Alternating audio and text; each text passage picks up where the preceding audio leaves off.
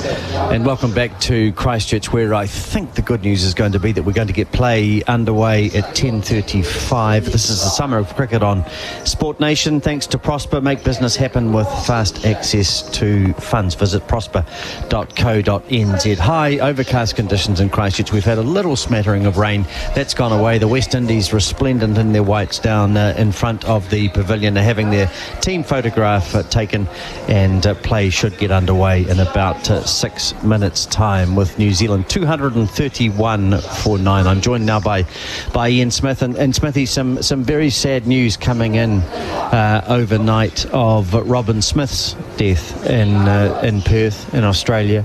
A former England player, a fine hard-hitting batsman, played 62 tests for England and played 9 of those against New Zealand between 1990 and 1994. You played against Judgy, as he was called, his long hair reminiscent of a judge's wig. And my impression reading about him and looking at the tributes that are coming into him, a fine person, a good person, a person with demons, and a very, very fine player. Yes, well, I woke up to that news this morning and personally devastated, and I've been watching on social media as these things tend to get round very quickly, and the reflections that have come in, particularly from English people and teammates, are a very, very clear illustration of how hard this has hit people. Robin Smith, Judgy Smith, was one of 2 brothers that played for New Zealand. His older brother Kippy played as well. We played against him, Jerry and I. But Robin Smith was quintessential opponent in that he played the game very hard. He was extremely strong. He had great wrists. A punishing batsman who was anything loose was remotely in his domain, and he would deal to it. So you had to be on the money against Robin Smith. But one of the enduring memories I'll have for him is what a great guy he was for the game and for relationships within the game. 20 years of playing for one county, that's pretty faithful. He scored 9 test hundreds. He's got about 30,000 first-class runs. That's a career. I think he scored 60 or 70 first-class hundreds. It's just incredibly successful but popular bloke. And they've lost 2 now in quick succession with Graham Thorpe. Gritty, tough man, and it's very, very sad news. And I've reached out to a couple of former English players who were in teams with him, and they've been hit hard, very, very hard. Yeah, and your memories of him, you played against him in Nottingham and again at Lord's in 1990, and no doubt you played, he was also a very fine one-day international player, played 71 games for England before the T20 regime, of course. His record is incredible. He averaged 43 in Test cricket, or very good rather, 71 ODIs, averaged 39 for Hampshire, 426 first-class matches, as you've said, 26,000 runs to go with his 4,000 Test runs at an average of 41, and 443 List A games. It's a remarkable career, and it does tell you a lot. And then you read about the battles that he had after the game, and we might talk about it later, but that sometimes the game and giving it up can be cruel. Well, it's your life. When you play that long for a county, and you dedicate yourself to the game and you play international cricket. So, England are a very, very busy team in what they call their winter. They're always very popular. So their winter is, for an international player, is far from any time off. So, you're looking at an English cricketer who's a full-time international player with a big county career, probably a 9-month to 10-month player a year. And when that disappears out of your life, it's like in your situation, you've practiced law all these years, and all of a sudden you don't go to work tomorrow, and you sit at home and you think, what do I do now? Yep. And along with that, you lose touch to a large degree with those people that you've been with, and that is county cricket when you've been that faithful and that long a servant, and that is also international cricket when you sit at home and the decision has been made either by you on your behalf that it will not be anymore. It's devastating, and that's even for people who have got something to go on to. You know? Well, the other thing is, and there's a very a wonderful book written by David Frith and called By His Own Hand, and it was published in 2011, and ironically Peter Roebuck wrote the foreword for it, and it touched on former cricketers who had taken their own lives, and I'm not speculating at all on how Robin Smith has died, not at all, but it talks about the loneliness of when you finish the game, and part of it, of course, is the adulation that you receive. You're the centre of attention often, and when things are going well, so you're surrounded by teammates all the time, but it can be a lonely game as well, can't it? It's a team sport, but it's really made up of a lot of individuals. It is. It is. You know, we assume that, you know, out here, this is the New Zealand cricket team playing against the West Indies, but on strike now is Foulkes, and it's one-on-one with the guy running in at you. He's by himself. He is at this very point in time. He's not thinking about his teammates. He's thinking about what he's about to receive from the other end, from Seals. So the Darfield Cricket Club would say they're with him. They would. In fact, I spoke to his father outside last night. Lovely man. Glenn, yeah, good. Here's the first delivery of the day. New Zealand 231 for 9, and it just bounces up at Seals, who's bowling. The Summer of Cricket on Sport Nation with Prosper, fast business funding. So the first ball just played to short leg by Foulkes. Oh my goodness, first ball of the day. Let's have some drama. That must have flicked his glove and gone onto his helmet. Just have another look at this. He's gone up. Yeah, it's gone through and hit him in the grill. So Alex Wharf, you might have heard in the background, say we've got to get the physio on. The physio's not ready to come on, so we'll get a drink anyway after one ball. But yeah, I spoke to his father outside last night actually, and played a lot of cricket in the Canterbury region. Yes, Hawke Cup cricketer, you see. There you go. So if anyone can handle Test cricket, it will be Zach Foulkes, because Hawke Cup cricket is a poor man's Test match. It's a poor man's Test match, Garth. Absolutely. Or, well, some would say a rich man's Test match as well. They are incredible games and some great history. Yeah. Well, I was just thinking about another player that we've lost in recent times, and Robert Anderson. Jumbo. Jumbo, you played again. Yeah. You would have seen a bit of Jumbo over the years. Familiar figure down here. He'll be missed because Jumbo was the centre of attention wherever he was. So there's a big gaping hole in the room next door, I'm sure, in terms of hospitality. He was always here. He came down. Hello, Jerry. Jerry's here this morning as well. Jumbo, of course, who scored hundreds and hundreds of runs for Southland during their great Hawke Cup era. Yeah, the Nelson side weren't bad at times either, were they? They won it a few times, and actually they used to score because they were 3-day games, and you could win on the first innings. That's right. Quite often Nelson would bat for 2 3/4 days and leave the other side a third of a day perhaps to get 703. Here's Seals bowling, and it's ducked underneath. Another short delivery from Foulkes, who's all fine. Well, your old buddy, strong side. John Wright, who's played all the cricket in the world as well. But he played in a Hawke Cup challenge for counties against Nelson, and they won the toss and batted. And Wrighty, opening the batting for counties, got a hit halfway through day 3, and was expected to go out being a superstar and chase down about 670 by himself. Out for 5. Was he? Slogging away, got a top edge. Right. Someone who was having a barbecue on the boundary turned around and caught it.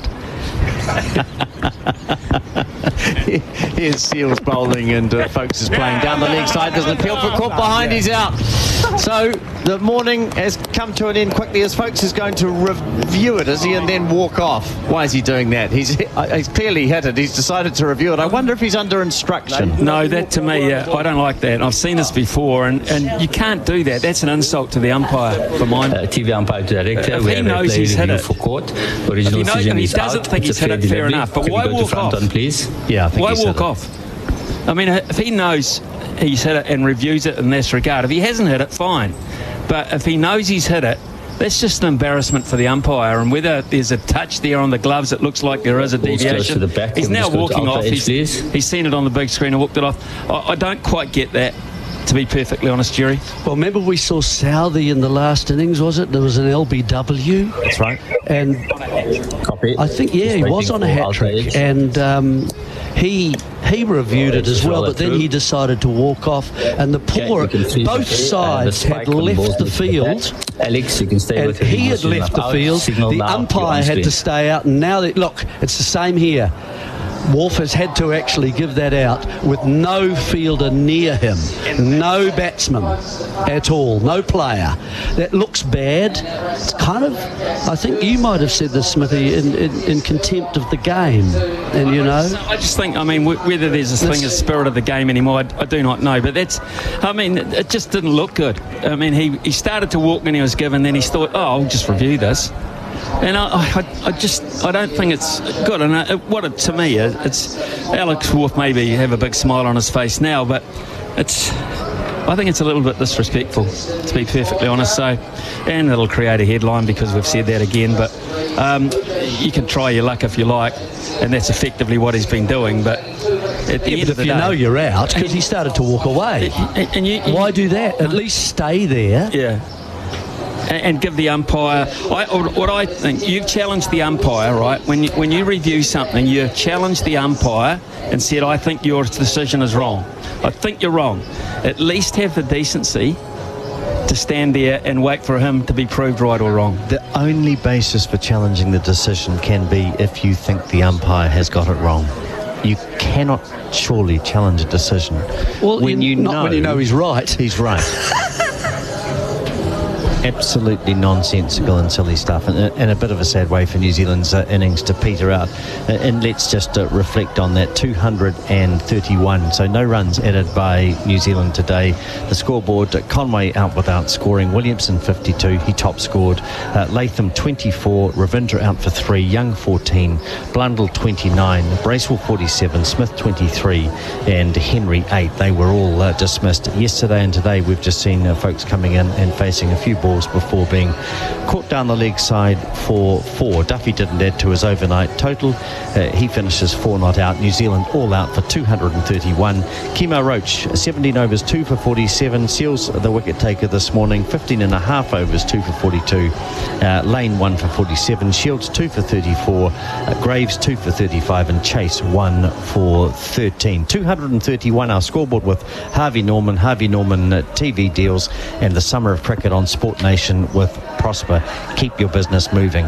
We'll be back after this break with a few minutes, after a break of a few minutes, and watch and see how the West Indies fare in their chase to get 231 and try and get a first innings lead. Are you a business owner looking for a cash boost? For fast, flexible business funding, turn to Prosper. Apply online in less than 10 minutes and get the funds you need in hours. Visit prosper.co.nz today. T's and C's and standard credit criteria apply. TAB's safer betting tools make it easy to pause, limit and reflect on your betting. Set deposit limits, lock out days and choose the markets you can access. Know when not to get your bet on. TAB. R18, bet responsibly. Nation. Lawnmower struggling to make the cut? Turn to New Zealand's most trusted lawnmower, a Massport. Massport have been making lawnmowers since the 1940s and have built mowers to last, to suit our great Kiwi lawns and conditions. There's a reason Massport have been voted New Zealand's most trusted lawnmower brand for the last 8 years. The Massport mower range is packed full of innovative features to deliver superior performance for your lawn. Visit massport.co.nz to find your next mower. Sport Nation. Are you a business owner looking for a cash boost? For fast, flexible business funding, turn to Prosper. Apply online in less than 10 minutes and get the funds you need in hours. Visit prosper.co.nz today. T's and C's and standard credit criteria apply. TAB's safer betting tools make it easy to pause, limit and reflect on your betting. Set deposit limits, lock out days and choose the markets you can access. Know when not to get your bet on. R18, bet responsibly. Sport Nation. The Mighty Mobile Black Friday deal is here with deals you don't want to miss. Get unlimited data for half the price for the first 6 months with no caps, no slowing down, and plans starting from just $20 a month. That's right, unlimited data for half the price. But hurry, this offer won't last long. Visit mightymobile.co.nz and find the perfect plan for you. It's time to go mighty. T's and C's apply. And basketball all season long. Bigger odds mean bigger payouts on Betcha. Availability varies. T's and C's apply. R18, bet responsibly. Sport Nation. Go Harvey Norman for huge deals on big screen TVs. The biggest brands, best range, latest technology, and screens up to a massive 100 inches. Huge TV deals at Harvey Norman now. The action's better on the big screen. Yup, another ad. But stick with me. If you love watching live sport, you can bet on the game too with Betcha. Get all the stats and insights you need, place your bets before the next play, and watch your bets come in with the new Bet Tracker. All on the Betcha app. Select sports and markets. T's and C's apply. R18, bet responsibly. Sport Nation. The Kiwi summer is kicking off and we want to make sure you are turf ready. With warmer days starting to ramp up, now's the time to make sure your surface can handle the heat. PGG Wrights and Turf has the right products and advice to keep turf strong through dry spells, high traffic and heavy use. Whether it's heat, wear or stress, our team knows how to keep your turf looking and playing its best. Stay ahead this summer. Call 0800 PGW Turf today or visit pggwrightsandturf.com to find the right products for your turf. Sport Nation. Are you a business owner looking for a cash boost? For fast, flexible business funding, turn to Prosper. Apply online in less than 10 minutes and get the funds you need in hours. Visit prosper.co.nz today. T's and C's and standard credit criteria apply. TAB's safer betting tools make it easy to pause, limit and reflect on your betting. Set deposit limits, lock out days and choose the markets you can access. Know when not to get your bet on. R18, bet responsibly. Welcome back to the Hag the Oval, where I'm very pleased to say that it's a little bit brighter. There's still claggy cloud hanging around. It's grey and a little bit white, but it seems to be lifting just a fraction, and there's certainly a brighter feeling here. The summer of cricket on Sport Nation with Prosper. Keep your business moving. New Zealand just facing a few deliveries today before Zach Folkes was out caught by down the leg side from a delivery, and he was dismissed for 4 New Zealand 231 all out, and we're just waiting for the New Zealand batsman, the West Indies batsman rather, to come out and face the New Zealand attack. The umpires, Kim Cotton's out there, the heavy roller's on, the music is playing, it's a small crowd. Here's a nice note that's come in, Jerry and Smithy, from Patrick and Ashburton. Morning guys, really enjoying your cricket commentary. Good, we like that. That's good. We'll just stop it at that, I think. Oh no, there's more. Patrick, Robin Smith was great. A lone hand almost against Australia in 89 and against the West Indies in 1990 again, against the West Indies in 1991. His pull shot and cut shot were amazing. I still remember a cut shot he played against Willie Watson in a one-dayer at Eden Park in 91. The sound of the ball off the bat was amazing. The reaction of the crowd in awe was amazing too. Lovely how here's Patrick remembering the sound off the bat in Eden Park. Willie Watson will remember it as well. Well, he's the one who said that playing in India felt like he's bowling in the highlights. Yeah, that's right. One of the great we quotes. We all know what that means too. Nagpur. Was it? Sonny Gavaskar got 100 in a World Cup game. Willie said it was like bowling in the highlights at drinks break. It's very funny. 5 overs. It's like bowling in the highlights. Patrick from Ashburton is a regular texter to our show in the morning, and Patrick always comes up with texts of substance. Patrick, you've nailed it again. He is he is remembered today and will be remembered for a long time for the cut shot, the aggressive nature he took to the crease, but his fellowship with not only his teammates but his opponents as well, and that was one of the great hallmarks of that English team of the era, with the Bothams and the Lambs and the Gowers, and then latterly the Athertons and those people that played hard, and it was cool. Yeah, I've just got this feeling, or reading Patrick's thing and listening to talking about the sound of the ball off the bat, and I always think about grounds like Eden Park, and because of those stadiums that hang around, and I think also of Lancaster Park, and when it was perhaps a more modern ground and more seating, but those grounds that are enclosed seem to lend themselves to that a bit, and it's a wonderful thought just to think about the noise. It's unique, isn't it? Bat on ball. Leather on willow. Many a person has dined out on that particular phrase. Right, so New Zealand take the field, Garth. Nice reflections there, and of course led out by Tom Latham, who will be wicket-keeping and captaining. And also in the field today is Daryl Mitchell, who missed this test match because of injury and will field, I would imagine, at first slip in his normal that's spot. interesting. I was going to make the point they'll need an extra person in the cordon, but because he would be absent normally, but that's not the case. And there used to be a rule, didn't there, that when a replacement came in, you could, as the batting captain, could say you cannot field in your specialised position. I was going to give you more information there. Yeah. Brad passed it over before he snatched it right back out of my hands. Did you see that? Who's this? Brad, the boss here. Right. He absolutely snatched it out of my hands. Yes. I got halfway through. Daryl Mitchell will take the field today, and that was the last thing I saw. Brad was worried whistled it off the fact. Brad was worried that you were scrolling through his phone. Not for me that he should be worried about scrolling through his phone, I'll tell you that. Yeah, have it back if it means that much to you. And things at times we have to manage the moods. Well, it's only day 2. I know. God's sake. And the first session's barely underway. Guys. Oh, yes. Yes. You allowed England to have about 9 wicket-keepers in one game. I think that's excessive. Well, 4. But you're making your point, perhaps, by underlining that. It was actually 12. But people were coming out of the crowd. Yeah, have a crack. That's right. And they're all better than me. I know. What do you mean you know? I know. Gee. I know.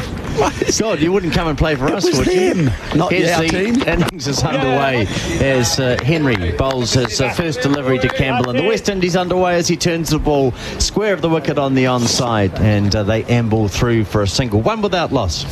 See, don't forget that as far as the cordon is concerned, where was Latham caught? Keeper, right? Yeah. Where was Conway caught? Second slip? Second slip by Grace. Number 3, where was Williamson caught? Second slip? You can see a pattern emerging, can't you? Where was Young caught? Slip. You know the answer to all of these questions. Of course I know the answers. I've gone through it.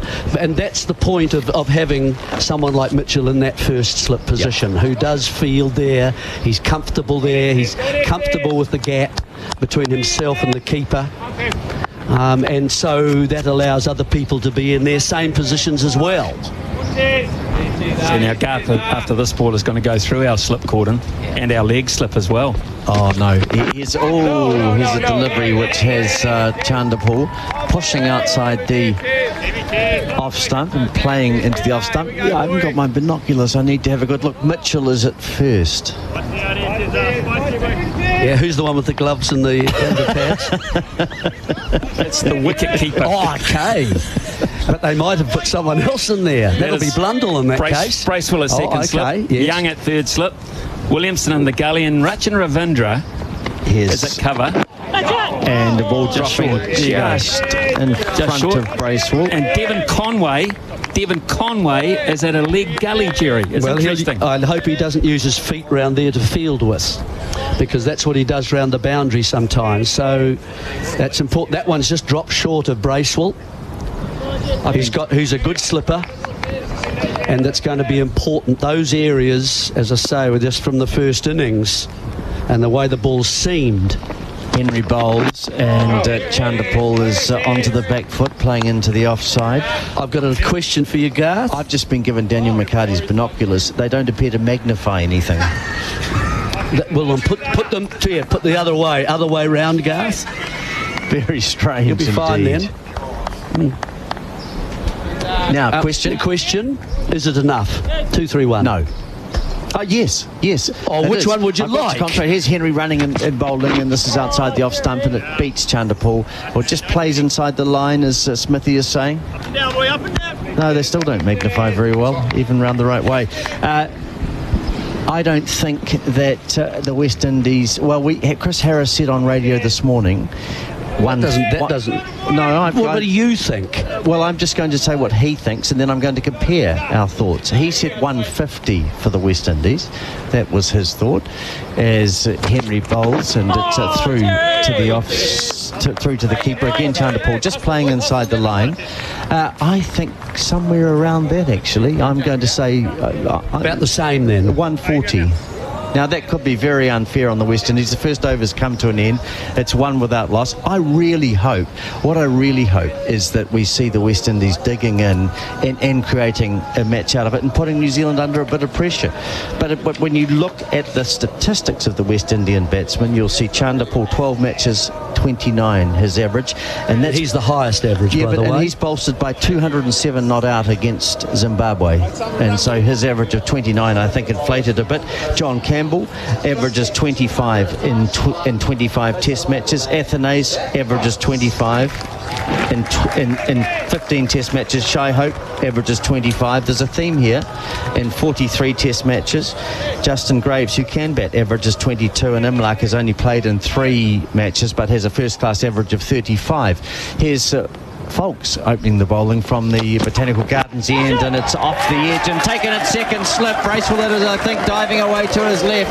That's what you do. And Folks picks up a wicket. It's not Bracewell. He picks up a wicket with his first delivery.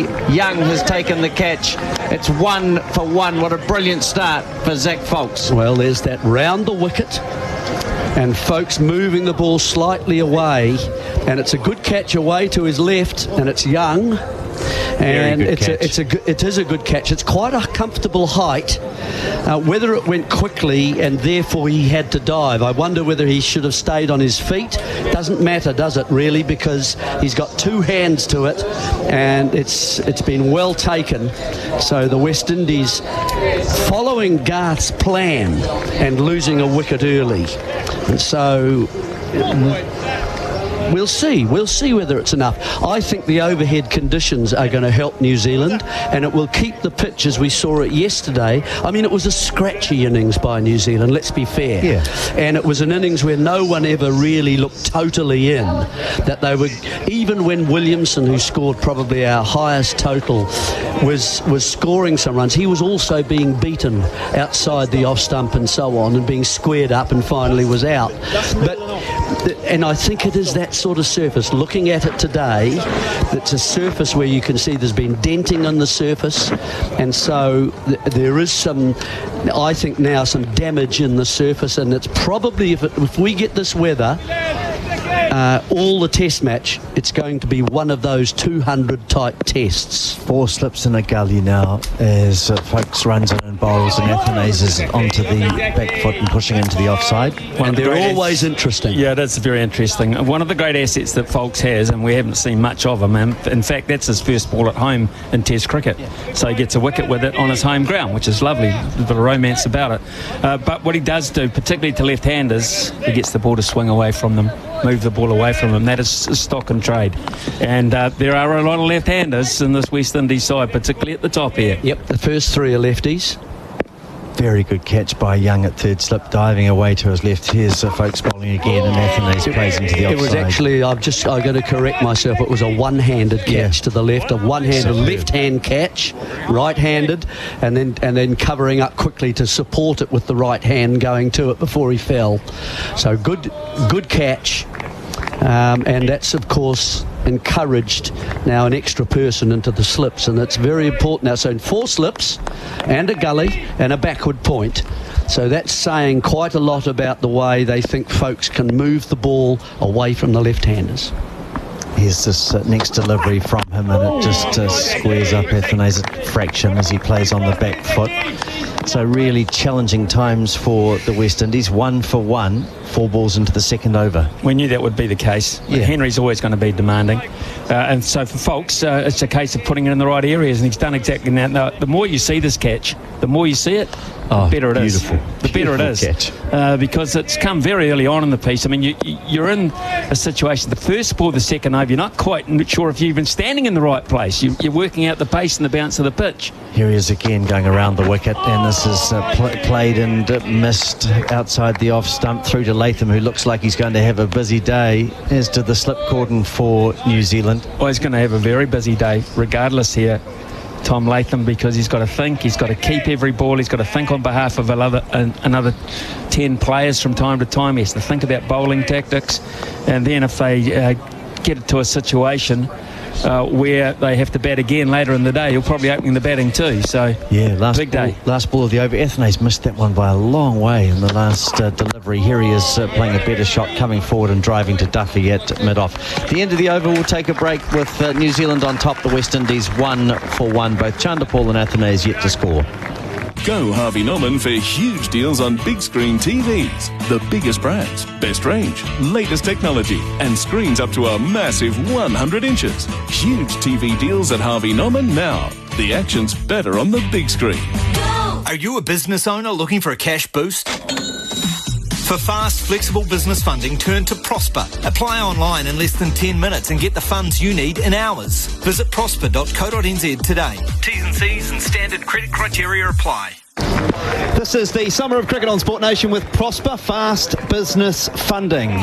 Early success for New Zealand, 231 all out, and the West Indies 1-1 in reply. Matt Henry starting a new over. First delivery to Chanderpaul. Plays it up through mid-on and takes a single. He's off the mark with one, and the West Indies 2-1. Morning, Smithy. Good morning. Really good morning too. It has been so far, hasn't it? We've only been going. We've seen 2 wickets. The last of New Zealand's the first of the West Indies, and we're seeing a field change here too with Tom Latham deciding that for Athenaeus in particular, he'd like to have a short leg. So the hero of the moment in terms of catching, Will Young, is going to put the helmet on and go into a short leg just in front of square. 3 slips and a gully still. And a guy at backward point who is Rachin Ravindra. Athenaeus waits for Henry. Plays this one behind square. Leg side, runs the first one hard. And they will get back for a second as Folks does the fielding from fine leg. 4-1, the West Indies. Morning, Harry. Morning, Smithy. A little bit surprised after that magnificent catch that Will Young took. If they just put him under the helmet, a little bit of a surprise, because that was a phenomenal catch to get the fielding underway for New Zealand. The second over of the day. Brilliant. Chanderpaul, the non-striker's in as Henry throws it up there, and coming forward is the left-handed Athenaeus, and he's beaten through to Latham. Instantly you can see the New Zealanders, for me, going definitely fuller than what we saw from the West Indies. And that for me is the perfect length. When you're bringing in the stumps, you're bringing in all forms of dismissals, have to play at that. The other interesting thing too is Henry's operating over the wicket to the left-handers. Folks is going round the wicket, so you've got a massive angle difference there. Athenaeus waits again, this time leaving and taking one high on the body and spilling into the slip cordon to leave the ball. 4-1.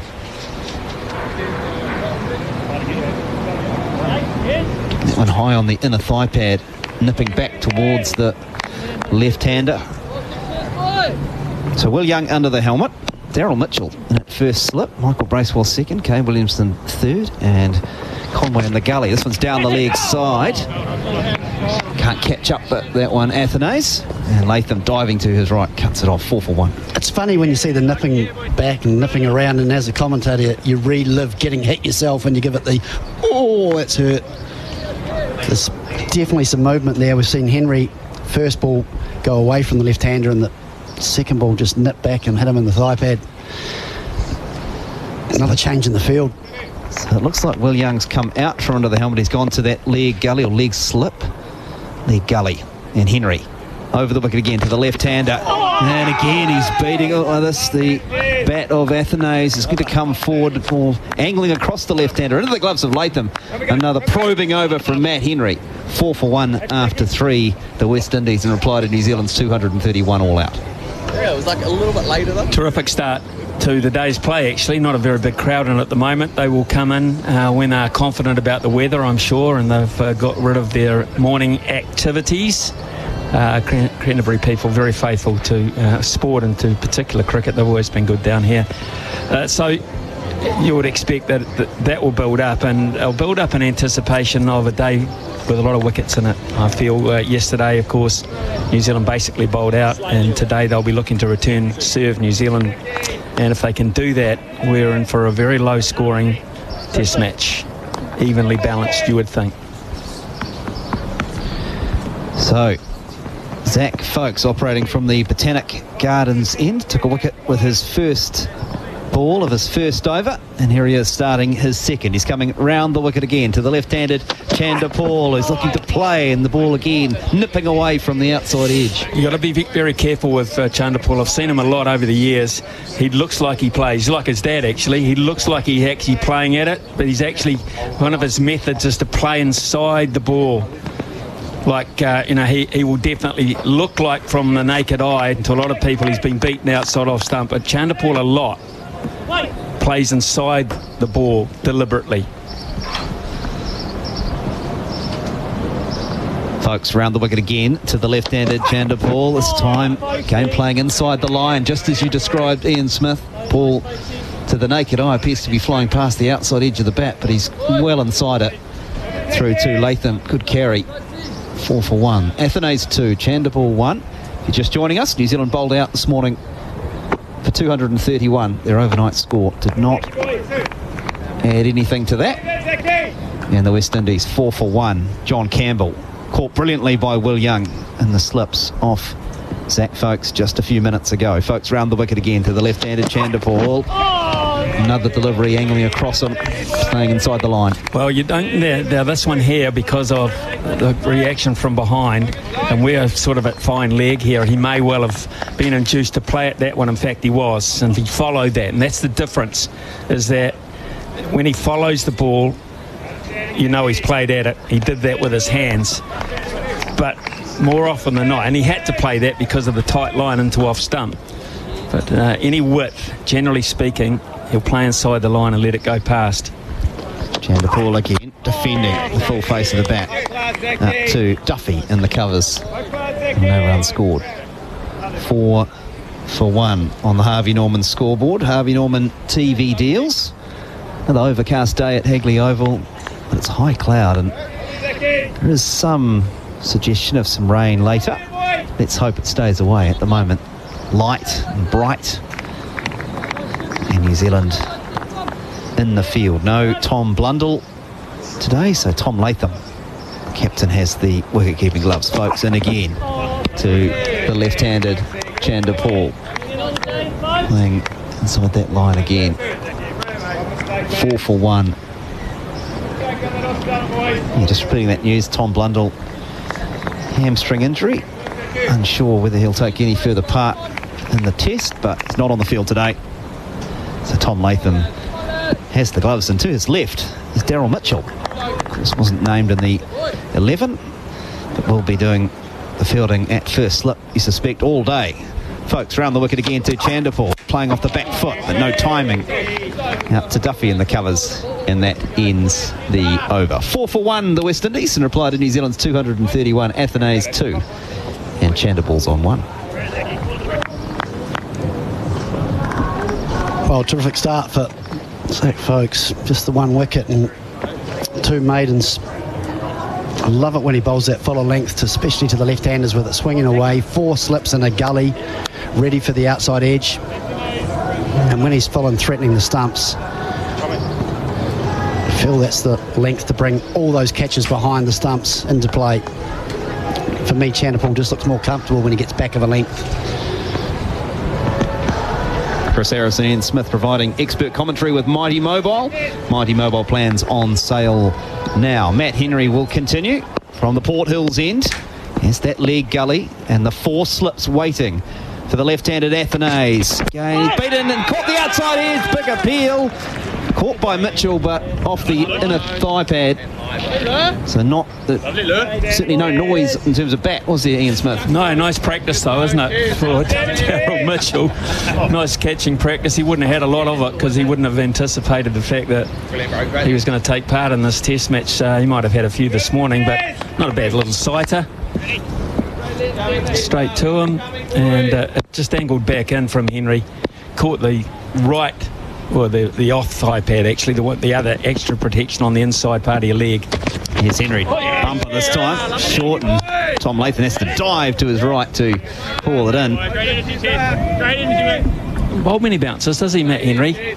So he's working on a plan here to keep Athanase back in the crease. Yeah, he doesn't bowl many deliveries that without a plan. I'm sure he'll look to go full now. That's more about just keeping Athanase back in his crease, so that full delivery is more dangerous. Henry in again to Athanase. This time he's it on the pad as he tries to play it on the onside. Ball dribbles behind the stumps and Latham's able to collect it. And the score remains 4-1. John Campbell, man dismissed in the innings. Caught by Will Young. One-handed grab in the second over of the innings. He's the man out. Athanase 2. Chanderpaul the other opener. It's left-handed, heavy West Indian top order. Here's Henry bowling again. Into drive as Athanase, and he digs out the Yorker. Ball ends up just in front of him. Here it is, boy. Coming, lads.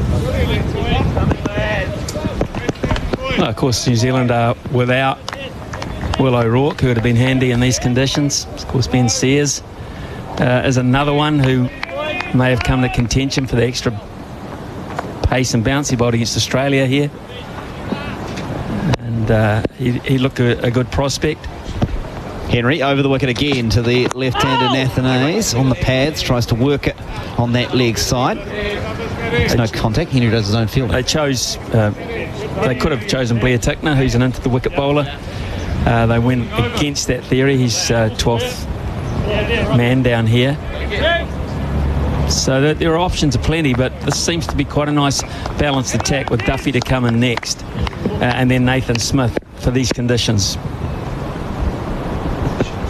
Henry over the wicket again to the left-handed Athanase, defending.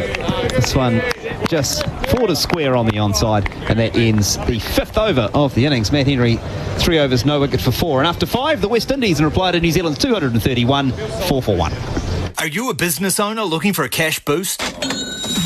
For fast, flexible business funding, turn to Prosper. Apply online in less than 10 minutes and get the funds you need in hours. Visit prosper.co.nz today. T's and C's and standard credit criteria apply. TAB's safer betting tools make it easy to pause, limit and reflect on your betting. Set deposit limits, lock out days and choose the markets you can access. Know when not to get your bet on. R18, bet responsibly. This is the Summer of Cricket on Sport Nation with Prosper. Keep your business moving. 4-1 on the Harvey Norman scoreboard. Harvey Norman TV deals. John Campbell, the batsman, dismissed for the West Indies this morning. Folks, continuing round the wicket to Chanderpaul, who's defending from the crease. A bit awkward in the covers for Jacob Duffy. Ball spins away from him, but gets his body behind it, and there's no addition to the West Indies score. 4-1. Well, of course, white ball cricket are already for New Zealand. This is the second test match, Zach, folks, and first chance for us to see him as a test bowler and analyse his actions. He's quite springy in his run-up. Yeah, he's deceptive as well. A lot of the batters say he comes on a lot quicker than you expect. He sort of just ambles into the crease, and then he's got pretty fast arm. But he gets good swing and bounce. Operating round the wicket to the left-handed Chanderpaul. This one's down the leg side, gets something on it. It's heading towards the boundary. Henry's going to cut it off from fine leg. No shot was offered, so we'll be getting away, and it's a leg by. So I don't know why umpire signal leg by, and the batsman have said, this is crazy. You went to play and then pulled your bat away. Chanderpaul's actually acknowledged the fact he never played a shot and has gone back to the striker's end, but Alex Waugh has decided, well, I think you did play a shot at it, even though you don't think you did. So I'll give you a leg by. Oh, Man. Goodness me, okay. What's going on? 5 for 1. Here's Folks again. Defending this time is Chanderpaul. He certainly played a shot at that one. It's a bit surprising, really, because actually you heard Alex Wharf say you went to play it and then you pulled the bat away. And that, to me, is the definition of not playing a shot.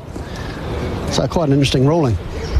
And of course, Athenay's on strike after they went through for the run that we didn't think was a run. 5 for 1. Yeah, bizarre.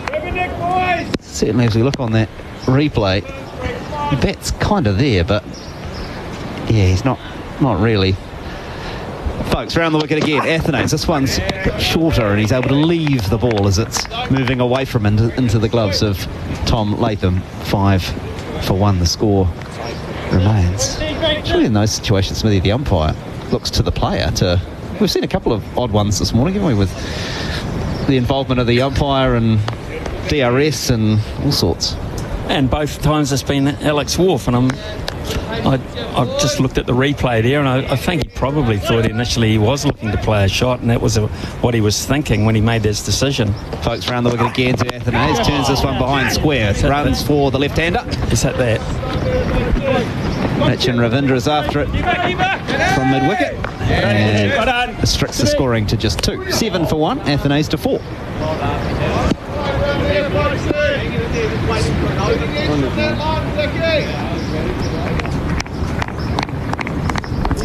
This is going to be a long process for the West Indies here. 231 is not a big score, but this bowling attack and Tom Latham with his captaincy will make this very tough indeed for a long period of time. Still the 4 slips and a gully in place. Folks, round again. This one beating the outside edge of Athenay's. Folks is difficult in these conditions and proved at the end of that over that point exactly. 7 for 1, the West Indies score. Athenay's 4, Chanderpaul 1. And folks, the wicket taker, 3 overs, 1 for 2. Yeah, I'm looking forward to seeing Matt Henry bowl to Chanderpaul. I think Chanderpaul feels more comfortable with Zach Folks because he's very good, as Smithy said, at playing inside the line, playing the ball late, so he doesn't mind so much Zach Folks coming around the wicket. It sort of plays into the way that he plays in the angles. I think with Matt Henry, who's a lot straighter from over the wicket and just seeming a little bit away into left-hander, he's going to find it a lot more challenging because he's a player for me that feels comfortable playing from the crease, doesn't make a big step forward, so I think facing Matt Henry is going to find quite challenging. A Chanderpaul on strike. 3 slips and a gully for Henry again. Over the wicket to Chanderpaul. Defends. Into the covers, won't score. 7 for 1. I think he's one of the 2 players I regard here from previous experience of watching them play who are prize scalps from New Zealand. Chanderpaul, who can wear you down. He's a chip off the old block in that regard. He's happy to stay out there all day, and he doesn't need to see big numbers against his name. It's all about occupation. The other is Shea Hope. Shea Hope is a fine player already in Test cricket. Henry in again to Chanderpaul. This time he's swinging and playing well behind square. They only get 1 though, and his fine leg Folks comes across. Flies it back into Latham, and they get through for the single. 8 for 1. The advantage that Shea Hope has got is we know he's in terrific form. We saw what he did in the white ball format for the West Indies and the New Zealand tour, and so he's seen a lot of these bowlers before, so he's probably the best equipped West Indian batsman to score runs on the surface against this attack. A change in the field. Short legs come out. Devon Conway's moved across to leg gully, and Will Young slipped back into 3rd slip. Another delivery, this one wider from Matt Henry, and Athenay's offers no shot through to Latham. News on the weather is that it's looking promising, Harry. There are dark clouds around, but they're very high and interspersed. Is that a word? Interspaced? I like interspersed. I like it too, and in fact, if it isn't a word, let's make it one. It's a great word. I'm always nervous talking about the weather, though, because normally... Change of approach from Henry, coming round the wicket now. Left-hander draws in Athenay's, moving the ball away from him and into the gloves of Latham. You're absolutely right, though. The weather does look better, but every time I mentioned it yesterday, it did the opposite to what I thought it was going to do. So there has been a little bit of rain forecast, but at this stage, the cloud is looking a little bit high. It was certainly very dark when we came to the ground couple of hours ago, not so much now. Here's Henry again, round the wicket. Wider of off stump. And so the left-handed Athanase offers no shot. Encouragement, though. You can hear it in the effects mic from the New Zealand slip cordon. Also for this partnership, for me, it's a little bit of encouragement because they've done enough already just for Matt Henry to go to a plan B or a different plan. So that, for me, they're the little mini battles as a partnership you got to win. You think, right, we've made him change his line. So that's a little win for the batters. 8 for 1. Matt Henry round the wicket again. Short of a length delivery, angling back towards the left-hander, but he's able to judge the line and length and leave it. And that ends Matt Henry's 4th over, no wicket for 5. And after 7, the West Indies in reply to New Zealand's 231 all out are 8 for 1. Take a short break. When we come back, Daniel McHardy. My rideshare just cancelled on me. Should have called Auckland Co-op Taxis. Your local Blue Bubble partner, Auckland Co-op Taxis, are your dependable ride, and they never have surge pricing. With professional drivers who'll provide a safe, comfortable ride, you can better rely on Blue Bubble Taxis nationwide.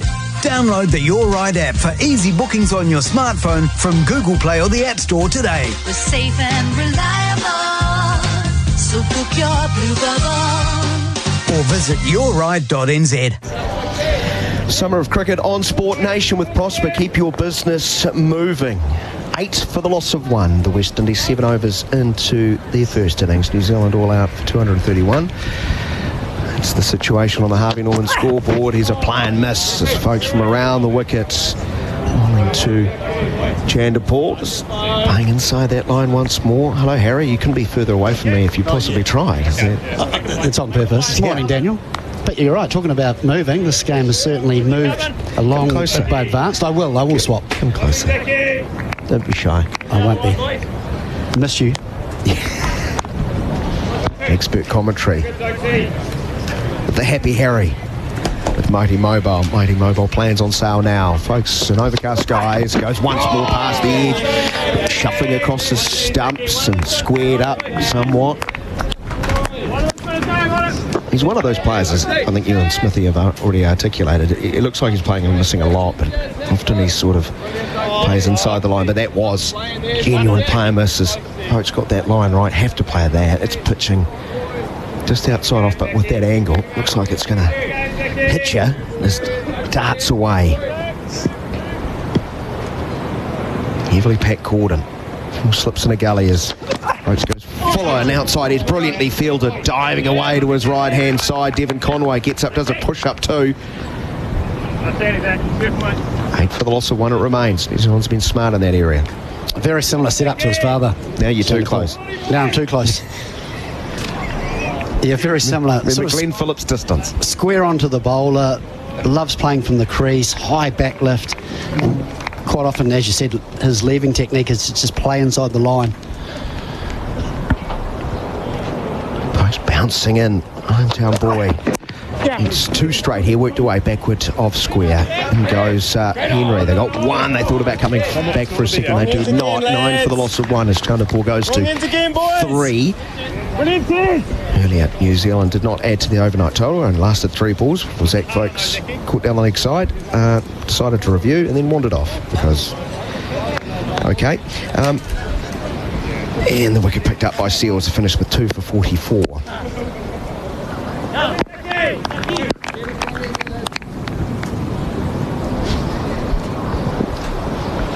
Folks again, left alone, could carry through to Latham behind the stumps. The West Indies got to find a way to get test runs. Now, don't they? Stating the obvious, but just look at their numbers this year, Harry. Pocket 1, Zach. 2,510 for 140. They are. They don't make great reading, those numbers. No, the average per wicket this year, under 18. They've been bowled out for under 200 10 times this calendar year. Once more will be the left-hander Athanase shuffling across and leaving the ball well wide of off stump alone. That is the end of the over. 9 for the loss of 1. But I'm trying to be positive to those listening back in the Caribbean. Their last 2 totals, their best totals against India, they made 248 and then 390 in Delhi. And that was only in October. Are those the things you've got to latch onto? Because that is an extraordinary run of poor totals. Yeah, well, when you're bringing about change, it's got to start somewhere, and today would be a great day for the West Indies. I, however, from what I've seen so far on the surface and what I've seen this morning, think there's a very good chance that 10 times under 200 is going to become 11. But I love the way that these two have gone about it. They've left well, they've waited till the bowler's got a little bit straighter and picked them off leg side. Not trying to do anything extravagant. They know how important this getting through this first opening bowling partnership, particularly Matt Henry. Henry's going around the wicket to start a new over from the Port Hill team with 3 slips and a gully. He starts drifting into the pads of Chanderpaul. Thick inside edge, takes it quite fine down towards long leg. And there is 1. And they reach, well, double figures, 10 for the loss of 1 on the Harvey Norman scoreboard. And as I said, it's a battle, it's mini battles, and they've already won 1 mini battle against Matt Henry. They've made him change his plan A, if you like, bowling over the wicket of the left-handers, and they've made him come around the wicket. So instantly they'll feel as though they've done enough to make him make a change.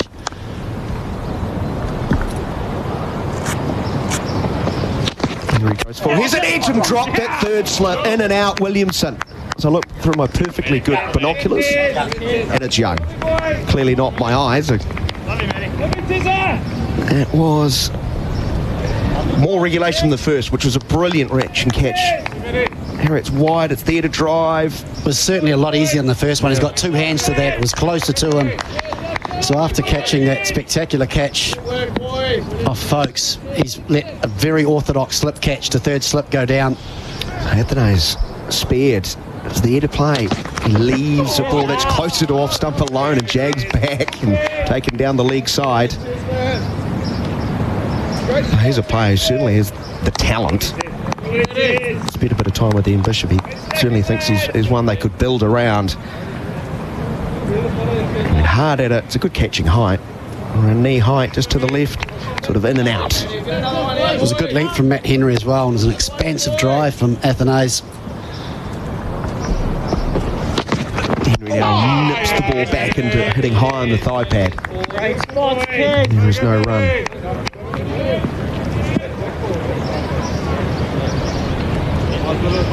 Can't help yourself. Will Young will be at third slip after dropping that, thinking, I hope that doesn't cost us many. Please get him quickly. Makes you feel a lot better. 10 for the loss of 1. Deficit 221. Henry. Once ball gets past the inside edge and into the thigh pad, and something's dropped out of the helmet. Yeah, a little bit of pad. What's that fallen out of? Is it the glove? As Athanase takes off his glove. What is that, Harry? It's a little bit of tape that I think he has on his elbow, I think. Yes, it's wrapped around the left wrist and it's just fallen down. Now he's putting it in his pocket. Can't be that important. Doesn't do much good there in your pocket. No, when it was around his wrist. So Athanase, Chanderpaul, both on 4 on the Harvey Norman scoreboard. Athanase dropped by Young at third slip. In this over. Tries to drive again, inside edge, into the pad, and New Zealand sends a wicket coming every ball. That's the end of the over. 9 into the West Indian innings. It's 10 for the loss of 1. So important that New Zealand just remain patient. They're bowling in good areas. There's enough happening, especially from Matt Henry's end where he's going past the outside edge. Just had a catch drop by Will Young. Can so easily get frustrated in these conditions where you're expecting to pick up wickets, you're going past the outside edge and it doesn't seem to be happening for you. You've just got to remain, because as we know how quickly this game can change, we saw it yesterday where New Zealand seemed to be cruising at 94 for 1 and all of a sudden 100 for 4. So important for New Zealand bowlers just to remain patient. If you keep bowling in good areas with this field, 4 slips in a gully, you will create opportunities. So here's Folks, continuing from the Botanic Gardens end. Shuffling up at the last one, start Latham behind the stumps, and it's a short ball. There's the left-hander. Chanderpaul, and he goes underneath. Through to the keeper. Oh, my dear friend Rob started early, giving me grief. 30-degree high forecast for Wellington and Christchurch. The Wellington boy, Daniel McHardy, would certainly not be used to that sort of summer heat. Coming from the cold, windy struggle to get to 25 degrees, Robs. Permanent grey cloud, it would seem. 10 for the loss of 1. Here's Folks, who has the wicket. Turn to the onside, back of a length. There's Ravindra to field. I had a feeling there was a text coming. I could tell by you reading the computer and then started giggling. Normally a sign at some stage when we can get it in, there's a little text coming through. Yeah, I'm looking forward to the Chief Technology Officer again in action today. Jeremy Coney. He was up late last night studying all the menus. 8833.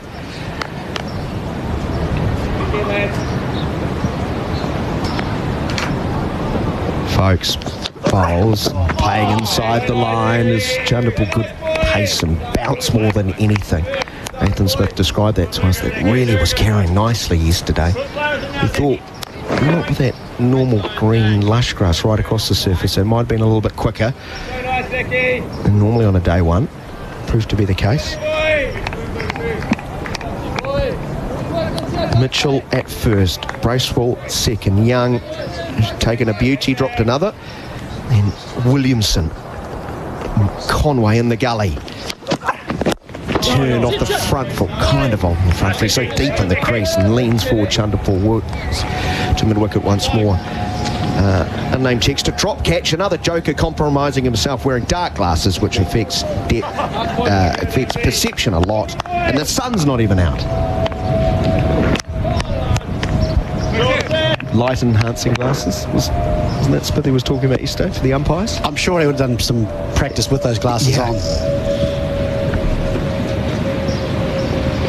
Folks, goes into the back thigh pad of the left-hander. Chanderpaul, no run. It's hard work for the West Indies. 1 ball remaining in the 10th over. It's 10 for 1 in reply to 231 on the Harvey Norman scoreboard. And in Will Young's defence, those glasses seemed to work pretty well on that catch that he did catch, diving with his non-dominant hand sticking in his left hand.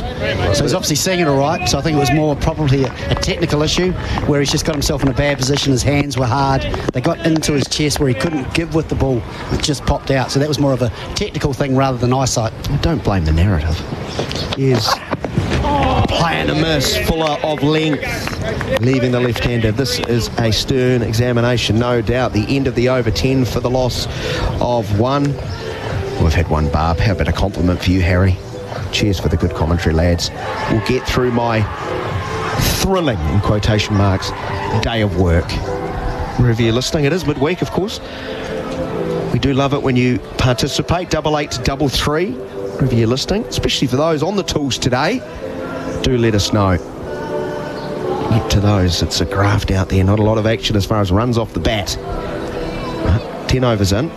Guess if you're the West Indies, with how lean they have been in runs, you probably want to look at it in 10 over blocks and say, limit the damage more than anything. Yeah, I like the fact how composed Chanderpaul looks at the crease. Ball's doing plenty, but he doesn't look too phased. They'll know every over they get through where they get through unscathed. They're winning a mini battle. Matt Henry starting a new over from the Port Hills end.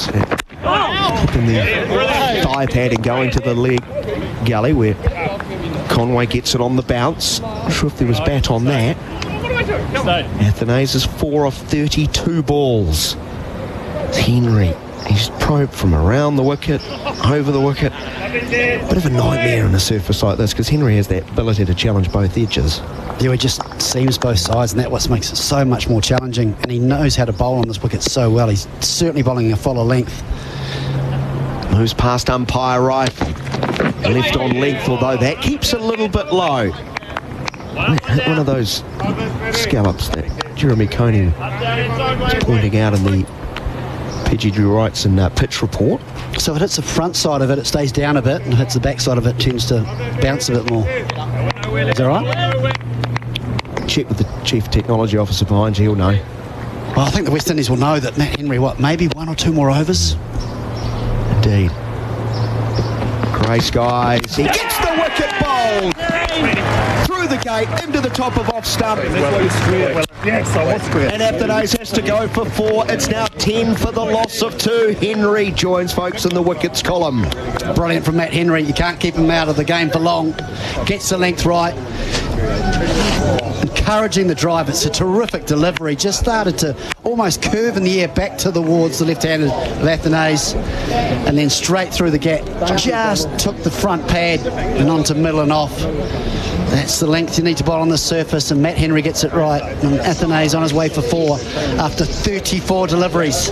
And the West Indies 10 for 2. Wow, that is an absolute gem, Harry, isn't it? You're the left-hander. How difficult is that to deal with? Only chance of keeping that out is playing defensively. As soon as he looked to try and push drive it, he was in all sorts of trouble. As soon as, when the ball's nipping around like this, as soon as your bat gets in front of your front pad, you're in trouble. But I think even a defensive shot was going to cause issues. He may have been given out LBW. It was a terrific line and length. Shea Hope's taking his time to get on the field, isn't he? Is it? Are you coming out? Uh-oh, Harry. He's wearing sunglasses. We're going to get some more text, I think. So, Hope, we know, is a fabulous one-day player with a record that's up there with the very best. The Test game's always been a bit more difficult for him, averaging in the mid-20s. But he's all the shots, but these conditions demanding of any defensive game, and that is just beautiful to watch. Just play that on loop, Harry. That is wonderful bowling. Athanaze beaten on the inside edge and immediately just like points to the guy at the other end going, that's jagged back. And the little check behind just to see which stump it hit. Sort of hit middle and off. Yeah, it's not a nice sound as a batter. A terrific bowling from Matt Henry. I know some nations would have appealed by now. Isn't that more than 2 minutes to get? I'm a bit surprised with the sunglasses though. I mean, it's glaring. It's glary, but it's not bright. Summer of cricket on Sport Nation with Prosper Fast Business Funding. I can't remember too many. And the sunny's on. Here is Matt Henry back over the wicket to Hope, the right-hander leaves the ball alone as it comes back towards Latham from outside of off stump. He looks cool though. Does look cool. Yeah. So important New Zealand making play early. We know he's in terrific form. Saw it in one days. Well, there's nothing wrong with that leave. That's a very good leave. Sunnies are working fine at this stage. Taken by the man wearing sunglasses behind the wicket. Mitchell, Sunny's on the cap. Bracewell, Sunny's on at second. Sunnygate. Here is Henry in again, and this one is playing a miss from Hope, who got on a right tangle. The hands just away from the body.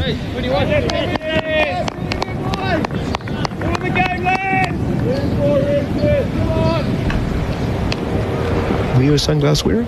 I wasn't early in my career, but then later on I was, because I found, especially towards the end of the day, I started to get a bit sore and tired.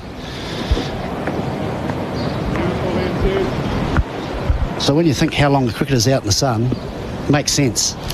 10 for 2. Henry moves in swiftly, goes past the inside edge, hitting high on the left pad of Hope.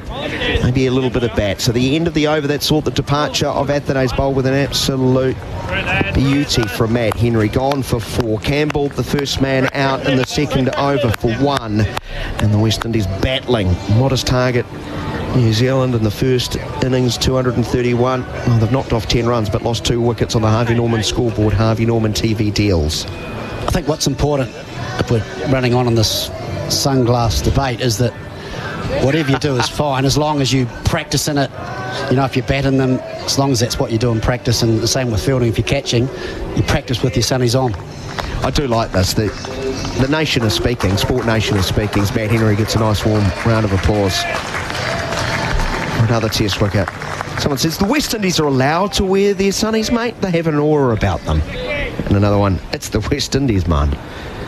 Here's, folks, starting a new over from the Botanic Gardens end, and once more Chanderpaul sedately plays inside the line as it goes through to Latham. I think that's right. They do look pretty cool. Coming over the wicket. extended first session, 2 hours and 25 minutes today, starting 25 minutes early due to the lost play. And then session 2 and 3 will be regular 2 hours. So 97 overs is the plan. New Zealand's over rate thus far a little bit better than the West Indies. Much better. It's 14 an hour at this rate. I like this from folks. Decided to come over the wicket to Chanapal. Need to get him to play. Chanapal sitting deep in the crease, and it's a lifter. That really did shoot off the back of a length through to Latham. It's just a little bit too short for me. Chanapal feels comfortable with that length. Said he loves playing from the crease, and if he gets a length where he doesn't have to move his feet, he can just watch it and play it late. Just play inside the line. That longer session, though, Daniel, for me, very much works in New Zealand's favour. As a batting group, the West Indies will be trying to win many battles, and obviously the first major battle is getting through that first session, which is normally 2 hours. Now it's 2 hours 25, so a sustained time of pressure for them to get through. Once more, Chanderpaul, judicious, goes inside the line. They've got to make him play. We question the West Indies about not making the New Zealand top order play enough. It's too short. It is. Too short and too comfortable for Chanapal just to let go through to the keeper. With this new ball, you've got to make it work. You've got to make the batsman play as many deliveries as possible. And I think folks has just been a little bit too short. Great message here. Who's the boomer going on about the sunglasses? Ban the boomer. Well, that's quite an assumption, isn't it? It's quite an assumption. We don't know, Richard, but yeah, I see where you're coming from. Conway's coming out of the gully, so it's going to be 4 slips in a leg gully now, as folks will continue over the wicket. Long strides as he goes past umpire Wharf and repeat. Chanderpaul leaving alone outside of off stump. No run. We've got someone in the Bose headphones in a joinery factory in Wanaka. Slight drizzle here, but I've got my sunnies on. Excellent. Flex headphones as well. Yeah. Shameless plug. Yes. The message is coming through on 8833. Back around the wicket now, folks. He strides on, big appeal for LBW, squared right up. That's not going over. Umpire Wharf says no, and there's no real discussion. Generally, when there's excitement, the slip cord and we'll all walk forward. Now Latham is. 8 seconds. The line's good. I thought he hit it. Well, Rachin Ravindra screamed out right at the last. So I think he hit it. A bit late after he signalled for the review. So they are going up. TV umpire director, we have a play review for LBW. Original decision is not out. It's a fair delivery. Yeah. Can we go to front on, please? We're on a slight angle here, so you get a better judge of length. It's not going over, is it, Harry? Well, you heard Conway say the height's fine, and then they heard the line's good. But I think it is high, though. It doesn't appear to be any back. Can we just confirm it with ultra edge? He sort of just tried to play it to the onside, and he's squared up. It's clipped. Hasn't hit it. So, between bat and ball. Can we go to ball tracking when ready? His feet are behind the line here, Harry, and it's hit the top of that front pad. Original decision is not out. Pitching in line, impact in line, and wickets umpire's call. Alex, stay with your original decision of not out. Stand by. This is where as a bowler you say, how have you not given that out? Now. It's about to be like, gee, you're a good umpire, Mr. Wharf. I'm not going to challenge you. Now, if this was club cricket, Wharf's not giving an LB to folks all day, is he? After he challenged him with the review. There's Devon Conway at point saying, I told you it wasn't high. And Ratchin's the loser out of that exchange. I think he hit it. And Rachin Ravindra is the Tim Southey of this equation. Not seeing it too well at the moment. Rachin Ravindra. Hard from mid-wicket. Here's, folks, last ball of the over and past the outside edge. That is a genuine player miss. Gee, this is really fascinating cricket. No runs off the over. 12 gone. It's 10 for the loss of 2 and reply to 231 on the Harvey Norman scoreboard. Are you a business owner looking for a cash boost? For fast, flexible business funding, turn to Prosper. Apply online in less than 10 minutes and get the funds you need in hours. Visit prosper.co.nz today. T's and C's and standard credit criteria apply. TAB's safer betting tools make it easy to pause, limit and reflect on your betting. Set deposit limits, lock out days and choose the markets you can access. Know when not to get your bet on. R18, bet responsibly. Welcome back to the Summer of Cricket on Sport Nation with Prosper Fast Business Funding. We're watching Matt Henry bowling from the Botanic Gardens end, and this ball is cramping up. Hope, who goes forward and plays awkwardly, spares the ball to that short square leg position. 10 for 2, the West Indies. New Zealand didn't add to their overnight total. They made 231. Folks was out caught down the leg side, and just a few balls faced. Folks out for 4. Duffy left not out on 4, and here's Henry again with that familiar run up. 3 slips and a gully, and Hope ducks underneath a short ball that followed him a little bit. Lots of encouragement from behind the stumps. Yeah, very good from Matt Henry. He won't use that ball a lot, but just enough to keep the batsman honest. He'll generally look to bowl full and try and hit the stumps, but every once in a while, just as Hope's feeling comfortable and taking a big step forward, he's just reminded that I've still got a good bouncer, and that was a terrifically executed bouncer. Head height, straight over middle, good bowling.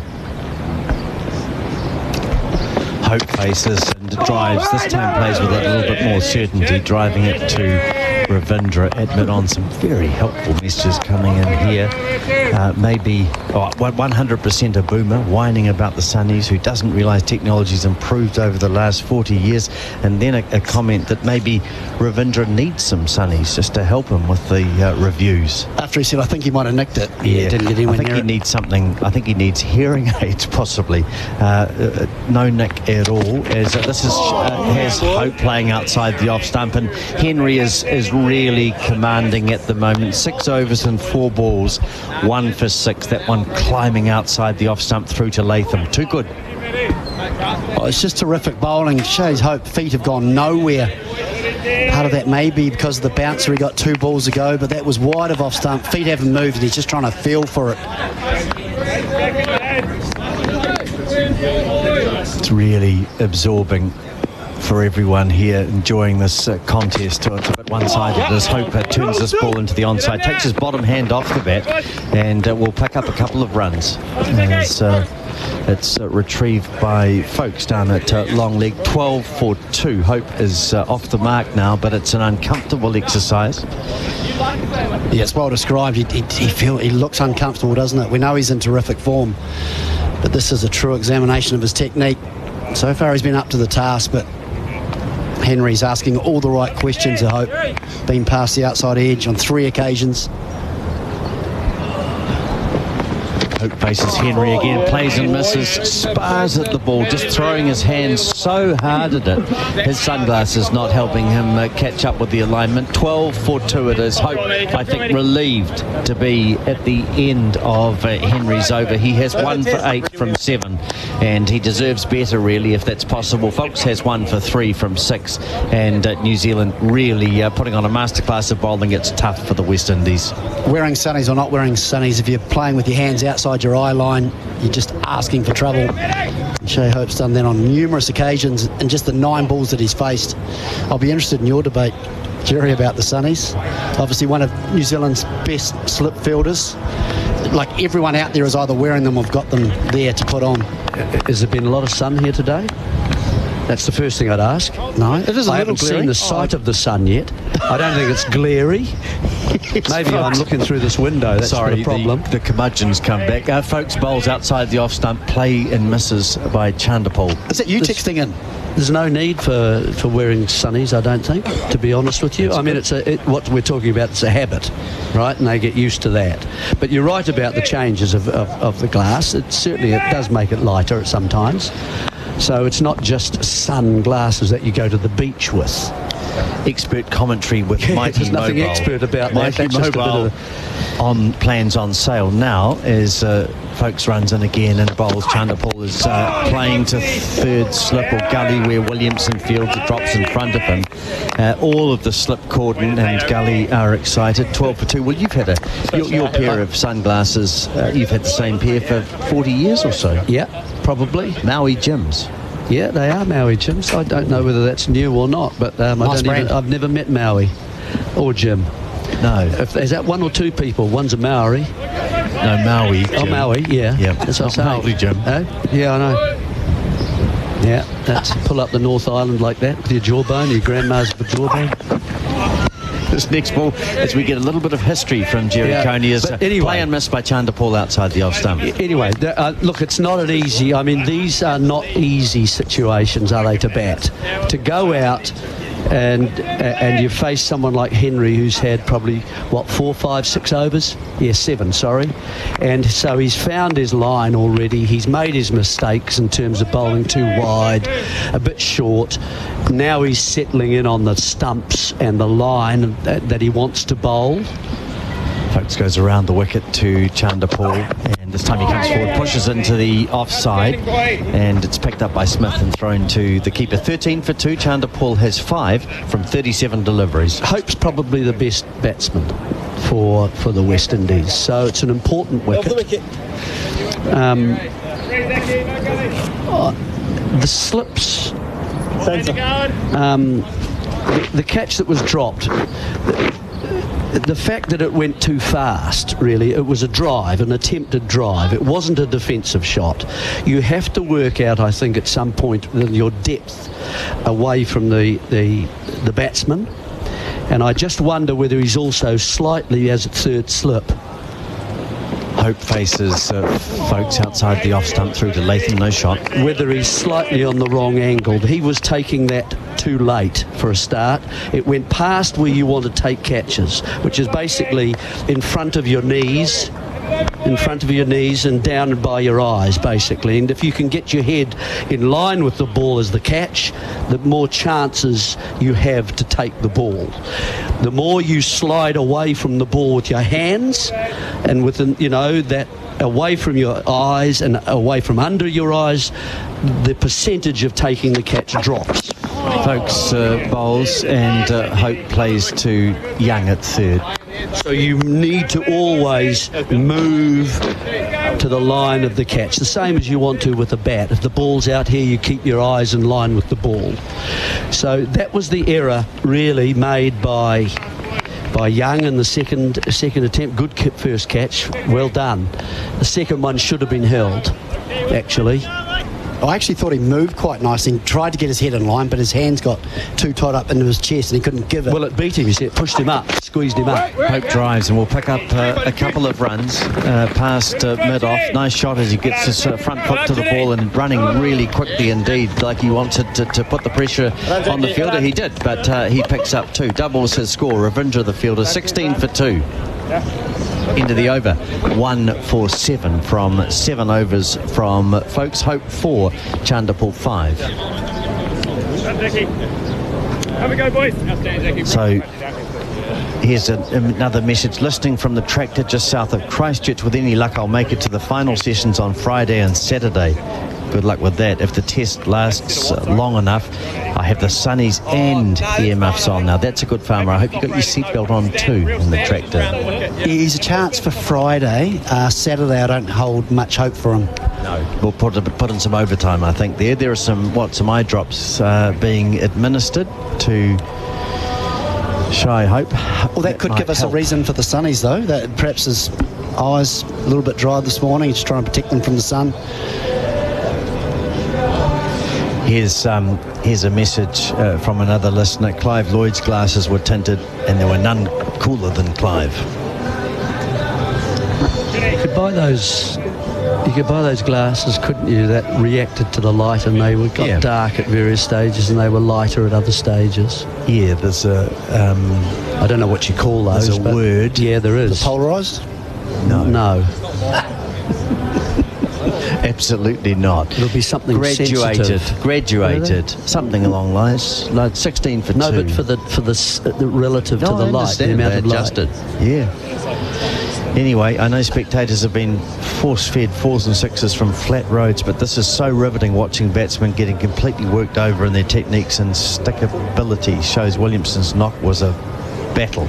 Scotty from Shannon. Well, he's right. Absolutely right you are. And not the first time we've seen people battle away on these pitches here in Christchurch. It's a good contest. Well, I think it's always a better contest when the bowler's holding sway, when he's slightly in charge of the transaction between the bowler and the batsman. It's always much more interesting when the bowler is in charge a bit.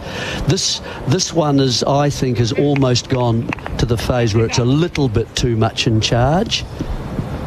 Henry's got to go around the wicket to Chanderpaul, who is playing into the offside. And I think really the more you allow someone like Henry to just settle in, who's quite sort of surgical about the way that he goes about his business, and I think you've got to start to move out of your career. He's not express pace, and that's the reason for his short ones, I think. But they should start coming at him a little bit more to try and get length. Bowls to Chanderpaul, who plays into the onside, Duffy Fields. He will get them out. He's going to get them out.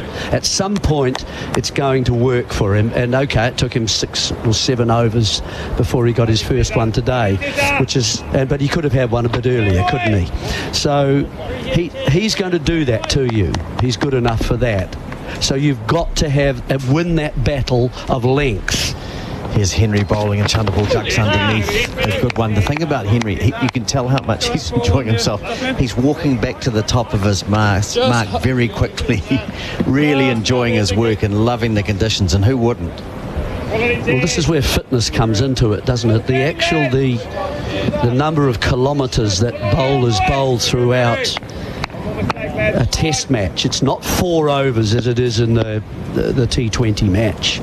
It's not 10 overs, even though you're bowling in probably 2 spells. Plays inside the line this time, does Chanderpaul. He's done that very well today, 16 for 2. In an ODI match, maybe it's 3 spells, isn't it, really? These are much more demanding as you probe away at the batsman. But I do think as a batsman particularly, you have to start to move as Mitchell does. People will just remember the way Daryl Mitchell kind of changes the length of bowlers and takes them on. Chanderpaul plays inside the line again. I think it's a great explanation, Jerry, because I felt this surface. You hear the term a lot, and people say, what does it really mean? This feels like a wicket. Even when you get set and you get in and you face 30 or 40 balls, it's a wicket you never feel comfortable batting on. And I think where Kane Williamson went through a great wee phase from 20 to 40, he did exactly what you're describing, made them bowl a different length. Now, whether that means the batsmen maybe use their feet a little bit, try and upset the length, that's when it becomes more comfortable.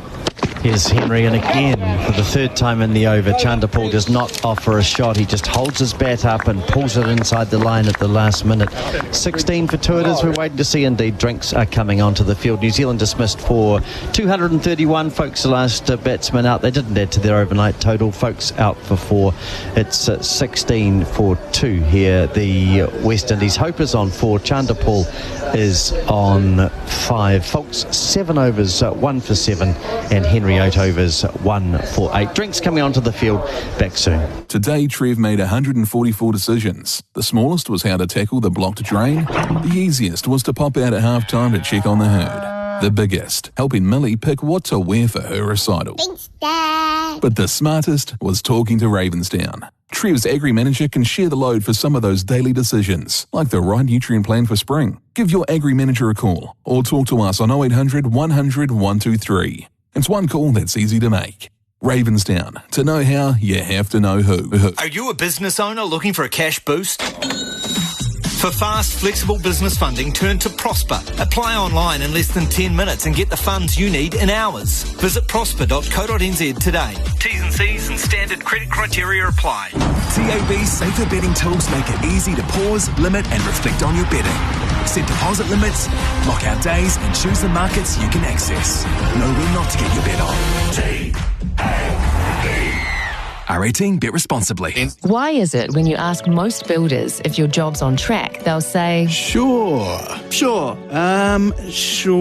But how can you be sure their sure is as sure as your sure? Easy. Don't just be sure, be guaranteed with a fixed price and an ironclad completion date from Generation Homes. A Generation Homes property isn't just a comfortable, stylish place to live. It's built to a fixed timeline and fixed price. Generation Homes, making building easy. Generation.co.nz. You do not want to miss this. Get into your local night and day this December to try their range of delicious donuts. Here's something sweet. Donuts are $3 every day in December, including chocolate, golden bicky, cookies and cream and more. from just $3 every day in December. With over 50 stores nationwide, your local night and day is never far away. We've got it when you want it at your night and day store. Night and day. Today, Trev made 144 decisions. The smallest was how to tackle the blocked drain. The easiest was to pop out at half-time to check on the herd. The biggest, helping Millie pick what to wear for her recital. Thanks, Dad. But the smartest was talking to Ravensdown. Trev's agri manager can share the load for some of those daily decisions, like the right nutrient plan for spring. Give your agri manager a call or talk to us on 0800 100 123. It's one call that's easy to make. Ravensdown. To know how, you have to know who. Are you a business owner looking for a cash boost? For fast, flexible business funding, turn to Prosper. Apply online in less than 10 minutes and get the funds you need in hours. Visit prosper.co.nz today. T's and C's and standard credit criteria apply. TAB's safer betting tools make it easy to pause, limit and reflect on your betting. Set deposit limits, lock out days and choose the markets you can access. Know when not to get your bet on. R18, bet responsibly. Today, Trev made 144 decisions. The smallest was how to tackle the blocked drain. The easiest was to pop out at half-time to check on the herd. The biggest, helping Millie pick what to wear for her recital. Thanks, Dad. But the smartest was talking to Ravensdown. Trev's agri manager can share the load for some of those daily decisions, like the right nutrient plan for spring. Give your agri manager a call or talk to us on 0800 100 123. It's one call that's easy to make. Ravensdown. To know how, you have to know who. Go Harvey Norman for huge deals on big screen TVs. The biggest brands, best range, latest technology, and screens up to a massive 100 inches. Huge TV deals at Harvey Norman now. The action's better on the big screen. TAB's safer betting tools make it easy to pause, limit and reflect on your betting. Set deposit limits, lock out days and choose the markets you can access. Know when not to get your bet on. R18, bet responsibly. Are you a business owner looking for a cash boost? For fast, flexible business funding, turn to Prosper. Apply online in less than 10 minutes and get the funds you need in hours. Visit prosper.co.nz today. T's and C's and standard credit criteria apply. Hey, are you looking for a new home to bet on your favourite sports like basketball, NRL or the UFC? Sign up to Betcha today and we'll double your first deposit up to $100 in bonus cash. Download the Betcha app. Max bonus $100. T's and C's apply. R18, bet responsibly. Need funds for your business? Visit prospa.co.nz today. You're listening to the Summer of Cricket on Sport Nation. This is the Black Caps against the West Indies, the Test Series, live from Hagley Oval in Christchurch on Sport Nation. Now it's time to find out what's going on in the rural sector with Andy Thompson, thanks to Bailey's, New Zealand's #1 rural real estate brand. In rural news, beef mince, long seen as the most affordable red meat option, is losing that status as prices continue to surge. Robo Research senior animal protein analyst Jean Corcoran said food prices had risen across the board, but beef mince had jumped up far faster than most staples. New Stats NZ figures showed that in the year to October, overall food prices rose 4.7%, but the average price of a 1 kilogram pack of beef mince climbed 18%. Corcoran said mince was now averaging $23.17 a kilo, meaning it was slightly more expensive than lamb chops. She said the spike in price came down to global demand for red meat. New Zealand exports most of our beef, 80% of it, and our biggest market actually, the most volume is going over to the United States. And that was your rural news with Andy Thompson, thanks to Bailey's, New Zealand's #1 rural and lifestyle real estate brand. TAB's safer betting tools make it easy to pause, limit and reflect on your betting. Set deposit limits, lock out days and choose the markets you can access. Know when not to get your bet on. R18, bet responsibly. Lawnmower struggling to make the cut? Turn to New Zealand's most trusted lawnmower, a Massport. Massport have been making lawnmowers since the 1940s and have built mowers to last, to suit our great Kiwi lawns and conditions. There's a reason Massport have been voted New Zealand's most trusted lawnmower brand for the last 8 years. The Massport mower range is packed full of innovative features to deliver superior performance for your lawn. Visit massport.co.nz to find your next mower.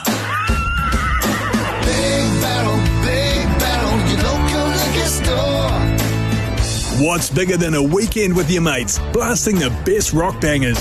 Big Barrel, big range, bigger deals. And when you join the Big Barrel Mates Club, there's even bigger exclusive deals, because that's what friends are for, right? So don't miss all the exclusive deals in-store and online. Join the Big Barrel Mates Club today. Big Barrel, your local liquor store. Why did the chicken cross the road? To get to Night and Day, of course. And here's why. Every Tuesday in December, you can get halibut chicken for just $4. Enjoy a tender, boneless chicken thigh fillet coated to crispy perfection. Head to nightandday.co.nz to find your local. With over 50 stores nationwide, your Tuesday $4 halibut chicken is never far away. Night and Day. Are you a business owner looking for a cash boost? For fast, flexible business funding, turn to Prosper. Apply online in less than 10 minutes and get the funds you need in hours. Visit prosper.co.nz today. T's and C's and standard credit criteria apply. The Mighty Mobile Black Friday deal is here with deals you don't want to miss. Get unlimited data for half the price for the first 6 months with no caps, no slowing down, and plans starting from just $20 a month. That's right, unlimited data for half the price. But hurry, this offer won't last long. Visit mightymobile.co.nz and find the perfect plan for you. It's time to go mighty. T's and C's apply. If your fridge is on its way out, that's a terrible loss to you. But its replacement is at Magnus Benro, and it's a huge loss for us. Black Friday deal at Magnus Benro. Fish and Pike 413 litre bottom mount, just $1,996. Active Smart technology keeps food fresher for longer. Spacious bottom freezer with these easy slide drawers that actually work. Fisher and Paykel quality that you can trust. $1,996. Black Friday. Get in fast before they're gone. Black Friday deals at Magnus Benro. Make business happen with fast access to funds. Visit prosper.co.nz. Welcome back to the summer of cricket on Sport Nation. You're listening to live ball-by-ball commentary. This is the Black Caps against the West Indies, the Test Series on Sport Nation. The interesting thing about Smith, just to carry just a last point, I think, is that it may just free the batsman up a little bit to play a particularly hope. He might feel this is an opportunity. Everything else is not going to be quite as easy as this.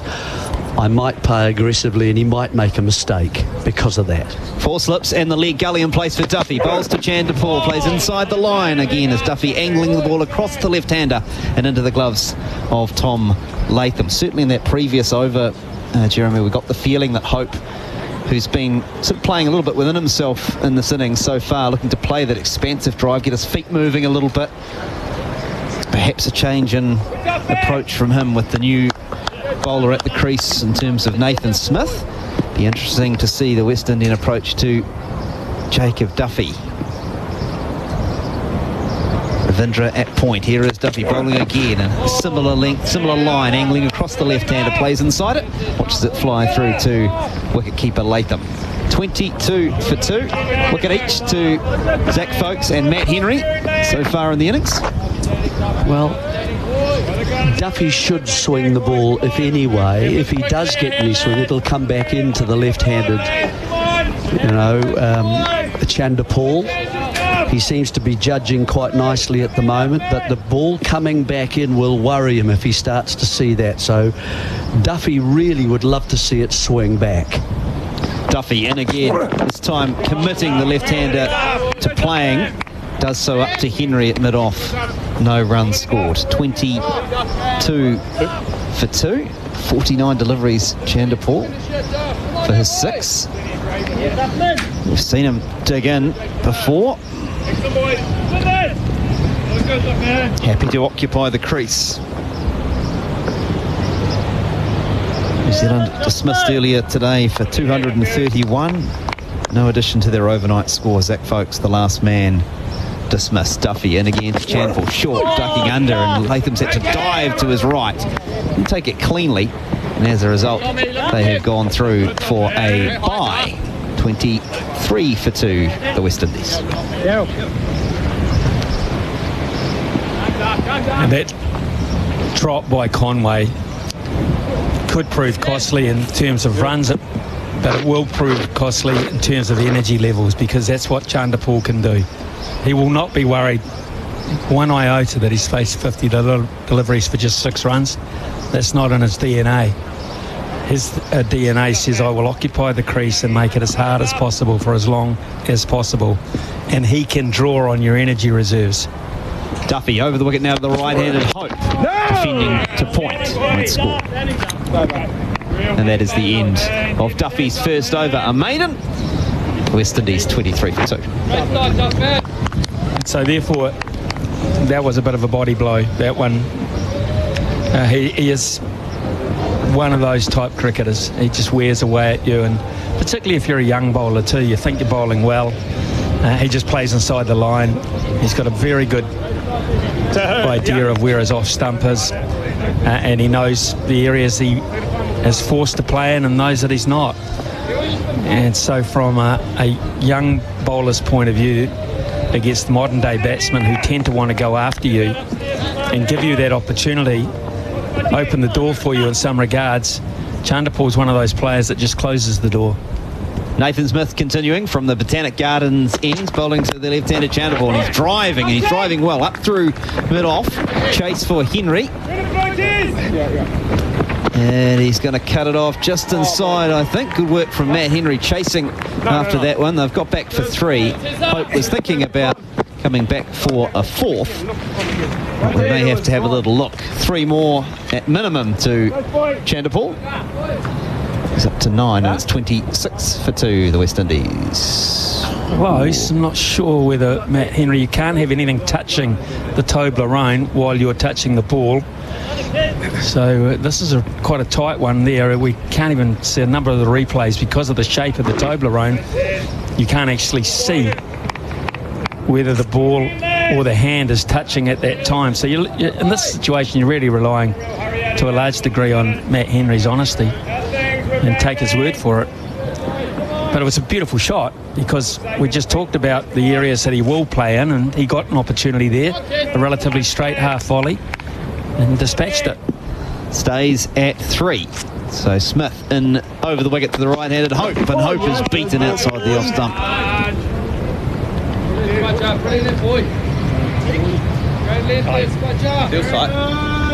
Trying to think of players that used to wear you down back in the days for the West Indies. Most of them wanted to take you apart. Desmond Haynes, as opposed to Greenwich. No ball there from Nathan Smith, just overstepping. So look, Desmond Haynes was compared to Gordon Greenwich. Gordon Greenwich looked to just absolutely nail you. Desmond Haynes could bat all day, and whoever came out, he just loved to be the foil, the wingman, if you like. He just loved it. Smith in again to Hope, and Hope's looking to drive. Good need timing, plays it out. It's in front of square on the leg side. Fielding is done, and there is no run. 27 for 2. Perhaps Larry Gomes to a lesser degree. Larry Gomes was used to come in at 3 for one of the great West Indies sides during that era, and Larry Gomes was also a blunter of attacks. He wasn't flamboyant at all, but he could blunt attacks. Then you had your Richie Richardsons, your Clive Lloyds, your Viv Richards, of course, who would and your Greenwich, and Dujon to a large degree, who would deal to at the other end. So there's a method. The Chanderpaul way is a method. It's just that batting line-up. Smith into Hope, playing this one off the back foot, just to point. Cut off by Conway. That I'm reliving is far and away better than this one. Far and away. You just touched on, Smithy, the bowler as a young bowler, when you're sort of trying to make your way and you get a Chanderpaul, you get someone who blunts you for a long time. What does that do to the rest of the fielding unit as well, if you're sitting in the slips there and it's just stand? Does it suck the energy out of the whole 11? Well, it just frustrates you, because on a pitch like this, which is doing a lot of helping the bowlers, and wickets are falling on a regular basis, you're kind of expecting something's going to happen almost every ball. And so when you get someone like Chanderpaul who's going to try and make sure it doesn't happen. Smith in, Hope driving, won't score though. Henry does the fielding at mid-on. It can wear away at you. It can wear away at you. You just have to be very conscious of the fact that some players take some getting out, others give you a bit of a hand. Chanderpaul's not one of those, by and large. So as you get back to that point, the Conway drop there could hurt energy as much as anything else. As I say, the second one to go down for New Zealand. Will Young shelled one at third slip off a drive from Athenaeus, but it didn't cost New Zealand too much. Athenaeus was dismissed not long after. And the ball's still there. Smith in again to Hope. Hope's looking to drive inside edge. See there, New Zealand fielders into their work. 27 for 2. What's happening, boys? Great length for us, Smudge. You talk about Young there. Let's look at this, for me, the stance that he takes up, and particularly the width that his feet are at. The wider you go, and if we can all imagine that, the wider, and you keep going wider, the less you can move to the right or the left. You know, it's all right if the catch is to you, but you can see there, they're wider than quite a lot wider than the shoulder width apart.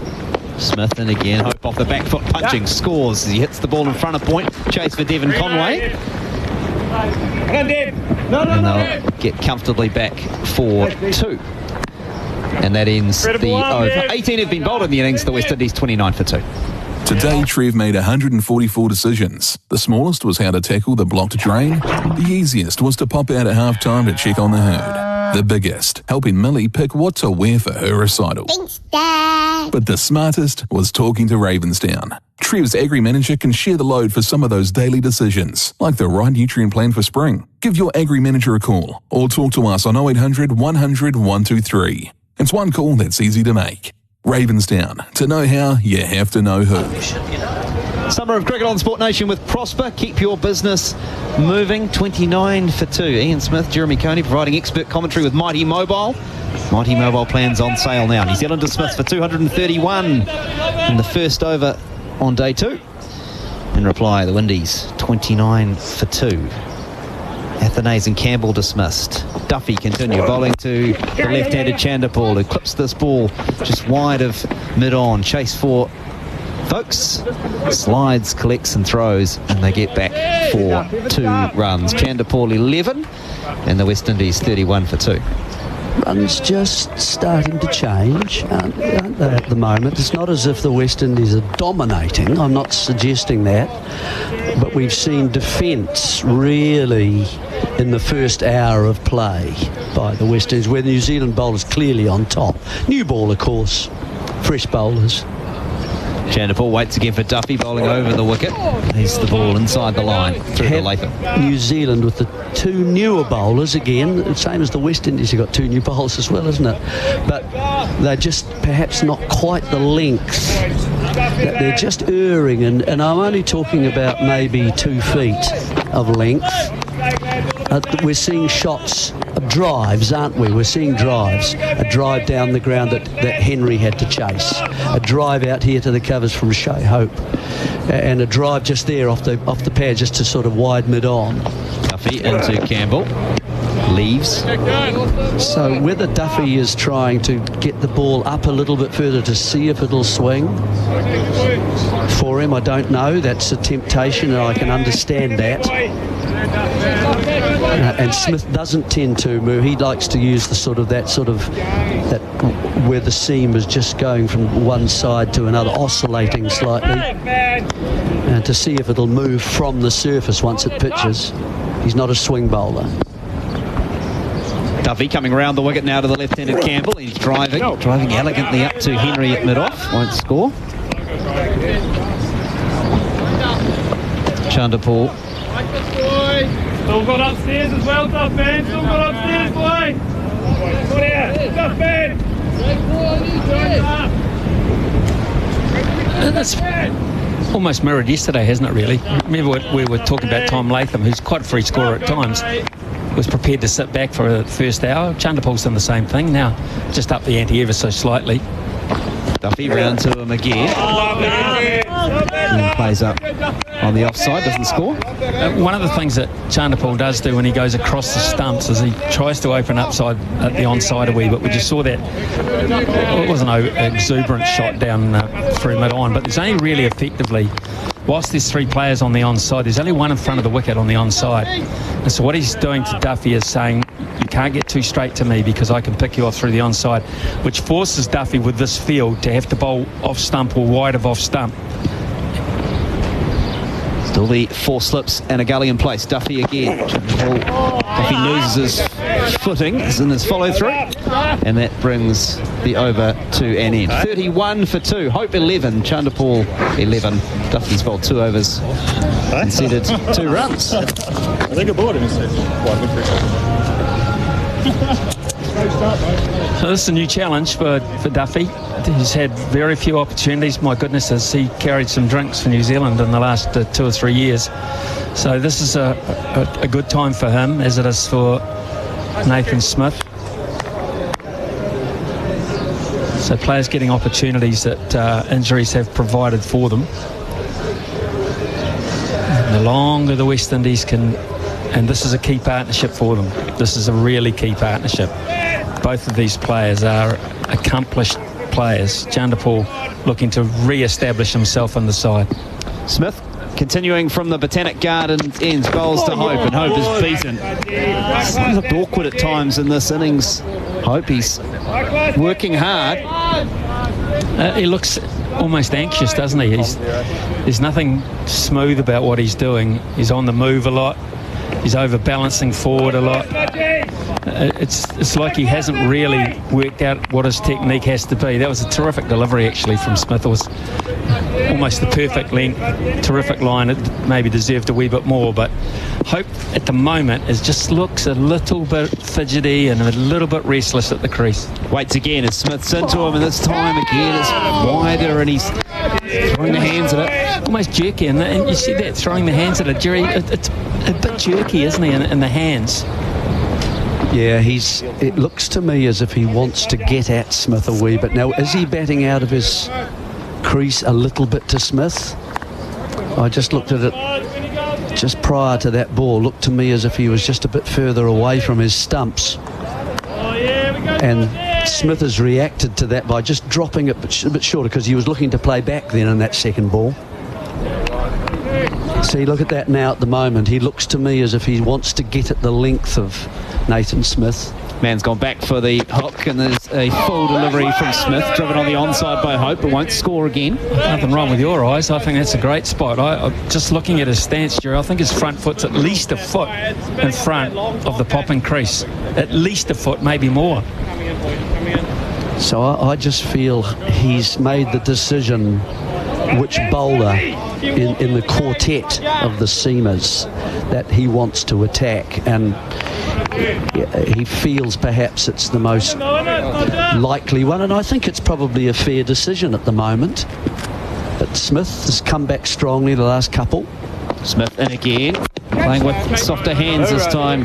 Hope guiding it into the gully where Williamson does the fielding. 31 for 2.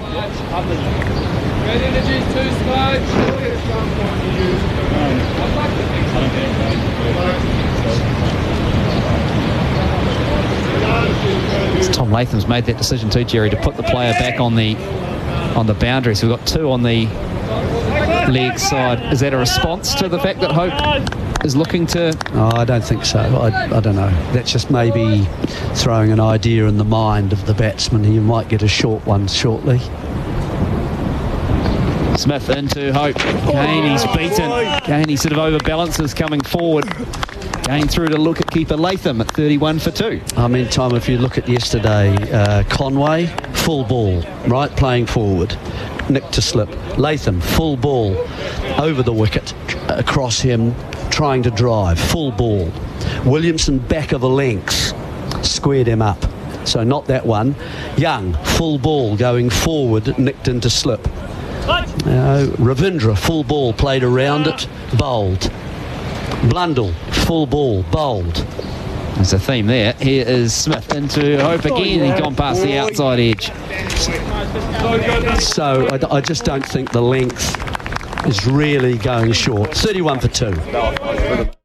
At Tavendale & Partners, we pioneer legal excellence for the primary sector. With unrivaled expertise across Aotearoa, we genuinely understand the challenges of those who earn a living off the land. Our approach combines deep legal insights with a truly personalised touch, ensuring we deliver beyond expectations. Trust us to enhance your business and protect your interests. Partner with us today. Visit tp.co.nz or call us to transform your legal landscape. Summer of cricket on Sport Nation with Prosper, your business funded faster. Great to have your company no matter where you are listening. Runs aren't fine, pretty compelling. Ball on top, 31 for 2 as Duffy starts a new over, and his runs poked away nicely off the front foot by Chanderpaul through the cover region for a brace. The total now 33 for the loss of 2 in reply to New Zealand's 231, so a little bit of a psychological milestone, getting under 200 as far as the deficit. Chanderpaul now 13, Hope is 11, Campbell made 1, Athanase 4, the 2 men out wickets falling at 1 and 10. New Zealand only lasted 3 balls this morning, all out for 231. That's the scenario on the Harvey Norman scoreboard. Harvey Norman TV deals. 3 slips Gully, leg Gully as Duffy around the wicket, back of the leg, played soft hands to the offside. Keep your messages coming in wherever you are. Cam's listening to us at his desk in Auckland. Commentary is top notch, well, especially from this guy. Mr. Ian Smith, Jeremy Coney and Chris Harris providing expert commentary with Mighty Mobile. Mighty Mobile plans on sale. Cam, that is at his desk. He's at his desk. What do you do, Cam? What do you let us know, Cam. Not much by the sounds, which we encourage. He's multitasking. Yeah, true. Tall, lean figure of Duffy. Outside of off stump and Chanderpaul again, trademark. Trawls the bat inside the line. You're too young, but back in the day when we were kids at school and we weren't allowed to go to the cricket, used to have sports roundup or the equivalent on your transistor. Remember those tiny little transistor, pocket transistors with the earpiece, which you have to, even on a hot day, you'd have to wear a jersey because otherwise the teacher would see the cable. So you'd hold your hand up like you're listening, and your earpiece would be up the sleeve of your jersey. Flick into the onside. Good fielding on this occasion. Diving away. Preventing runs through the onside by Zach Folks. This is Coot Street Academy tricks, isn't it? Well, Coot Street Academy, yeah, Rongotai College. And the teachers would probably have no idea what you were actually doing, but you could just have your hand up and you'd look at them, and every now and then you'd nod as if to say you were listening to what they were saying, but your real concentration was onto the commentary on the radio. Ian Galloway, probably. Duffy bounce at this time, dropping to the knee. Ian Galloway is an absolutely magnificent commentator, by the way. Had one of the most silky voices. Yeah. Great wordsmith. Very balanced. And yet I found him just so easy to listen to. It was just like music, beautiful music coming in your ears. And in particular, in the case that we have to put up with, the apple fell a long way from the tree. Duffy goes past the outside hedgerow. Chanderpaul goes inside. Colonel Mustard. It's Colonel Mustard today in the library with the candlestick. Quite a jacket he's wearing. It's the end of the over. Keep going. It's much better than an ad break. 33 for 2. But that's the commentary era we were talking about. Colin Snedden, Alan Richards, Langford Smith, Jim Reid from down here in Christchurch, Trevor Rigby at the Basin Reserve. My God, it was good stuff. Yeah. The class of 2025 letting us beat the hell out of chemistry, I can tell you that. That's why I needed to go to St. Pat's, because they think you're praying. My mother wouldn't let me go to St. Pat's. No, there's no chance. Absolutely no chance. Here is Nathan Smith bowling it to Hope, who leaves alone theatrically. We've got listing up on the bank, thumbs up Duffy's brother. Jacob's Duffy's brother's listing. How good. How cool's that? Whereabouts on the bank are you? I mean, you know your cricket, obviously. Your brother's bowling at this end, so tell us where you're actually positioning yourself for your brother so we can have a little bit of a closer shout out for you. And that would be cool. What a proud moment. It must be great. Bursting with pride watching your brother. Hope defending from the crease line, there's no run. Of course, made his debut in Zimbabwe. Hard to get there for the debut. Absolutely revelling in this. No, I mean, the first test match at home is always special. I remember back in my day, I hate reminiscing as such, especially about my debut because it only lasted 2.5 days, but the fact of the matter is that was at Brisbane, but my first test at home was at the Basin. It felt entirely different. I felt more comfortable in the environment. But and to have a family member and know that they're in the crowd, you've got one fan, which is cool. I hope you are enjoying it. Here is Smith, and again full, and it's driven away through the cover region by Hope, who's desperately trying to get on that front foot as often as possible. The balance hasn't been there. We know he's a fine player in the white ball stuff. It's quite confounding to me, Smithy. You can be so good. He's been mid-20s. He's a better player than that. Oh, much better. Yeah. Technically a much better player than averaging 25. Who knows, this might be an innings which defines him a wee bit more. I think he's got 4 test hundreds. Technically better than that. Just hasn't produced the big numbers. Well, you were there, the 100 in Napier. It's as good a one-day knock I've seen in a while. It was. 3 slips in a gully behind is Smith. A minute of right arm pace when ball's full, pushed up towards Rachin Ravindra. There is no run. We've got George in Christchurch. I'm listening at work about 800 metres away from the ground. Someone has text in saying, well, 1 ball behind, not advertised as live. So on the app, if you're in Christchurch in the ground, on the app, if you're in the ground, above, you want to click on the banner at the top of the app that says Hagley Oval, live Hagley Oval, and you'll have no delay whatsoever. You might be on a normal stream as bouncer. Hope tries to pull. Was that hit anything? It's gone through to Latham. Expensive strike, just checking the replay. It's at the bottom of the bat. Yeah, it has, and on the bounce. I think the key to it is when you're sinking, though, is not to do it while Garth Galloway's commentating, because Garth Galloway is invariably 2 balls behind the action anyway. so do it when one of the other guys is leading. You're looking forward to Curry on Sunday night? He's promised it on Thursday. Yeah, exactly. We'll believe him when we see it. Here is Smith once more, past umpire Walton. Drive goes past, well, not past Conway, fields at point. Duffy's brothers at fine leg giving some advice between overs. Up between the media tents. How good is that? Just what your brother needs. Now, you remember that time I bowled to you at home? Outstanding, that's heavy. I got it to jag back and go through the gut, something like that. That is the end of the Smith over, who has none for 14 off 435 for the loss of 2, the West Indies on the Harvey Norman scoreboard. Yeah, when I said it's nice to have a relative in the crowd because you've got one, I didn't really say as a hands-on coach. What are you wearing? You're not like a young Mr. Duffy. What are you wearing so we can actually pinpoint you? Stand up and wave towards the posh pavilion if you like, so we can actually spot you and see what kind of advice you're giving. So, and which fine leg are you at? Are you at the... Yes, Duffy bowling driven through forward of point. Long chase for Rachin Ravindra. The run's starting to flow for the West Indies. They've got through a really tough period. And Chandapal moves up to 15? 16, in fact. It's 38 for the loss of 2. So are you at fine leg when your brother's bowling, or are you at fine leg where your brother's fielding? What would be worse, advice from an older brother or a younger brother? Younger. Yeah. Might be hard to stomach.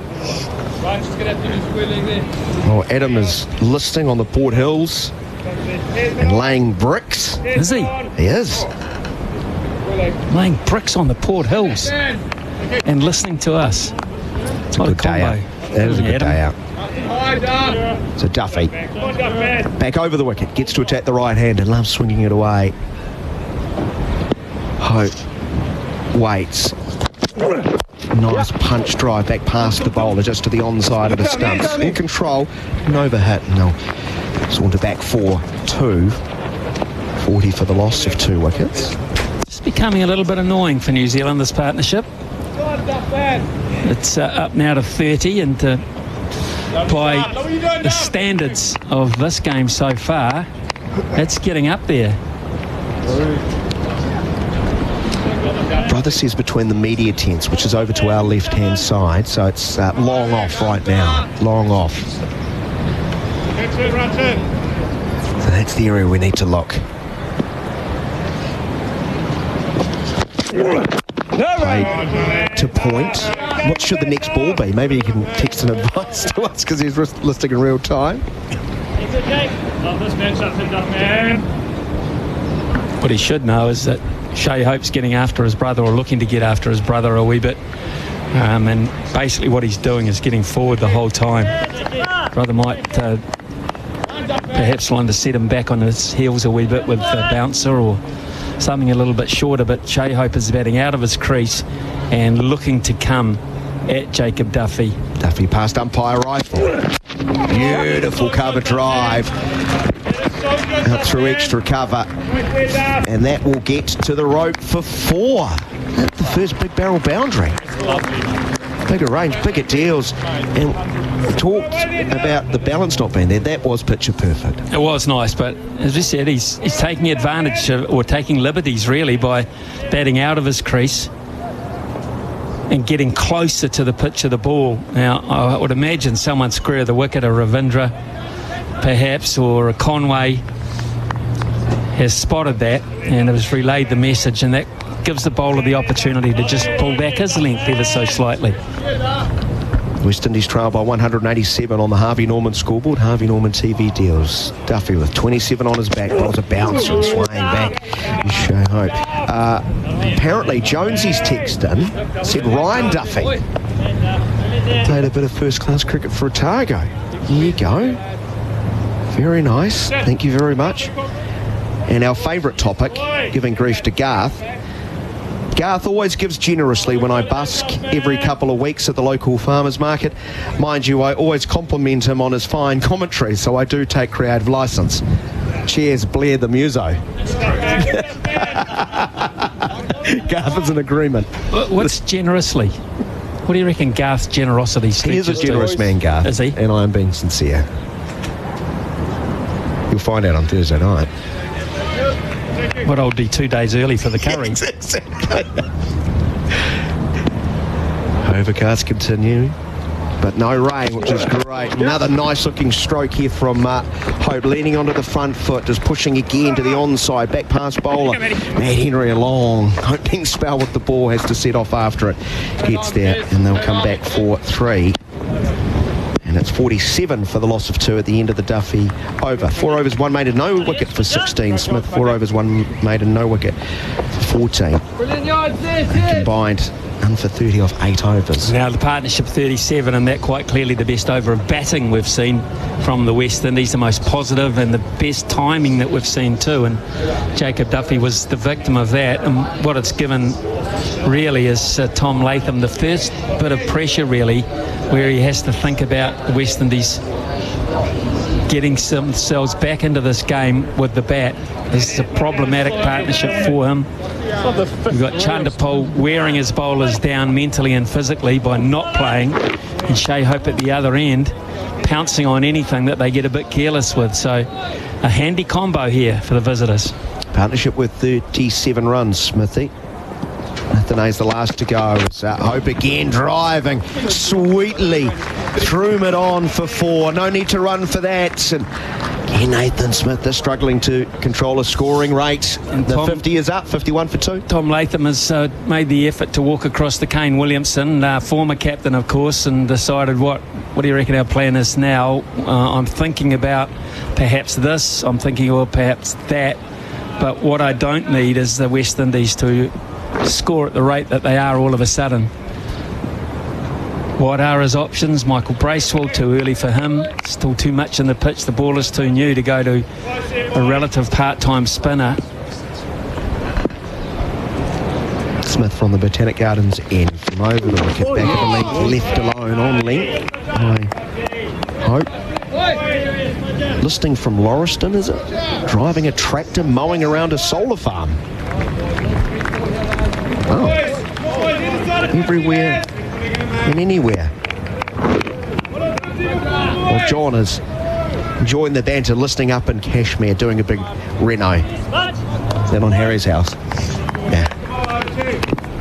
It's 51 for the loss of 2. Hope is quickly on to 26 not out. The right-hander looking good touch. Back raised nice and high as he looks up and sees Smith. Oh, he gets an edge and it's not going to carry to second slip. We've seen great pace and carry throughout this test match. It was a drive. He's gone hard at it. You've heard the New Zealanders in the field commenting on exactly that. Smithy just hasn't arrived to Bracewell. So Shea Hope's walked away. He's taken his gloves off and he's walked away, and his helmet's sort of half off his head at the moment. Just whether he's got problems with his inner gloves and the He's taken his sunglasses off. Yeah, he's done that as well. Was it he who got the eye drops? Yes, it was. Yeah, it was. Yeah, maybe he's got a bit of an eye problem, bit of an infection, so that's why he's wearing the darker glasses. And at mid-on, whilst we watch on, it looks like Matt Henry just limbering up a wee bit, and that is a sign that Tom Latham is genuinely worried about what is happening in front of him at the moment. Henry bowled 8 overs in that opening spell. Smithy 1 for 8. Hope's bowled 7 overs, 1 for 7. A bit like the West Indies. Bowlers 3 and 4 just haven't been as demanding. Smith in again. He'll be pleased with the previous ball. Hope is squared up a little as he defends to point Conway in, no run.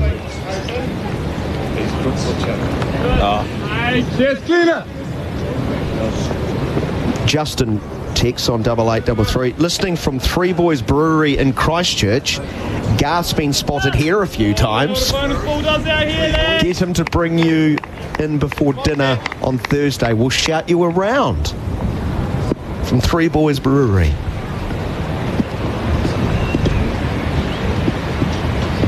Three in the cordon. And a gully. Bouncer from Smith. Hope saw that early. He was well underneath before it sailed high over his head. Swan.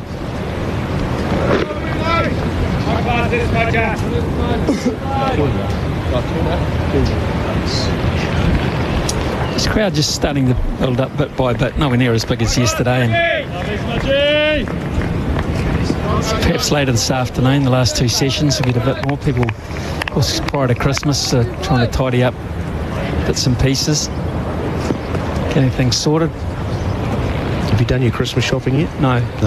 Good man. I'm not alone. Smith, that hurries up Hope, but he plays it well. It just gets the ball away through square leg. A little flick off the hip. 53 for 2. I decide right at the last minute what I'm going to get people. Go with your heart. No, I go with my thinking in terms of, if you buy things too early, if you commit too early, then people can take advantage of that. Yeah. In other words, they could make the month of December, or if you bought, say, late November, early December, you've made a commitment there, they can make the month of December an absolute misery for you, knowing full well you've already bought. So I like to stretch it out, get an extra 2 or 3 weeks of niceness in the house. I like that. Yeah? I like that. Always been a thinker, Smith. Smith goes around the wicket. Nathan, that is. Left alone by Chundapal. The end of the over. 53 for the loss of 2 after this. It's Tom Bartlett. Go Harvey Norman for huge deals on big screen TVs. The biggest brands, best range, latest technology, and screens up to a massive 100 inches. Huge TV deals at Harvey Norman now. The action's better on the big screen. TAB's safer betting tools make it easy to pause, limit and reflect on your betting.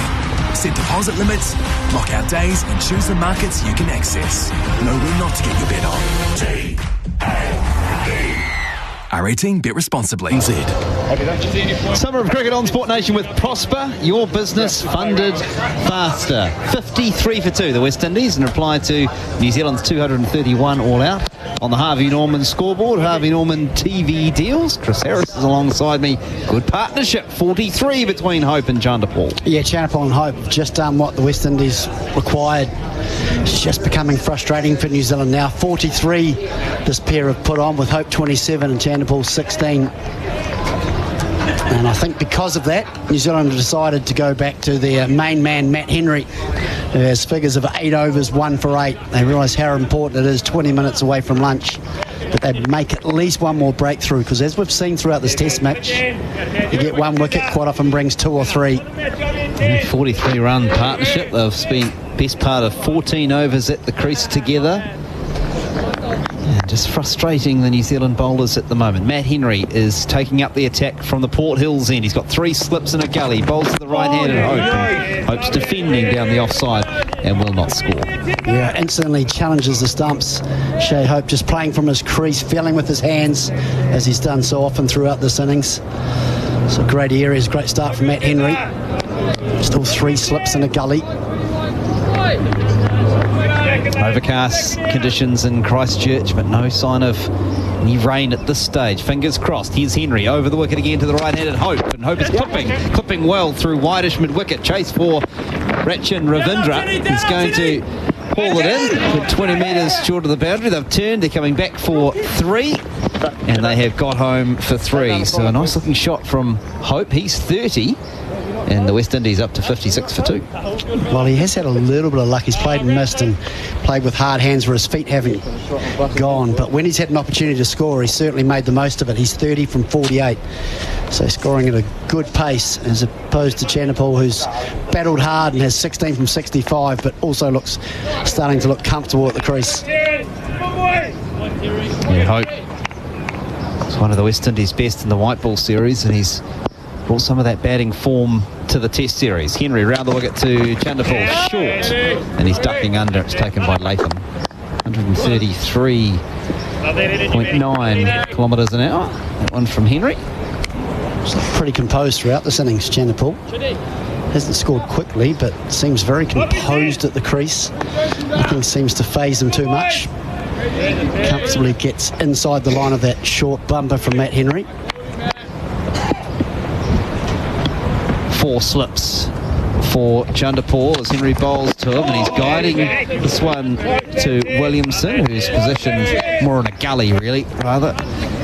Soft hands from Chanderpaul. West Indies, Harry, probably thinking to themselves here at 16 minutes left in this longer first session today. Love to get through to lunch with these two still at the crease. Another 10-15 runs. Henry into Chanderpaul, and he's playing this one nicely, just pushing the ball up through mid-on. Ravindra's had to come all the way across from the offside, and they're quick between the wickets.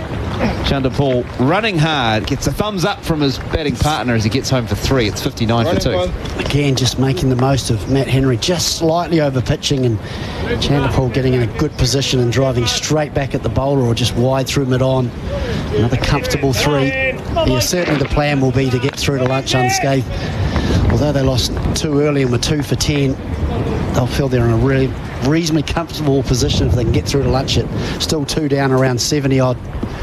Trailing by 172 at this stage. Hope waits for Henry. Henry bowls to him and doesn't have any real clue about that one. Sort of loses the bottom ham off the bat and it squirts down to fine leg. Gets a single, does Hope, but didn't really have too much clue about where that one was going.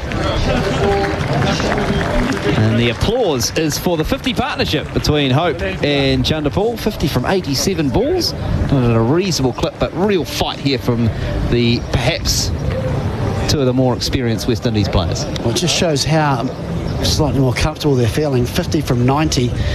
Matt Henry's first 8 overs only costing 8 and his 9th costing 7. So all of a sudden the run's starting to flow for the West Indies. Hope's contributed 31 off 49 balls. Chanderpaul 15 off 41. It's been a good combination. Nathan Smith starting a new over from the Botanic Gardens end, and off the back foot goes Hope. Punches through the covers. Gets 1 run as Ravindra comes across from a wideish mid-off. Chanderpaul takes strike. Hope's 32 and it's 61 for 2, the Windies. Seems to be one of those days where it's following the ball, Rachin Ravindra. It seems to be every time it's hit past the inner ring, it seems to be he's the man chasing it. He's done a lot of miles already today. 8833 on the text machine. He said, "Chair, is this Chanderpaul's son? Shiv Narayan Chanderpaul?" Correct. Tashnarine Chandapur is coming round the wicket now. Smith to the left-hander, and he defends. Up on the offside and won't score. Yes, it is. Confirmation. Lots of similarities in the way he bats as well. That similar open stance, bat nice and high, loves to play from the crease. And leaves just like his father as well. Just plays inside the line. And starting to look more and more comfortable as the day moves on. Smith round the wicket again to Chandapur, and this time there's interest from behind the stump as he came forward and the ball moved away from the outside edge and into the gloves of Latham. Delivery from Nathan Smith. All these balls inside the line, but genuinely had to play at that one as it was always angling back towards him. Harry has it held its line, this one. Yeah, I think he's played at that, and just at the last second as he realised it was going to miss the bat, just pulled it inside the line. That's much better line from Nathan Smith. That's very close to threatening that off stump.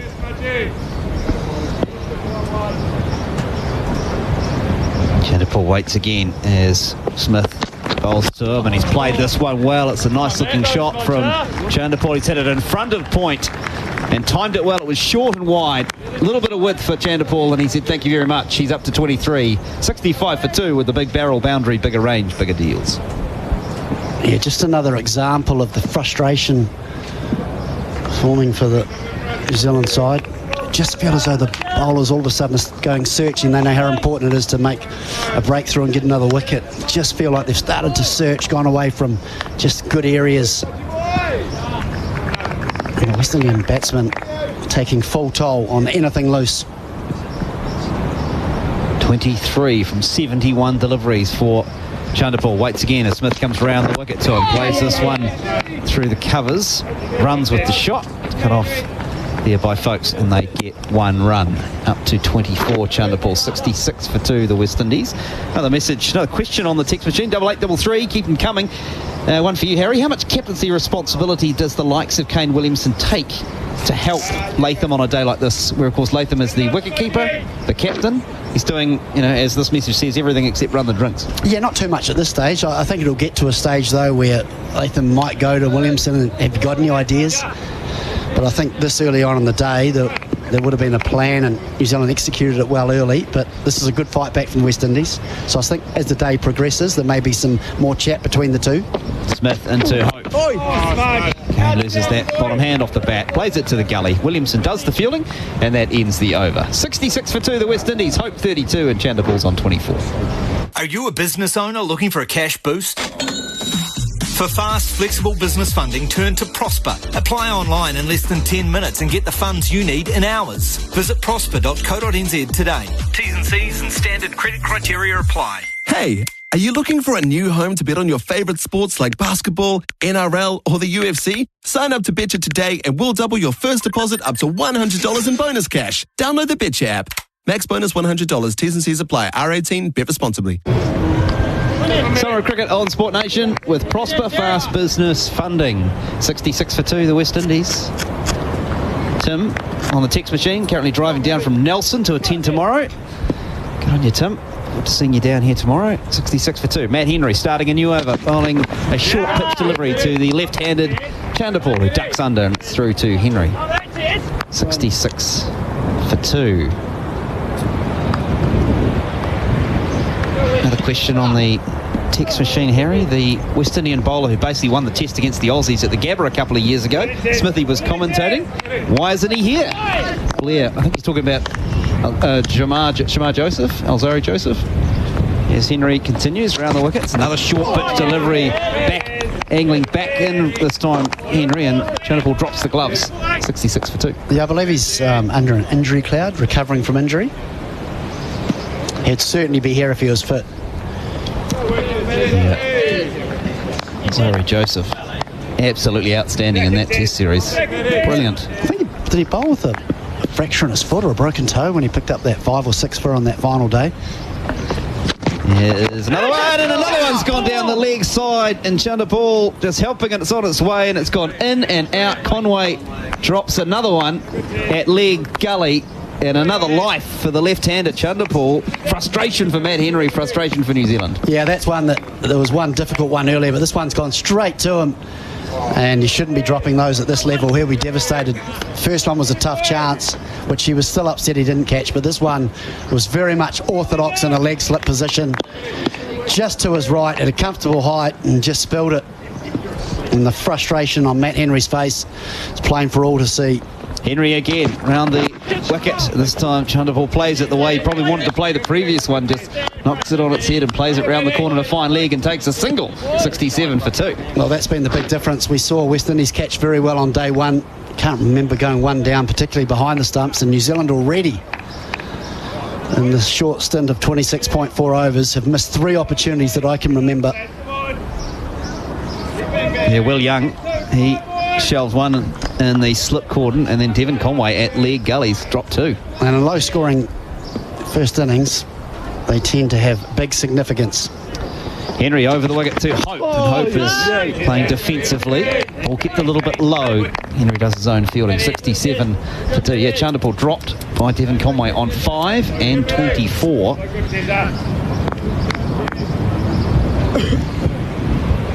So New Zealand just have not been quite as sharp in the field as they would have hoped. It doesn't help the frustration levels either for New Zealand and Tom Latham, the skipper.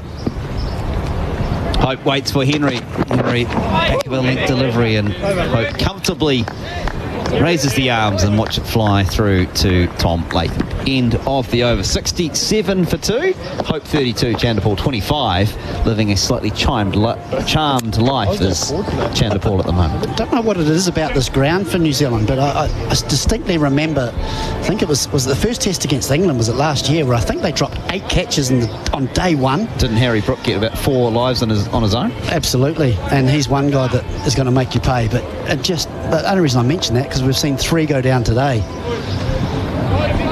I just wonder if it's something about the viewing in this ground, but because they pride themselves on their catching, New Zealand, and they'll be disappointed. I think they've bowled well enough to have West Indies 5 down, but you've got to hold your chances. Nathan Smith starting another over from the Botanic Gardens ends, and it's a full delivery with Chanderpaul's driving, but Smith jumping in his follow through and just to cut it off. Score remains 67 for 2. Listening in North Otago, shifting some stock around, enjoying the commentary. Great. Nice. Love that. Hope you can get that stock moved easily. Hopefully they're obeying you. Yeah, Chanderpaul and Shea Hope, for me, they're 2 of the West Indian top order that you feel can get big runs, and you just cannot afford to not only give them 1 life, but in Chanderpaul's case, 2 lives.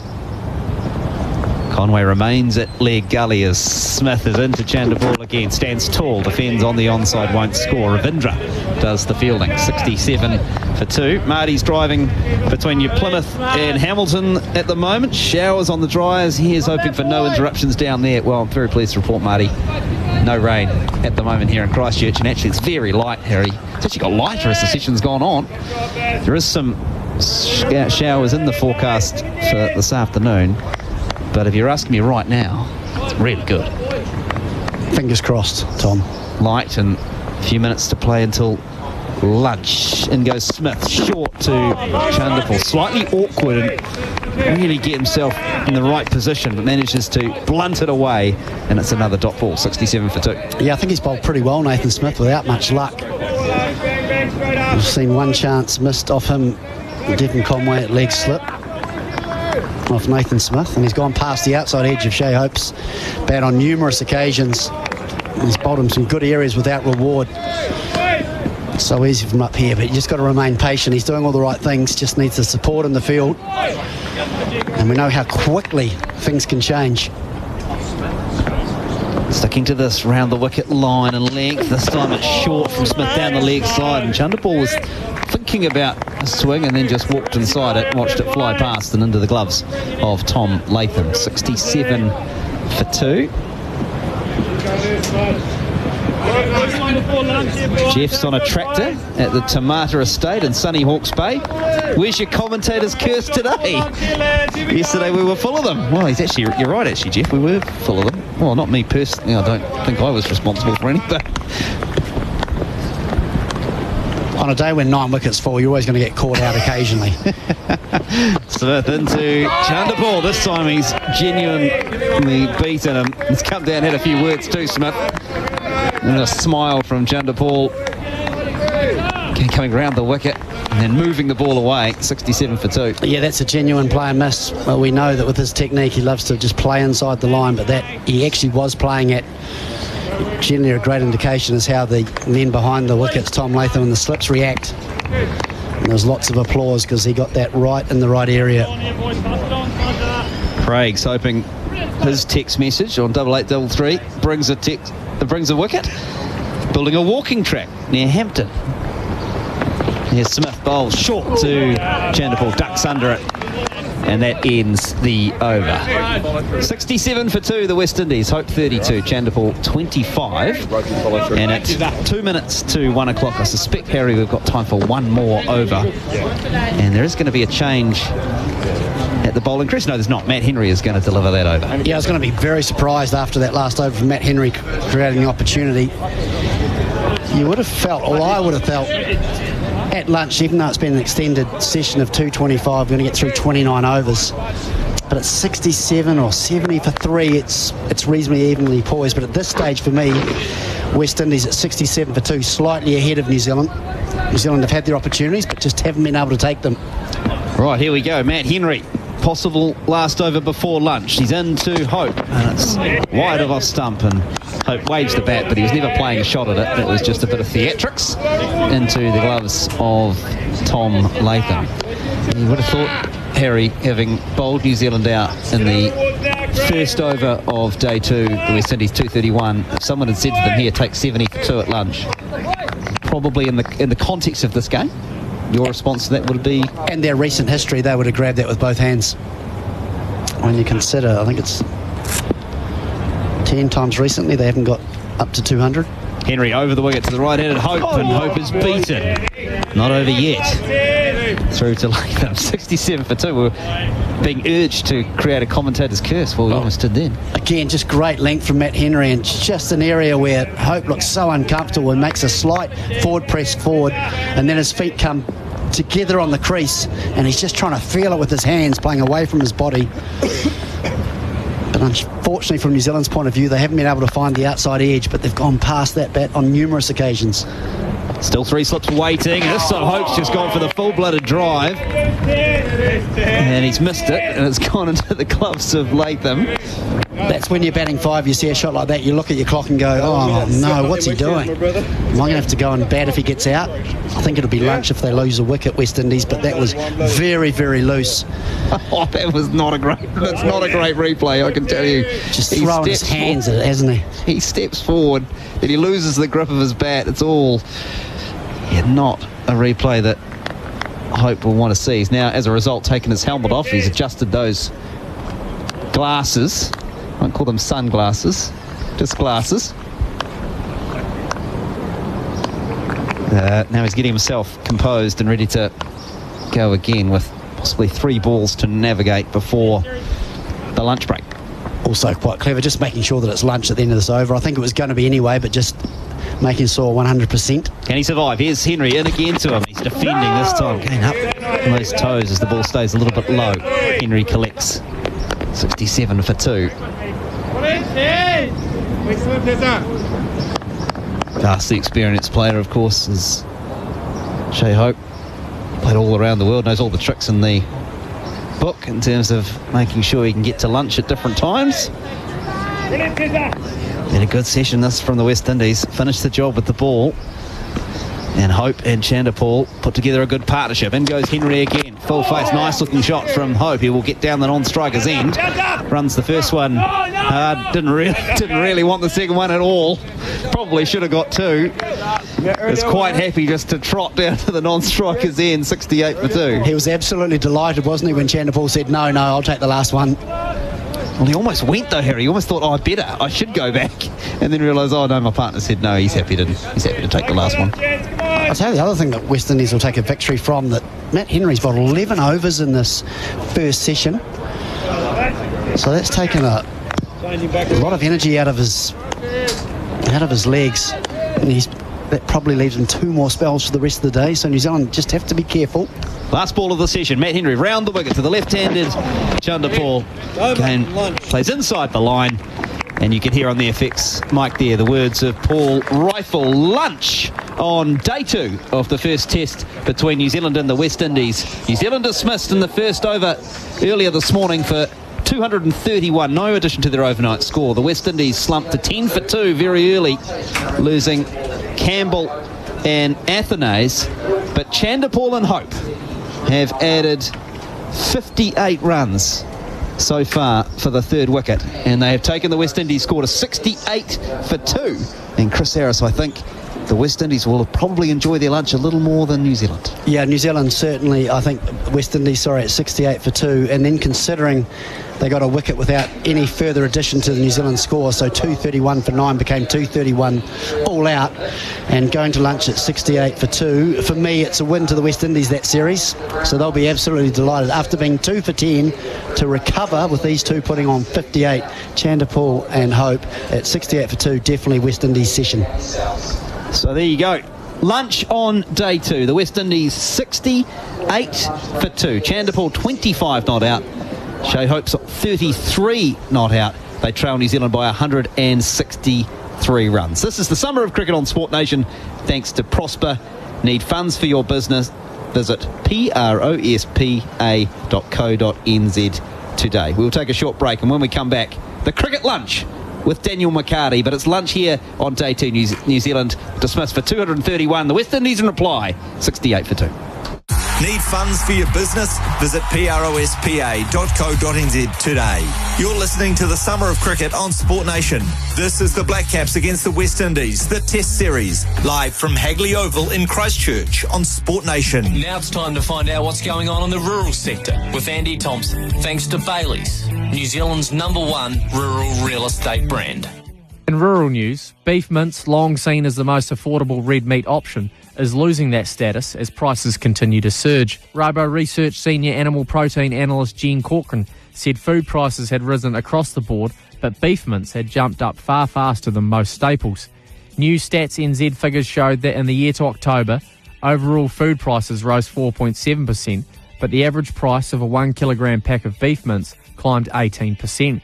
Corcoran said mince was now averaging $23.17 a kilo, meaning it was slightly more expensive than lamb chops. She said the spike in price came down to global demand for red meat. New Zealand exports most of our beef, 80% of it, and our biggest market actually, the most volume is going over to the United States. And that was your rural news with Andy Thompson, thanks to Bailey's, New Zealand's #1 rural and lifestyle real estate brand.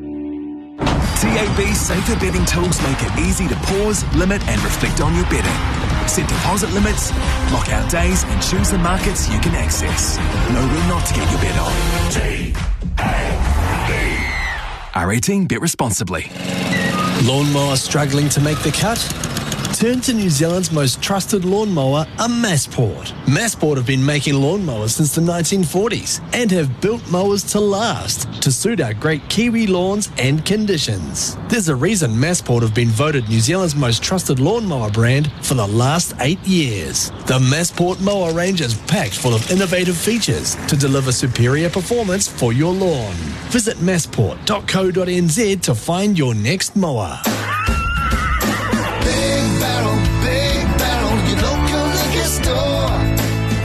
What's bigger than a weekend with your mates, blasting the best rock bangers? Big Barrel, big range, bigger deals. And when you join the Big Barrel Mates Club, there's even bigger exclusive deals, because that's what friends are for, right? So don't miss all the exclusive deals in-store and online. Join the Big Barrel Mates Club today. Big Barrel, your local liquor store. Why did the chicken cross the road? To get to Night and Day, of course. And here's why. Every Tuesday in December, you can get halibut chicken for just $4. Enjoy a tender, boneless chicken thigh fillet coated to crispy perfection. Head to nightandday.co.nz to find your local. With over 50 stores nationwide, your Tuesday $4 halibut chicken is never far away. Are you a business owner looking for a cash boost? For fast, flexible business funding, turn to Prosper. Apply online in less than 10 minutes and get the funds you need in hours. Visit prosper.co.nz today. T's and C's and standard credit criteria apply. The Mighty Mobile Black Friday deal is here with deals you don't want to miss. Get unlimited data for half the price for the first 6 months with no caps, no slowing down, and plans starting from just $20 a month. That's right, unlimited data for half the price. But hurry, this offer won't last long. Visit mightymobile.co.nz and find the perfect plan for you. It's time to go mighty. T's and C's apply. If your fridge is on its way out, that's a terrible loss for you. But its replacement is at Magnus Benro, and it's a huge loss for us. Black Friday deal at Magnus Benro. Fisher & Paykel 413 litre bottom mount, just $1,996. Active Smart technology keeps food fresher for longer. Spacious bottom freezer with these easy slide drawers that actually work. Fisher & Paykel quality that you can trust. $1,996. Black Friday. Get in fast before they're gone. Black Friday deals at Magnus Benro. Make business happen with fast access to funds. Visit prosper.co.nz. Welcome back to the summer of cricket on Sport Nation. You're listening to live ball-by-ball commentary. This is the Black Caps against the West Indies, the Test Series on Sport Nation. This is the summer of cricket on Sport Nation. Thanks to Prosper. Need funds for your business? Visit prospa.co.nz today. Long first session on day number 2, 2 hours and 25 minutes. In total whistle, just under 30 overs bowled. 3 wickets picked up, including the last New Zealand wicket. They did not add a run overnight, 231 all out. And the West Indies, a fine effort for the third wicket, taking them from 10 for the loss of 2 in the 11th over through to 68 for the loss of 2 at lunch. Chanderpaul is 25, Hope is on 33. The partnership is worth 58 runs. Wonderful chance for us during our lunch break here at Hagley Oval. It is a beautiful venue to catch up with a man who's had a big part to play in the history of our men's game. He represented New Zealand proudly over a number of years, selector, coach, and now newly, I don't know if it's elected or he's taken over. He's just grabbed the reins. Mr. Mark Greatbatch joins the program. He is now the president of New Zealand Cricket. Paddy, great to see you. Doing well? Thank you very much. Thanks for that lovely introduction.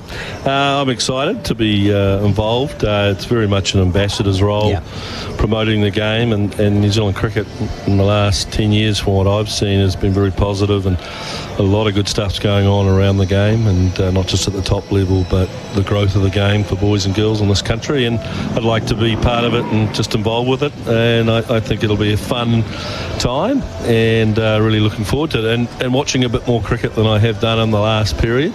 And you know, watching Test cricket and the ebbs and flows, I've been lucky enough to sit next to Sir Richard for the last few hours, and he said this is the character of the game, and it is. And it's about all the skills you need. You know, you need skill, you need patience, you need a bit of courage, and it's nice to see. And it doesn't happen at a million miles an hour all the time, but it can still be interesting and fun to watch. Paddles would have gone all right in that surface, I reckon. Goodness me. I think we bowled pretty well. I mean, they were tough. Well, 2 of the 3 were probably tough catches, leg side. You're blinded there. They're not easy. And, you know, 4 or 5 down at lunch would have been probably what they were looking for. But the West Indies have fought hard and had a bit of luck, and the test is nicely poised. Yeah, it is very nicely balanced. You've achieved a whole heap as a player, coach, selector. What does it mean to be named president? Is it a pretty proud moment? It was an honour to be asked, and it was 4 or 5 months ago that I was asked. So it took a little while to sink in and speak to a few people about the role and what it entailed. And I was lucky enough through Leslie Murdoch and a few others who've had the role, and some people I admire and respect, thought that I could actually contribute a bit.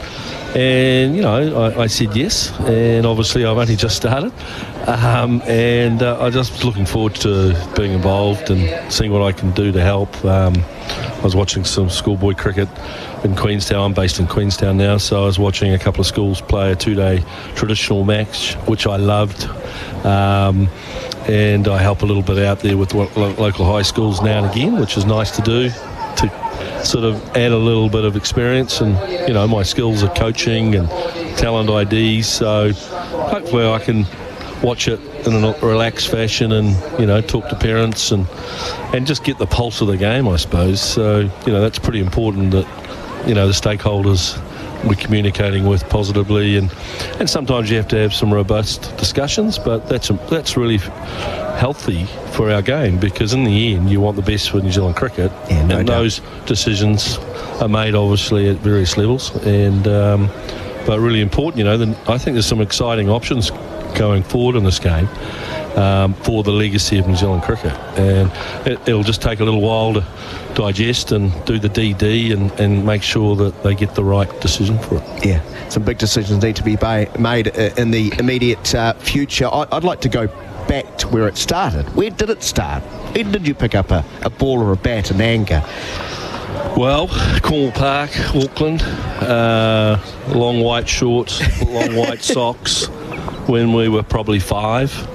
And, you know, I always loved going back to Cornwall Park because that's where it all started for me. And, you know, I was lucky enough to meet one MD Crow back then, and we had a lot of fun, and the passion for the game, the love for the game, and Adam Perori played there. A lot of friends I still associate with played junior cricket in Auckland and for the clubs, and, you know, I'm 61 now and lucky enough to be able to pop around the country and catch up with great friends, and because of the game. MD Crow, pretty good friend to have. Yeah. Pretty talented athlete. Yeah, he was exceptional. He was hard to follow at school. Almost impossible. I was telling some people the other day that we used to play the first 11 at Auckland Grammar. On a Saturday we played the senior reserve grade club cricket because we were pretty strong, and it was probably 5 years before that when Jeff Crow was captain of Auckland Grammar. So we came along and we were playing, you know, senior men at senior reserve level, and it was great for our cricket. It was tough, but it was really good for our cricket because we got extended. And there was the odd word or two, particularly when Martin would get 260 in a day. I'd get 50 not out batting at 7, wicket keeping when I was 15, and the opposition were chasing 480 the next Saturday. They didn't like that against young schoolboys, I can tell you that. He was always destined for greatness. Did you always feel you were destined to play first-class cricket, Test cricket? I had a passion for the game. I had a period, I went to England after I left school, so I started playing cricket 10, 11 months of the year. Yeah. And that started to reap some rewards. When I lost a bit of weight, I went on a Contiki tour with a friend from Cornwall Cricket Club. He was a little bit older than me. I think he was outside the age of 35, but we managed to get him in, and we went around Europe for a month, and we ran every day, and I got fit. I lost a lot of weight, came home. I'd shifted to Central Districts to Hawke's Bay and played for CD, and I got 300 or 400s that summer playing first-class cricket, and that was the change for me, you know, the level of performance. And then I was lucky enough to, you know, at that time to make the New Zealand side. Not a bad Test debut, right? Yeah. Not the most baseball Test match. No. Now, was it against England? We're talking about 87, 88. It was. 100 in the third innings. It didn't even get to the fourth innings. Yes. Yeah, no, it was a bit slow, pedestrian. But it was wonderful, but it was also sad because Jeff Crow was my first New Zealand captain that Test. And the next Test he was dropped. Right. And I felt so bad because obviously I'd got 100, so I got selected. But the neat thing is that we reconnected with Jeff, and I reconnected with Jeff further down the track when he got picked again. And I've been lucky enough to continue to know the wonderful Crow family through Jeff and Audrey, who lives here in Christchurch, and Deb's his sister. So, you know, it was very sad to lose Martin, but it's nice to be able to have that friendship continue. Great leader, Jeff, wasn't he? Yes, very good leader, tough. We used to have Friday night meetings at the Albion Hotel where we would have a strategy meeting. Oh, yeah, of course. Then you'd have a red steak, medium rare steak with red wine, and then you'd forget about the team meeting, you know, at about midnight, and then go home and play cricket the next day. But it was a good starting in senior club cricket out of school. Yeah, it's a wonderful start to your Test career. Soon after, of course, that heroic effort against Australia at the WAC. How long did you bat for to save the Test? I spent 29 out of the 30 hours on the pitch. Oh, wow. Because Australia got 500, so we fielded for a long time. Yeah. And I batted 3 in that test, both inningses, and there was about an hour where I didn't actually bat in both inningses. And I was in Brisbane last week, and I was lucky enough to catch up with the great Alan Border and had some time with him after we had a hailstorm when we were playing golf. So golf was curtailed, but we were having a glass of red wine, and he said, "Gosh, I remember how boring you were in Perth." And I said, "I remember you getting quite grumpy with your bowlers because you couldn't bowl us out." I said, "We were without the great Richard Hadley, Andrew Jones, and John Bracewell. So we were without 3 of our best players." And but we managed to somehow draw that test. Was like a win, really. Yeah, I bet it was. And that summer, they came to New Zealand for a one-off test match. So we played 2 test matches, one in Perth in November and then February at the Basin, and we beat them at the Basin. So I said to AB, I won a series against you guys. He said, "What do you mean?" He said, "It was only 2 tests." I said, "Well, it was 1-0, wasn't it?" But it was lovely seeing him. He's going through a challenge health-wise with his Parkinson's, but he's doing so well. He played golf, he mixed and mingles, we had a glass of red wine, and he started telling some great stories. What a player. He was. If you wanted someone to bat for your life, I reckon he's up there. He carried that Australian side through the mid-80s. That they weren't a strong outfit, but playing in Australia, it is an incredible test, isn't it? And it seemed like you were always up for the fight. I remember a one-day series, and almost like you were deliberately throwing the ball back to around the batsman. Around the batsman. Back to Stockley. I always had a good target with Stocks, though he was very slim in those days, and but he always liked the ball back, and so, I threw a few back, just to make sure the Aussies realised that we were in the game. So, is it important to have that abrasive attitude, you think, when you're playing Australia and Australia? Because that's what they are. You got to combat. You got to get in there. And you do that in different ways. It depends on your personality. We had some quite quiet guys, and I think by default, I was the one that had to say the odd word. But funnily enough, in that test in Perth, I didn't say a word for the 5 days. And I got quite a bit of stick from Steve Waugh.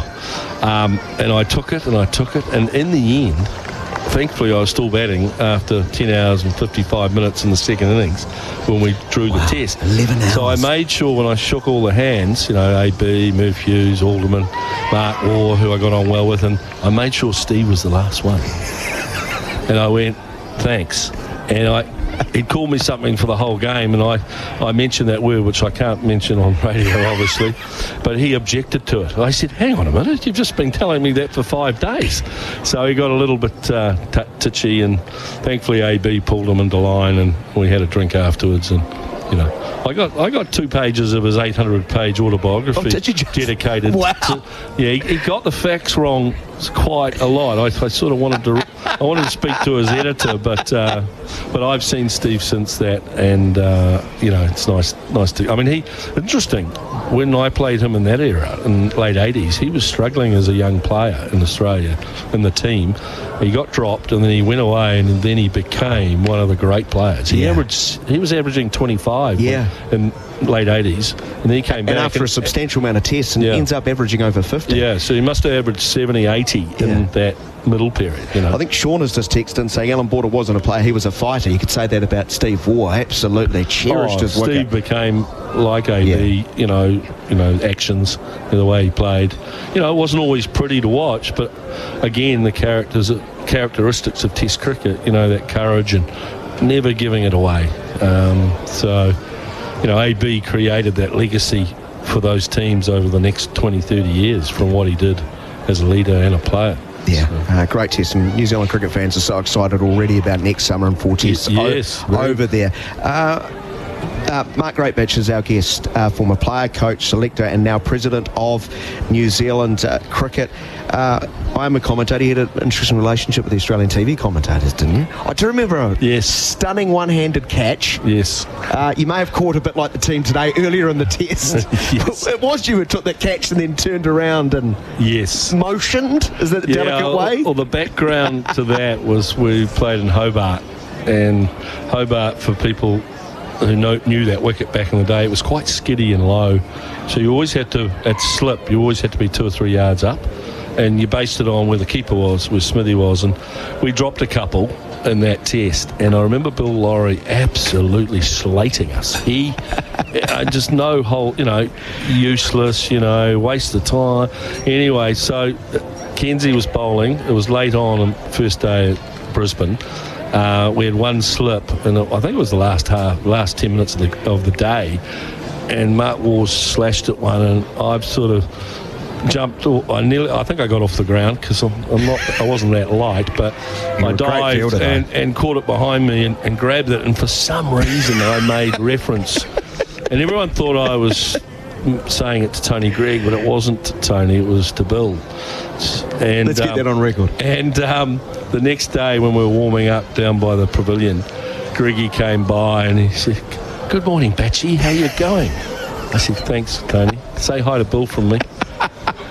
So, yeah, I don't think Richie was very impressed with me that day. I think he used that silence. I think he said, "I'm not sure what he was doing there." And then he had that beautiful silence, as Richie did. He spoke volumes with saying nothing. Yeah, exactly. Yeah. So, I was just sort of saying we can catch now and again, but it would have been nice if we picked a couple more up there just before lunch, But as I said, it's Test cricket. It's a battle. Will writes, "Congrats, Paddy.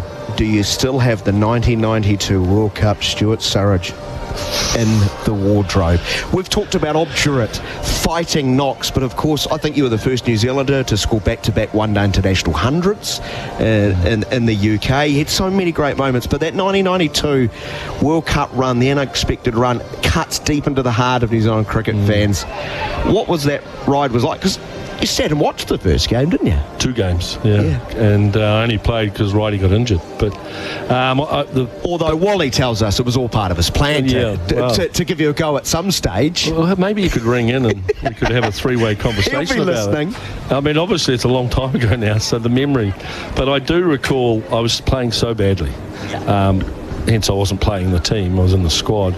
But I went out and had a session having a bat, and Hogan just came down, and Martin just came down and said, "Jeez, you're batting so badly."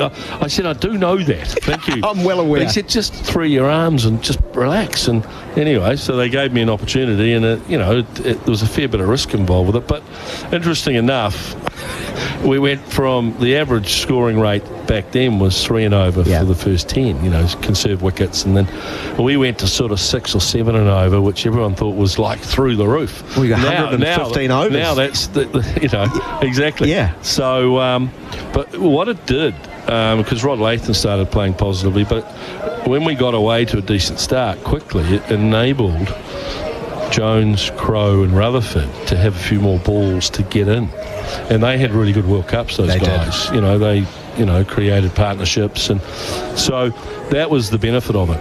And it was a lot of fun. I recall, the most thing I recall is going around the country. We'd fly into various places, and the buzz, because we were winning and it was our World Cup along with Australia, there was just this buzz in the country, and obviously it ended up in tragedy, which sometimes sport can do. But the best of times and the worst of times. Exactly.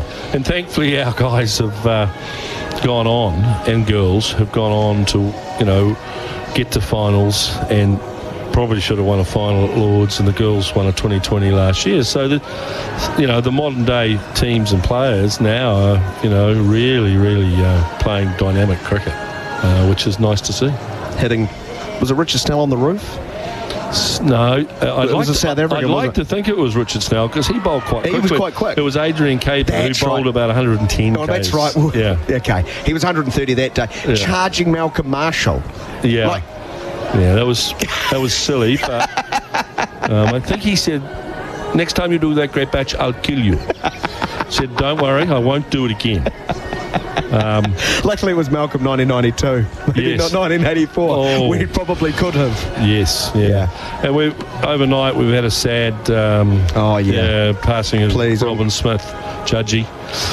Wonderful man. I was so lucky to play in his era, because he made you feel so welcome. Normally when you go out and play international sport, it's quite uncomfortable, but I'd walk out to bat, mark my centre, and Judgy a bit short point going, "Morning, Batchy, what'd you get up to last night?" He was so lovely and friendly there was not an ounce of anger in his, and then he played the way he batted. Well, you bowled short wide to him. Oh my Lord, he'd destroy you. One of the greatest cutters in the world. And I played a few second 11 games against Hampshire when he was young, and I used to field at gully, and I used to go back 10 yards. I was frightened at how quick the ball was coming. It was just, he just had, he had forearms strong. He was a strong guy, and he used to, it was like chopping wood. But, very sad. And Alan Lamb, I sent a note to Lammy because he's a great mate of his, and, the great thing is Gladstone Small and Lammy have been in Perth the last couple of weeks with the test, and they saw Robin, and he was in good form. He was good company, and he was involved with the cricket community and caught up. But very sad. So feel for his family and friends and at this time. Yeah, well said. I'm glad you raised him. He will be sorely missed, and I'm sure you'll raise a glass of red wine next time you can. Is that the thing you miss the most as we wrap this up? The fraternity, is the relationships, the competitive element. All high class athletes love that, but is that the thing you sort of the disconnect away from your mates over the years? It must be harder to keep in contact. Yesterday, Dion Nash and Chris Cairns and I were going, how the hell could we go and play that level of cricket? Not now, but did we play at that level? And whether we did or not, I don't know. But that the guy was bowling from this end yesterday. He was bowling very good quick wheels. So the competitive edge is part of it. But we had dinner last night with a few guys, and it was nice. It was catching up, telling stories, telling half truths. Some people remember things better than others. Smith and Coney are still doing that in the box with us. And, and I hope in the next 3 years, when I get round and the traps a bit, there'll be a really good opportunity to catch up with guys I play club cricket with, first-class cricket, and obviously international cricket. So, that'll be a fun part of it. We try and, our group try and keep together, we communicate via text, which you can now. We play golf a bit. But we're all doing different things, and we're all getting a bit older, and Smithy's a grandparent now, and so it's just nice to catch up. And I think for listeners, I think there was some suggestion I was trying to buy the commentary team yesterday with coffees. Garth Galloway actually bought the coffees, but I delivered them. I did try and pay them for them. You did offer that. That was very kind. But the lawyer did clarify that, unlike Garth. So you're in the clear. Paddy, whether it's saving test matches, hundreds on debut, back-to-back one-day hundreds, the roller coaster and wonderful ride that 1992 is, on behalf of the New Zealand cricket community, thank you so much for all of those memories, but the passion is clearly strong. And hope you enjoy this ride as President of New Zealand Cricket. Thanks for joining us. Thank you very much. Real treat having you in the box. We'll take a short break. It's bang on 1:30. Need funds for your business? Visit prospa.co.nz today. You're listening to the Summer of Cricket on Sport Nation. This is the Black Caps against the West Indies, the Test Series, live from Hagley Oval in Christchurch on Sport Nation. Now it's time to find out what's going on in the rural sector with Andy Thompson. Hawkeye by Ravensdown. Order nutrients for specific paddocks anytime, anywhere. In rural news, around 33 million trays of kiwi fruit is expected to be harvested from orchards in France, Italy, Greece, South Korea and Japan this year as the Zespri Global Supply Program gets underway. The counter-seasonal operation includes almost 26 million trays of Zespri Sun Gold kiwi fruit, 30% increase on last season. This is alongside 7 million trays of procured Zespri green kiwi fruit. Zespri's Northern Hemisphere production plays a central role in supporting its objective of maintaining a 12-month supply to customers and consumers in global markets. It also supports its position as a category leader in kiwi fruit, strengthening New Zealand and offshore grower returns, the company said. And that was your rural news with Andy Thompson. Hawkeye by Ravensdown. Find out how our precision spreading technology can help reduce your on-farm costs. Same Game Multis just got better on BetShare. We've now got more markets, more combos, and more ways for you to bet on sports. Copy popular Same Game Multis and even get personalised picks with the new Same Game Multi for you. Availability varies. T's and C's apply. R18, bet responsibly. Okay, back to the tunes now. Lawnmower struggling to make the cut? Turn to New Zealand's most trusted lawnmower, a Massport. Massport have been making lawnmowers since the 1940s and have built mowers to last to suit our great Kiwi lawns and conditions. There's a reason Massport have been voted New Zealand's most trusted lawnmower brand for the last 8 years. The Massport mower range is packed full of innovative features to deliver superior performance for your lawn. Visit massport.co.nz to find your next mower. Holy! My ride's going to be how much? Should have used Your Ride. Your Ride is the smartphone app that connects you to Blue Bubble partner Auckland Co-op taxis. They're safe, dependable, and they never have surge pricing, even at peak times. You can better rely on a Blue Bubble nationwide taxi with Your Ride. Download the Your Ride app from Google Play or the App Store. We're safe and reliable, so book your Blue Bubble. Or yourride.nz. Go Harvey Norman for huge deals on big screen TVs. The biggest brands, best range, latest technology, and screens up to a massive 100 inches. Huge TV deals at Harvey Norman now. The action's better on the big screen. Make business happen with fast access to funds. Visit prosper.co.nz. Welcome back to the summer of cricket on Sport Nation. You're listening to live ball-by-ball commentary. This is the Black Caps against the West Indies, the Test Series on Sport Nation. Well, the Barmy Army are getting in behind Gus Atkinson. Here he is on a hat-trick, bowling to Tim Southey. Caught on the pads. Atkinson thinks he's out. He is. He has a Test hat-trick. From over the wickets. Here's a slog sweep, but he's bowled! Ajaz Patel's gone right through him. The Test match is over. Catch up with all the action. This is your Sport Nation cricket highlights. Here's Folks opening the bowling from the Botanical Gardens end, and it's off the edge and taking its second slip. Bracewell, it is, I think, diving away to his left. And Folks picks up a wicket. It's not Bracewell. He picks up a wicket with his first delivery. Grey skies. He gets the wicket bowled through the gate into the top of off stump. Yes, I want square. And Apthanaze has to go for 4. It's now 10 for the loss of 2. Henry joins Folks in the wickets column. 19 for 2 it is. Smith is going to go around the wicket to the left-hander. Chanderpaul, who's dropped.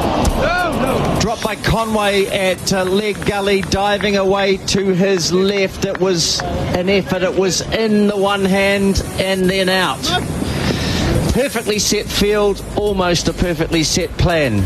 Partnership with 37 runs, Smithy.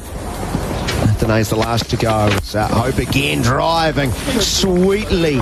Threw it on for 4. No need to run for that. And again, Nathan Smith is struggling to control a scoring rate. And the 50 is up, 51 for 2. Chanderpaul waits again as Smith bowls to him, and he's played this one well. It's a nice looking shot from Chanderpaul. He's hit it in front of point and timed it well. It was short and wide. A little bit of width for Chanderpaul, and he said thank you very much. He's up to 23. 65 for 2 with the big barrel boundary, bigger range, bigger deals. As Henry continues around the wickets, another short pitch delivery, back, angling back in this time, Henry, and Chanderpaul drops the gloves. 66 for 2. Yeah, I believe he's under an injury cloud, recovering from injury. He'd certainly be here if he was fit. Yeah. Sorry, Joseph. Absolutely outstanding in that Test series. Brilliant. Did he bowl with a fracture in his foot or a broken toe when he picked up that 5 or 6 for on that final day? Yeah, there's another one, and another one's gone down the leg side, and Chanderpaul just helping it. It's on its way, and it's gone in and out. Conway drops another one at leg gully, and another life for the left-hander Chanderpaul. Frustration for Matt Henry, frustration for New Zealand. The highlights of the opening session on day 2 of the first test between New Zealand and the West Indies. Of course, this is the summer of cricket on Sport Nation thanks to Prosper. Need funds for your business? Visit prospa.co.nz today. Now time for the Waterforce weather report. Waterforce, your local water management partner. At the moment at Hagley Oval, overcast conditions, very light. Forecast though as we look across the ground and look to the rest of the afternoon, mostly cloudy with a few spots of rain this afternoon. Southeasterly breeze strengthening for a time later today and into the evening. that forecast has changed a little bit from this morning, where there was suggestions of some rain around 2 o'clock. At the moment, it's been pushed out to around 4 o'clock. Let's hope we don't see any of it and we get all the way through. That is your Waterforce weather report. Waterforce, your local water management partner. Take another short break here on Sport Nation. A couple of minutes away from the start of the second session on day 2. The West Indies set to resume 68 for 2.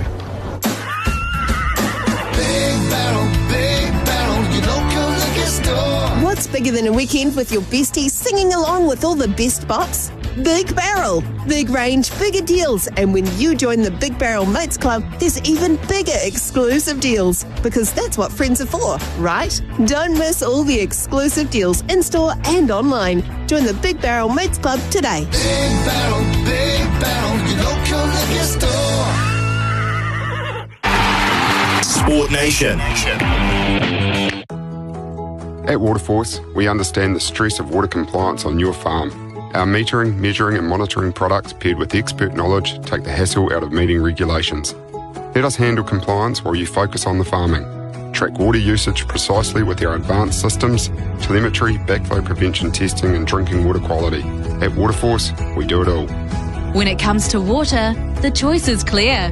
Waterforce. Visit waterforce.co.nz and be wise with water.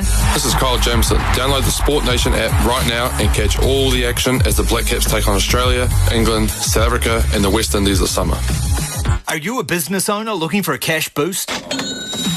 For fast, flexible business funding, turn to Prosper. Apply online in less than 10 minutes and get the funds you need in hours. Visit prosper.co.nz today. T's and C's and standard credit criteria apply. Go Harvey Norman for huge deals on big screen TVs. The biggest brands, best range, latest technology, and screens up to a massive 100 inches. Huge TV deals at Harvey Norman now. The action's better on the big screen. And there's a diving catch inside the ring. What a catch! You're listening to live coverage of the Black Caps on Sport Nation. Where it is 21 minutes away from 2 o'clock. This is the Summer of Cricket on Sport Nation thanks to Prosper. Need funds for your business? Visit prospa.co.nz. Today, we are building up to the start of the second session on day 2 of this first test match between New Zealand and the West Indies. If you're just joining us, West Indies completed the job with the ball earlier today. In the first over, they took the 10th and final New Zealand wicket. The Black Caps dismissed on their overnight total of 231. Zach Folkes out, the last man out in the New Zealand team. So 231 was the total on the board. In reply, the West Indies, well, they really struggled at the start. Lost their first wicket at the start of the second over, their second with just 10 on the board, but then a very good partnership between Tasmarian Chanderpaul and Shea Hope. They added 58 unbeaten runs for the third wicket so far, batted for the best part of 18 overs, and at lunch Chanderpaul 25 from 83 deliveries. Couple of lives for Tasmarian Chanderpaul, dropped by Devon Conway at leg gully, firstly off the bowling of Nathan Smith, and then just before lunch, similar shot and a more straightforward catch to Conway, and that went down off Matt Henry. So 2 lives for Chanderpaul. So he is on 25, 83 balls, 1-4 in that innings, batted for over 2 hours.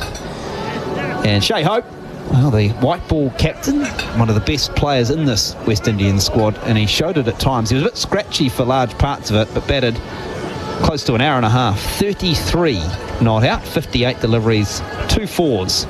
And as I say, that partnership unbeaten, 58 from 114 deliveries. Wicket takers for New Zealand, Matt Henry, well, he got the wicket of Alec Athanase, clean bowled. Athanase did offer up a life to Will Young, was given a life by Will Young in the third slip, and that followed the earlier dismissal of John Campbell, who was brilliantly caught by Will Young at third slip in the second over. So 68 for 2. The West Indies trail by 163, and we're getting set for the start of the second session. Talked about the weather today a little bit already, but just to recap, overcast conditions today. Not a lot of sun, but it's very light at Hagley Oval at the moment, and no suggestion of any rain at this stage, but there is a little bit in the forecast, and we're really hoping that we don't see it. Andrew's on the embankment. hoping he's not the only one who's just feeling a few spots. Let's hope not, Andrew. We will look for more weather updates from you as the afternoon goes on. Of course, you can stay in touch with us. Keep your comms, keep messages coming, 8833. You can also send us an email if you want, your voice at sportnation.nz, or 8833, as I say, on the text machine. Players heading back out into the centre, and joining me for this first stint, expert commentary with Mighty Mobile. Mighty Mobile plans on sale now. Very good afternoon, Chris Harris. Afternoon, Tom. Well, I said at pre-lunch, West Indies, the happier of the two teams. Why is that? Well, this partnership between Chanderpaul and Shea Hope has been very frustrating for New Zealand. 58 they've put on, played very, very well, had a little bit of luck. And the other reason, drop catches for New Zealand. There's been 3. Chanderpaul's been given 2 lives, and he's one player for me that looks like the type of player that can set himself out to bat a day. So New Zealand will be very much hoping to catch better in this session. They created opportunities, and unlike the West Indies, who took most of theirs behind the stumps, but the good news for New Zealand, we saw how quickly things turned in their innings. 94 for 1 and then 104 for 4. So things can change very, very quickly, Tom, and that would have been the chat at lunchtime. Be patient, stick to our plans, let's catch better, let's concentrate, let's be ready to go from ball 1. Let's get 1, because it quite easily could bring 2 or 3. Well, how often do you see it? A really good partnership, then a break caused by lunch or tea, and then it's sort of struggling to get the momentum back post-lunch. From a New Zealand's perspective, Chris Harris, they'll be desperate to see that. Well, hopefully we're going to see it one more time, and that's right now. Right, here we go. Session number 2, day number 2. Zach Folkes starting from the Botanic Gardens end. He's bowling the first delivery, back of a length to Shea Hope, and he's defending back down the pitch. And there is no run. I like Zach Folkes, started very well. First spell, 7 overs, 1 for 7. Just like the fact that he's going to Shea Hope. We've seen Shea Hope get stuck on the crease and actually get beaten because the ball's going away from him, with Folkes, who generally swings it and angles back into the right-hander. If he can get him stuck on the crease, as he did on that first delivery, and it just nips a little bit, one that brings in the stumps into play, and inside and outside edge. Leg slip, and then 2 conventional slips, and a gully for Folkes. Bowls to Hope. He's tried to pull the ball, hasn't timed it as well as he could have, but he's still heading out to the mid-wicket boundary. Chase there for Nathan Smith. Collects it, fires it back in, and they get back for 2. Not the most convincing shot from Hope, but effective nonetheless. He's 35 and it's 70 for 2. Yeah, just another indication of the deception of Zach Folkes. He hurries onto you a bit more than you expect. That was back of a length, and Shea Hope was high on the bat, but just got enough onto it. But it was onto him quicker than he expected, hence the lack of timing, but just enough on it to bring 2 more. Yeah, so 2 slips, Daryl Mitchell and Michael Bracewell, first and second slip. Kane Williamson is at gully, and Will Young's at leg slip as Folkes is in again to Hope, and he's defending the ball back of a length, back down the pitch to the bowler. 70 for 2. He touched on Hope in that first session, Harry. At times when he got his feet moving and his body into good positions, he was quite fluent, but for a lot of it, a lot of sort of flailing at the bat, feet not really moving, tough for him. He's different player from Chanderpaul. Chanderpaul's more than happy just to let ball go after ball and be patient, whereas Shea Hope likes to feel the ball on the bat, so quite often when his feet don't go, he still tries to find the ball with the bat and uses his hands a little bit away from his body. Folkes over the wicket to Hope rather, and he's punching just to the right of the point fielder. Devon Conway cuts it off and they get through for a single. 71 for 2. Yeah, so he's a player that likes to fall bat on ball, and he likes to score and he likes to rotate the strike. Hence the reason he's 36 from 62, and you look at Chanderpaul at the other end, who's 25 from 83. So it's just the different nature in the way they attack their innings. Shea Hope definitely likes to feel the ball on the bat and score quickly, whereas Chanderpaul's more patient, just happy to leave the bowlers and wait till they bowl into his areas, which are wide of off stump, where he can play off the back foot, or when they get a little bit straight, and he can use the leg glance and the clip through square leg.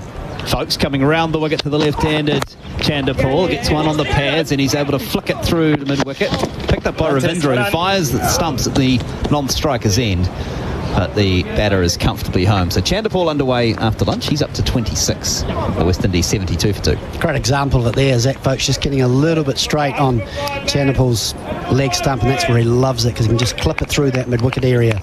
Timing wasn't great, but it gets his innings underway after lunch.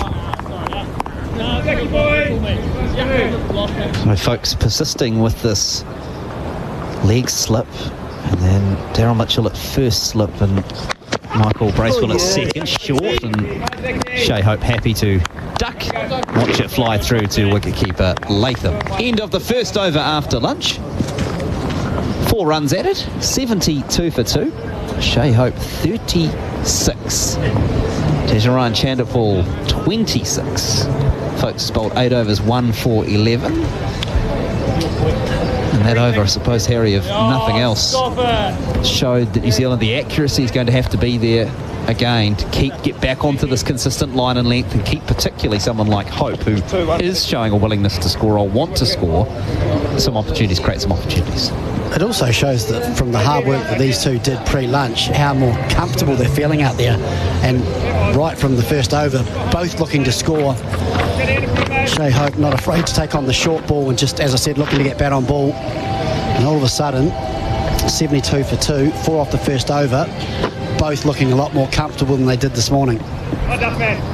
So 3 slips and that leg gully in place for Jacob Duffy, who's starting from the Port Hills end, and first delivery lures the left-handed Chandapal forward, and it rises on him, sort of catches him off a little bit surprised by the bounce, and heads into the gully safely enough. 72 for 2. Chris Harris is alongside me, alongside Jeremy Coney. That one swung a little bit too. Thank you very much for turning that on. Even with long arms, I can't quite snake myself through there to get it to it. Not sure why it's been turned off, but never mind. Perhaps they knew I was coming. Defending as Chandapal back down the pitch. Certainly saw you coming. Yeah. I'm looking forward to you fixing my laptop too, by the way. Oh, yeah. I've got a few issues. Just leave it for me. We're fine. Can you do it during the test match? Oh, yeah, definitely. I'll have it done by tonight for you, no problem. A little bit of movement. A wee bit of inward movement there, which will, I'm sure, please Duffy in particular. Because that makes him a much more dangerous bowler. He can bowl a little bit fuller as well. Duffy over the wicket to the left-handed Chandapal, turns this one down to fine leg. Takes a single. 73 for 2, the West Indies. So, look, the West Indies now are over a quarter of the way there. And so, to the total New Zealand made. And I mean, the ball is still doing something, I think. If New Zealand look after the ball enough the way the West Indies did yesterday, it should still be able to be in good condition. Look, there's plenty of grass around this ground. And so, you know, damaging the ball shouldn't be an issue. Hope on strike as Duffy is into him, short, ducking under. And if they can survive this initial burst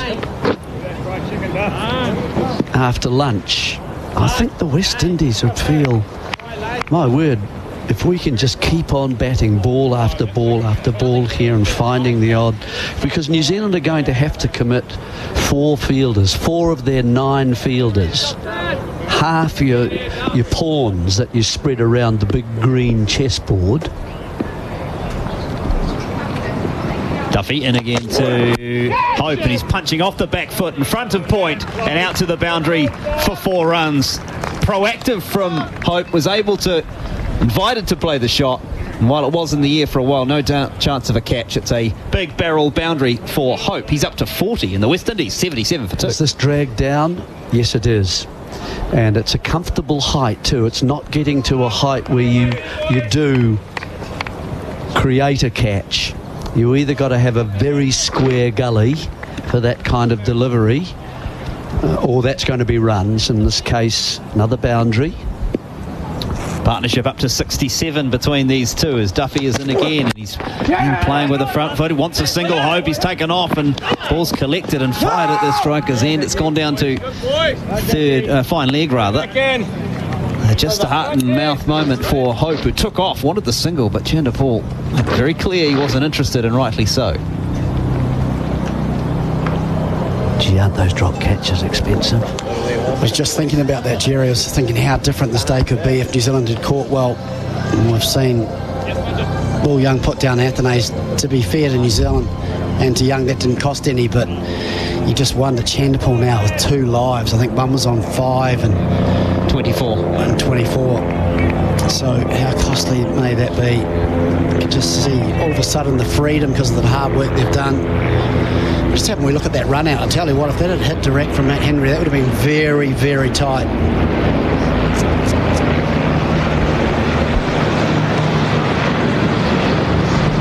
77 for 2, and Zach Folks is going to continue from the Botanic Gardens end. He's going to come round the wicket to the left-handed Chanderpool with the 3 slips and a gully in place. This time playing inside the line again is the left-handed Chanderpool. I thought, I don't know what you guys, I just wondered whether, I mean, Folks can be quite a difficult customer. Slightly different, a rather long loping stride in that we don't normally see. And then he can get it to actually swing away from the left-hander. And so he provides 2 lines when he comes around the wicket, angling back in and then moving away. And that can be very difficult to play. But I thought he bowled a bit wide. Folks again into Chanderpool. Back foot, punching well through point. Chase there for Nathan Smith.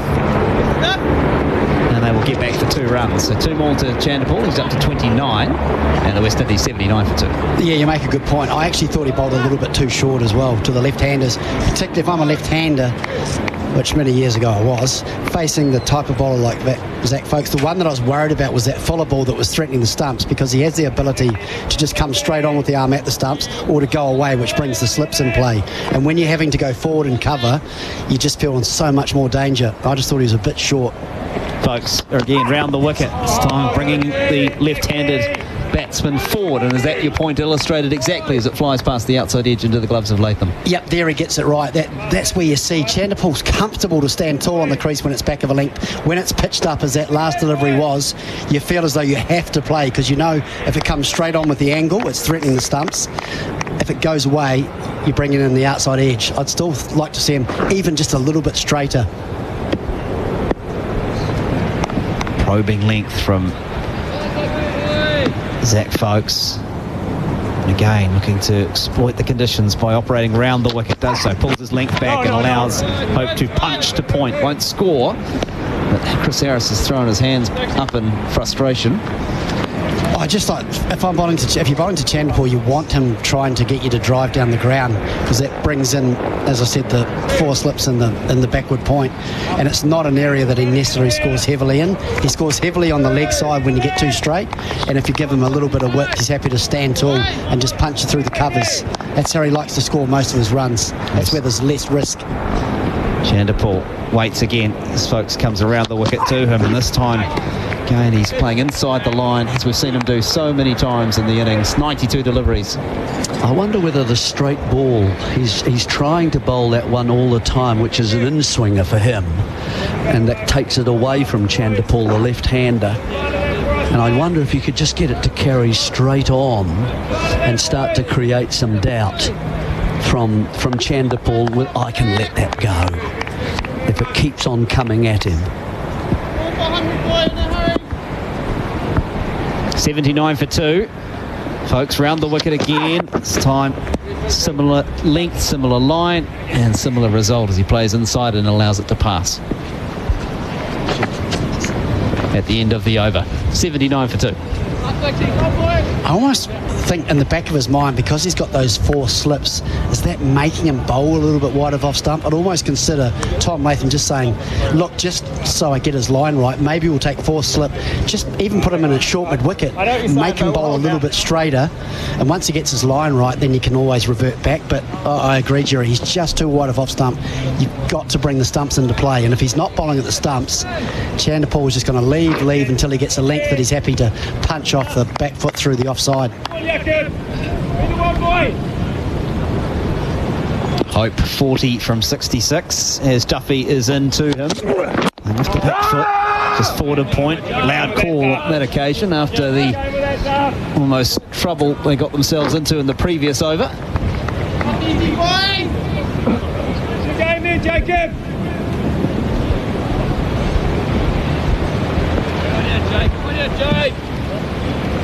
Jacob Duffy into his 6th over. No wicket for 21.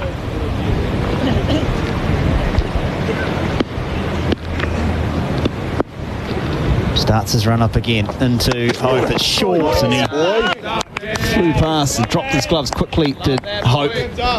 Good pace from Duffy up to 140. Yeah, I was going to say his pace has been good. Every ball's been 137 plus, and that was 140.6. A real effort ball because it was back of a length, and he was almost willing Shea Hope to take him on because it was a real effort delivery that's climbed. And with Shea Hope just batting out of his crease, just a gentle reminder, don't get too close to me.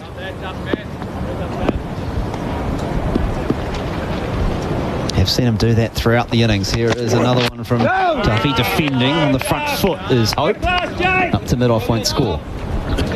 So I love the way Duffy's going about this. If he's going to go short, it's going to be hard and high, willing Shea Hope to take him on, but then when he goes full, still an effort ball and forcing him in good defence. That length when he goes full is good because it looks like it's hitting the stumps. Sticking on the middle of my butt. 3 slips in the gully in place for Hope. Point, mid-off, mid-on, wicket, fine leg. Duffy into the right-hander. Defending, point is in play. It's Nathan Smith. I wonder whether that's square gully too. I'm just throwing some ideas about it might be handy.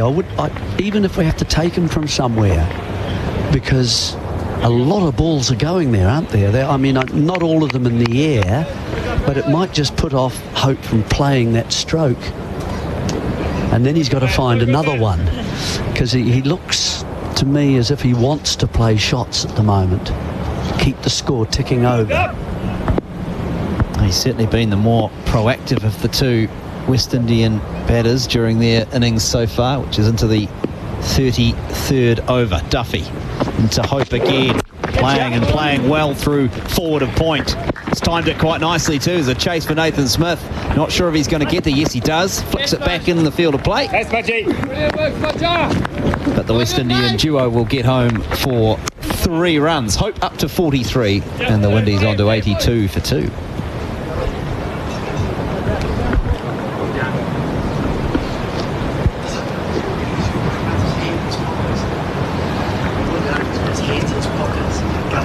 Crowd is built up over the course of the morning.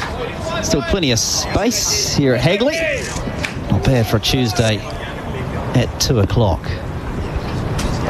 So Duffy now will come over the wicket to the left-handed Chanderpaul. Plays with a full face back down the onside of the wicket. Duffy does his own fielding, and that's the end of the over. Hope is 43, Chanderpaul is 29. The West Indies taking their score from lunch on to 82 for 2.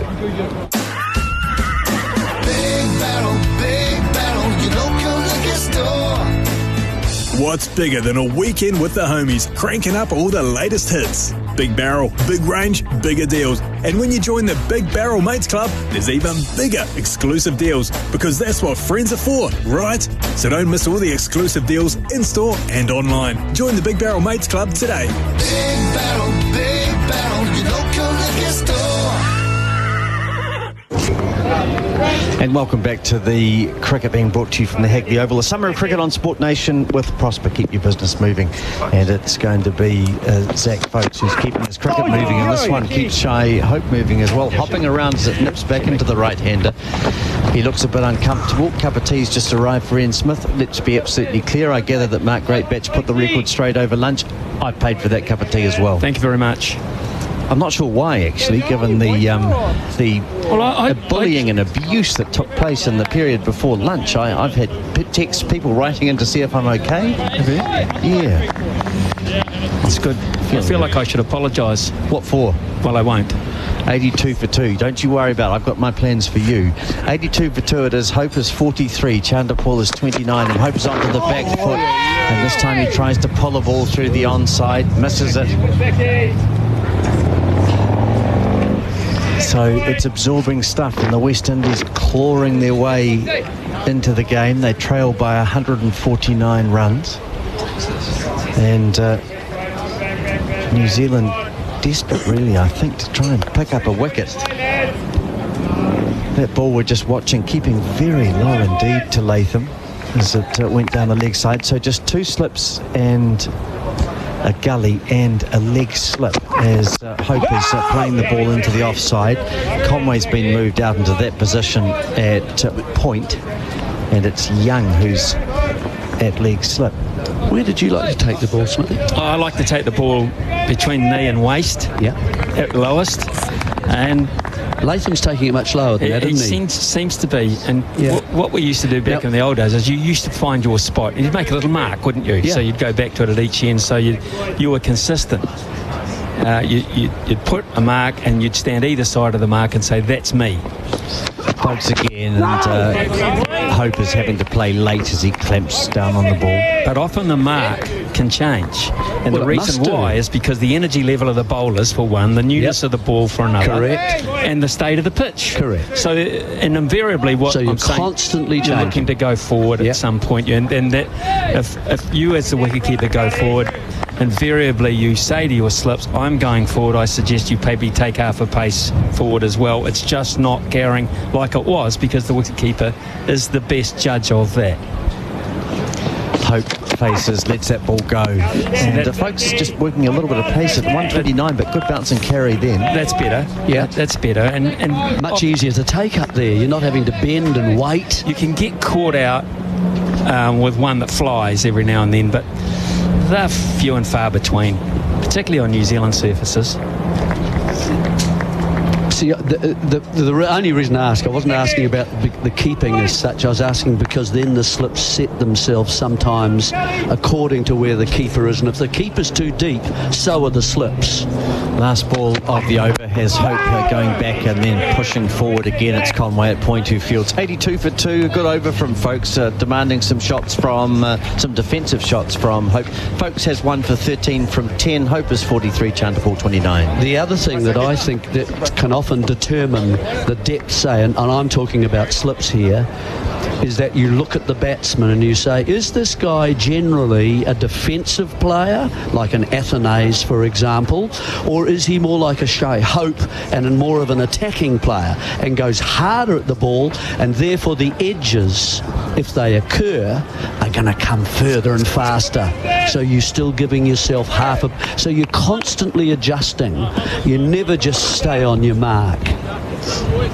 And of course it also dictates where your slips go usually, as we see Duffy bowling and it's defended by the left-handed Chanderpool. I mean, I think that's the other thing, is that the slips tend to take their place based on where the keeper is. They set their formation around him. It's a starting point. But you see, if the keeper's too deep, you generally, your first slip and second slip We've seen some not go. We've seen some drop even this morning short of the slips.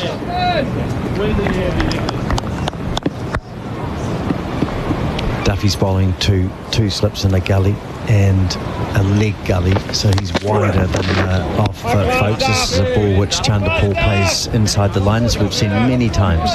If the ball drops in front of you, you're actually useless. You are out of the game as a slip fielder, and you should be up there. Now, if that makes you feel uncomfortably close, so be it. You have to be there. Your job is to be there and try and attempt to take the catch, wherever it may be. The left-handed Chanderpool faces Duffy coming over the wicket. He's just looking very comfortable as he comes forward. I found, for example, Lance Cairns the hardest person in the New Zealand attack to field slip to. Not Richard Hadley. Well, it was Lance, because Lance had such a variety of deliveries. The slow one, you know, and those things, and suddenly it was pitching in front of you, and you thought, I've got to go up, and then he gives you a quicker one. But you had to do that.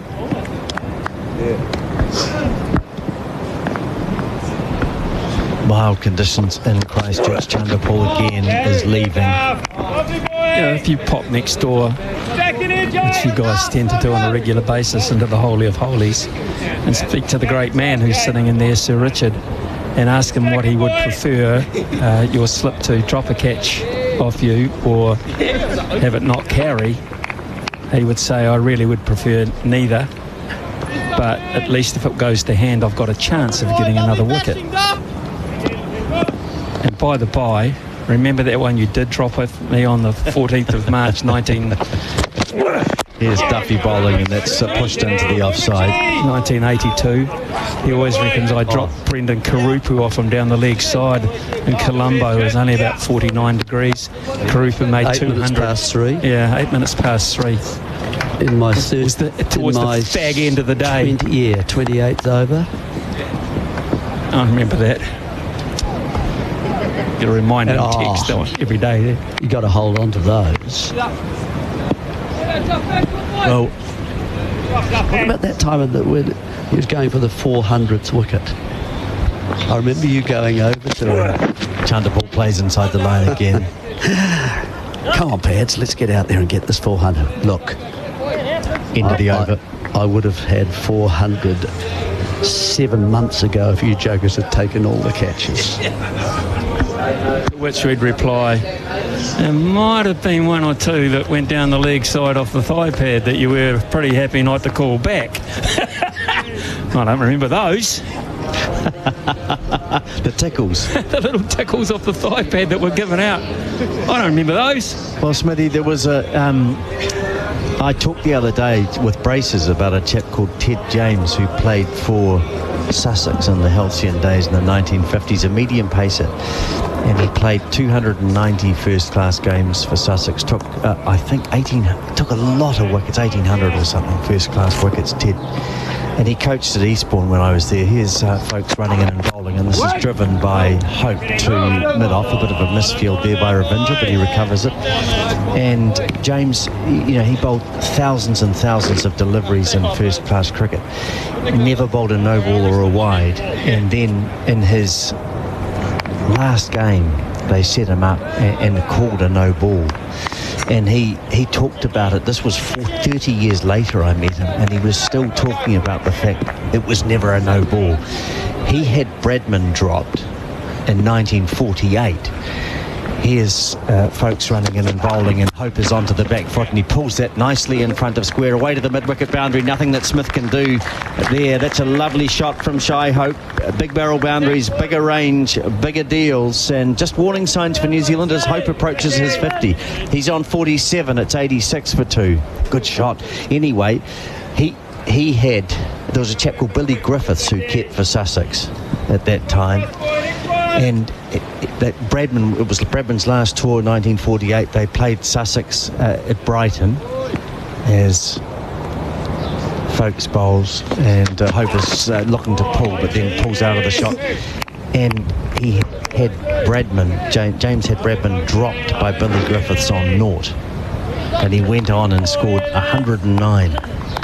And you can imagine that Ted James was absolutely mortified. And every year he got a Christmas card from Billy Griffiths, the keeper. Every year, and it had one word: sorry. And I'm just wondering, have you sent your Christmas cards this year? Too many to send. Here's folks running in and bowling down the leg side. You've got 15 for Hadley, whole lot for Chat, Sneds, Bocky. They're all lining up waiting for the bloody Christmas card from Smithy. Sorry. At that time, you and I are about the only ones who appealed. For some reason, Chappell went to hit me and got a dirty little edge. He did, and got given not out. Given not out. Correct. I don't know who that and was. And I said to him, Greg Chappell, this was, what a fine player. Yeah, he was. And I'm only building him up for your sake of your wicket. I know. Another one down the leg side, and no shot. My wickets column would have raced to 7. Yes, but the end of the story is this. I said to him... What did he say? I said, you hit that, didn't you? And he's a decent sort of a bloke at that point. And he said, yeah, but not hard enough, eh? And you got him. Are you hearing things? How did he get out? How did he get out? Off me. Caught. Yeah, but you caught him. And he walked. Yeah. Second time he walked. That was hard enough. I got to him, eh? Yeah. I reckon. I broke him. There you are. Smithy broke Greg Chappell. Here's Hope pushing into the offside. It's a lovely shot. It's a nice extension of his front foot, and it means that Ravindra has a chase to about 5 metres in from the cover point, from the extra cover boundary. 89 for 2 it is. Hope is 50 from 83 deliveries. Well batted, Shy Hope. He's had his demons. He's been played and missed on a number of occasions, but he's still there, and it's a very important innings in the context of this match for the West Indies. 89 for 2, the end of the over. That was a really good innings, this, from Shay Hope, and it's a good illustration of a really good partnership, actually, because they're sort of helping each other along the way, but in totally different manners. One is leaving and frustrating, which is sapping New Zealand now. It's getting to the point where it's starting to sap. They're into their second spells, their third spells, some of these bowlers, and Chanderpaul is still there. Shouldn't be, still is, sapping them bit by bit. Here's Duffy bowling to the right-handed Chanderpaul. To right-handed Hope, and this cramps him up a little bit. Goes to Conway at mid-wicket. Thought the Duffy spell before lunch, he just struggled to bowl to the left-handed Chanderpaul a bit. Couldn't seem to find his line and length. He's been a bit better since then. Here's one from Jim and Temuka. I'm surprised that wicket-keepers drink tea, Smithy. They can be very angry humans, or the capital A and capital H, angry humans. It's a relaxing brew that doesn't fit their personality behind the stumps. That should be T-H-E-I-R, Jim. Just a little grammatical correction. Here's Duffy bowling to Hope, and he plays into the onside. You're not an angry human being. You can drink as much tea as you like. Not these days, I know. I was a bit moody. I think it's fair to say a lot of my fellow players would say I was a bit moody, Jim, but I don't think there's any real need for that text. No, Jim. So you're put back in your place. Go back and think about your grammar and think about how you're talking to Ian Smith. It's a lovely place, Temuka, though. Did good pottery at one stage. Very good pottery. Brown well pottery. done. Remember that? Yeah. You've got to watch your speed through there. Oh, speed cams? Yeah. Drops to 50 pretty quickly.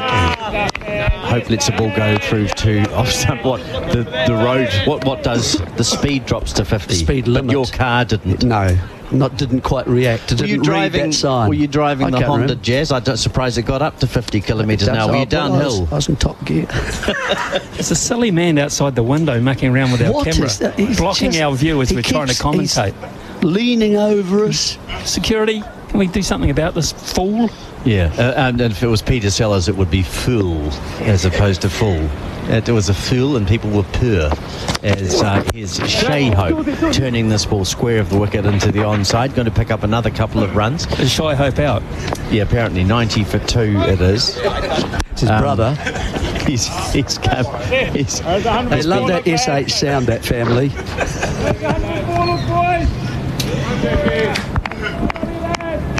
91 for 2 it is. God, signs are useful from the back, aren't they? Daniel McHardy holding up a sign for me, just reminding me of the pronunciation. And here am I criticising Jim. No, I agree. Yeah, well, I recognise that. I agree. I'm in the wrong yet again. You invite it. This ball is played into the onside. I'm a victim of my own whatever. 91 for 2 it is. Here we are, talking about drop catches. Playing school cricket, I had a bloke dropped on 4. He went on to hit 6 sixes in my next over and ended up on 180-ish. Not out, breaking the school record. Not a pleasant day. Yeah, I noticed you haven't left your name. That's 6 sixes. Well, yeah, that's a bad day. Here's Hope facing, and it's played outside the off stump into the offside as another over comes to the end. Hope and Chanderpaul, I don't want to, no curse, but their footwork looks a little bit better since lunch. It looks a bit more comfortable for them. What's New Zealand's plan got to be? Got a guy there. It's fine. Well, it's Test cricket, isn't it? You know, it doesn't mean, even though the nature of the game has changed and things tend to happen more rapidly, it doesn't always have to be that way. And Chanderpaul is out of the old school, and that is time in the middle. Bruce Edgar, John Wright, if you want to put a New Zealand label on it, left-handed opening batsmen who like to occupy and frustrate, and when they got the opportunities, they would put them away, and that is the trademark of a top order player, and they're really appreciated by the guys that bat 3, 4, 5, 6. First ball from Folks is outside the off stump. No shot. So he's really is old school. I mean, there's zero chance that Brendan McCullum would pick him. I agree. Yep, no, I agree. Crawley every time. No, he leaves far too much. Duckett as well. I think I saw the other day, I remember talking about him when he was out here last year, and the number of balls he had left in Test cricket, which you could count on one hand pretty much, as Folks bowls. Chanderpaul plays back and getting him behind it nicely now, playing to mid-off. He's still, I think, leaving at fewer than 2% of the deliveries that he faces, Duckett. It's an incredible statistic. I actually like him as a player, though. I'd rather him than Crawley, that's for sure. Middle order player, wasn't he, originally? Yeah. And so they generally like to go at the ball a lot more. But he's been able to adapt, hasn't he? He's got all those sweeps that he plays, quite a variety. He loves to cut. He's got a bit of fight about him too. Oh, yes, he has. Folks is around the wicket, bowling to Chanderpaul again, playing inside the line. Gosh, he's done that a lot today. He's been allowed to, and he's done it very well. Well, that's his leave. You know, that is his method of leaving. Other people would plant their front foot towards the ball and get their gloves high and out of action, or they would draw the gloves away. He tends to look to play a foot inside the line. But he's still very, very aware. I mean, Jeremy talked about it yesterday. In his case, it's his left eye over the top of off stump. His left eye is right over the top of off stump. He's leaning forward and he knows exactly where the dangers are for him and where he can and cannot play. Pushes the next one to mid-off. He has that little check as well in a set, but he's very still at the time that the ball's bowled. Have to be, don't you? You can't be moving in those trigger movements just before the bowler bowls. You've got to be still when the ball is released, and you've got to kind of know where you are, and that comes out of habit and practice in the nets and so on.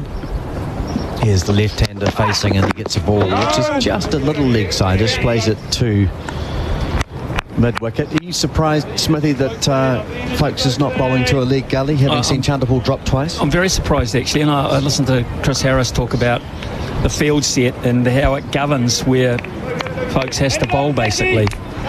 I like the idea of him bowling more at the stumps. One, it encourages the batsman or makes the batsman have to play, but it also brings that shot into play, which has been, or should have been, his downfall.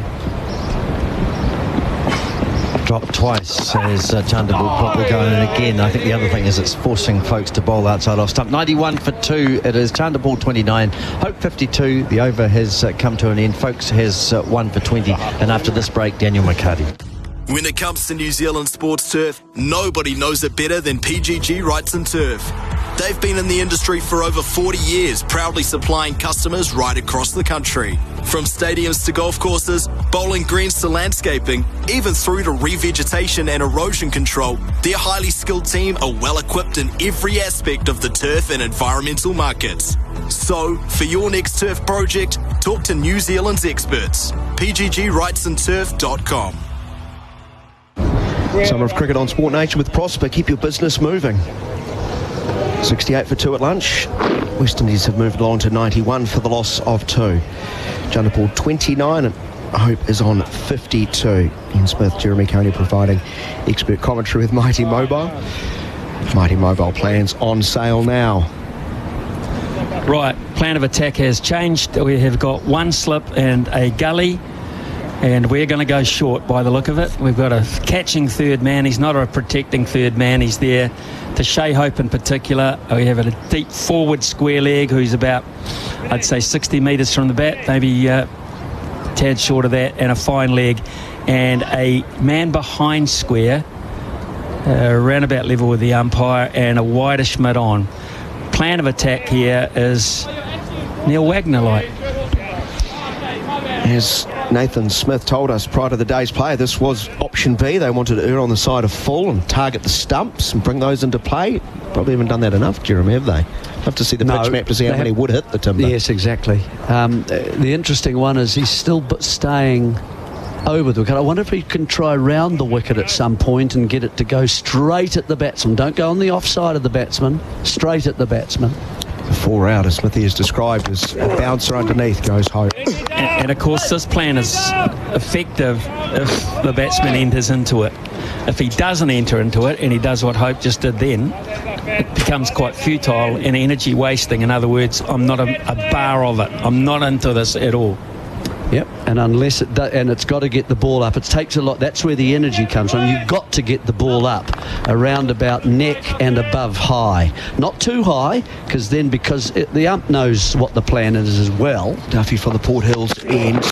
No run. Over off stump, pushed away off the back foot to cover. There's no run. There were a couple between hip and rib cage that sort of ruffled the feathers of Hope, but you're saying need to go even above that. Yeah, to make the mistake on the hook shot, yes. Or the cut shot, Jerry, because you get a deep backward point and a third man who is basically a fly slip. Gee, that's a heck of a hit for the cut, though, isn't it? I think I'd bring them in a little bit if it's going to be a catching deep point. Long way out. Here's a brute that gets up around armpit height and in a right angle once more. Take the gloves off. That's better though. That just made him a wee bit uncomfortable, I felt, and maybe a man in close. Has that hit his? No, it hasn't. No, it's his glasses. He's doing the glasses. Yeah. He's just getting the cloth out to wipe the glasses. Bit foggy. The umpires adjudicated that this has hit him. No, they hit him. Yeah, it did. Checking the replay, it's hit the glove, then bobbled up into the grill. Oh, it's just the bottom of the grill. No problem. That's why I say it just made him a bit uncomfortable, that delivery. That's the sort of line we're talking about between the neck and the badge, if you like. And that's what you have to do. That's a fair tactic. I wonder whether there's a man also in close. You could have a bat pad in there for one, perhaps a couple of paces deeper for one that just comes off and loops. The old and out, Jerry. Absolutely. Well, when Duffy has hurried him, it's been most likely where the ball would go, to a short leg. While we've got the mandatory concussion protocols going on, and now Garth Galloway has moved on, there's a message here. Never mind Temuka, Jeremy. What about the Wecker? That was during the one-day game. Wecker pie. Yeah. Wecker pie and the Chathams. Yeah. Did you find a good recipe? No. We did receive one, didn't we? Marinated in feathers. Yeah, that made me suspicious immediately. Marinate overnight in feathers. Might be sorry. Yeah, but suspicious, bit like the food you and I might get served up at Garth's house. Yeah, well, you two might get something very different tomorrow. I saw him out the back before. Yeah. Foraging? No, it was very concerning, actually. He was looking up recipes for beef Wellington. Yeah, exactly. He was looking for very odd-looking mushrooms. Ordering his mushrooms online from the dark web. Yes. That is not funny. Wow. He did threaten that you'd lose weight. I'm all for that. But I'll get the photo sorted. I want to be around to enjoy the benefits of it, mate. We've also got a message for you, Jeremy. Please pass this on to the Chief Technology Officer, Jeremy. Urgent query. How do I clear my browser history ahead of a meeting with HR today?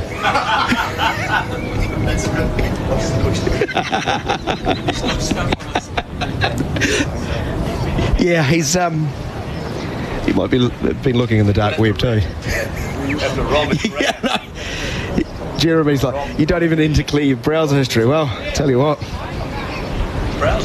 we're going to have fun looking at that one day, aren't we? Jeremy's giving me a look like, can you clear that? 91 for the loss of 2 on the Harvey Norman scoreboard. Harvey Norman TV deals. That's an excellent message. Hope is 52, Chanderpool 29. They came together with a score at 10 for the loss of 2 in the 11th over. They've been out there now over 2 hours as a pair. Short leg has gone in. Just 4 to squares. So Hope looks up. He's ready to go. Duffy arrives. Oh, so that's a really good one around throat height. He's fended it to the offside. Get a silly bit off and now.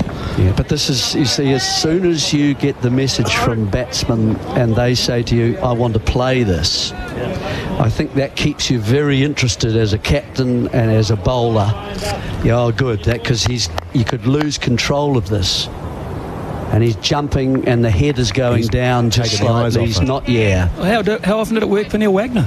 It was amazingly successful. Well, that's why I say come around. You're coming into that sort of blind spot, coming from that area. Duffy backing away goes Hope. And then decides against playing a stroke. 2 for the over. According to umpire rifle after getting a call from umpire Garth, is it point? So that deep pointer was quite square at the start. He's gone finer. It's also creeped in off the boundary. As Coney and Smith continue to set the field for New Zealand, providing expert commentary with Mighty Mobile. Mighty Mobile plans on sale now. Squared up, leading edge, hopping. No control, Hope.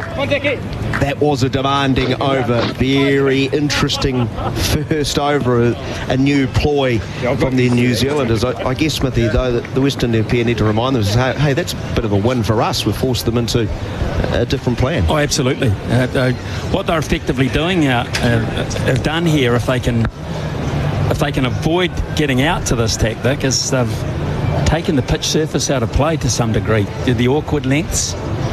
It doesn't mean to say that every now and then Duffy can't bowl one that's pitched up.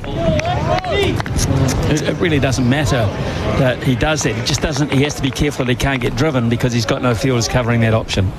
Folks, will continue from the Botanic Gardens end with figures of 1 for 20 off 12 overs. 91 for the loss of 2. They trail by 140. Chanderpaul, a left-hander, surveys the field behind. Still a heavily packed court in 3 slips and a gully. Folks, around the wicket starts. Getting too wide of off stump because this left-hander is just disciplined. He's not taking the bait. Chief Technology Officer has been replaced by Chris Harris. You know how to clear a browser history. Yep. The safest thing to do is just remove all history. Throw the laptop in the water. If in doubt, turn it off and on. Reboot. I'm not touching that one, Brad. I'm not going near that message. Here is a drive off the inside part of the bat, so it crawls back to the bowler who fell over and has followed through. This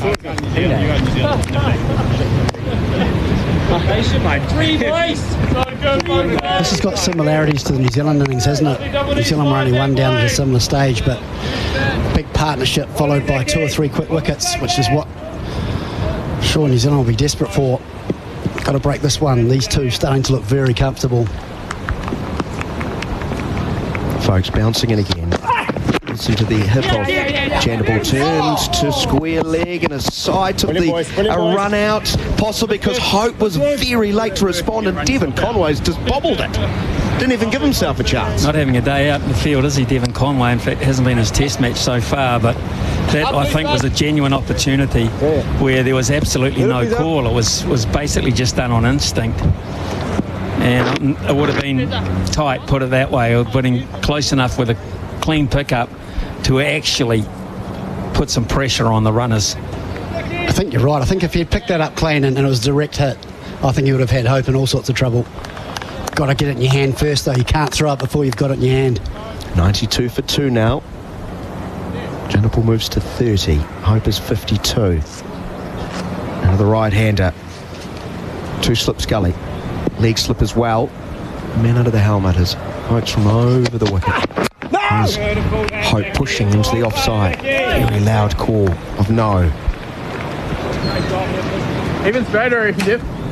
We've got Angus currently working at Harvey Norman whilst listening and not loving the remainder of having to work. Every time the scoreboard is mentioned, great commentary. Keep your messages coming through to us on 8833. You can send emails if you want. Your voice at sportnation.nz. Mayor of Bombay You don't need to send any more through. No. It's a leave outside of off stump. I concur. One mistake. One goat. One mistake. That's all I made on air one day. One mistake. I hear you, Theo.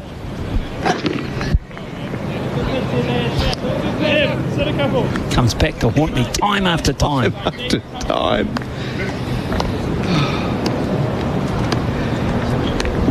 The summer of cricket on Sport Nation, eh? Lights are on, overcast, no rain. That's the important thing, folks. Over pitch is driven, but slicing away through backward point. Conway's gone back out. Well done. He holds this one. Slings it back underarm. Keeps it to a single. 93 for the loss of 2. That's the end of the over. Hope 53. Chundapall is 30. My rideshare just cancelled on me. Should have called Auckland Co-op Taxis. Your local Blue Bubble partner, Auckland Co-op Taxis, are your dependable ride, and they never have surge pricing. With professional drivers who'll provide a safe, comfortable ride, you can better rely on Blue Bubble Taxis nationwide. Download the Your Ride app for easy bookings on your smartphone from Google Play or the App Store today. We're safe and reliable, so book your Blue Bubble. Or visit yourride.nz. So Duffy to continue with the short approach to Hope. Square leg back about 3/4 of the way, and on the 45 about 30 metres from the bat. Fine leg all on the onside, and he bowls fuller this time, and Hope is defending on off stump. The ball will be collected, but they'll pick up a single. 94 for the loss of 2. I have no idea what is...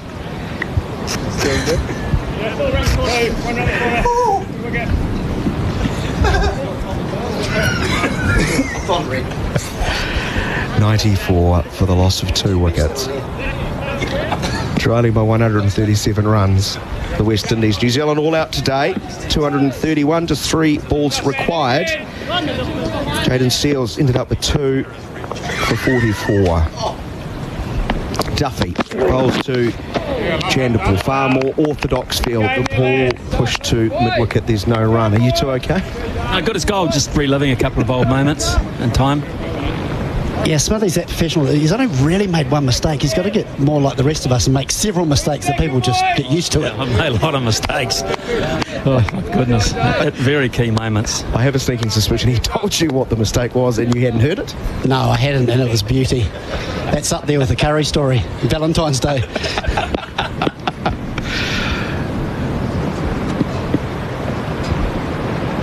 Duffy continues. That's a really good bouncer, and Chandapur has taken off his feet, literally falls down. 138.4k. Speaking of the text machine, I'm starting to get a little bit worried for our old mate from last year, Slime, in the hot tub. We haven't heard from him this year, have we, Daniel? No, actually, I don't think we have. Slime, if you're listening, please reach out. We love We're worried about you. Here we are. We're concerned. He was generally live from the spa pool, wasn't he? We were looking like a prune. Dog, often in and around the Stupid cricket, Daniel. You're getting yourself in a hole again. Yeah. Wider of off stump, looking to induce a drive from Chandapur. He leaves alone. Yeah, 8833, big Slime. 94 for the loss of 2. Quite like this field from New Zealand. Jacob Duffy outside, Chandapur's off stump. 2 slips in a gully and a deep backward point. They're sort of saying, well, if it's wide and you want to go after it, we've got protection out there. We've got the 2 slips in gully ready, and just in case you make a mistake. Round the wicket. Duffy. Into the hip of Chandapur. He's quite happy with the ball, and that party seems to work it onside more often than not. He gets another run, 95 for 2. It's got to bounce higher than that. Anything around about the hip is, whilst it's almost should have been his downfall, it's easy for a left-hander in particular to pick off the hip. They love that in that area. It's when it gets up around the heart area, shoulder, gets a bit uncomfortable, because you know if it hits you it's going to hurt. And so you generally tend to push out with your gloves or get your bat a bit higher. Anything around the hip or lower is not what's the plan. Hope on 54. The ball around chest height, dabs it to the offside, wanted to take a run. Chanderpaul says no. That is the end of the over. 95 for the loss of 2. One's quick. Run for your other mate.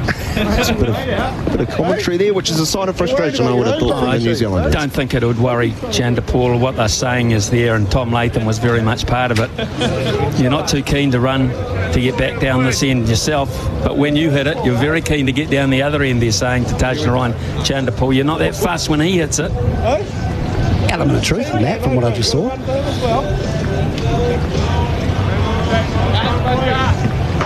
Current partnership, 85, second highest of the match. 10 for 2 now, 95 for the loss of 2, and Nathan Smith's going to come back into the attack, replacing folks from the Botanic Gardens end. His first spell, 7 overs, 2 mains, no wicket for 26. Chanderpaul in his 13 tests is 150 and 100. The 100 that he got was 207 not out, so when he goes big, he likes to go very big. Can't be too many father and sons have double hundreds. And long. He goes very, very long in his innings when he gets that. It's a long, slow process. He's on 31, which is his average there or thereabouts. He pulls away strongly. Duffy around from long leg to his right, slides, gathers, throws. Just a run, 96 for the loss of 2 on the Harvey Norman scoreboard. Harvey Norman TV deals. Well, based on this test match so far, you consider that the innings he's played so far, facing 114 balls, is already a long innings. Just 32 to his name. And he's been out there for a long time.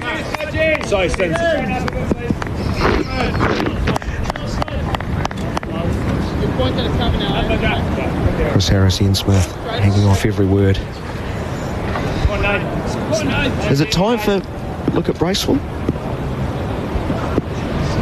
Or is it still too seamer friendly? A push from Hope off the front foot into the cover region. No run. Big victory for the West Indies.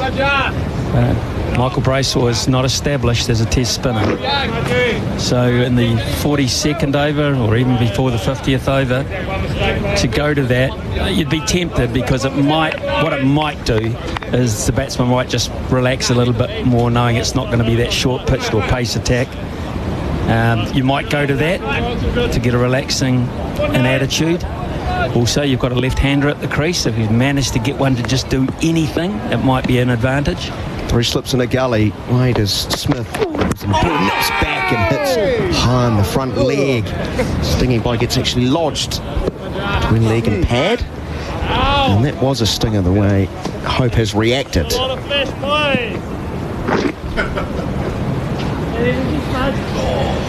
Chris Harris recoils in pain. As I saw it just go under the thigh pad and above the front leg pad. Got lots of bruises from that type of delivery. I got hit there a lot, Daniel. Yeah, it might have helped if you used your bat every now and then. I got the odd inside edge into the thigh. He was Jimmy Paddams before Jimmy Paddams, wasn't he? Hope turns nicely to the onside. Smith, so athletic, gets across, slides, throws, but Chanderpaul is home. 97 for the loss of 2 wickets.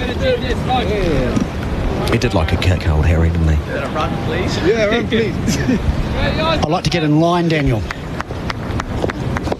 Oh, fair enough too. The line, you mean the bat right behind the pad in a perfect line? I was just always taught to block your stumps with something. I wasn't that good at getting the bat in front of it. So. We always look on from side on and think, Harry kicked the first one and think he's in for a good one today, Harry. Come out of the middle of the pad. He's seeing it well today. His eyes in. He's kicked that to mid-on. Did go through a few sets of pads, to be fair. Smith again around the wicket, fuller this time, pushed up towards mid-on, off the bat. Get hold of Kookaburra, and they knew I wouldn't want another bat. They didn't use many bats. Said he after the light pads, or... Often international players would change the bat. Were you one of the few change the pads mid-session? Yeah, facing the real quick guys like Bartlett and Shai Bakhtar, I used to go for the slightly more padding. I was like a pad tester for them. I used to wear padding in the commentary box when they bowled.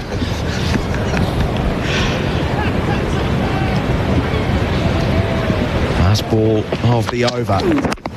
into the ribcage of the left-hander, who plays it nicely, softly to the onside. That will be the end of the over. That will be drinks. The West Indies have gone from 68 for 2 at lunch with Hope 33, Chanderpool 25 through to 97 for the loss of 2. The partnership is now 87, Hope 55, Chanderpool 32. The summer of cricket on Sport Nation with Prosper Fast Business Funding continues after this.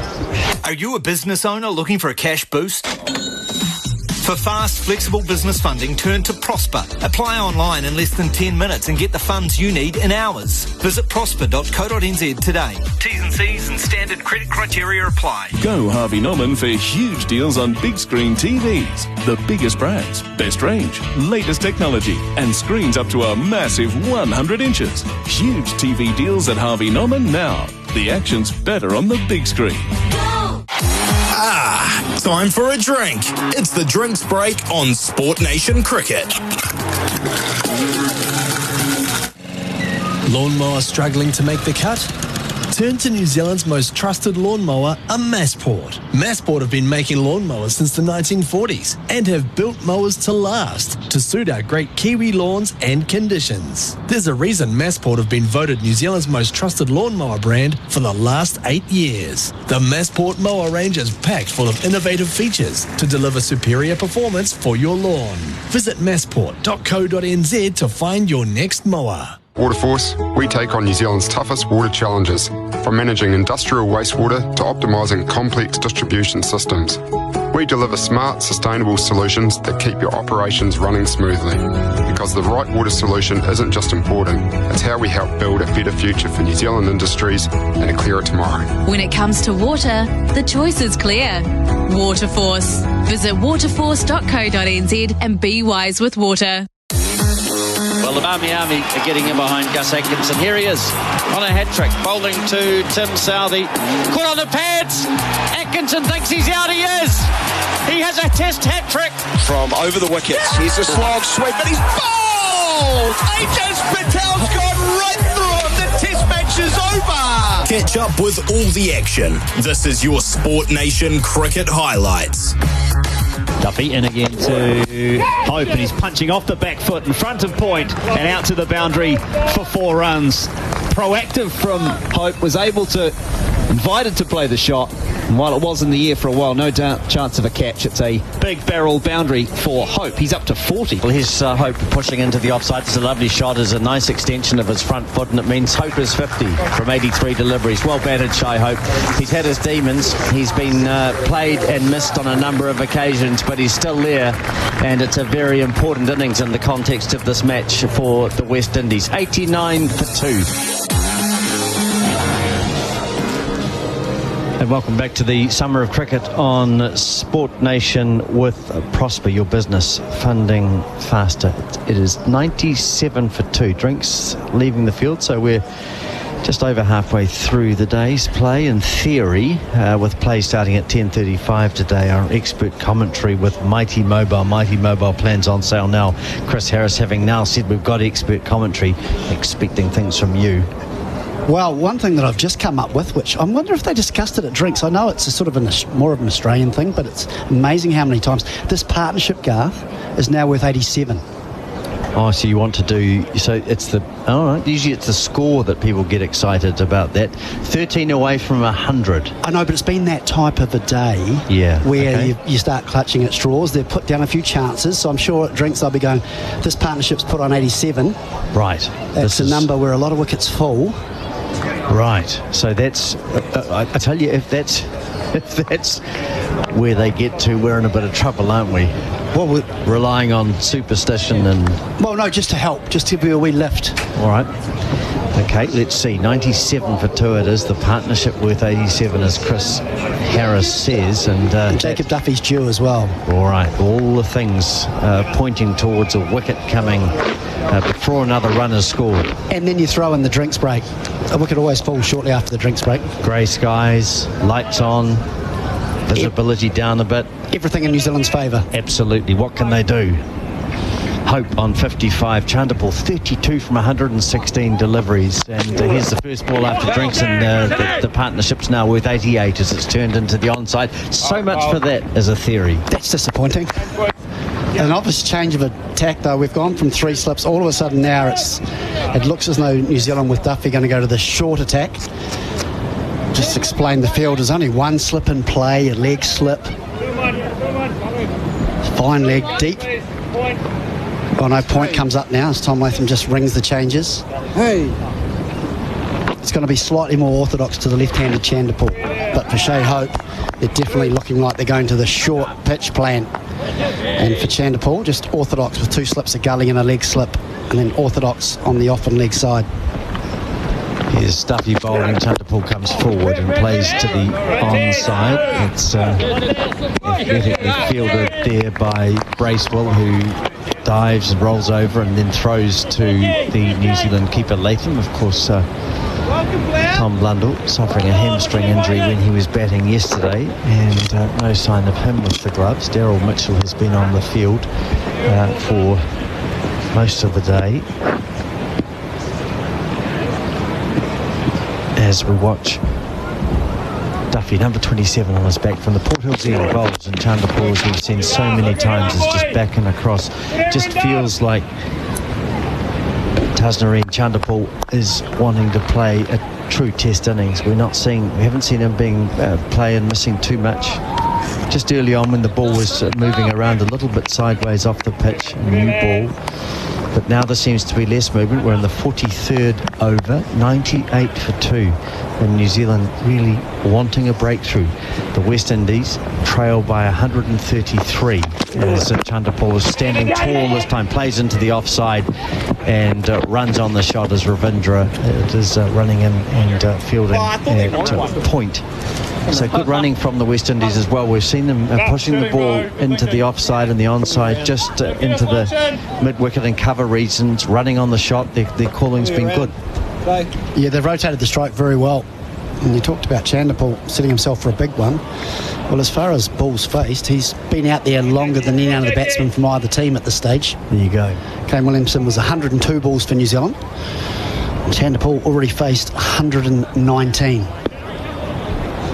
And Hope scoring faster, 56 from 104 deliveries, but still he struggled from time to time, but he's still there. And around the wicket is Duffy, short delivery, and Hope just goes underneath it. A short leg has been moved in there, so it is a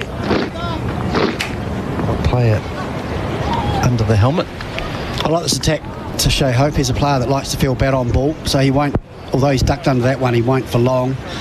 Field is a deep fine leg, a short backward square leg on about the 30-yard circle if it was a one-day game, and then a deep square leg, and then a short mid-wicket under the helmet, normal mid-wicket. 1 ball remaining in the over. Duffy bowls. Hope is ducking underneath another one. It's through to Latham. Duffy putting in so much effort, he falls through on his follow-through. 99 for 2 it is. Hope 56, Chanderpaul 33. Plenty of chatter out there, but no wickets for New Zealand. Hang on, a no ball's been signalled. You can hear that. And Paul Rifle says no ball, just as the players were getting set to get into position for the next over. Duffy has to return to the top of his mark at the Port Hills end of the Hagley Oval. See if the umpire must have got on the air of Paul Rifle and said that Jacob Duffy has just overstepped the mark. We're just seeing the replay now. Yeah, comfortably over. Spread the field, spread far and wide as Duffy persists with the short pitch bowling strategy. Hope is across and there's a field for caught behind down the leg side. Latham is confident and Duffy is confident, and now they're looking at, they're going to review. You would think so based on just how sure they seem, but there's a discussion. 9 seconds to go. Tom Latham signals we'll review it. Sounded good and it was at a good height. Shea Hope trying to get inside it. Very close to the glove for me, Garth. TV umpire to director, we have a play review. Listen to the discussion of the players, everyone gathered in and having their say. Can we go to front on, please? Duffy, will he pick up his first wicket? Here we are, let's listen. So the ball short down the leg side. I think looks like he's... Okay, ball's close to the glove. Can we just go to outer edge? Chris Harris has given it out.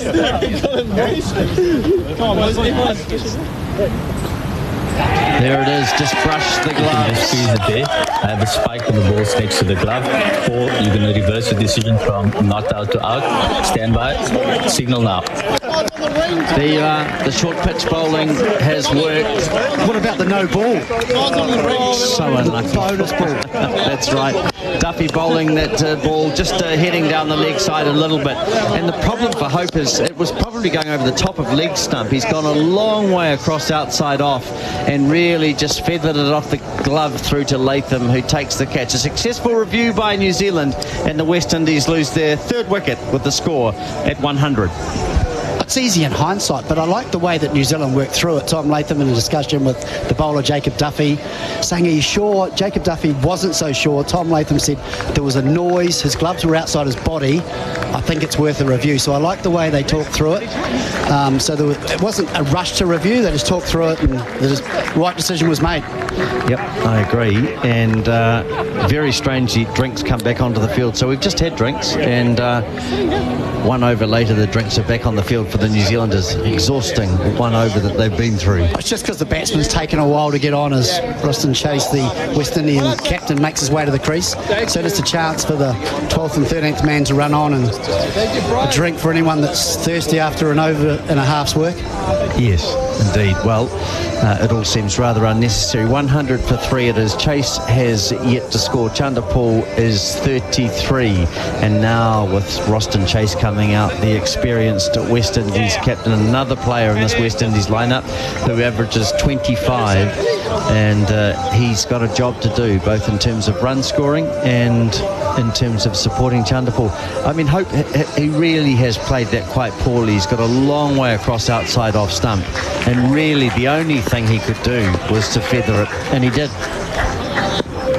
Yeah, he's just got too far across off stump, and then the only way he could get was sort of get glove on it.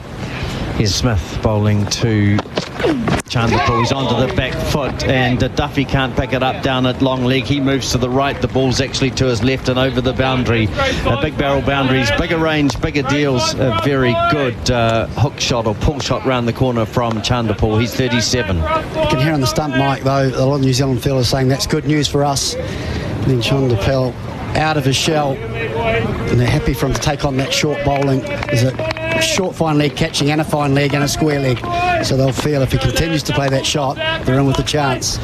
He's played it twice and got boundaries both times, and on both occasions he's hit from up to down, got over the top of the ball and hit it along the ground. Here he is coming forward, stepping into the ball, and you can hear the noise through our sound effects microphone. You know New Zealand lifted by that wicket. A definite lift in energy, as we saw from the West Indies as well, after a big partnership which is following very similar lines to New Zealand, who were 94 for 1 in the first innings and then 104 for 4, and West Indies now 104 for 3. So New Zealand see a wee opening before Chase gets settled. Would love to break this partnership, even though it's just started. 2 slips and a gully, Young at leg gully, and Smith going around the wicket. Chanderpaul plays inside the line, and it flies through at a very nice height indeed to Latham, just shoulder height. So Smith in his 9th over has none for 32. SMS number is 8833 if you've got messages. Love to hear from you, where you're listening in from, what you're up to. 231 New Zealand made, and New Zealand, West Indies 104 for 3. Henry 1 for 17 from 11. Folks 1 for 22 from 13, and Duffy 1 for 31 from 11. Smith in his halfway through his 9th over has none for 32. Campbell made 1, Athanase 4, and Hope 56. It's Chanderpaul on strike, and he plays into the offside, and they just run on the shot. Chase happy to get down to the striker's end and face his first delivery. 105 for 3. Chanderpaul 38. Over the wicket. The crowd's picked up a little bit, Garth, isn't it? Yeah, I mean, it's small, isn't it? Not nearly as big as yesterday. The conditions a little bit cooler. I walked around it towards the end of the day, and it does at times get quite cool. That easterly breeze can come in here. And that West Indies game we had, which finished at about 11:15, the one-day international a few weeks ago, gee, it was cold with that easterly coming in. The whole crowd just about disappeared. But just thinking, you've got to be prepared for everything, really, for Test cricket here in Christchurch. They bring sunblock and not a lot of clothing, and then you've got to have the rugs and everything else as well, as this ball is outside the off-stump, and Chase lets it pass through to Latham. Not bad pace either from Nathan Smith, getting up to close to 136 kilometres an hour. Just that extra effort to the new batsman, just so he feels a little bit of pressure and trying to rush one through his defences. Mitchell at first, Bracewell at second, Young third, and in the gully is Kane Williamson. Conway at point, Ravindra mid-off, as we see Smith bowling, and this is played quite nicely by Chase, just coming forward. He's a tall man, just leans forward and pushes the ball back to Nathan Smith. 105 for 3 it is. It's Chase yet to score, and Chanderpaul is on 38, 105 for 3, and Jacob Duffy coming to the bowling crease from the Port Hills end.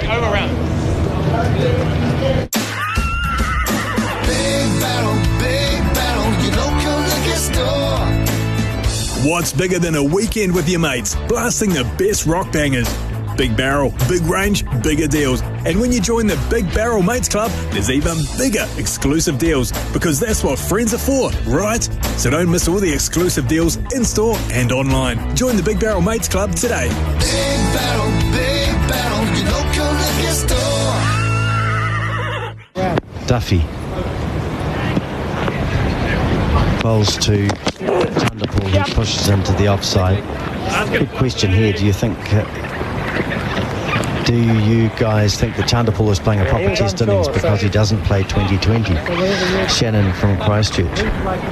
No, I think this is the way he plays. Yeah, but it isn't. He does seem to leave a lot more than some of the other players. I suppose if you compare him to someone like Conway, who's playing a lot of white ball cricket as well. You'd argue that Tom Latham does as well. I thought he left very well yesterday. Yeah, I think Chanderpaul's been a step up, but probably helps when you play one format though. Just focus on that. I think that's Shannon's point, and his leaving's been really good. 106 for 3. It's the right-handed Roston Chase who gets a short delivery, and he just ducks underneath that. It doesn't worry him at all.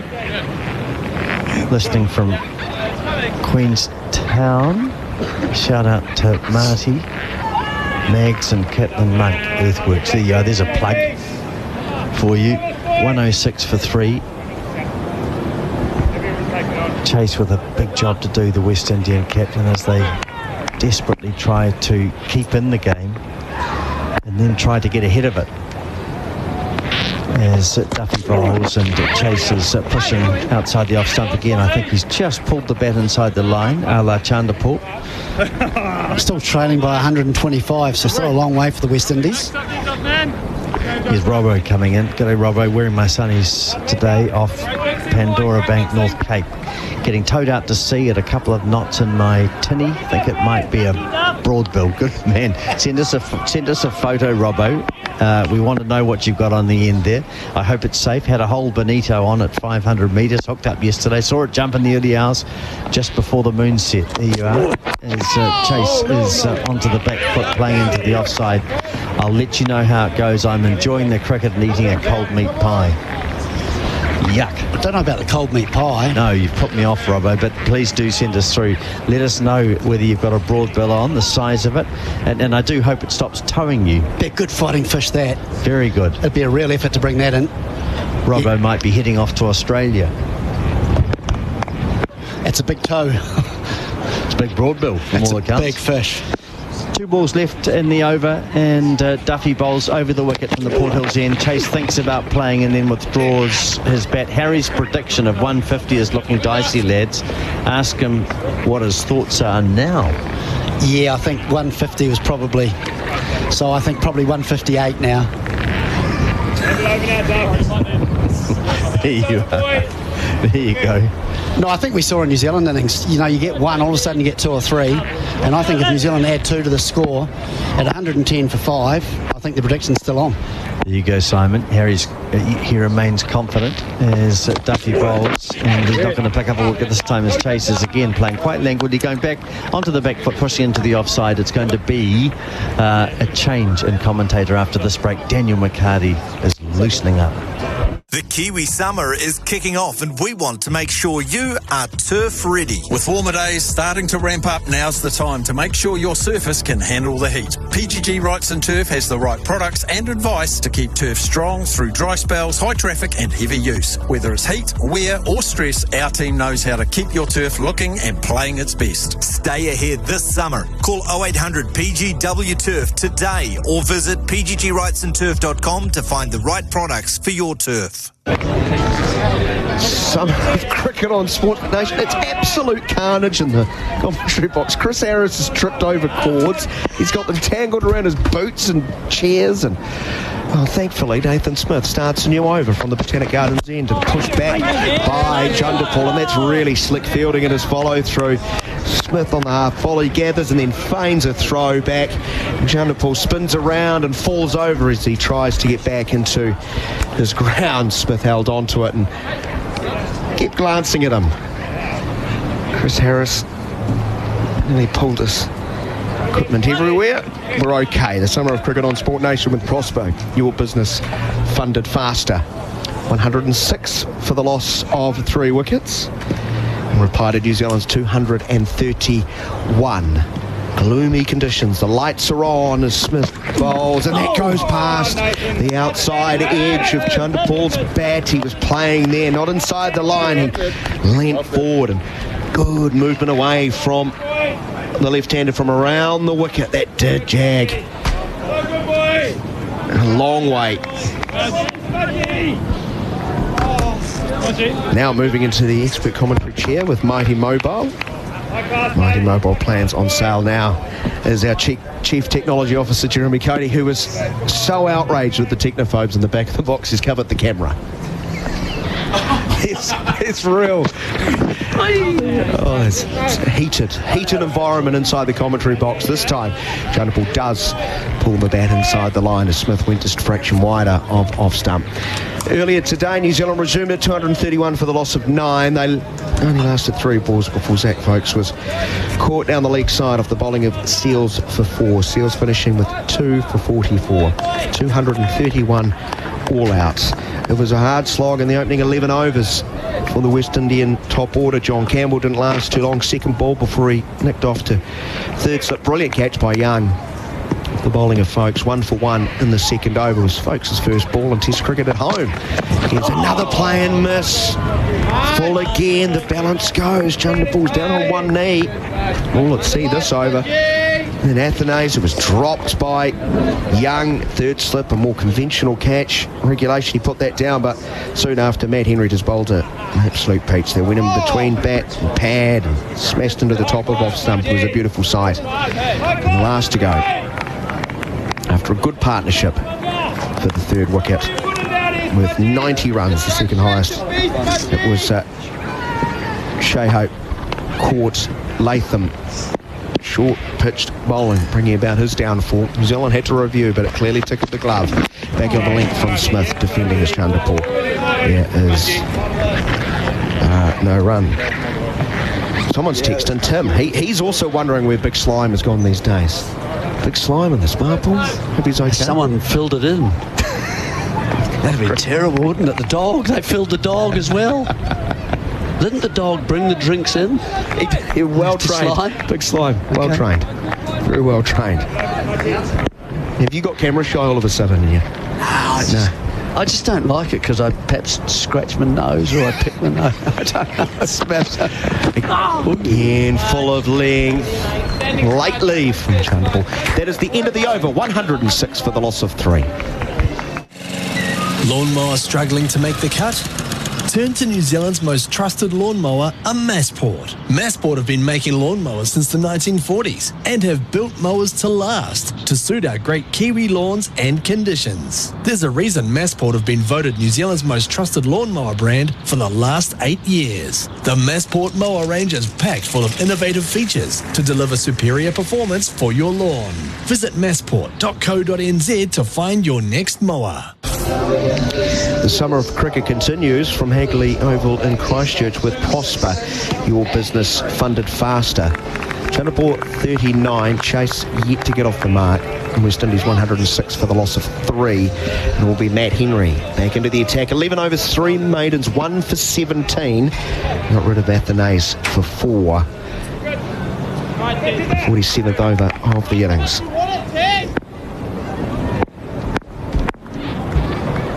He starts from over the wicket. Goes past the edge. No, the finger goes up. Beautiful bowling. Gets rid of the West Indian skipper. Popping forward. The edge taken. Regulation by Latham. And New Zealand pick up 2 in quick time. It's 106 for 4. Big wicket, isn't it? Bring on Henry again for another spell. It's got about 30 minutes to go before the break, and he gets the outside edge. It's quite close also to the off stump, so it's from close in that you get the nick, and Henry celebrates with all his teammates at the moment. And it's a big wicket. It's a big wicket because in fact 1 has become 2, 3 for 100, 4 for 106. And close together, just sort of 3 overs apart. So that's exactly what New Zealand wanted, and if they can get a little run on here, they'll feel a lot better when they take their cup of tea or whatever they have, their little fruit drink or what. I don't know what they have. They keep going nowadays, you know. Whatever it does to get them up, ready to go. So Henry, he deserved that. He's had a couple put down here and there, so that's his 2nd wicket, and he's, as I say, he just keeps nibbling away close to the stumps, close to the pads, close to the edge of the bat, and that's very handy. And so now Graves arrives out at the wicket, and New Zealand will be feeling a bit more bolstered in this last half hour. Well, Ryan's texting saying raining in St Martin's. I think these guys will be sheltering under cover soon. Another message, rain in the next 10 to 15 minutes. Where's St Martin's? Do you know that where St Martin's is? Oh, everyone's pointing in different directions. That's wonderful. Thanks, that's all helpful, fellas. Somewhere around here. There we go. Just draw a circle. Cloud does look lower, doesn't it? The light's looking brighter. Looking stroke from Graves to a full ball, pushing up towards mid-on. There is no run. Tickner is on the field. Yeah, that's gets amongst it though. If you miss that as he starts to just quite freely play the stroke to mid-on, he got it to give him his dues. But if you miss that sort of ball, I'm afraid brings the pads right in front of the stumps. 3 slips behind the wicket, bouncing. Graves sways, plays it nicely. 3 slips of gully, cover mid-off, mid-on, mid-wicket, long leg, fairly regulation. Duffy went with the short approach, got the big breakthrough of Hope for 56. Now back to the number 1 striker. St Martin's is east of the city centre, 15 minutes from Hayley. It's 15 minutes from Hayley according to that message. I think Hagley. No one likes to correct her. We love them. No, otherwise you can't. Is it yes? Flashing drive, and Henry has 2 in the over. Oh, it's a disappointment of wickets for the Windies now. 106 for 5.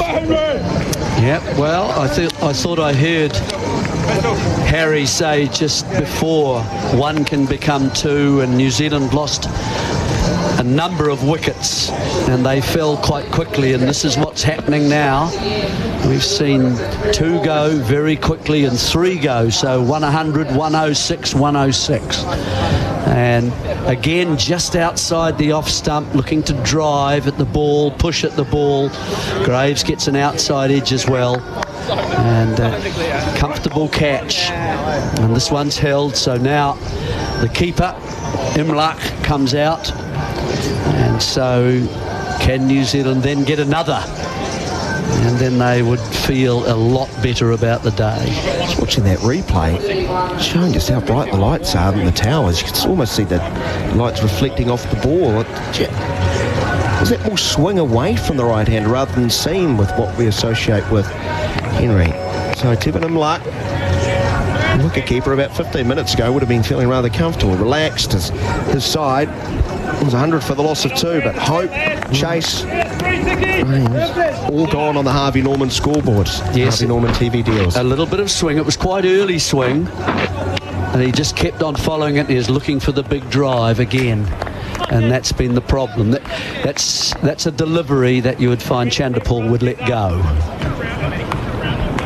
Carnage at one end, Chanderpaul at the other. Play and a miss. Leaning forward, Imlach goes past the top of the bat. What over this has been. One to come. Again, it's interesting. I mean, that's missed the bat by quite a lot. And so, but it's interesting, isn't it, that Henry finds different ways.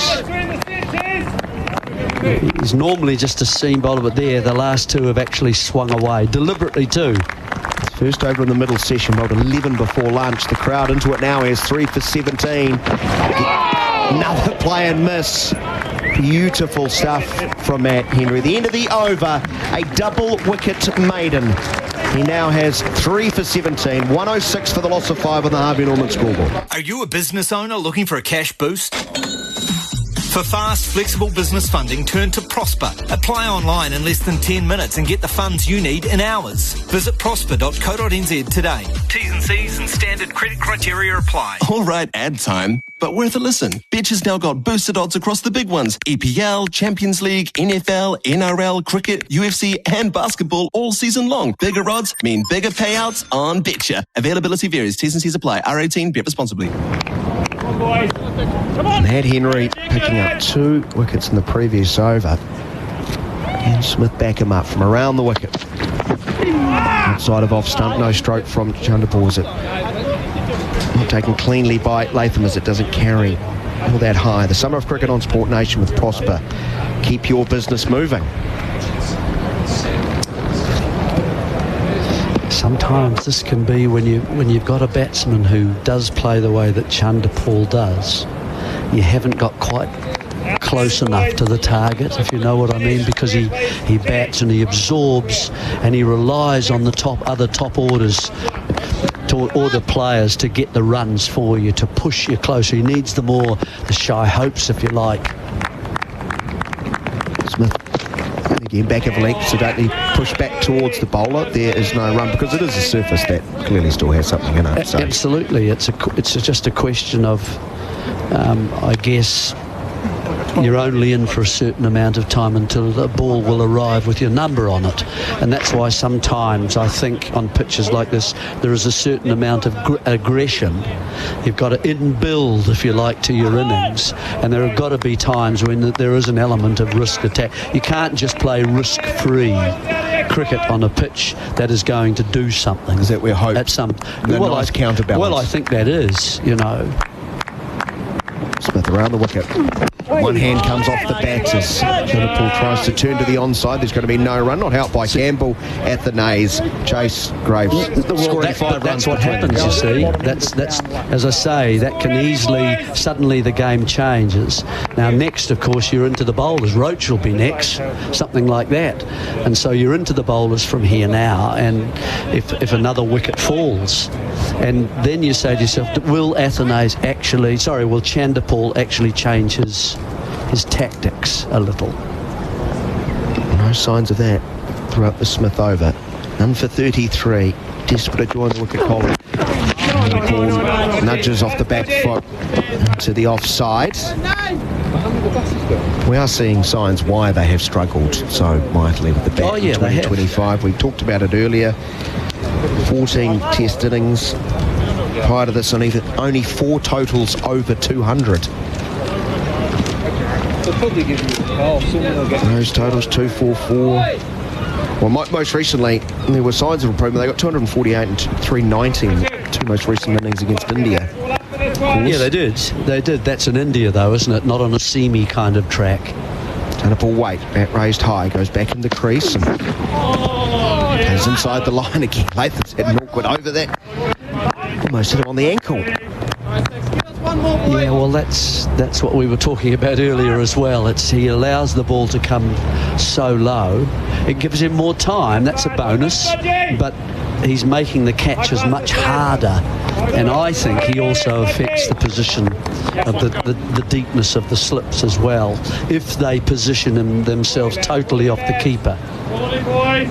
Actually, that bounced right in front of him. Are we seeing signs of those scalloping that Dent Smith was describing to us prior to the day's play? He moves in swiftly. Straight at this time, turn to the bowler.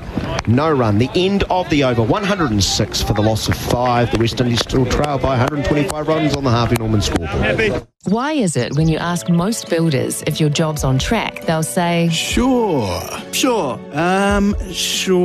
But how can you be sure their shore is as sure as your shore? Easy. Don't just be sure, be guaranteed with a fixed price and an ironclad completion date from Generation Homes. A Generation Homes property isn't just a comfortable, stylish place to live. It's built to a fixed timeline and fixed price. Generation Homes, making building easy. Generation.co.nz.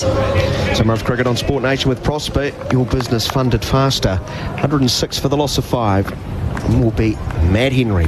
2 wickets in his first over. This spell, 3 slips in a gully. And Matt Henry has been put off and just runs through the crease. Dead ball. I wonder if our tractor drivers, was it Temuka?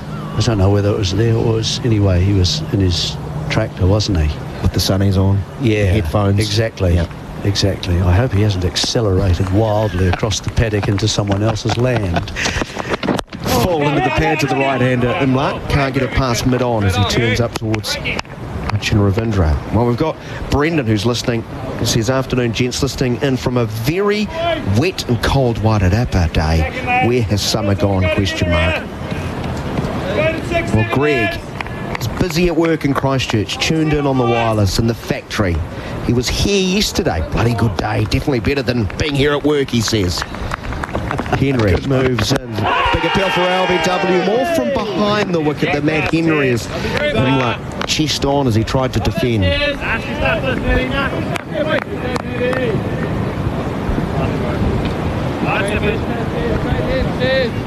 No consultation on the New Zealand unit. That one seemed a long way. You could understand that because he squared up, that was quite close. It was pitching about Midland leg and then nipped away, and it's hit the back leg as Imlachas came around. Just getting the ball to talk as he goes wider of off stump, no stroke. So some good movement here. Now Henry's zeroing in on the stumps with the pitch of the ball. So it's bringing the bat into play, and then he's moving the ball either in the air, swinging it away, an outswinger, or he's actually nipping it. Such a smooth, repeatable approach. He runs, bowls. That one goes past the outside edge, right across outside of off stump. Was still not in behind as Henry once more. The tractor driver is here. Oh, yeah? Yeah. My name is Zach. Good old Zach. I'm in the cowshed now. Come back, Zach. Happy to report no incidents today. Okay. Today doesn't fill me full of confidence. Have you gone out and see where you ploughed though, Zach? What about yesterday? The day before that, Zach. Zach Crawley on a tractor. Scary thought. Full of this time. Punch back past the bowler. Nicely played by Imlach. He will get off the mark. Get on the Harvey Norman scoreboard with 2. 108 for the loss of 5. West Indies trail by 123.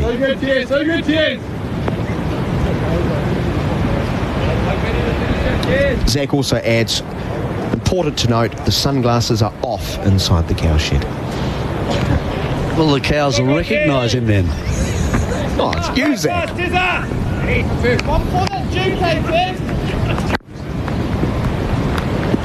Henry has 3 for 19. Last of his 13th over. Back of the length this time. Imlach defending to the bowler. The end of the over, 108 for the loss of 5 after this, Tom Bartlett. Are you a business owner looking for a cash boost?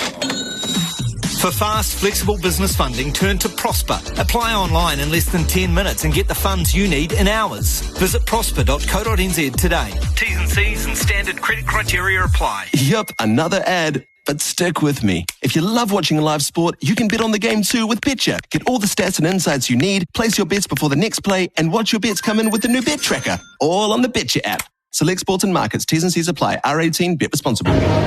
This is the Summer of Cricket on Sport Nation with Prosper Fast Business Funding. The West Indies 108 for 5 as Nathan Smith starts another over from the Botanic Gardens end. It's short and ducking under is Chanderpaul. It's through to Latham. 108 for 5. Complexion of this West Indian innings changing quite dramatically in the last half hour, 40 minutes. Big partnership between Hope and Chanderpaul broken, and then a double strike from Matt Henry. And New Zealand have now gone through half the West Indian lineup. They still trail the Windies by 123 runs. So important here if they're going to get close to that New Zealand total that these two stay together. Smith round the wicket again to Chanderpaul. Playing and missing. Playing inside the line as he's had. Good afternoon, Ian Smith. G'day, Tom.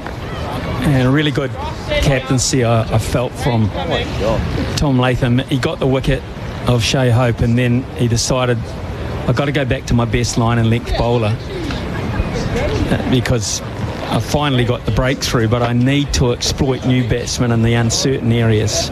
And who do you go back to? You go back to your best bowler. You went back to Matt Henry, who delivered for him with a terrific over, a double strike. So the patience from New Zealand is starting to pay a dividend for them. Smith in again to Chanderpaul, who didn't really want to play that delivery, ended up back on ball, but awkward as it spilt to point. So credit to Latham, credit to Matt Henry, but also credit to Jacob Duffy, who implemented Plan B with great accuracy, I thought. Probably is not his normal MO, but he was asked to do a job, and that was to get bounce and height and discomfort, really, and he found that. And so he was the foil for Henry to follow. So it was a really good spell, I thought, from Duffy.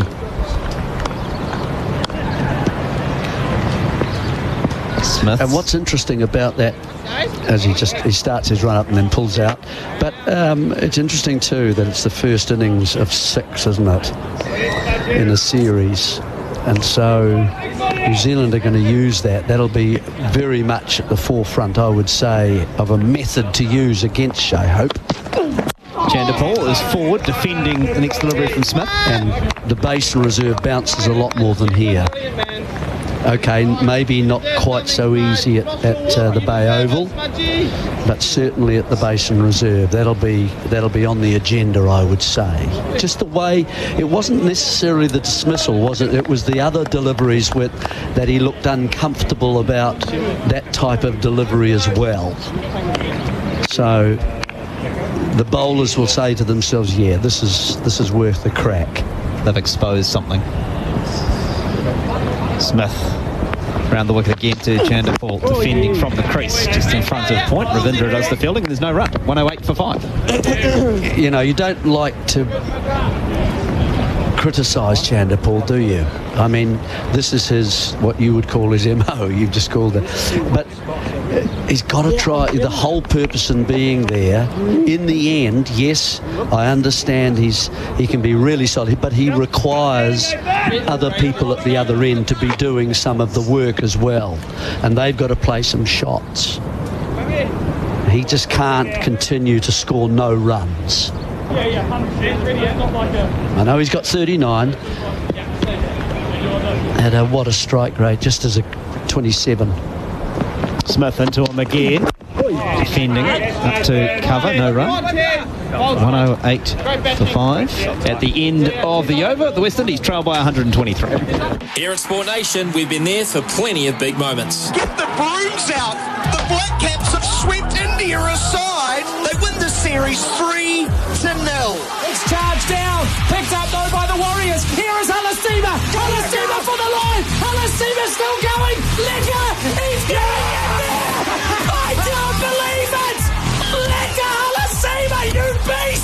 we plan to be there for a whole lot more. It's Sport Nation, the Kiwi voice of sport. Summer of Cricket on Sport Nation with Prosper. Keep your business moving.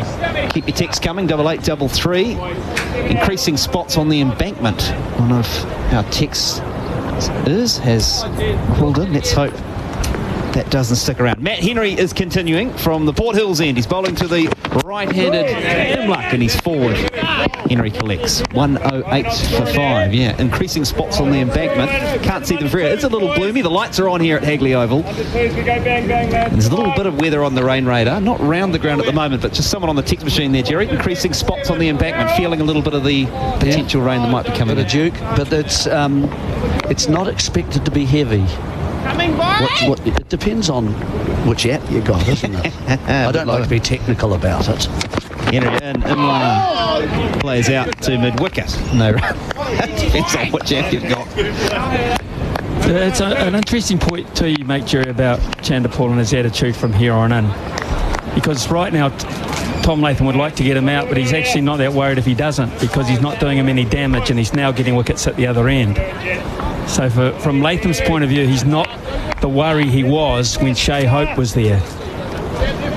So he can let him just do what he does without damaging New Zealand's plight here. 3 slips waiting as Imluck is forward, but a good length delivery and then pulls the bat out of the way. In the end, he leaves at 108 for 5. The other thing is that I watched a bit of the white ball games, particularly the ODIs,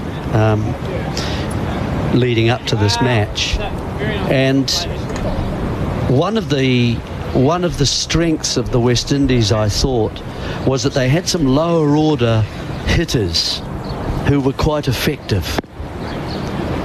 Henry over the wicket to Imluck, presenting the full face, playing it back down the wicket. And I'm thinking of, say, Romario Shepherd. Was Sherfane Rutherford. He might have been just one up too as well, but they were hitters and they were dangerous, but they've all been taken from this squad now and gone home. So they it's not as if they reside and could come in this innings to change things around a little bit. They don't have that option. Imluck playing up through mid-on. Diving stop though by Rachin Ravindra prevents any addition to the score. So that also impacts on Chanderpaul as well. He could bat with those people, but I do think it's not a huge difference about what he does, but I do think if he just was able to knock the single here and there, perhaps one and over, and that would get other stronger players on strike a bit more, to change it from a left-hander to a right-hander, all those kinds of things. Henry into Imluck. This one takes it on the body. Ball spills out in front of him. And no addition to the score. End of the over, 108 for 5, the West Indies. When it comes to New Zealand sports turf, nobody knows it better than PGG Rights and Turf.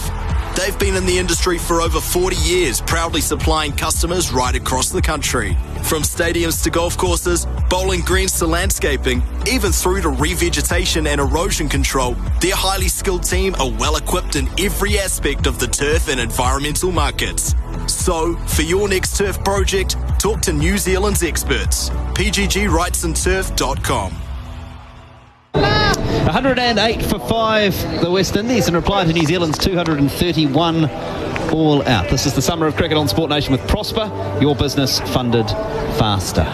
Imluck 2, Chanderpaul 39, and Zach Folks back into the attack from the Botanic Gardens ends. First delivery moving away from the left-hander through to Latham. Of course, the rules are different at the point where Chanderpaul was dropped, and our stats people have told me 12:52 was the last time that he was dropped. Now, we've had a hell of a lot of cricket between 12:52 and now. We've had a bit of a break for lunch, but there's been a lot of wear and tear and toil from the New Zealand bowlers at him since that point. Folks round the wicket to Chanderpaul down the leg side. And I guess what I'm trying to say here is I believe had that catch been taken, New Zealand would probably be batting now. And they're not. They're still 5 wickets away from it. So whilst it's been a good, concerted, solid effort from the bowling, it's not been supported to that extent in the field and in the situation, even though at 108 for 5 you'd say I'd take that most days, could have been a whole lot more drastic for the West Indies. Folks, and again to Chanderpaul, who's standing tall, playing on the onside. Ravindra collects and there's no run. And Chanderpaul dropped by Devon Conway at leg gully on both occasions, once off Nathan Smith and then off Matt Henry. Yeah, the first one, leg gully, you're unsighted, aren't you, for just a moment or two, and you haven't got long in the catch. Let's be fair about that as well. Folks, into Chanderpaul, who plays an expansive cut shot.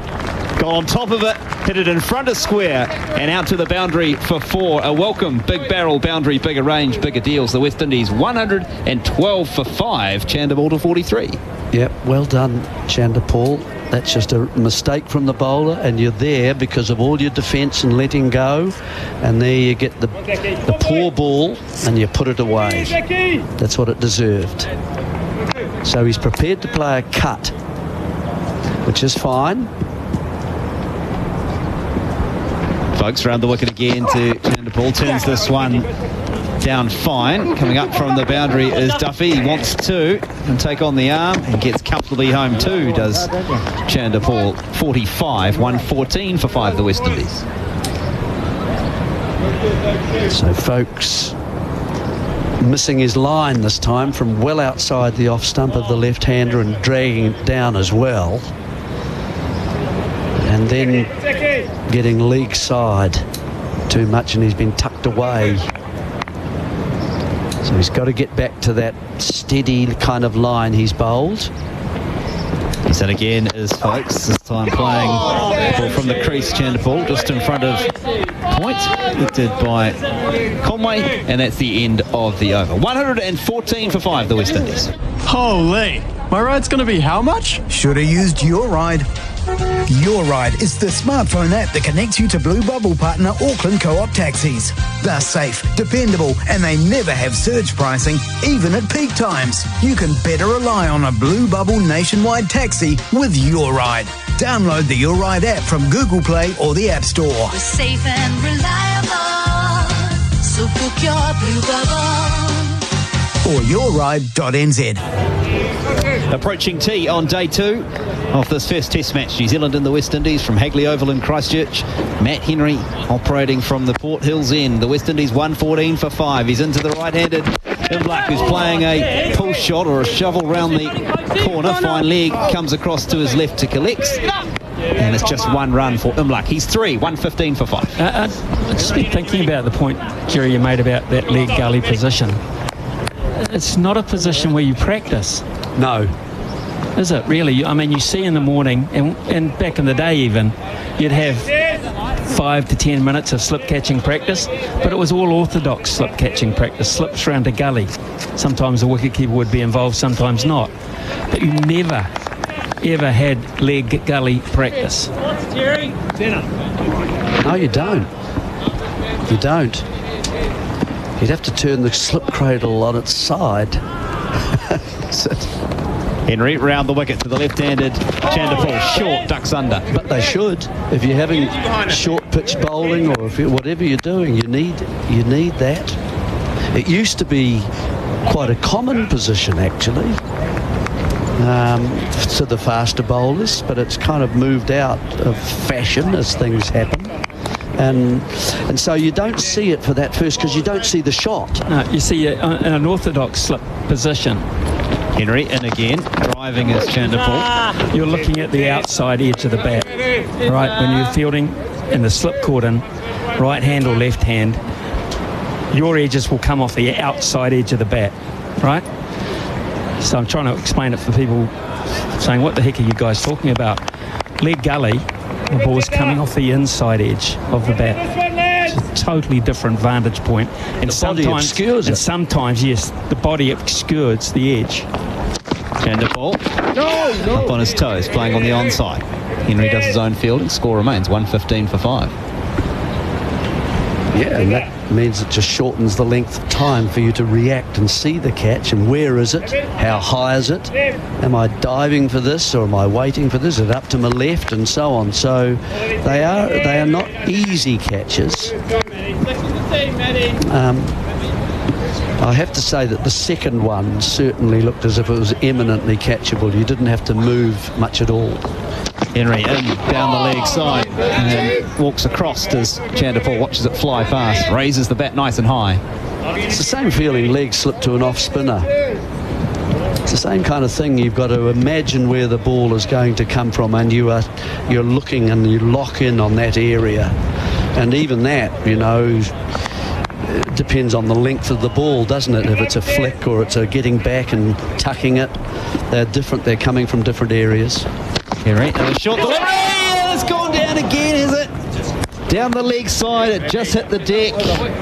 Almost whooped again. Chanderpaul almost offered up another one. End of the over, 115 for 5. But Jerry Coney, he was almost in business, that leg gully again. Smudger, still waiting for the point? Yeah, last ball of the over from round the wicket, tucked in. It's come off the glove, so it's gone slowly, and that's why it didn't carry. It's Young there as well, is it?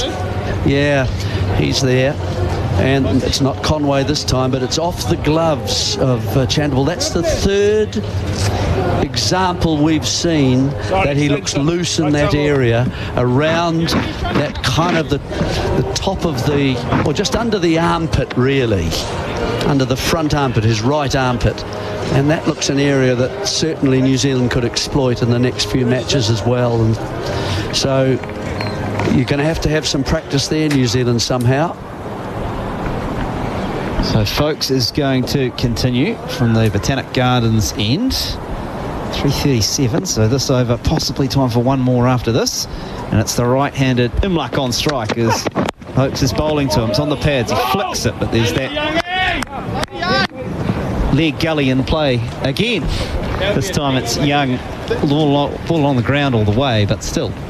Yeah, but that shows you the difference of the types of catch you can get there. That's very full ball, isn't it? That's not up by the armpit that we've just been talking about. Yep.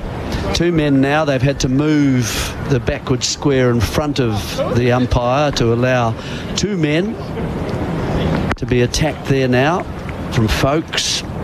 And there's Folkes. This time it's wide of off stump. Imlach, no shot. Whether there's any movement, that would be the other thing to have a look for here, because his natural movement is into the right-hander. And whether that's, if it does start to go a little bit, if you do and you're keen to play that stroke, 2 there is fine for me. The second of the 2 is quite flat. You'd think he'd come up slightly. 2 slips, conventional gully and 2 leg gullies. Here is Folkes again. No. Shortest delivery, he's up on his toes and like fending to square leg, no run. 115 for 5. Halfway. New Zealand hunting for another wicket just before tea.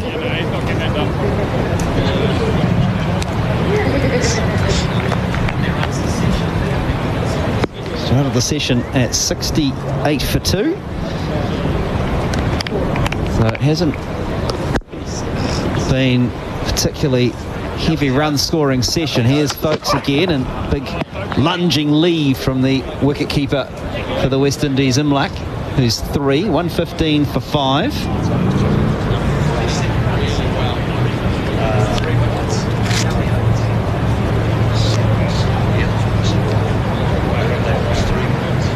Chanderpaul 45 from 153 deliveries. Imlach is on 3. Partnership of 10. Folkes over the wicket to the right-handed. Imlach doesn't offer a shot. There's an appeal from behind the wicket. Not a lot from Folkes. Happy to turn and head back to his mark. 116 for 5. It's just about it.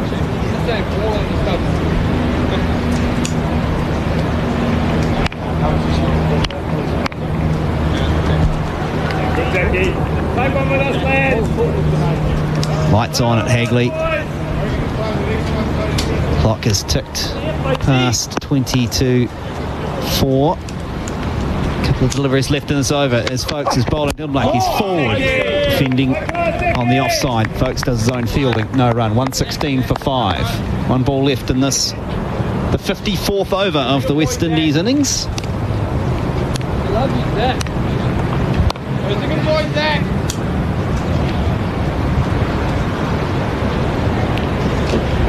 West Indies dismissing New Zealand first over of the day for 231. No addition to their overnight score. And at 10 for 2, they're in all sorts, the Windies. Here's Folkes' last delivery, walking across. It's gone beaten Tom Latham, and it'll be 4 byes. And that will be tea on day 2. The West Indies 120 for 5. Started the session 68 for 2 with Hope and Chanderpaul at the crease. They continued on for a little bit longer, took the score to 100, but then there was a flurry of wickets at 100 and then 2 in the over from Matt Henry. They went from 100 for 2 to 106 for 5. Chanderpaul and Imlach have put together a partnership of 14 to take them to 120 for 5. But as we look back on that session, Jeremy Coney, Ian Smith, New Zealand certainly will be pleased to have seen a few more in the wickets column. Yeah, Jerry's got the numbers there, and I'll just say a good session for New Zealand. Really has been. They've stuck to their task, and their task has changed throughout the session. They went full and they went orthodox for quite some time, and then they went to plan B, which was the Neil Wagner effect, the short pitch at the body, tempting players to play aggressively or to duck and dive or to take it on the body. And the last option is generally a very painful one and not the preferred option. And they couldn't handle it. And Shea Hope in the end perished to that theory, as a number of batters have over the course of time, to Neil Wagner. And then, of course, Tom Latham did exactly the right thing, having snared the wicket of Shea Hope. He went back to his best bowler, his line and length bowler, and went back to plan A. And plan A to a new player is often quite effective. And Henry found the line, found the length, put 2 and 1 over. And that 1 over in itself, for me, Jeremy, confirmed New Zealand owning that session. Well, we can confirm that they've scored 51 runs, the West Indies, in that last session. And for 3 wickets. They've just snuck over 2 runs and over with those set of 4 byes at the end. Otherwise, they were sort of in the high 1.8, 1.9. So just over 2, and that means it would take them, if they're 120 at the moment, yes, they are. So they would need another 55 overs to catch New Zealand if they play at the same rate of speed and of scoring. So it's a long way away. That's over another session and a bit, isn't it? Thoughts there of former New Zealand captain Jeremy Coney. The West Indies have gone to tea 120 for 5. They trail New Zealand by 111 on the first innings. This is the summer of cricket on Sport Nation. Thanks to Prosper. Need funds for your business? Visit prospa.co.nz today. We'll take a short break here on Sport Nation. It's tea on day 2. New Zealand and the West Indies, the first test from Hagley Oval.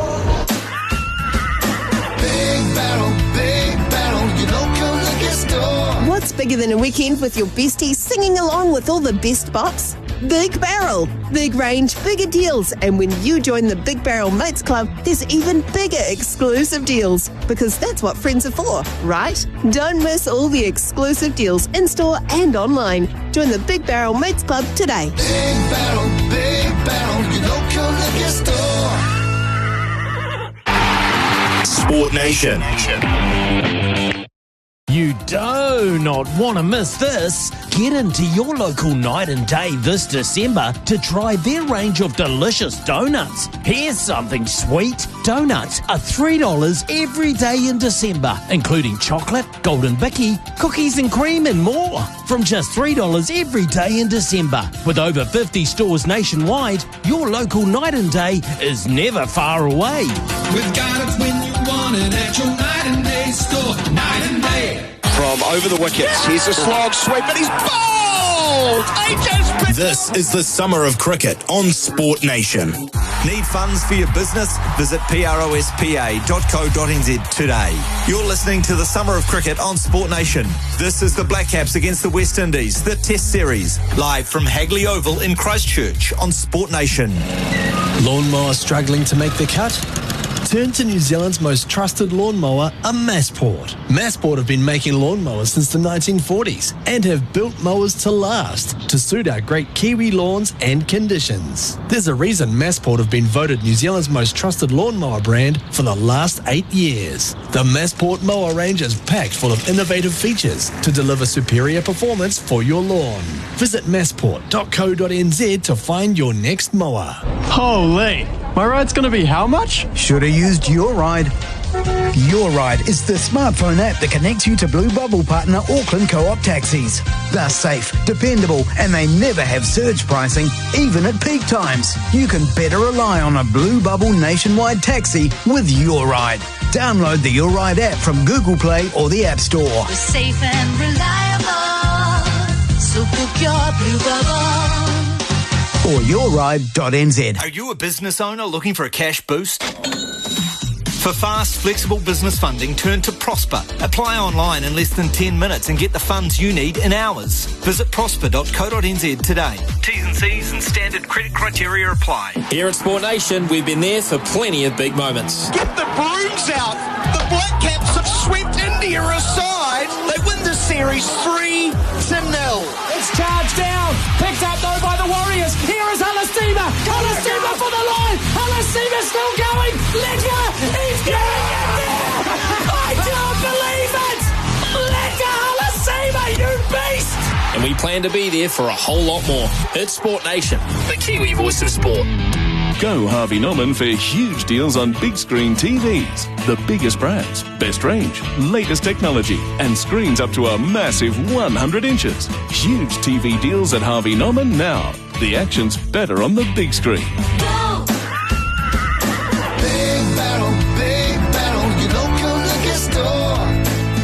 What's bigger than a weekend with the homies, cranking up all the latest hits? Big Barrel, big range, bigger deals. And when you join the Big Barrel Mates Club, there's even bigger exclusive deals, because that's what friends are for, right?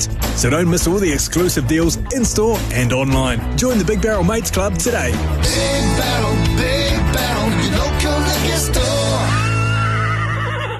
Make business happen with fast access to funds. Visit prosper.co.nz. Welcome back to the Summer of Cricket on Sport Nation. You're listening to live ball-by-ball commentary. This is the Black Caps against the West Indies, the Test Series on Sport Nation. Cricket on Sport Nation, you are with the Blue Bubble tea break. Thanks to Blue Bubble. Stay safe with New Zealand's own Blue Bubble taxis. Well, Matt Henry's very good at hailing cabs for people now, isn't he? He's done it again. He's picked up 3 for 20 today. Folks has a wicket. Jacob Duffy, the all-important wicket of hope earlier in the middle session of the day. And at sea, the West Indies in spot bother at 120 for the loss of 5. Still trailing by 111. Chanderpaul has fought really hard for over 4 hours, 250 minutes to be exact for his 45 not out. But the rest of the scorecard, well, other than Shea Hope, sorry reading, John Campbell was out first ball of the second over, caught by Young at third slip off the bowling of Folks for 1. At the nose was bowled Henry for 4. It was 10 for 2 at that stage. The West Indies got through to 68 for the loss of 2 at lunch, thanks to a good partnership between Hope and Chanderpaul. That continued into the middle session before Hope got a lifting delivery, went inside the line as New Zealand went with a shorter approach to him, and a little tickle on the glove. New Zealand had to review. It was a good decision to do so, and Hope departed, and he also booked, I would say, a lot more short stuff as this series continues. He looked a little bit uncomfortable. Then Matt Henry was brought back into the attack, and he got rid of the West Indian skipper without scoring, and then Graves trying to drive, Latham gobbling up both catches. 106 for the loss of 5 at that stage, but they've crept through over the last half an hour before tea to 120 for the loss of 5. Henry has 3 for 20 off 15 overs. Matt Henry, since the start of last year, has 67 test wickets at 15. against everyone he has performed. That's Australia, England, India, South Africa, the West Indies, Zimbabwe. Rolls-Royce at the moment, no doubt about that. And more for him to do post-tea, you would think, when play resumes shortly. This is the tea break. So let's listen back to the highlights of the middle session. At lunch on day number 1, the West Indies were on 68 for the loss of 2, with Hope on 33 and Chanderpaul on 25. Well, the Barmy Army are getting in behind Gus Atkinson. Here he is on a hat-trick, bowling to Tim Southey. Caught on the pads. Atkinson thinks he's out. He is. He has a test hat-trick.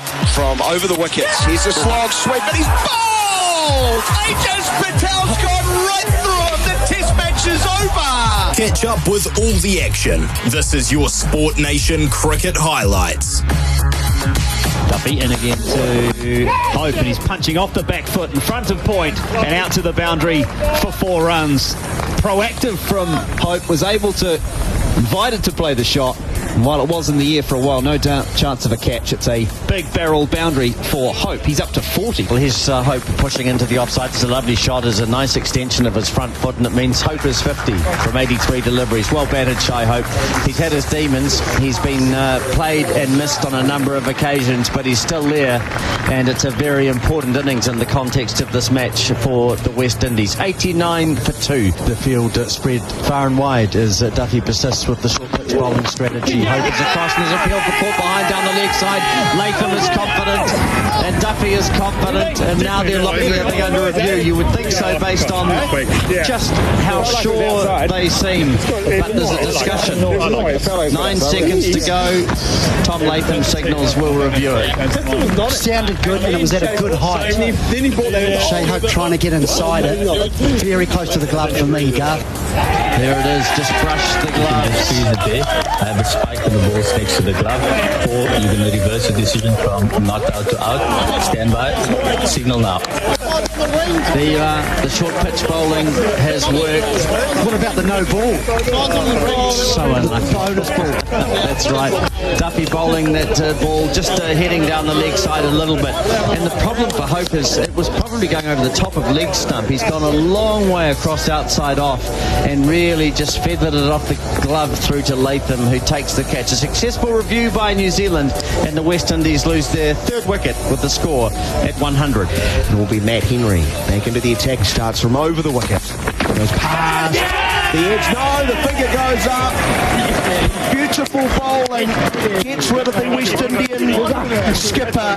Popping forward. The edge taken. Regulation by Latham. And New Zealand pick up 2 in quick time. It's 106 for 4. Is it edge? Is it yes? Flashing drive.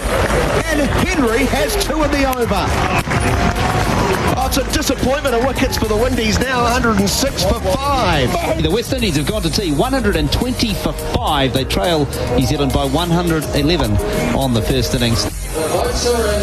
Highlights of the middle session on day number 2. Really good bowling conditions. Need to emphasise that fact. Gloomy, the lights are on, and New Zealand still have the ball looking in good shape, and they're humming along. This is the Blue Bubble tea break. Thanks to Blue Bubble. Stay safe with New Zealand's own Blue Bubble taxis. Let's check in on the live odds of the TAB. Bet live on your favourite sporting events right now at tab.co.nz.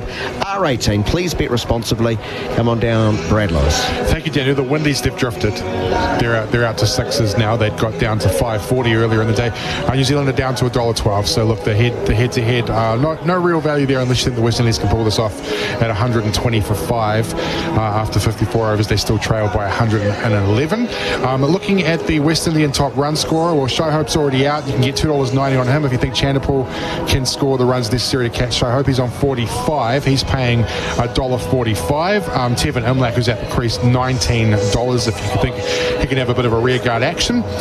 And also a little bit of value in the score 25 and score 50 market. Tevin Imlach paying $2.90 if you think he can score 25 runs or more. If not, $1.38. And Chanderpaul paying $1.16 to get 50 plus. So if you think we can, the Black Caps can snare him out in the next 4 runs, you're getting $5. And I will remind the audience that earlier today, I did say that a sneaky little bet was the $17 on the draw for the West Indies to match that's New Zealand's score of 1 for the loss of the first wicket. So who knows? But as always, it is R18, so please bet responsibly, Daniel. Yeah, it was $7, wasn't it, for the partnership to be 0 and 14. 17 to equal New Zealand. Yes. You are full of sage advice and wisdom. I learn from those two maniacs that I work with every day. Sometimes. Well, they learn from you, I would argue. It's bet live in your favourite sporting events right now at the tab.co.nz R18. Please bet responsibly. As I mentioned, quite gloomy conditions. Let's check in on the latest weather forecast. It's our Waterforce weather report. Waterforce, your local water management partner. Now, the forecast itself mostly cloudy, so these conditions will stay. There are a few spots of rain expected until early evening. Southeasterlies strong at times. Right now, the wind is not too strong, coming more from the east right now, 20 to 25k. Looking at the rain radar, there is some moderate showers, but to the north of Christchurch. Stay there. No run rain. Don't come in. It looks like it's sort of just passing out into to the ocean towards the east. So it might be a few spots. That forecast is looking pretty bang on now, isn't it? And it is still cold. Has been all day, about 15 degrees. That is your Waterforce weather report. Waterforce, your local water management partner. It is now 4 minutes away from 4 o'clock. More from Hagley shortly. This is the Blue Bubble Tea Break. Thanks to Blue Bubble. Stay safe with New Zealand's own Blue Bubble Taxis. TAB's safer betting tools make it easy to pause, limit and reflect on your betting.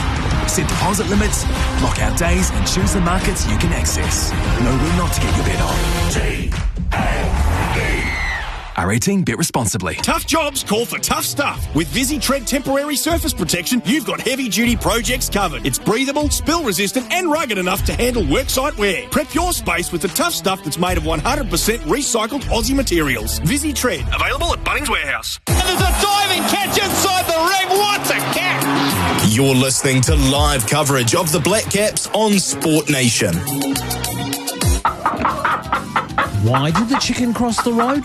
To get to night and day, of course. And here's why. Every Tuesday in December, you can get hell of a chicken for just $4. Enjoy a tender, boneless chicken thigh fillet coated to crispy perfection. Head to nightandday.co.nz to find your local. With over 50 stores nationwide, your Tuesday $4 hell of a chicken is never far away. Night and day. Here's a slog sweep and he's bowled!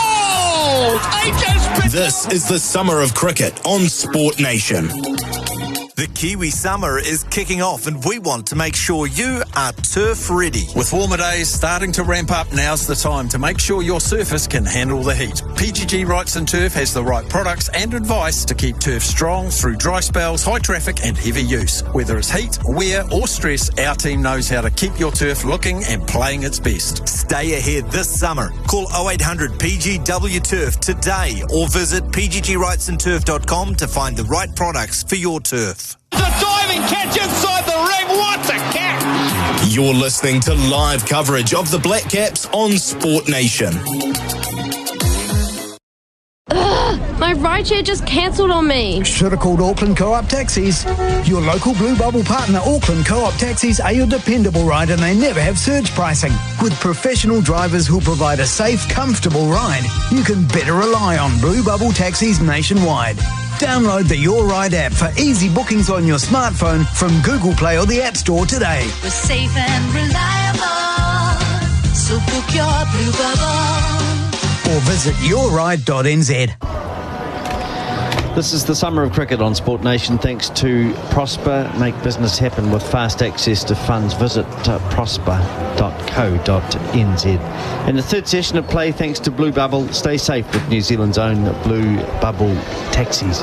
So 120 for 5 it will be, with Chanderpaul almost stuck at the crease on 45. He's faced 153 deliveries in that time, just hit 3 fours, and he's been joined by Tevin Imlach, who is looking to establish an innings of a real moment in Test cricket. Just his fourth Test. He comes into this match with a first-class batting average of 35, does Tevin Imlach. The umpires now heading out onto the field for the final session of day 2 of the first Test between the West Indies and New Zealand. And needless to say, New Zealand very much on top, even though it's a low-scoring game. 231 New Zealand were dismissed for. We started today with Zach Folkes and Jacob Duffy at the crease, and Folkes just lasted 3 further balls before he flicked a ball down the leg side and was caught by Imlach from Seals' bowling.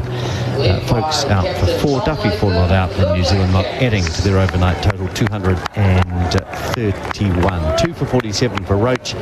Seals 2 for 44, 1 for 47 for Lane. Shields 2 for 34, Graves 2 for 35, and Roston Chase 1 for 13. So all of the West Indian bowlers were successful, and then when West Indies came to try and establish a good first innings total, they lost John Campbell at 1. He was out for 1.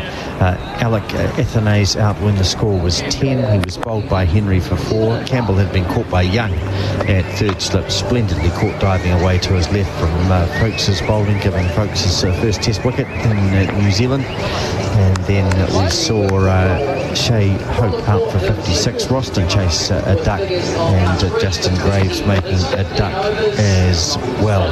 And since then it's been Imlach together with the stubborn Taj Noreen, Chanderpaul, 45 and 3 respectively, 120 for 5, so they trail by 111 runs on the first innings. Your expert commentary with the Mighty Mobile plans on sale now, and it's going to be Matt Henry with 3 for 20, and I should give you the New Zealand bowling figures as well. Henry 3 for 20, Folkes 1 for 29, Smith none for 33, and Duffy has 1 for 32. Here's Henry going around the wicket and bowling to Chanderpaul. He plays into the onside, no run. I thought that was going to be amazing. You're talking about expert commentary, and then you said, and Matt Henry, I think, gosh, that's good in New Zealand cricket to let him come up and do some commentary. But of course, he's busy with ball in hand, so. He is, indeed. He's bowling, Harry. Maybe when New Zealand are batting. You've been having a jovial time in the back there with Coney and Smith. Reliving some great stories from the olden days. Good stuff. As Henry's around the wicket to Chanderpaul, comes forward and drives, and will pick up a couple of runs. There's a chase for Conway and Ravindra. Ravindra wins it from mid-off, and they're going to think about coming back for 3, and they're going to execute that. So 3 runs from Chanderpaul. He moves closer to 50. 48 for him, 123 for 5. He's played well, hasn't he? That was excellent running again. Just a couple away from what would be a very well-deserved 50. 155 balls he's faced. Excellent innings of patience. Yeah, and his leaving's been very good. It's not an easy pitch, and it's still there are just times when there is still movement in it for the bowlers. Overcast conditions as well, which doesn't help us. So we see Imlach coming forward and driving at Henry. The ball just uppish for a moment as it went into the vacant cover area. You hear cries of catch it. It wasn't in the air for that long. 124 for 5. Those stories, Garth, that we were discussing, I'm sure you'd have heard about them when New Zealand and Jerry's time were in India, and a lot of the boys got sick, and a lot of the media ended up having to field. And the great story was Brian Waddle wasn't asked, so he was absolutely gutted. He was almost in tears, thinking that he might get on the field. Yeah, well, that would have been, a great moment for Wads. Collegians man from Wellington. His short delivery from Henry sees Chanderpaul trying to swing the ball behind square on the onside. Just gets a bit tangled up. Yeah, well, Ken Nicholson, he was a TV journalist from memory, Ken, a reporter. He got on the field. And they put him at cover. And he's here today as well. Yeah, still just recovering after being battered on an outfield which Coney says had a few bumps and things. He was using his shins to stop the ball, putting his body on the line for New Zealand. Here's this ball played into the onside nicely by Chanderpaul. He's one away from 50, 1-2-5 for 5. Yeah, I think Navjot City was bowling, who loved facing spin, and John Bracewell was bowling, and they had Ken Nicholson, poor man, at cover. And Navjot Sidhu used to love running down the wicket and just smashing it through cover. And he was diving, getting hit in the chest and in the shins, and Navjot Sidhu, who was infamous really for bludgeoning a taxi driver to death in India. 125 for 5 it is, as Henry is seeing Imlak turning the ball square of the wicket. Nicely fielded by Conway there, who throws to Latham. 125 for 5. 3 for 25 from Henry, the end of the first over after the tea break. Imlak is 4, Chanderpaul 49, and the story of course goes that he did a little bit of time in prison. It was a road raid incident, and then when they had to go and play the West Indies in the West Indies, he was released and had to open the batting against them, part of his punishment. Yeah, so it's not sort of very released. It's like now go and face the West Indies. He might have wanted to stay where he was. Especially opening. So the end of the over, and the scuffing you can hear is Chanderpaul, who's come down to the Port Hills end of the ground. The bowling at the Botanical Gardens end is going to be resumed by Smith, it looks like. Going to go, or is it Folks? Folks it is, going to go around the wicket to Chanderpaul. He's bowling to 3 slips, so Mitchell's been fielding all day with the injury to the New Zealand keeper blunder. Latham has the gloves, and here's a drive by Chanderpaul, square of the wicket, well fielded there by Conway at point. So there's 2 slips and a gully. 3 slips in the gully. We talked about a lot. You just feel this is a really important time for both teams, but particularly West Indies. Every run just getting closer to that, or reducing that deficit. Such an important time. Can't afford to lose another wicket early in this session. No, it might be the house of cards, and your 150 prediction still very much alive at the moment. We'll see what Chanderpaul could do about that. Not much on this occasion, as he just raises his bat and lets that one through to the keeper. Yeah, I think Chanderpaul's certainly got other ideas, and he's certainly played accordingly, but I'm more concerned about the other end. He's got to get support from the middle to lower order. Well, we'll learn a bit about Imlak today. Hasn't looked too bad, has he? Faced 24 balls already. No, he's looked good. As I said, he averages 35 in first-class cricket, which is about what you expect for a modern wicket-keeper. As around the wicket is Folks bowling, and Henry's playing into the onside. And it's just pushed in front of square. No change to the score. He's only played in 3 tests. Tiffin Imlak averages 14, so we can't tell too much from that. Just 88 runs in Test cricket, so very much at the formative stages of his Test career. Here's a text that's come in there. Quite ironic hearing a Wellingtonian calling Christchurch weather cold. Wellington could only dream of 30 degrees days. That's been McHardy's been on about it. As he has a ball which is short and flies through to the keeper Latham. I have to say, it is cold here. It is cold. It's that dreaded easterly that ruins Christchurch at times, isn't it? It is. Here's Andy from Cromwell, who says it's raining and on the way to Christchurch. It's a long way away, Andy. It'll have to be a gale force wind sending it up here if it's going to affect play today, or perhaps you mean it might just arrive here tomorrow morning. Forecast good tomorrow. Here's Folks to Chanderpaul. He's onto the back foot, pulls but can't beat Ravindra at mid-on. If it's on the way from Cromwell, it'll take a little bit longer than normal, because there's quite a few, I don't know if you've been down that way lately, but there's quite a few roadworks on Thompson's track, so you've got to do a few diversions, so it might just take a little bit longer than normal. Absolutely. Well, it perhaps more pertinently than Andy's, and thanks for your message, Andy, about rain in Cromwell. It's a beautiful part of the country.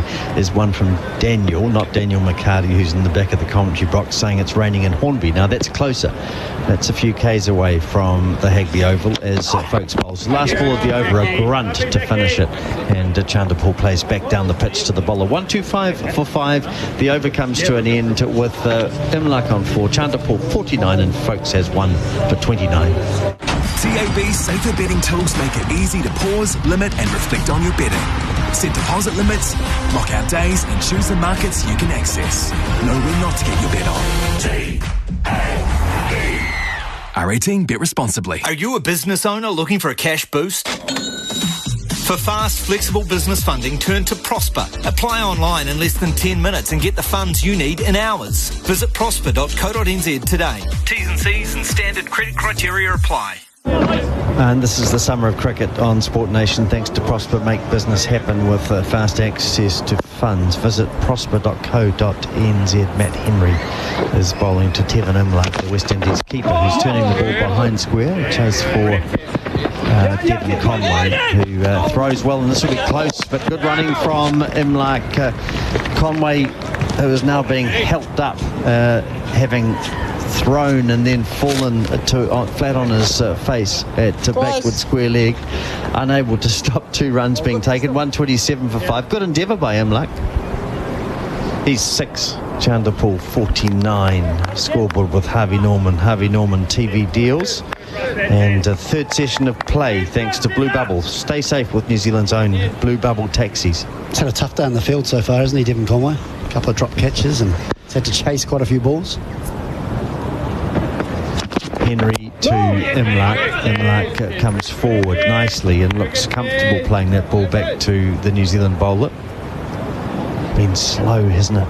Very slow indeed. 127 for 5, so 56. We're in the 57th over. Henry's speed 131 k's, so just under where we expect him. Now taken 139 wickets in Test cricket, Matt Henry, and here he is looking for another one, an appeal for LBW. I think going down leg or possibly an inside edge. It wasn't with any great conviction from Tom Latham. No, there was certainly lots of shouts from behind, but nothing from Matt Henry himself. Just a little bit high, I think. Perhaps a thought of a little inside edge. Here's our most accurate update from Jono. I'll tell you about that in a minute. Thanks, Jono. As Henry bowls to Imlach forward and playing to point. Hi, gents. Just an update from 150 metres away on the bank opposite the comm box. Spitting a little, but has been for the last 90 minutes. Looks plenty warm in the commentary box. Cheers, Jono. Well, there's a lot of hot air, Jono. I'll say that. A lot of hot air. Smithy's just having a wee, just closing his eyes in the back of the commentary box. Afternoon doze for the oldie. He said something very tired. I think he is feeling the warmth a little bit. Ian Smith likes to have a nap between sort of 3 and 5. Here's this ball pushed into the offside. Did you say a net or a nap? No, a nap. Oh. Smithy's generally asleep between 3 and 5 in the afternoons. Comes to life at about 5:30. I understand that though, the 3 o'clock fade on. You must have had that 3 o'clock fade on. Oh, look, I love a nap in the afternoon. In the court? Try not to go to sleep in court. Clients get very unhappy with that. Here's a ball which is played wide of Young at third slip down to the third man boundary for 4. Just outside the off stump. And Imlach going at it quite hard with his hands, got a thick outside edge, picks up his second boundary. He's on 10, 131 for 5. Big barrel boundaries, bigger range, bigger deals. I'd like to see that replay. My first thought was it was just wide of Will Young at third slip. It was a valiant effort. Dive, full stretch to his right. I think it was on the way down and just wide of him. Here's another one, Harry. Steady rain in West Melton all afternoon from Richard W. Can't believe the TV coverage. What are you doing watching the TV, Richard? With no rain. You're obviously listening to us, and that's good. But we might just be in the area if it's raining in Hornby and West Melton. Isolated showers. Yeah, just absolutely, and isolated and avoiding the Hagley Oval. Not Cromwell, though, as folks runs in and bowls to Chanderpool, who drives. And diving very nicely indeed is Smith at point. Excellent piece of fielding, ensures no runners taken. Yeah, that's backing up your bowlers. That's a brilliant piece of fielding from Smith. Also keeps the pressure on Chanderpool, just one away from a half century. Good stop, diving away to his left. Important stop, just helps build pressure. Good news to see Daryl Mitchell also running over from first slip, jogging over to give him a high five. So he's going to be fit for the second test, which is nice to see. Here's Ruben's coming in, take the coffee order. Thanks, Ruben. Flat white for me, please. Not too worried about Harry. Here's Chanderpool. 50 up as he plays into the offside. Well batted. Tasnarine Chanderpaul, it's been an exercise in diligence by the West Indies opener, just to indicate that he's faced 165 balls, he's 50 not out, and he's been there for 264 minutes, just 3 fours, none of that matters. He's doing an excellent job for his side. Scoreboard with Harvey Norman TV deals. He's been very patient, hasn't he? He stuck to his game plan, he's left well, he's waited till New Zealand have got a bit straight and picked them off, and he's got, as innings has progressed, he's got very strong off the back foot through cover point. It's an area he loves to pepper the offside boundary, but it's been a very important innings, but more work to be done from the West Indies point of view for Chanderpaul. So Imlach is facing Folks, and he's playing very nicely indeed, coming forward and playing a competent forward defensive shot. Spitting in Greymouth. Cheers, Josh. Loving the commentary. It's raining everywhere but Hagley, basically. Absolutely. But just sort of spitting and drizzling. Drizzling 150 metres away from the commentary box. But it's been doing it for a long time, apparently, according to Josh. Also raining in Wanganui. There you go. We're surrounded now, I think. From Cromwell to Wanganui, here's Folks bowling, and this is a pull shot down the leg side. Gets close to the gloves, and you'll hear that it's Young at third slip who's appealing. He's not supported by... In fact, it's Bracewell, not supported by Latham. I like that from Zach Folks. And Lark looking pretty confident on the front foot, happy just to press forward and present the full face of the bat. So I like that from Folks, just bowling the odd bouncer, testing him, just making sure his feet are going, and he's shown a liking for taking on the short ball. Of course, with a leg slip and a deep fine leg. Spitting at Christ College, apparently, according to another listener here. This ball's played into the onside. They're going to have to be close, and that was picked up by Smith at the square leg.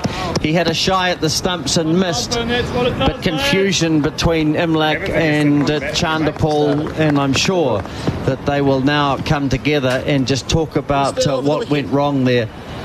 Imlach turned the ball square of the wicket. Chanderpaul eventually called him through, and it was Chanderpaul who was nearly run out. But gee, a great piece of athleticism again from Smith.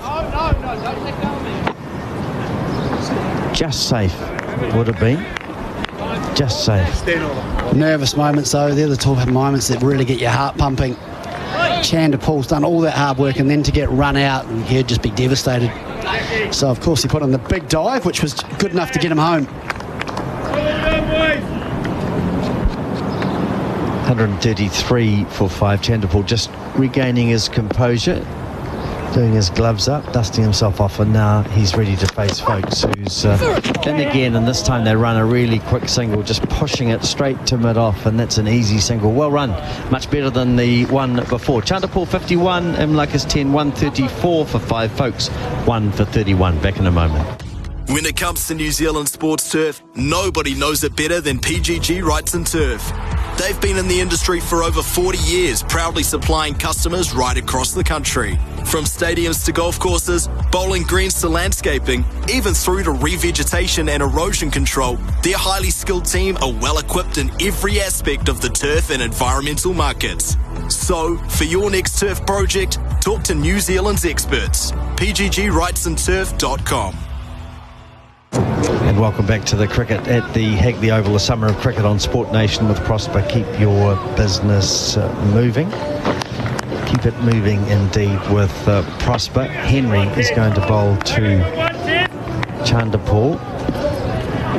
134 for 5. Lights on at Hagley, but still no real rain as Chanderpaul goes back and then rolls onto the front foot, plays it to Ravindra at extra cover. I like this from Matt Henry as well. He's got a deep backward square leg and a deep square leg just in front of square. And of course they've got that leg gully. So bowling around the wicket, he's just saying to Chanderpaul, I'm generally going to pitch it up, but I'm going to bowl the odd short ball as well, just to put that in his mind, just to try and play havoc with his footwork.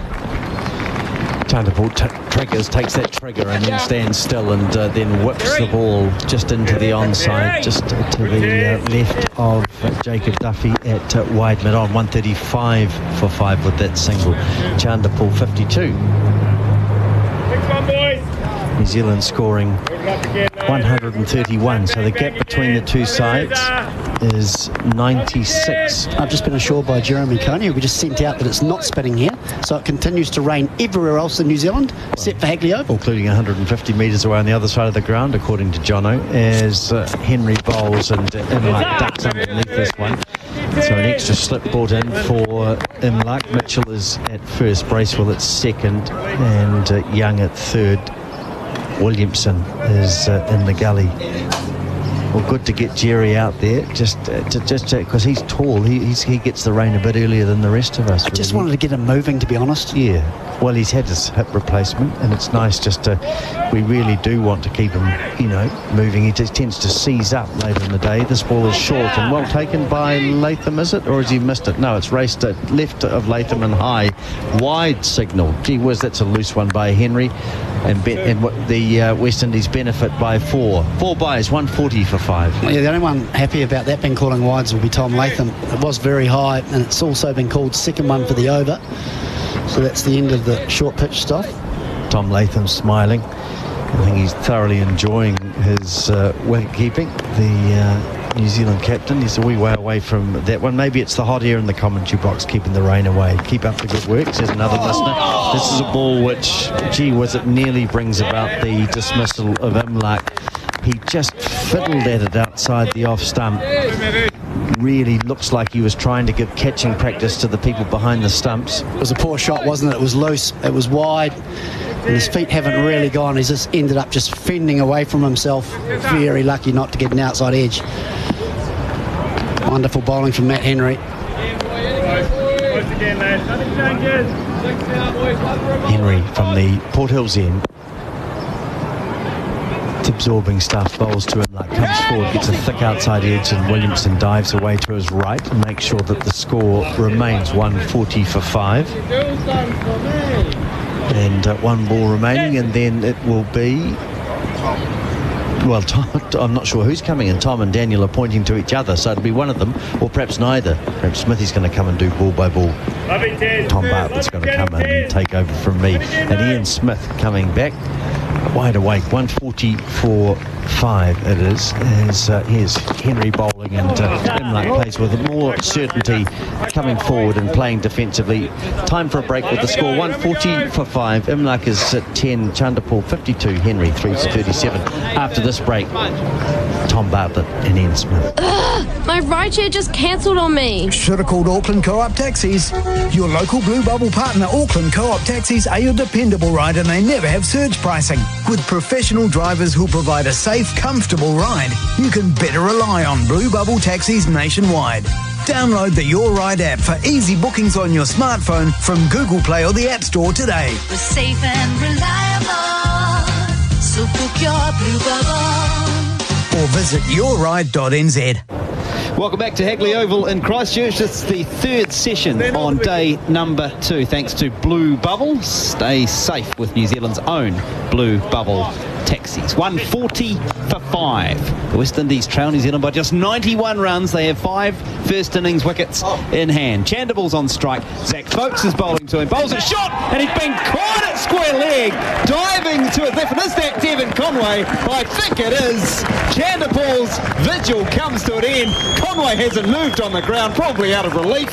140 for 6, the West Indies. Wow, what a catch from Devon Conway. He's had a bit of a horror day in the field. He's dropped Chanderpaul twice before, and that's why there's lots of smiles. Good height from Zach Folkes. Pulled, he'll be disappointed.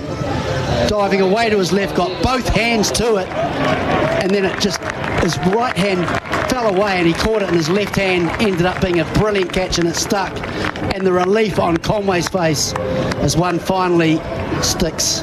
And Chanderpaul, mammoth innings comes to an end after 169 deliveries, 52. All of a sudden, New Zealand breakthrough, and West Indies 140 for 6. Generous and deserved applause for West Indian opener Ryan Chanderpaul, dismissed for 53 52 as Chris Harris described. 140 for 6. And as Kemar Roach walks out into the centre of Hagley Oval, all of a sudden, do you suspect now New Zealand will feel there's some bowlers to come here and an opportunity to run through this West Indian late to lower order? Absolutely an opportunity. I was actually just running through the bowling overs for New Zealand. Matt Henry's bowled 18, so I was thinking he's coming pretty close to the end of his spell. Perhaps he might have a couple left later in the day. Folks has bowled 17, so I was just thinking to myself how important it was they strike one more time while these two are at the crease. So that was a timely breakthrough for New Zealand, and as you said, all of a sudden, definitely got an end open. And more importantly, my prediction of 150 is still looking quite good. 158, wasn't it? Didn't you revise it? Yes, I've got 18 to play with. Just looking at that replay, Ian Smith, of the catch from Devon Conway, will there be a more relieved man? He stayed down a long time thinking about it. Well, you certainly don't want to drop 3. That was a tough one, but you certainly don't want to drop 3. Some people might drop 3 in a year, 3 in a day. Right, here's, folks, into the new man, Roach, who's defending down the onside, no run. But credit where credit's due, that was a fine take, a really fine take. It was hit pretty well by Chanderpaul. He hasn't played too many of those shots, and it was noticeable since the tea break that Chanderpaul had just upped the ante a wee bit, and someone might have got alongside him and said, look, if we're to get close, you have to get some runs. It was quite an effective pull shot. It's just that it was a brilliant piece of athleticism for Conway. 2 slips, Gully, and a leg slip in place for Roach, who gets one down the leg side, tries to flick it on its way, and it brings that fielder into play. Will Young, 140 for 6. So does open up an end, really, with Kemar Roach coming in at number 8. He's a handy enough player. Then you've got Lane, Seals, and Shields to come, and Shields on debuts. Haven't seen either he or Lane with bat in hand. So New Zealand will feel now they're in with chance of getting a healthy lead. And for Conway, he'll be thinking maybe my luck's changed and I might have to bat again today. Folks, over the wicket from the Botanic Gardens, bowling to Roach. Full one outside the offside, looking to play through the offside. Doesn't make any contact, 140 for 6. Just looking at Chanderpaul's dismissal throughout this innings, when he's gone on the pull shot, he's generally gone from high to low with his hands, and he's kept the ball down. And that's just the point that Ian made, that maybe they've had a chat to him about trying to up the run rate a little bit. And for the first time, he's actually tried to hit that pull shot in the air. He hasn't tried to go over, he's just tried to hit it hard. But what an opportunity when you've just dropped 2 catches in the day. It's not this type of catch you want to have to get. Roach waits again, fends off a ball, back of a length from Folks into the covers, no run. And what we should acknowledge too is a pretty sterling effort from Folks, and he deserves another wicket. He's run in with great vigour. He's only a young man, he's playing his first test at home, but he's into his 18th over as well, as Henry shouldered a lot of the workload from the Botanical Garden end, and he's done a sterling job, folks, so anything he picks up is fully deserved. Figures of 2 for 31 for Folks today. Change in the field. Still the leg slip, leg gully, but now a player out square on that leg side. Folks into Roach, it's short, and he manages to tap it down and called in luck through for the single. So Roach underway, he's won. A successful over for New Zealand, a successful over for Zach Folks. 141 for 6 at the end of it. I was just about to say, if Matt Henry needed any encouragement just to bowl one more over, he's just got it when Kemar Roach has stolen one off the last ball of Zach Folks' over to get on strike. So I'm sure Matt Henry said, happy to bowl another 1 or 2, skipper.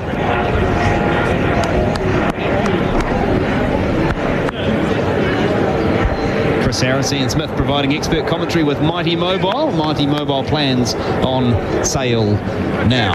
In luck 10, Roach 1, 141 for 6, and Matt Henry is going to go again from the Port Hills end. Lights on at Hagley Oval. A wicket since the tea break. And New Zealand now looking to move their way through this West Indian lower order with Roach to face up to Henry. 3 slips. And a gully. Henry over the wicket to the right-handed Roach. Plays and misses. And as you'd expect, to the lower order of Kemar Roach, Matt Henry and New Zealand go back to plan A. 3 slips in the gully, looking to bowl full. Matt Henry just 2 good bits of cricket, or 2 good balls away from another fifer at Hagley Oval. Round he's got a very good record at.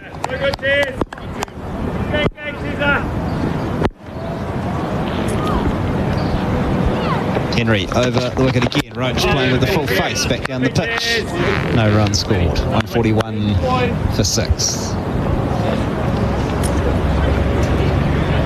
Just has to be wary, Kemar Roach, if he gets too solid in that defensive shot or pushes too far forward. I'm sure there's a short pitch delivery from Matt Henry just to remind him that it's not all going to be pitched up.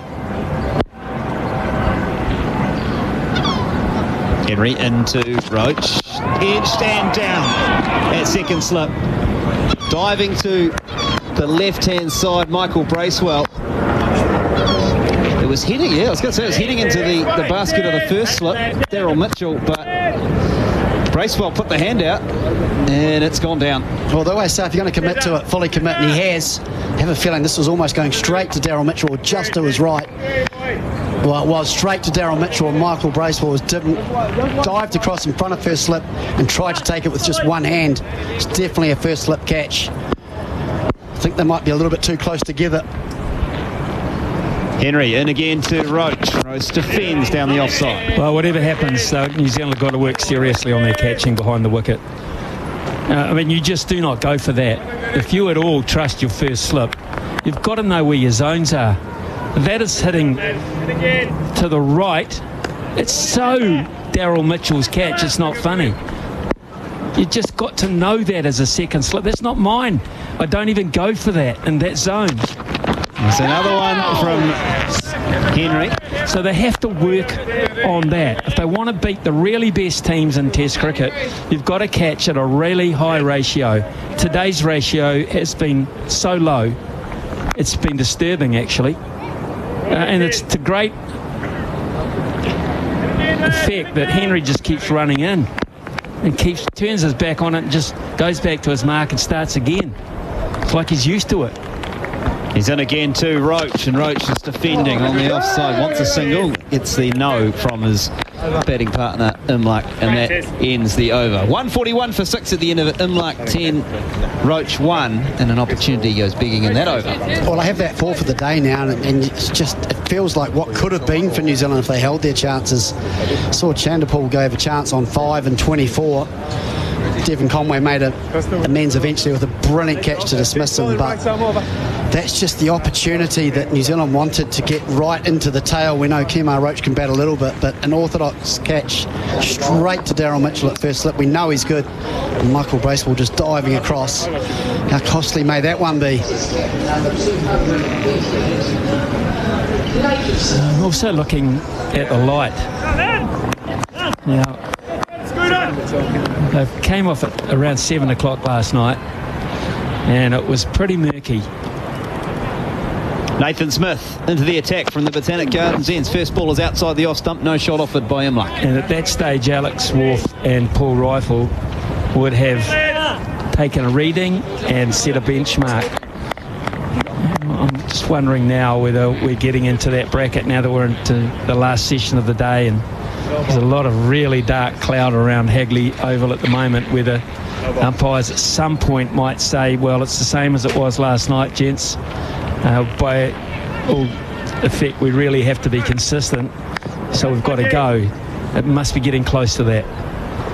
No ball from Smith, so he starts the over again as he's into Imlach, defending to point. Conway's in, no run. 142 for 6. There is some dark clouds to the south, and you have a feeling that if they come over, that will just be all the umpires need to offer the light to the West Indies.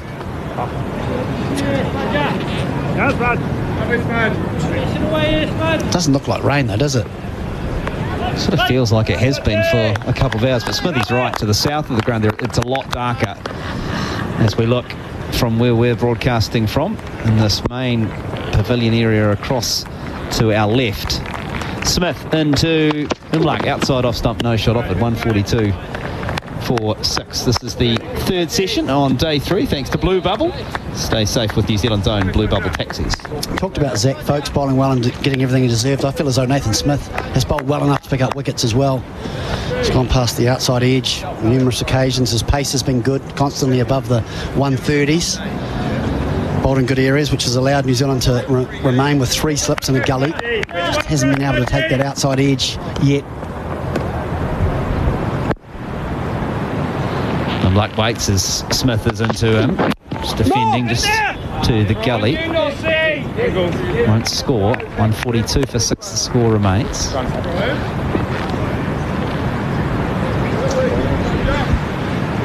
Just wondering what's going through the mind of the West Indies here, whether they're sensing that that's a possibility and they just don't want to get out. So when they come to the ground tomorrow or later in the night, they'll have wickets in hand, 4 in fact, or whether they just have not changed that approach and they need to be prized from this ground.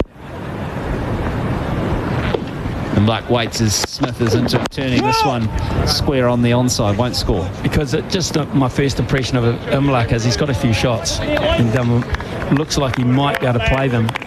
And generally speaking, when you get down to numbers 9, 10, 11, they like to score relatively quickly. They're mostly there for a good time, not a long time. So this has been the trend over the years. Perhaps the latter might be the better attitude if they're wanting to get 20, 30, 40 runs to get within 40. Trail at the moment by 89. 142 for 6. New Zealand bowled out earlier today for 231. Smith is into Mla. Turning this one square. Fielding done by Ravindra.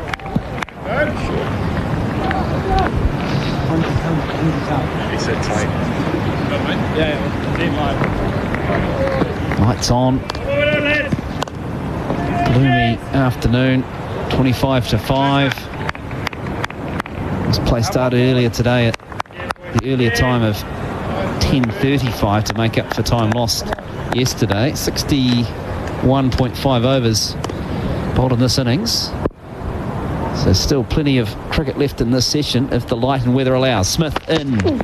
Turn square. Ravindra again will cut it off, and that will end the over. The West Indies 142 for 6. You know how good our deals are normally. So you probably thought we couldn't possibly do any better for Black Friday. Wrong. Black Friday deal on the Samsung 65-inch QLED TV at Magnus Penrose. $1,599. That's ridiculous for a TV this good. Quantum processor with AI upscaling. Everything looks stunning. And dual LED backlight for perfect contrast. 65 inches, $15.99. Black Friday pricing. Get in here before we change our minds. 100% Magnus Penrose Black Friday. Before you turn green with envy. Summer of cricket on Sport Nation with Prosper Fast Business Funding. The West Indies 142 for 6 on the Harvey Norman scoreboard. Harvey Norman TV deals. Imlak 10. Kemar Roach 1. Roach dropped in the previous over delivered by Matt Henry. At second slip by Michael Bracewell. He's on strike again, and Henry's into him from the Port Hills end. Coming forward is Roach, defending to mid-off.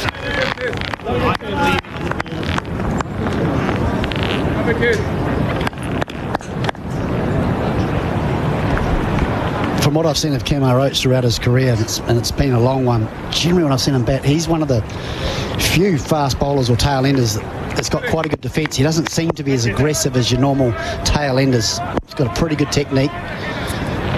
3 slips in a gully in place for Henry. As coming forward is Roach, and the ball flying past the outside edge into the gloves of Tom Latham. So based on Smithy's point, I think with Imlak there, and as long as Roach is with him, he's happy just to bat as normal. But I think he's absolutely right. If they lose another one, I think we might see a few more shots being played. Kemar Roach generally got a good technique. He was beaten then by a good one from Matt Henry, but he was in a good position. Just still shows that there's a little bit of movement on the surface. And Matt Henry's going to be difficult. Henry in again. Again coming forward is Roach. The ball flies past the outside edge at 127.3 kilometres an hour.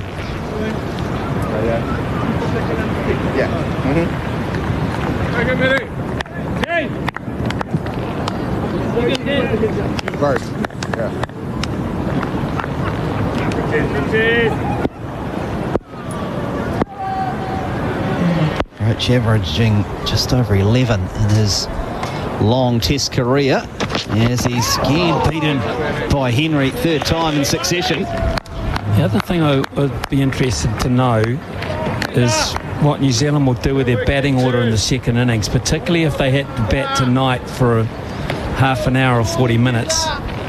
Whether Tom Latham would say, in all honesty, I'm a bit spent mentally here. I've had to keep, I've had to captain. It's been quite taxing. I've been very busy behind the stumps because of the amount of deliveries that have been left or missed.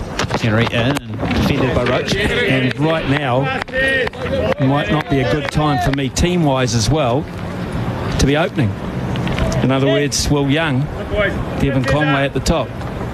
Knowing Tom Latham, I think he'll want to do the job, and I think he will open, but Will Young, there's a chance that he might be batting 3, if it's tonight particularly. Roach waits for Henry again, driving. He's going to score through mid-off here, because Jacob Duffy was at a wide-ish mid-off, and that was a straighter drive from Roach. Turns, comes back for 2. He's 3. 144 for 6 at the end of the over. Imlach 10, and Kimo Roach is out of life. He's 3 from 17.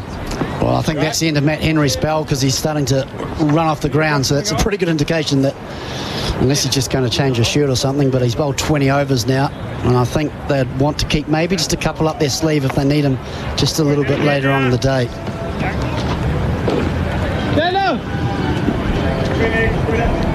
Yeah, another big effort from Henry, 20 overs in the day, 3 for 39. Looking down the New Zealand bowling effort, folks, 18, Smith 13, Duffy 12. Smith's going to continue from the Botanic Gardens end of Hagley Oval. Got 3 slips and a gully in place. And Imlach is the target. This time he's hit on the peg. Big appeal from behind the wicket. Not so convincing from Smith, who straight away indicates height. I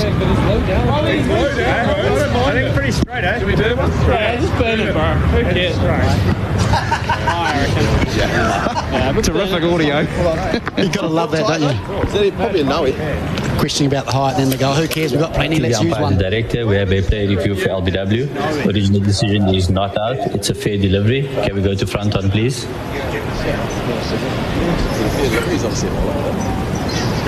So waiting for the replays. Nathan Smith straight away indicated he felt it was a bit high. Okay, ball's close to the back. Can we just confirm with ultra edge?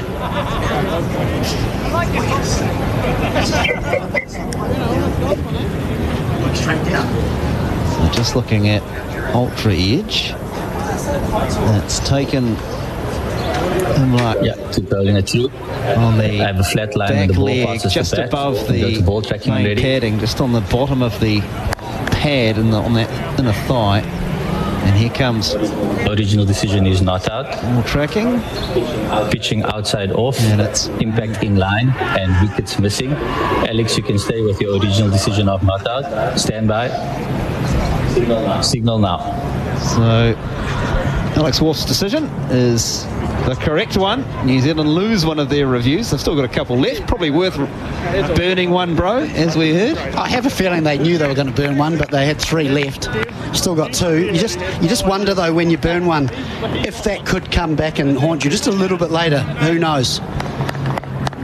Straight away, Nathan Smith was not as convinced as the rest of the team. Height was the issue, and as it turns out, he was correct. He's in again, holding to Imlach, wide of off stump, no shot offered. 144 for 6. I guess it's hard as a younger bowler making your way in Test cricket. It's early on in his Test career. You don't really want to force the issue, but happy if your skipper decides to go for it. If somebody else is going to do it for you, then he was probably more. Yeah, oh yeah, okay, sounds good. You guys think it's out? I'd love to know who was it that said, let's just burn one, bro. It's worth a chance. Bang, bang, lads. We bang, bang here. Come I think it was Daryl Mitchell, maybe? Yeah, could have been. Not sure. Smith passes the umpire again, bowls into Imlach, and this time he's hit right on the arm, coming forward to defend. 144 for 6. Just shows you, even Harold's this ball now. 64th over. Still a little bit of movement, it's still awkward, and Imlach's been out there for, how many balls has he faced? 47. 47, so he's been in for a while. it just shows if you get in the good areas, it's still not easy. It's overcast, so there's still movement in the air and certainly a little bit off the seam. Smith in again to Imlach. Defends this time. Just in front of point. Up comes Devon Conway to do the fielding. My eyes are terrible, Tom. I thought I could still see a little bit of gold on that ball. Surely not. Still looks in good condition though, doesn't it? We just saw it being shined there. Still looks like it's got a good sheen on it. Yeah, it's not the wear and tear that you often see at a ball that's 64 odd overs old. Oh, the outfield's so soft and there's not too many abrasive surfaces out there, so it's ball's well looked after here at Hagley. Smith, back foot shot this time by Imlach, plays to Conway, just forward of point. It's another dot, 144 for 6.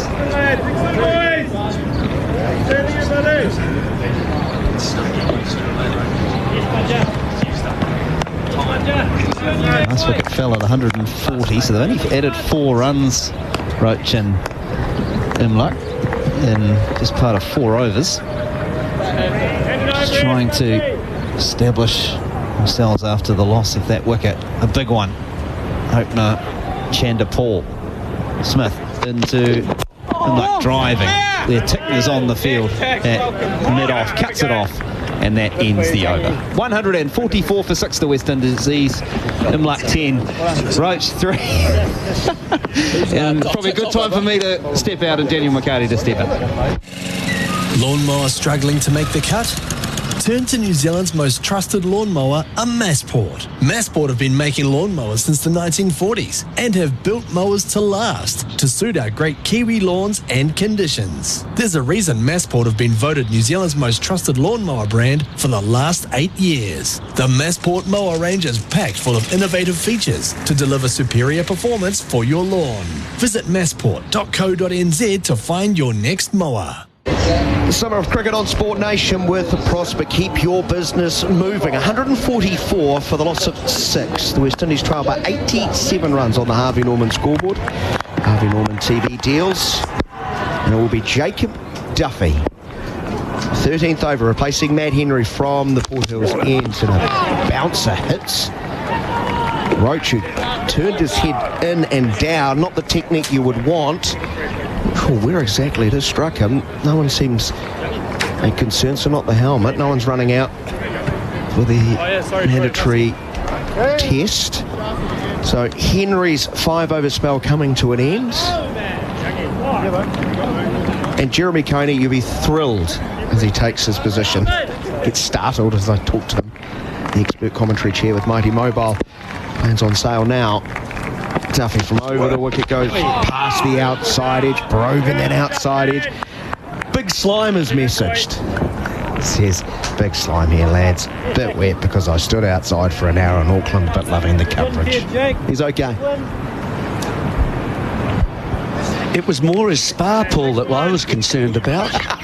Not his own health. No, not really. A slime will be fine. Anybody who's called slime is hard to kill. Such a big-hearted individual, Jeremy Coney. From the crease line, Roach is beaten outside of off-stump once more. This is the third session of play, thanks to Blue Bubble. Stay safe with New Zealand's own Blue Bubble taxis. And Big Slime at the spa pool. Hope he's cleaned out the spa pool since last season. Lovely duck, man. 144 for the loss of 6. Overcast, gloomy light. The light tower's on. Roach gets him behind this as he pushes the ball to point. No run. He's fought hard for 21 balls. He's on 3. Imlach is on 10. New Zealand all out for 231. The quick look at the West Indian crowd. Campbell 1, Athanase 4, Hope 56. Chase without scoring, Graves without scoring. Chandapal the last to go. Caught very well by Devon Conway. And the onside full-blooded pull stroke gone for 52. The catching Other than that, it's been pretty poor from the New Zealanders. Another short ball zips over the head of Roach as Nathan juggles behind the wicket. New Zealand can't blame this ground, can they, for their catching, because the West Indies caught quite well, didn't they? Don't you think? There's no excuse for that, no. They've just been mistakes, and it needs to be sorted very, very quickly. You can't afford to be taking between 10 and 15 wickets every time you bowl. 3 slips, Gully. And under the helmet on the onside, playing inside the line. The end of the over, 144 for the loss of 6. Big Slime has confirmed just a bit of dog hair and spilt Pinot Noir to clean out between seasons. So that's good. Well, I've got to say, this isn't a bad time to bowl. As we look out, it's pretty dark-ish. Obviously, the lights have been on for some time now. Some big black clouds away to our left that are sweeping. Well, not about sweeping, they're sliding, really. But it's a good time. They're not slimy clouds.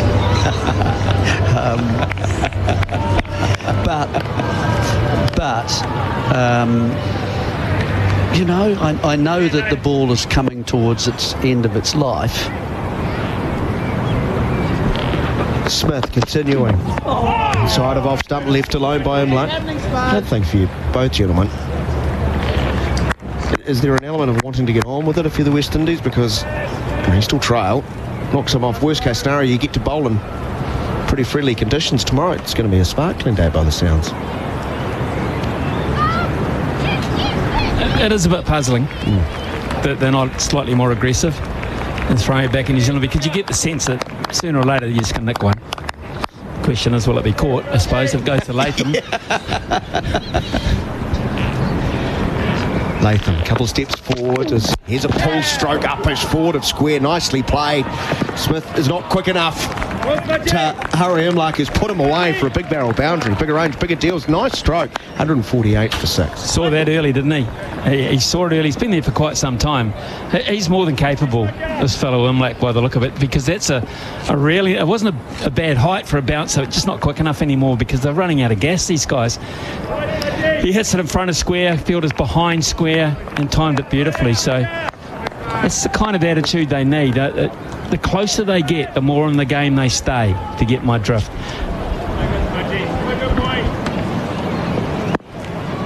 Man will stay up behind square on the onside as Smith arrives, goes fuller, closer to off stump, but good lead from him. Like, it's just in his 4th test match.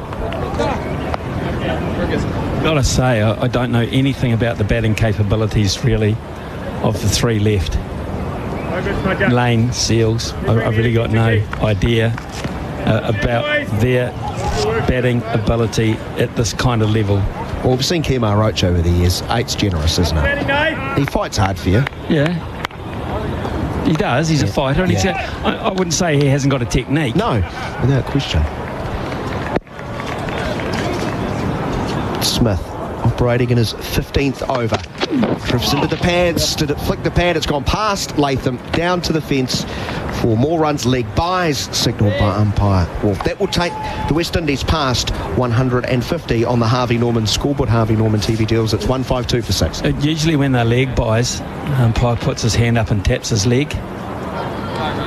It's buys. Those are just what's called buys. Yeah, they're buys. You know, when the batsman doesn't hit it, and it just goes past the stumps, and the wicket keeper doesn't stop it. Nothing has impeded the ball's progress. It's called buys. B-Y-E-S.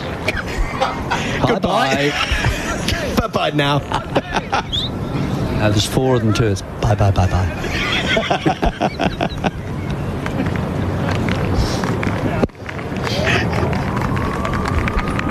Here's Smith again, popping forward, defending.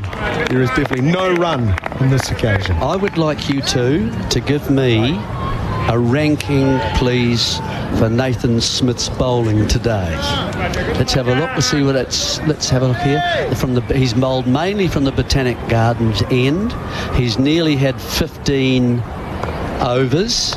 He's bowled 6 maidens, and has none for 39. 2.6, 6, and no wickets, none. What happened with the last ball, Jerry? Bye-bye. It's a no ball, actually, but, 153 for 6. Edge uppish into the gully on the bounce. Doesn't carry. Come on then, out of 10, please, because this is, I'm trying to introduce this a note of something. It's 5 out of 10. Because you reckon 5, that's fine. Well, he had one genuine edge that bizarrely didn't carry to second slip full Forest Drive on a surface where I think 9 of the 16 wickets have been caught in the corner by the keeper. Well, he hasn't been belted around the ground. Well, no, he's bowled a lot to Chanderpaul. But it's a good bowling day, isn't it? It is a good bowling day. And it's a good pitch to bowl on. Yeah, I'd give it a... because he is ranked number 4 on the bowling list. Yes, he is. So I'd say for him, he's done his job to a large degree, so I'd give him a 6. Would you? 6.5. I would be giving 4. There you go. I'll tell you why. My reasoning would be he hasn't moved the ball much. And I think in New Zealand, all our bowlers, whether it's from the surface or whether it's in the air before it pitches, we need to have players who can do that as an absolute minimum before they get into the national side. Because I wonder whether he's being selected because he bats a little bit, and he's quite a good in the park, and that might get him into the position that he holds. And he bowls at 135. Expert commentary with Mighty Mobile. Mighty Mobile plans on sale now. Jeremy Coney and Smith alongside me as Duffy starts a new over and pushing the right-hander back as Roach defends. And I want to just sort of confirm, I'm not trying to put him down at all. All I'm saying is this the person that we go forward with? And I think we should be asking that of all the players. Is this the person that we want to go forward with as our 4th best? I know we're missing a few people, and he might not get in the side if O'Rourke was there and Sears was available and so on. But is he at the moment our 4th best? Are there any others around? Duffy has 1 wicket today. That'll hope a big one as he goes full, pushed up to the offside. I think it's a fair question. The other question I'd ask is, would you bowl Bracewell now? Because it looks like they're going to. They've called for protective equipment, which means they're going to have another player in close around the bat, and Bracewell, I just noticed, was doing just a little bit of stretching. He's talking to Tom Latham about his field set. Maybe that's going to free up the tail end as such, and maybe that's what Latham is thinking. Duffy, full on off stump, push to point. There's going to be no run. Now here's another question for you. How many cricketers around the world have a ground named after them? Not a grandstand or a pavilion or a gate. Viv Richards? Yes. Brian Lara? Yes. Coney goes deep into thought. Deep into thought. I'll help you out here. Darren Sammy. Oh, yes, he does. You're dead right. Lucia. You're dead right, yep. Coach. Short of length this time, turned neatly down into the ground in front of short leg. No run, 153 for the loss of 6 that remains. Well, there's an Allan Border over there, of course. It's not really a test ground, but there is an Allan Border ground where they play A cricket, I think there's an Ian Healy ground too in Brisbane, so. But in terms of international venues, West Indies have gone for that kind of thing. But I'm just trying to, certainly not in England, certainly not in Australia, the Shane Warne stand, Don Bradman stand, Noble stand. None, I don't think South Africa. Duffy, bounce a good one too. And I don't think so in India either. I mean, there's Sunil Gavaskar stand is in Delhi. I think the Galton Gambier stand is up around that area as well. I think Sunny's actually will be in Mumbai. I think Sachin, but they've got grandstands named after them. Yeah, that's right. That's what they tend to but go not for. Grounds. And England go for the ends, don't they? The Jimmy Anderson end and that sort of thing. I think Nathan Smith's left the field too. I'm not sure if that from medical reasons is Duffy looking to finish his over. There's going to be more runs here as it went down the leg side. We wait for the umpire's signal, or I'm going to get murdered by these two. Which one's that one, Jeremy? I think that's his bye. 154 for the loss of 6 at the end of the over.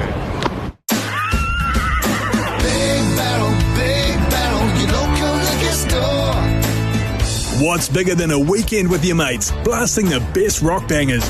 Big Barrel, big range, bigger deals. And when you join the Big Barrel Mates Club, there's even bigger exclusive deals, because that's what friends are for, right? So don't miss all the exclusive deals in-store and online. Join the Big Barrel Mates Club today. Big Barrel, your local liquor store. Summer of Cricket on Sport Nation. This is the third session of play thanks to Blue Bubble. Stay safe with New Zealand's own Blue Bubble taxis. In reply to New Zealand's 231, the West Indies 154 for the loss of 6 for the first time this innings. Michael Bracewell with his off breaks into the attack. Smithy just made this point. Break 24 extras. That means New Zealand have conceded more extras than the West Indies, 23, and a total of 154. What a high percentage. As Bracewell starts, really tame, shorter off break, playing with the dead batters, Roach. Both of them are high, aren't they? Really on a pitch where it's hard to get runs to concede that many extras. Slip, short leg, catching mid-wicket. He's hunting around the bat. Long on back, backward square, goes fuller, wider of off stump. Roach again defending.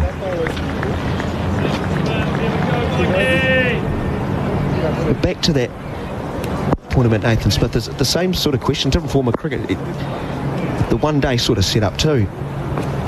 Bowling later than he would normally for his provincial side. He's got to find ways as defensive stroke from Roach. He's got to learn quickly, isn't he? Because there's a lot of options. What's a strong suit, do you feel, of his all-round capabilities, his batting or his bowling? What would you think? I think his fielding is his best. Okay. Is his best, to be really honest. And again, nice looking drive, but straight to cover. Very nice.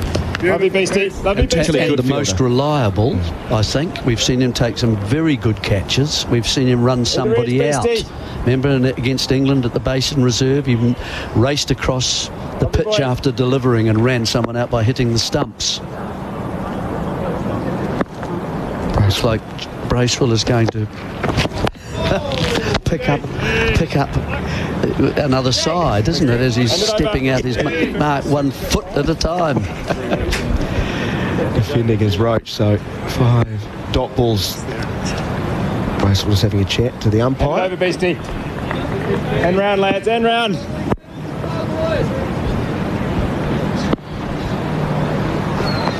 Tall off spinner, goes very full on off stump, defending his Roach. A maiden over, 154 for the loss of 6. The West Indies still trailed by 77 runs on the Harvey Norman scoreboard.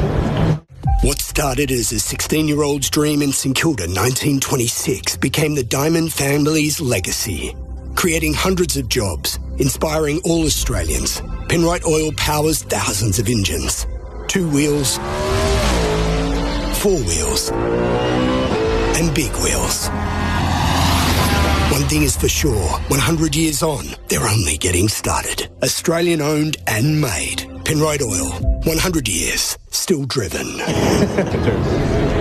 And welcome back to the cricket here. The Summer of Cricket on Sport Nation with Prosper. Keep your business moving. We're watching as Jacob Duffy is warming up at the Port Hills end. So 154 for 6 it is. The West Indies trailing by 77. And it's going to be Imlach on strike on 14.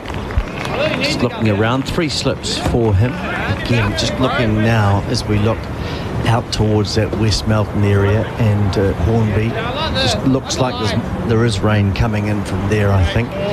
Might finally strike us. We've been lucky with being pretty well surrounded, it feels like, but perhaps it's on its way. Here's Duffy running in a bowling to Imlach, who plays the ball, which is pitching on about off and rising into the right-hander. He just plays it to third slip. Imlach 14, Roach 3. I think you should planted the chafed even in me out. I was out there and I was like, Thank you, Daniel, for your help. Just passing me my phone. Still plenty of chatter behind the stumps for New Zealand. It's been an absorbing day. Certainly not one where batters dominated ball. Run rate has been slow, but it's been good absorbing cricket as we see him like trying to accelerate here, getting a ball outside the off stump. He slashes at it, and Latham takes it quite low. Bounced just a little bit low on that occasion. The score remains 154 for 6, and Kemar Roach is coming down to talk to his younger wicketkeeper, perhaps having a word to him. Oh, Jerry, oh goodness, a couple of pies. Harry was saying before that he was very keen on just going and poking his finger in a pie that he could see next door, and then it would be his. And I just looked down here, a couple have been delivered. They do look fantastic as this ball is played forward. They haven't got any finger marks on them, have they? No, he didn't get in there. Okay. I was a little worried where you were going with that one, Garth. They're protected in there. They have they have a Chris Harris sort of casing around them so that he can't get at them. But they look pretty good. The food here, very good, I think. In the stand area, the corporate area. And it's a good absorbing crowd. They enjoy their cricket. Missed. Tell me. We've missed the cheese from Chris Harris this year. Well, there's not much point in having him, frankly, without it. As this is outside the off stump, flies through to Latham. It was great. I mean, he used to remember at tea time it would come out and he'd cut it up for us, and it was served with some crackers. From open country. And then it became also a very good door stopper. So it would so we'd get a good airflow through the commentary. Just what we needed after hot air that we've created. Also cheese can create wind. True. Not on open, some of us. Not open countries eat him, though. Beautiful cheese, and Chris Harris, no one could put together a cheese board better than him as this ball's through to Latham. Well, I mean, he made it. It was such a performance for him, wasn't it? It was a performative experience. Art. Well, not an art, okay. but what he did is he made that one single block of Eden almost the way he would last for a season. He did, but it was like there were 10 different cheeses cut into different shapes, different crackers. No one could make the open country Eden look as good as Chris Harris. He should be an ambassador for them. We got one more than one block, so he's threatening to send. They were very generous. He is threatening to have one made available for us at the Basin Reserve in a week as Imlach plays outside the off stump, then withdraws his bat. Getting cooler now as you feel that air coming through. I do think that we might get disrupted, Harry. What do you think? You're a local. End of the over it is, as the umpires are just changing, and now we're just having a look as Paul Rifle is playing around, just changing bails there. 154 for 6 it is. You live in the area, Harry? Yes. Your thoughts? We're absolutely going to get disrupted. Okay, just come in. If it's not by rain, it's going to be by light. Here we are. Thank you very much. I haven't got a name here, but weather luck may be running out. A few drops on the bank opposite. That's the look, unfortunately. Here's Bracewell bowling, and Roach comes forward and plays the ball back to the bowler. Interesting, just heard Bracewell obviously interviewed this morning talking about if he has a job to bowl, he's going to bowl similar and try and do a job that Chase did. I think he bowled 8 overs, 1 for 13, so he's going to bowl a bit flatter than he normally would and just make it difficult, bit of a holding pattern, make sure it's difficult for them to score. Bowls over the wicket from the Botanic Gardens end and turns the ball square of the wicket to short leg, and you can hear who's under the helmet there. Young. Yeah, I'd be disappointed if he took that. I'd like to see him show us if there's a skill, yes, that where he could actually toss it up, and because of the revs he puts on the ball at his end of the pitch. Here he is this time in a forward defensive shot. Yes, Beastie. I know, I agree. It can still drop and be at such an angle that the batsman doesn't read the length of the ball. I don't care about the turn. I don't expect perhaps that to happen here. But to beat them in the air and in flight is still possible. Next delivery is driven nicely by Imlach, Roach rather, giving himself a little bit of room and driving square of the wicket. Again, it's Ravindra and Conway who are chasing out towards that cover point boundary, and time for 3 runs. Roach doubles his score, 157 for 6. Nice shot just over pitching baseball, allowing Roach to get on the front foot and drive handsomely through the covers. In his defence, he said if he had to bowl in this first innings, it would be more of a holding pattern, but he'd certainly look forward to bowling in the second innings where he could use his skills a bit more in his flight and try and get spin as the wicket wears, although it hasn't shown much wear so far. I'm not sure if it's going to be fair. People just starting to move around a little bit as that rain perhaps coming closer. Here's a reverse sweep caught nicely by Mitchell at first slip, but it was up off the pads, 157 for 6. I'm sure it's raining on Riccarton Road now. You just keep an eye on that bank for umbrellas going up and people going under the umbrellas that are already there. Plenty of people moving now. It was just a bit of gloving into the ground. That last reverse sweep. It sounds like he's doing everything with that ball with the reaction he's getting. It was just short of a length and a backward defensive shot played. No turn. End of the over. 157 for 6. Imlach 14, Roach is 6, Bracewell none for 3 from 2. The Summer of Cricket on Sport Nation with Prosper, your business funding caster. Do we go one erection? Just been told that if they want to continue, they've got to go spin. I just heard them through the stumps mic saying perhaps Ravindra. Because then everyone goes. So if they continue with seam, I think they're going to come off. All Rifles got the light meter just on the stumps. Looks like it's going to be, well, they're going to use Ravindra, are they? Yes, he's come to the bowling crease, so he's going to replace Duffy at the Port Hills end. So it's going to be spin from both ends on a seamy pitch. Well, it means we're still playing cricket. If they continue with Duffy, it sounded as though the decision was that the light wasn't sufficient to have Duffy to continue bowling. So Tom Latham, New Zealand skipper, said, I'll bowl spin at both ends. Ravindra just starting to loosen up now. This could play into West Indies' hands, though. If they get a quick fire 20 or 30 here, it puts them not back in the box seat, but very much back in this game. Well, they trail by 74. Ravindra is just stepping out his run-up, such as it is, coming in very fresh. He wouldn't have had an inkling a few moments ago that he was about to bowl for New Zealand. So Ravindra's going to bowl from the Port Hills end. Umpire Rifle he has to get to pass, and he goes around the wicket bowling to Roach, and he's caught on the pads. It's Latham. You can hear appealing, but didn't, even though it sounded throaty from Latham, it didn't feel like there was much conviction. And the reason is it's a great big inside edge smashed into the front pad by Roach, who turns now and faces as Ravindra comes in again and bowls right on the spot. And Ravindra is forward, playing into the offside. Getting darker again as I look over towards the TV camera on the western side of the ground. I have a feeling even with spin at both ends, we're getting not far away from the light being not good enough. Yep.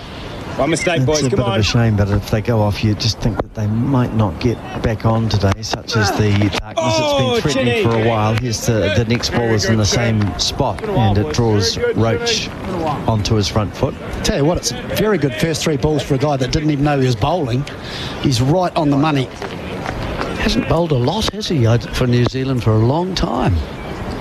No, well, he started. I remember that series in India, 2021 or so, where he bowled quite a lot. As Patel as the next ball was pushed into the offside, and Somerville was the other spinner then, wasn't it? They had 3 of them. Ravindra bowled a fair bit. He was, I felt at that stage that his bowling was almost preferred over his batting, but I'm pleased that it's the other way around now. 157 for 6 it is as Ravindra bowls, and Roach is pushing into the offside. There he is. Brad Lewis, his bowling average is 44.6. He's taken 10 wickets in tests, and his first class bowling average is worse. It's 48. So there you are. Best bowling 3 for 33. So Rush and Ravindra. 1 ball remaining, no runs off the over so far, and it will remain that way. An appeal for LBW, and umpire's rifle's hand moves a little bit, a wee twitch, and Latham is coming forward to talk to his players. I think it was going down leg the way Roach was, or Imlach was looking to hit through the onside, and now they just walk away, changing for the end of the over. 157 for 6, Imlach 14, Roach 6. The game just meandering. 17 overs in this session, 1 for 37. It's just feel like the game, West Indies are just stranded. New Zealand scored no runs today, so we've seen 157 runs today in 71 overs. That's it's pretty so. Look, they're going to check light again here, even though the spinners are bowling. Yeah, there's a lot to be said for the way England play the game, isn't there? Entertainment, they're off now. Well, Chris Harris thumbs towards the pavilion and signals to the commentary team they're leaving the ground. Time for some cheese. England would have been out twice. Yeah, they would have. 71, they batted 68 overs just over in the first test, so they would have had 2 cracks. Absolutely. Well, you can hear, gosh, the ground staff are running. They've been released, and it's almost like a sprint race for the 4 men getting out there and trying to join the side by side. The covers are coming on because I think there's a little bit of rain as well, so bad light and rain, meaning that the players are leaving the field. Here it is, grey hoodie now dotted here. Thanks, Jono. He's coming back in from about 150 metres away. I think we're about to be done for the day, fellas. Jono, I agree with you. I think we are done for the day. Raining. Daniel McHardy's down there as well, and confirming that there is precipitation here in Christchurch. Players leaving the field. The West Indies trailing New Zealand by 74 runs. Imlach is on 14. He's faced 65 deliveries, so just really getting a feel and trying to build an innings in Test cricket is Tevin Imlach. Roach is 6 again. He's been studious from 45 deliveries, but the West Indies have spent a lot of the day really seemingly somewhat marooned. As Jerry Coney said a moment ago, it was this morning we only saw 3 balls in New Zealand's innings before Zach Folkes was out, caught down the leg side by the West Indies keeper Imlach from the bowling of Seals. That was Seals' second wicket, and New Zealand didn't add to their overnight total. They were 231 all out. So Conway out without scoring. Latham 24, Williamson 52, Ravindra made 3, Young 14, Blundell 29, Bracewell well compiled 47, Smith 23, Henry 8. They were all out yesterday. Folkes out for 4 today, just lasting 3 further deliveries. Duffy didn't face a ball. He was 4 not out. 231 New Zealand, the first innings total, having been asked to bat first by the West Indies. Roach 17 overs, 2 for 47. Jaden Seals 15 and a half overs, 2 for 44. Johan Lane 11 overs, 1 for 47. OJ Shields 9 overs, 2 for 34. Justin Graves 10 overs, 2 for 35. Roston Chase 8 overs, 1 for 13. And then we've seen the West Indies in what has been something of a stuttering effort, really. They lost Campbell when the score was 1. He was caught by Young from Folkes' bowling for that score. Alec Athanase made 4, and the West Indies were certainly in trouble at 10 for 2. And then we saw their best moments really with the bat, with a partnership of 90 between Tajnareen Chanderpaul, who made 52, and Shea Hope making 56. And it came to an end when Hope was out, caught by Latham from Duffy's bowling for 56. Chase out without scoring. Graves out without scoring as well. Imlach is 15 not out. Roach is 6 not out. And we'll take a break with you. The third session of play, thanks to Blue Bubble. Stay safe with New Zealand's own Blue Bubble taxis. Play the news from Christchurch. It's cold. There's a bit of rain. It's grey, unfortunately. And bad light has stopped play with the West Indies 74 runs behind New Zealand's first innings total at 157 for 6. We'll take a break. TAB's safer betting tools make it easy to pause, limit and reflect on your betting. Set deposit limits, lock out days and choose the markets you can access. Know when not to get your bet on. R18, bet responsibly. Go Harvey Norman for huge deals on big screen TVs. The biggest brands, best range, latest technology, and screens up to a massive 100 inches. Huge TV deals at Harvey Norman now. The action's better on the big screen. From over the wickets, here's a slog sweep, and he's bowled! This is the summer of cricket on Sport Nation. Success in farming and growing isn't about big flashy moments. It takes constant decisions and persistent effort to earn smaller wins that add up. Having enough feed to keep stock healthy through summer, that's a win. Preventing a parasite outbreak, win. Installing a water tank before the dry spell, another win. Farmlands is here to help with expert advice, reliable products and timely supply. Score some wins with our summer offers in store, through your rep or on Farmlands Pro. Diving catch inside the ring, what a catch! You're listening to live coverage of the Black Caps on Sport Nation. TAB's safer betting tools make it easy to pause, limit and reflect on your betting. Set deposit limits, lock out days and choose the markets you can access. Know when not to get your bet on. R18, bet responsibly. Are you a business owner looking for a cash boost? For fast, flexible business funding, turn to Prosper. Apply online in less than 10 minutes and get the funds you need in hours. Visit prosper.co.nz today. T's and C's and standard credit criteria apply. From over the wickets, here's a slog sweep, and he's bowled! This is the summer of cricket on Sport Nation.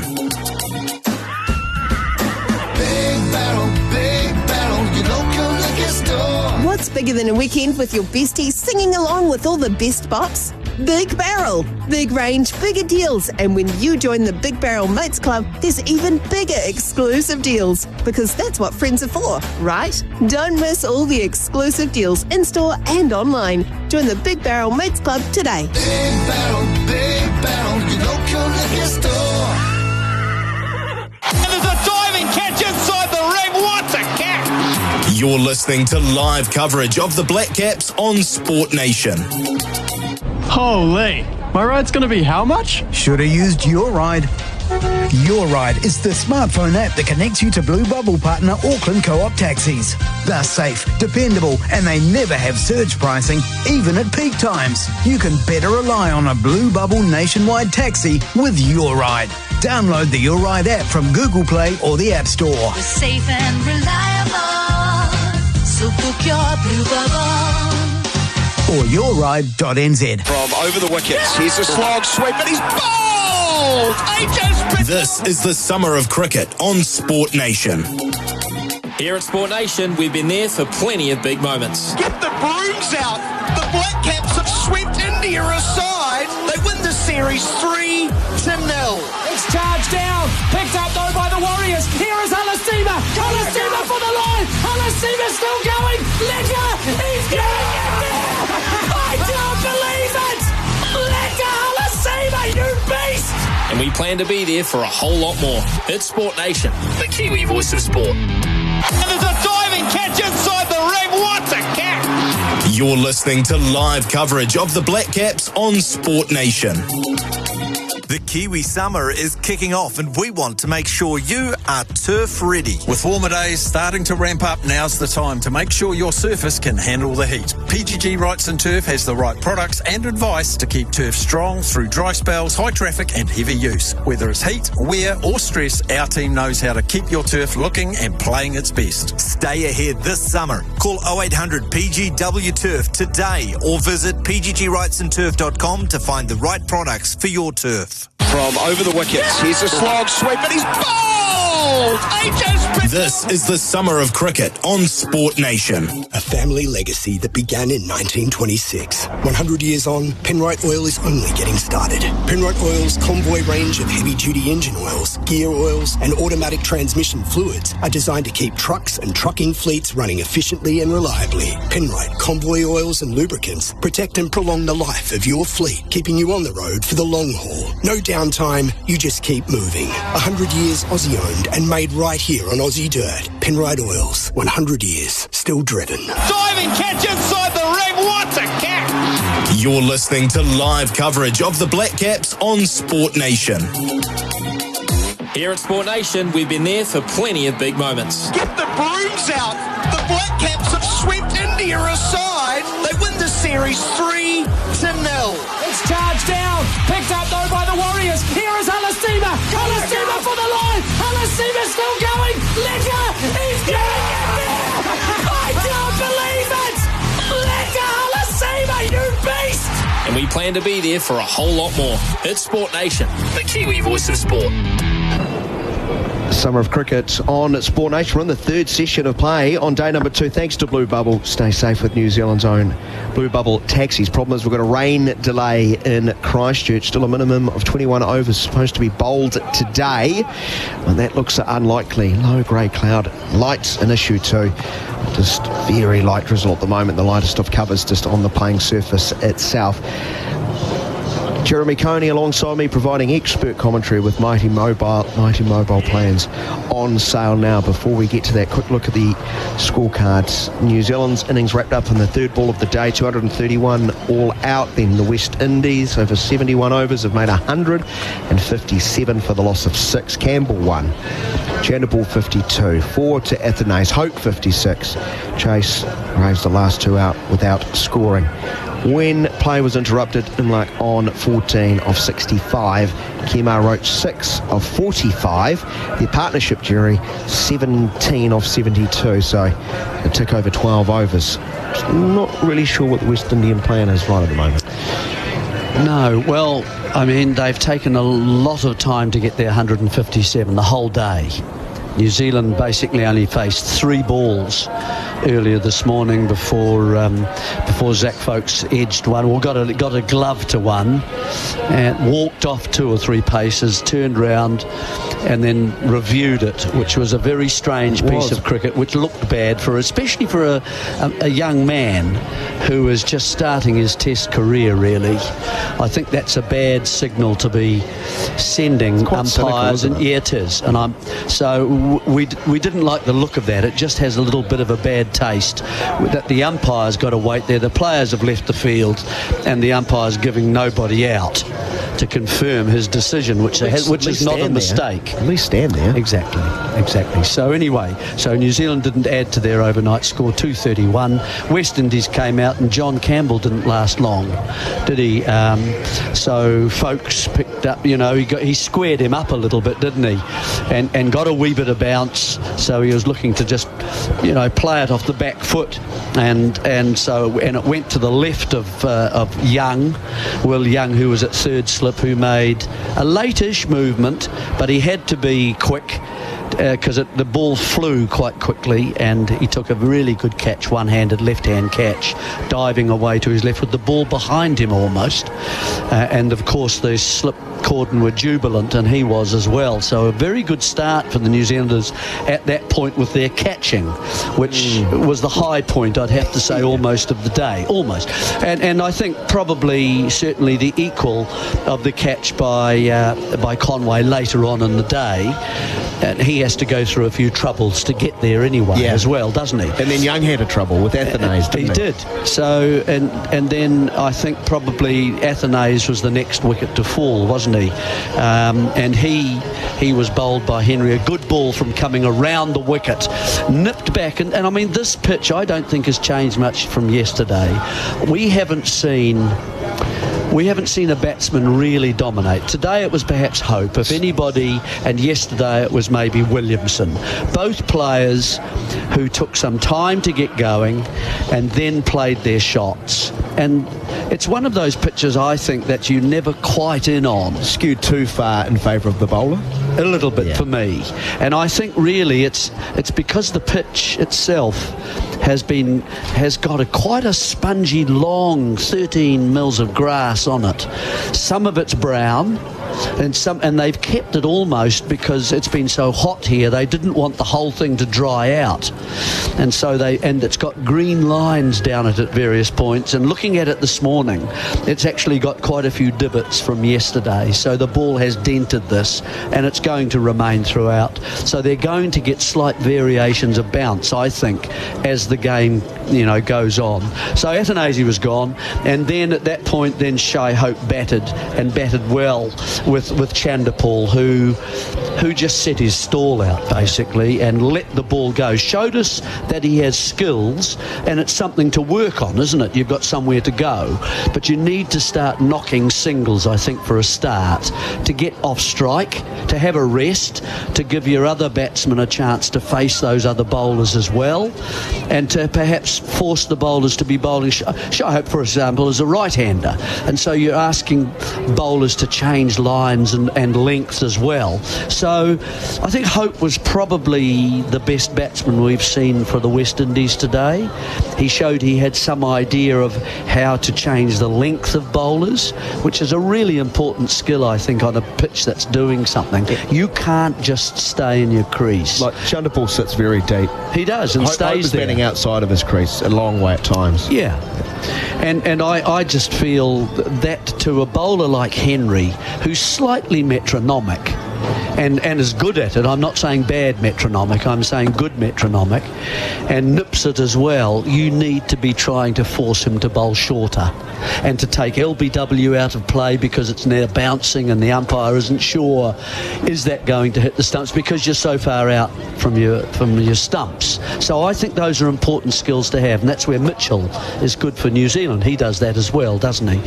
So yeah, and then we've seen basically once that Shai Hope went just to that, yeah. Duffy gets him, they go short. Yeah, that was good. He's probably going to get a lot more, isn't he? Based on the way he looked uncomfortable from the off. The first time we saw him getting beyond that, I can handle this, you know, and I feel relatively at ease. Suddenly he was jumping. Suddenly, and as soon as you jump, you got nothing on the ground, and so you can't keep your balance so well, and you look awkward, and you haven't quite got the height and that you want, and the batter's up ahead, you know, so it can look awkward, and that's what he did. And so that was that was a good spell, and New Zealand got the field wrong for a start and then altered it and brought a man in close and dropped the fella who was in front of square behind. So if they tried to follow it round, you know, instead of hitting hard to some of the 3 or 4 men who are patrolling the boundary, they just follow it round as long as they come down on it. But that guy just behind the umpire is still in the game then. So you cover that stroke as well. Then New Zealand bring back the number 1 strike after they break that partnership with 90 for the third wicket. Matt Henry's first ball of that spell tells you all you need to know about him. It's just picture perfect, and chase gone, caught behind. Yep. They got a little outside edge and taken comfortably by Latham, and so Henry took that wicket, and so he deserved it too, hadn't he? We've already said at that stage, I don't know whether we have said it right now, but we've seen a catch drop by Young at third slip, which beat him with pace really, and because it was a drive and he was just not quite on song. For a couple of reasons, but which we've spoken about before. And then the next one was 2 by Conway, one at sort of leg gully, and then the second one at leg gully as well. Yeah. So they were both one off Henry and one off from Smith, and one off Smith with. Chanderpaul on 5 and 24, and probably the worst of the bunch was Michael Bracewell at second slip, Kemar Roach. Yeah, second slip going across, and yeah, it's a shame. So Henry could have actually had, you know, probably 2 or 3 more wickets today, which is a shame for him because he's bowled well enough to do that. But even so with those 3 drops, you know, there's 6 down for 150 odd, and so, you know, this is again, can they get to 200? You were talking about the number of times that in the last few innings that they've played. I had a quick look in the last those tests, the 5 tests in this World Test Champions, plus the 3 they played last year against England, and so they've had 8 innings. They'd had 8 innings, so 16 innings, 8 test matches, and they had 11 of those were less than 200. So you can see this is quite you know, common for them. Thoughts of Jeremy Coney providing expert commentary with Mighty Mobile. Mighty Mobile plans on sale now. 157 for the loss of 6, still trailing New Zealand by 74 runs. This is the summer of cricket on Sport Nation. Thanks to Prosper. Make business happen with vast access to funds. Visit prosper.co.nz. The cover's still on. The light not improving. 21 overs still to be bowled today, a minimum. It does seem rather unlikely as we've been interrupted in the third session of play. Our coverage of the third session with Blue Bubble. Stay safe with New Zealand's own Blue Bubble taxis. Right, in the interim, Gary, I've never seen a man work a touch screen so delicately like you. Well, I do. That comes from hours of being comfortable with them, and they with me. And so, you see, you can use the thumb like that, or you can actually use the index finger. Good technique. Yeah, it is. And I've now found the World Test Championship from about 5 years ago. Jeremy Coney, Ian Smith, Chris Harris doing a brilliant job. Right, we will just mix things up here just while we wait. Just past 5:30 local time, so it could be a long period of waiting until we have a decision as far as play resuming, as unlikely as it does seem right now. We were very lucky to welcome into the commentary box at lunch, though, the man who rung the bell to start today's action, a man who represented New Zealand over a long period of time, went on, has been a selector and a coach, and recently named as president of New Zealand Cricket. We were thrilled to welcome into the Sport Nation commentary box during the lunch break, Mr. Mark Greatbatch, as we listen back to that here on Sport Nation. From over the wickets, here's a slog sweep, and he's bowled! This is the summer of cricket on Sport Nation. Wonderful chance for us during our lunch break here at Hagley Oval. It is a beautiful venue to catch up with a man who's had a big part to play in the history of our men's game. He represented New Zealand proudly over a number of years, selector, coach, and now newly, I don't know if it's elected or he's taken over. He's just grabbed the reins. Mr. Mark Greatbatch joins the program. He is now the president of New Zealand Cricket. Paddy, great to see you. Doing well? Thank you very much. Thanks for that lovely introduction. I'm excited to be involved. It's very much an ambassador's role, promoting the game, and New Zealand cricket in the last 10 years, from what I've seen, has been very positive, and a lot of good stuff's going on around the game, and not just at the top level, but the growth of the game for boys and girls in this country. And I'd like to be part of it and just involved with it, and I think it'll be a fun time, and really looking forward to it, and watching a bit more cricket than I have done in the last period. And, you know, watching Test cricket and the ebbs and flows. I've been lucky enough to sit next to Sir Richard for the last few hours, and he said this is the character of the game. And it is. And it's about all the skills you need. You know, you need skill, you need patience, you need a bit of courage. And it's nice to see. And it doesn't happen at a million miles an hour all the time, but it can still be interesting and fun to watch. Paddles would have gone all right in that surface, I reckon. Goodness me. I think we bowled pretty well. I mean, they were tough. Well, 2 of the 3 were probably tough catches, leg side. You're blinded there. They're not easy. And, you know, 4 or 5 down at lunch would have been probably what they were looking for. But the West Indies have fought hard and had a bit of luck, and the test is nicely poised. Yeah, it is very nicely balanced. You've achieved a whole heap as a player, coach, selector. What does it mean to be named president? Was it a pretty proud moment? It was an honour to be asked, and it was 4 or 5 months ago that I was asked. So it took a little while to sink in and speak to a few people about the role and what it entailed. And I was lucky enough through Leslie Murdoch and a few others who've had the role, and some people I admire and respect, thought that I could actually contribute a bit. And, you know, I said yes, and obviously I've only just started.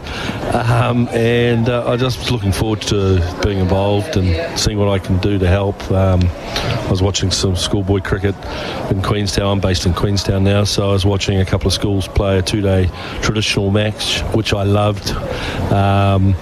And I help a little bit out there with local high schools now and again, which is nice to do, to sort of add a little bit of experience. And, you know, my skills are coaching and talent IDs, so hopefully I can watch it in a relaxed fashion and, talk to parents and just get the pulse of the game, I suppose. So, that's pretty important that, the stakeholders we're communicating with positively, and sometimes you have to have some robust discussions, but that's really healthy for our game, because in the end you want the best for New Zealand cricket, and those decisions are made obviously at various levels, and but really important. I think there's some exciting options going forward in this game for the legacy of New Zealand cricket, and it'll just take a little while to digest and do the DD and make sure that they get the right decision for it. Yeah, some big decisions need to be made in the immediate future. I'd like to go back to where it started. Where did it start?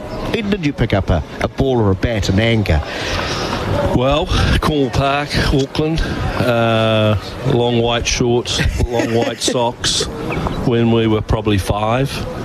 And, I always loved going back to Cornwall Park because that's where it all started for me. And, I was lucky enough to meet one MD Crow back then, and we had a lot of fun, and the passion for the game, the love for the game, and Adam Perori played there. A lot of friends I still associate with played junior cricket in Auckland and for the clubs, and I'm 61 now and lucky enough to be able to pop around the country and catch up with great friends, and because of the game.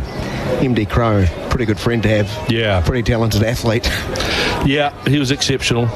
He was hard to follow at school. Almost impossible. I was telling some people the other day that we used to play the first 11 at Auckland Grammar. On a Saturday we played the senior reserve grade club cricket because we were pretty strong, and it was probably 5 years before that when Jeff Crow was captain of Auckland Grammar. So we came along and we were playing senior men at senior reserve level, and it was great for our cricket. It was tough, but it was really good for our cricket because we got extended, and there was the odd word or two, particularly when Martin would get 260 in a day. I'd get 50 not out batting at 7 wicket keeping when I was 15, and the opposition were chasing 480 the next Saturday. They didn't like that against young schoolboys, I can tell you that. He was always destined for greatness. Did you always feel you were destined to play first-class cricket, Test cricket? I had a passion for the game. I had a period, I went to England after I left school, so I started playing cricket 10, 11 months of the year. Yeah. And that started to reap some rewards. When I lost a bit of weight, I went on a Contiki tour with a friend from Cornwall Cricket Club. He was a little bit older than me. I think he was outside the age of 35, but we managed to get him in, and we went around Europe for a month, and we ran every day. And I got fit. I lost a lot of weight, came home. I'd shifted to Central Districts to Hawke's Bay and played for CD, and I got 300 or 400s that summer playing first-class cricket, and that was the change for me, the level of performance. And then I was lucky enough to, at that time, to make the New Zealand side. Not a bad Test debut, right? Yeah. Not the most baseball Test match. No. Now, was it against England? We're talking about 87, 88. It was. 100 in the third innings. It didn't even get to the fourth innings. Yes. Yeah, no, it was a bit slow, pedestrian. But it was wonderful, but it was also sad because Jeff Crow was my first New Zealand captain that Test. And the next Test he was dropped. Right. And I felt so bad because obviously I'd got 100, so I got selected. But the neat thing is that we reconnected with Jeff. Well, I reconnected with Jeff further down the track when he got picked again. And I've been lucky enough to continue to know the wonderful Crow family through Jeff and Audrey, who lives here in Christchurch, and Deb's, his sister. So, it was very sad to lose Martin, but it's nice to be able to have that friendship continue. Great leader, Jeff, wasn't he? Yes, very good leader, tough.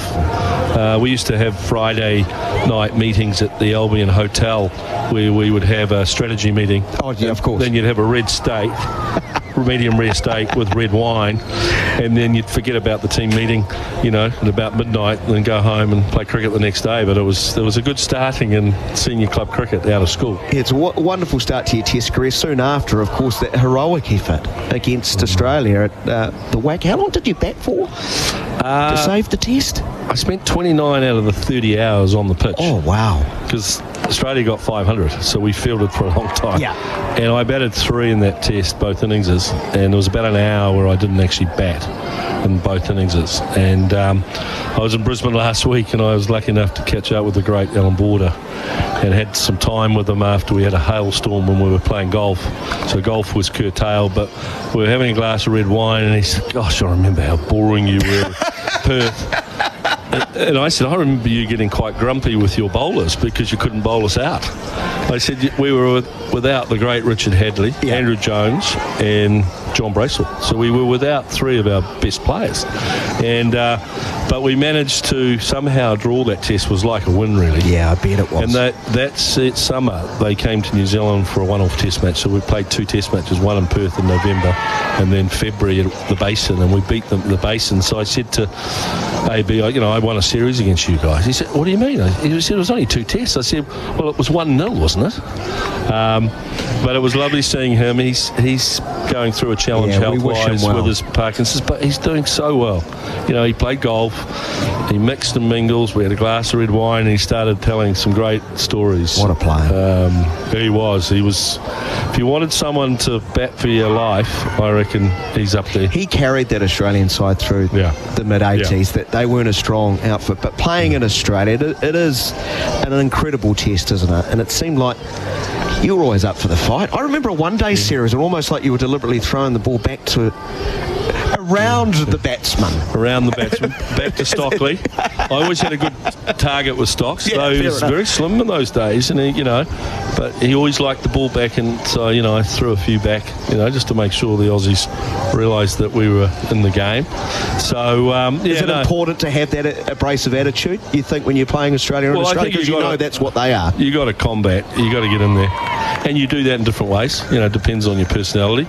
We had some quite quiet guys, and I think by default I was the one that had to say the odd word. But funnily enough, in that test in Perth, I didn't say a word for the 5 days, and I got quite a bit of stick from Steve Waugh, and I took it, and in the end, thankfully I was still batting after 10 hours and 55 minutes in the second innings when we drew the test. 11 hours. So I made sure when I shook all the hands, AB, Murph Hughes, Alderman, Mark Waugh, who I got on well with, and I made sure Steve was the last one. And I went, thanks. And he'd called me something for the whole game, and I mentioned that word, which I can't mention on radio, obviously, but he objected to it. I said, hang on a minute, you've just been telling me that for 5 days. So he got a little bit titchy, and thankfully AB pulled him into line, and we had a drink afterwards, and I got 2 pages of his 800-page autobiography dedicated. Wow. He got the facts wrong quite a lot. I sort of wanted to speak to his editor, but I've seen Steve since that, and it's nice to. I mean, interesting. When I played him in that era, in the late '80s, he was struggling as a young player in Australia in the team. He got dropped, and then he went away, and then he became one of the great players. He was averaging 25 in late '80s, and then he came back. And after a substantial amount of tests, and ends up averaging over 50. Yeah, so he must have averaged 70, 80 in that middle period. I think Sean has just texted in saying Alan Border wasn't a player, he was a fighter. You could say that about Steve Waugh. Absolutely cherished his wicket. Steve became like AB, actions, the way he played. It wasn't always pretty to watch, but again, the characteristics of Test cricket, that courage and never giving it away. AB created that legacy for those teams over the next 20, 30 years from what he did as a leader and a player. Great test, and New Zealand cricket fans are so excited already about next summer and 4 tests over there. Mark Greatbatch is our guest, former player, coach, selector, and now president of New Zealand cricket.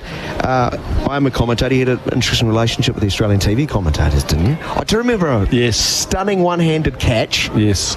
You may have caught a bit like the team today earlier in the test. It was you who took that catch and then turned around and motioned. Is that the delicate way? Well, the background to that was we played in Hobart, and Hobart, for people who knew that wicket back in the day, it was quite skiddy and low.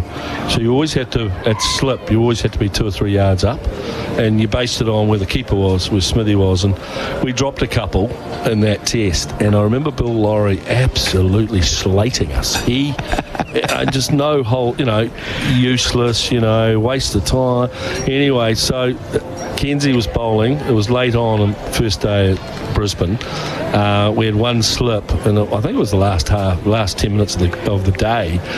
And Mark Wars slashed at one, and I sort of jumped. I think I got off the ground because I wasn't that light, but I dived and caught it behind me and grabbed it. And for some reason, I made reference, and everyone thought I was saying it to Tony Gregg, but it wasn't to Tony, it was to Bill. And let's get that on record. And the next day when we were warming up down by the pavilion, Greggy came by and he said, "Good morning, Batchy, how you going?" I said, "Thanks, Tony. Say hi to Bill from me."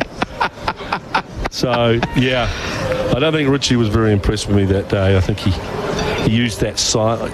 I think he said, I'm not sure what he was doing there. And then he had that beautiful silence, as Richie did. He spoke volumes with saying nothing. Yeah, exactly. Yeah. So, from over the wickets, here's a slog sweep, and he's bowled!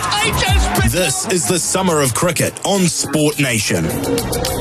President of New Zealand Cricket, Mark Greatbatch, spending some time with us at lunch. If you want to catch the full interview from the lunch break, head to the Sport Nation app, check out the Cricket Nation feeds, and it will be there for you. But we had to interrupt that chat and give you news from Hagley Oval. The third session will resume. Yes, the third session of play, thanks to Blue Bubble. Stay safe with New Zealand's own Blue Bubble taxis. We thought they went off for light as the light drizzle then started.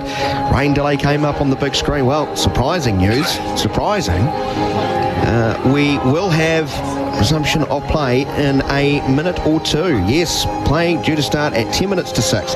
Now, there are still 22 overs remaining, a minimum of 22 overs remaining, according to the match operation crew that have sent a message to us in the last 60 seconds.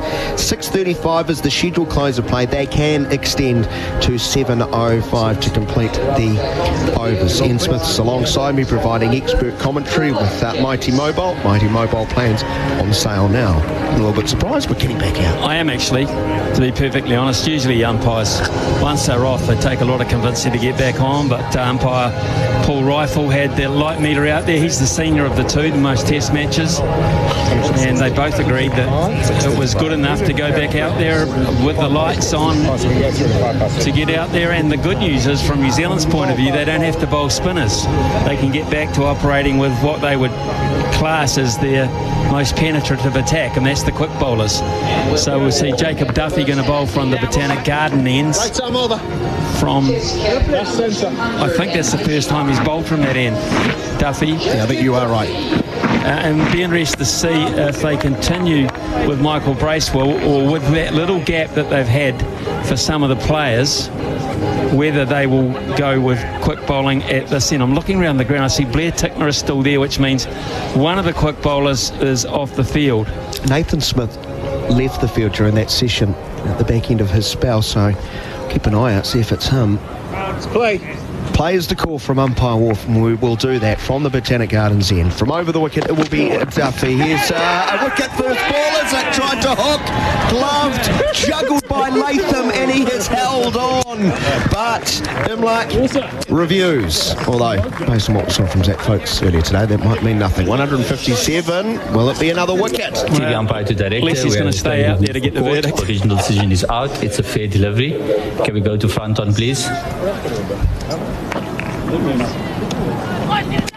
So Duffy, who got a wicket, short ball to get rid of Hope earlier. That's an impressive first number. Yeah, very good height, isn't it, Close to the glove. Can we just confirm ultra edge? Can't be anything else but glove for me, unless it's gone over the glove and clipped the back elbow. But for me, or arm guard, but for me, I think it's clearly gone off the glove. The good news is for Tom Latham, it's stuck in his gloves in the end, because he shelled it and managed to get it back. Here is Ultra Edge. Past the bat, but the gloves is what we're interested in. There is. Yeah, you can just freeze it there. I think you heard spike in the balls next to the Matt glove. Henry say, Alex, what a you can great see first ball that was. And it was. Jacob Duffy picks up a wicket straight away, and the West Indies lose another as Imlach goes for 14. And Jacob Duffy has 2 wickets on the day. Clear deviation too on the replay, but heart and mouth moment for Tom Latham. He comes up with a big smile. 157 for 7. Yeah, it was in the end effective catch. It wasn't the cleanest one, and it'll be a bit sheepish when you talk to him about it, Tom Latham, but it'll go in the book. And that's the most important thing. And the other thing is they've definitely exposed the bowlers, and newbie bowlers is that. So how they will play from now, or whether they're capable of playing, I don't know. But this could be a situation where if New Zealand can wrap this up with the time available tonight, they might have to bat again. Imlach, very organised in the 65 previous ball. First ball, he took it on. He was brave, but he's perished. Now, Johan Lane, his second test match, of course. 15 runs combined in his first. And when he arrives, you'll see most of the New Zealand fielders behind him. 3 slips and a gully. Tickner at long leg. Conway's at point to the right of the 3 slips and gully. Mid-off, mid-on, and short leg right on square. Yeah, the other thing is I can see Matt Henry warming up at mid-on saying, right, we're into the tail. You've dropped a couple off me, fellas. I deserve 5 for here, and give me an opportunity. There's a bit of spring in the step all of a sudden. Here's Duffy arrives, past umpire off, and Torleen Lane plays under his eyes into the gully. There won't be a run.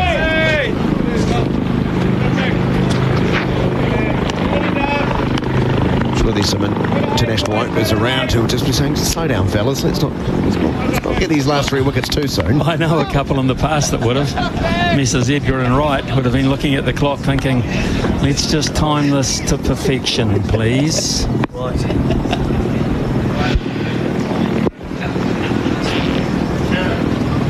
Duffy into his 16th over. Here's another bouncer, but Lane goes down underneath. If the bat up a touch. Saw it quite nicely out of the hand. Having said that, they're still going to get 3 wickets, and there might be 1 or 2 technically proficient players. It's a mystery to me. I'm learning, as I would imagine the New Zealand bowlers are as well. First of all, they're testing that Lane out with a little bit of pace and a little bit of bounce. Roach has looked very solid in defence. He's faced 45 balls. He's leaning on his bat on the non-striker's end. He's applying the miss. Lane's feet really not going anywhere, as Duffy couldn't quite get the outside edge.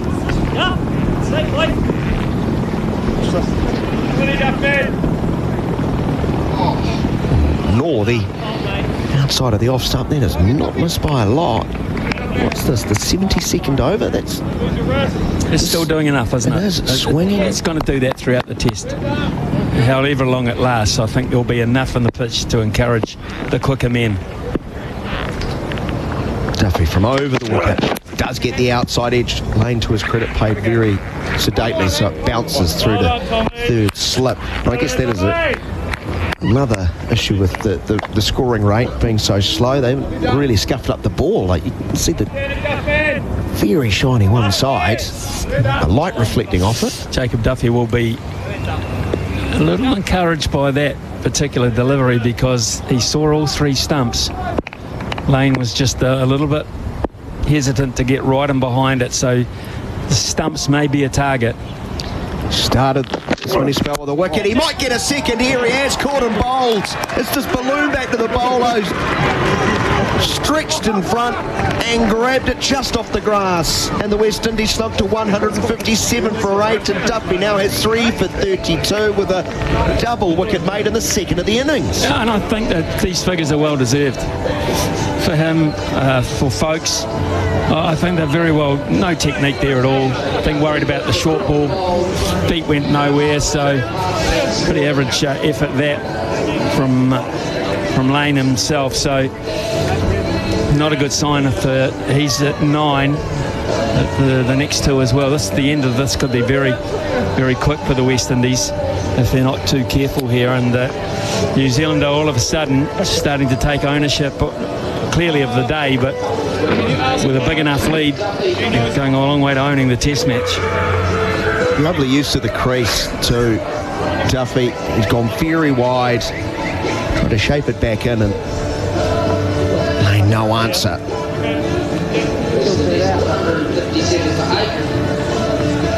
157 for the loss of 8, and now Duffy's figures read 16 overs, 6 maintenance, 3 for 32 on the Harvey Norman scoreboard. Harvey Norman TV deals.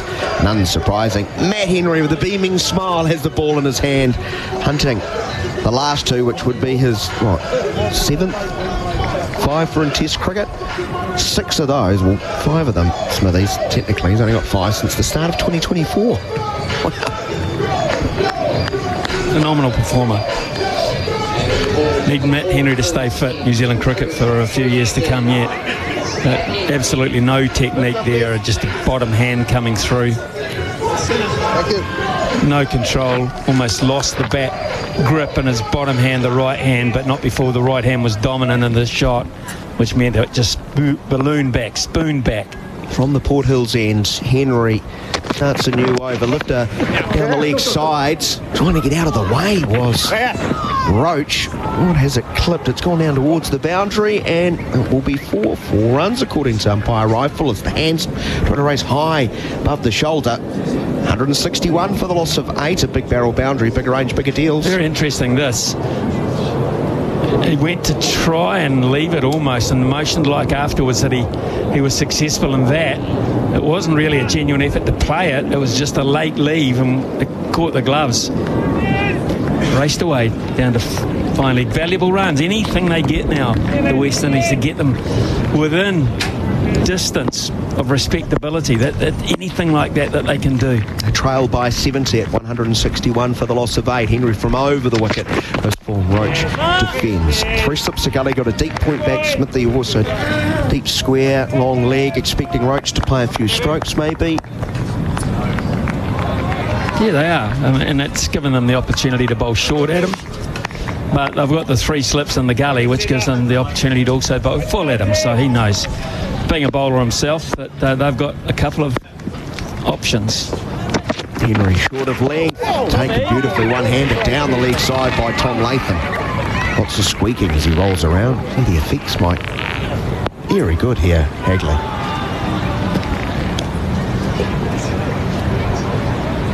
Well, that wasn't too far away from the glove either, and that would have been spectacular for Latham. And he just got a little touch on it down the leg side, Roach.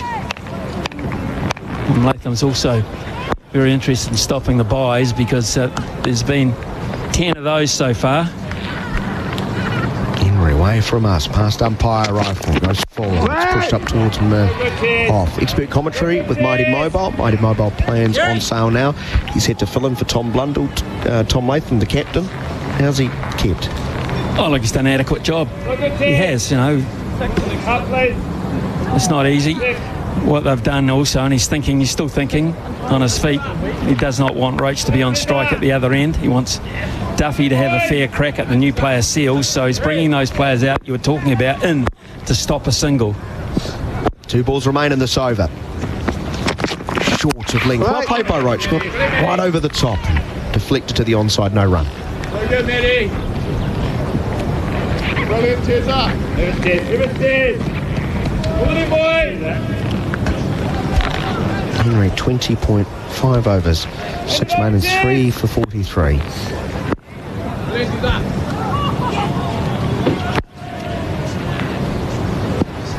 Looking to make it 4. 2 goes wide of the crease and goes past the outside edge, nibbling away from Roach, who survives. 161 for the loss of 8 wickets. The West Indies trail by 70 after this break. Garth Galloway. Here at Sport Nation, we've been there for plenty of big moments. Get the brooms out. The Black Caps have swept India aside. They win the series 3-0. It's charged down. Picked up though by the Warriors. Here is Alasima. Alasima for the line. Alasima still going. Ledger. He's getting it there. I can't believe it. Ledger. and to be there for a whole lot more. It's Sport Nation, the Kiwi voice of sport. The summer of cricket on Sport Nation with Prosper. Keep your business moving. The West Indies trail by 70. They're 161 for 8. Jacob Duffy 3 for 32. So 2 wickets required. Duffy an opportunity possibly to pick up his first 5-wicket bag in Test cricket as he plays down the leg side this time. Does Seals flicking it one, and Tom Latham does very well indeed, diving to his right and retrieving it.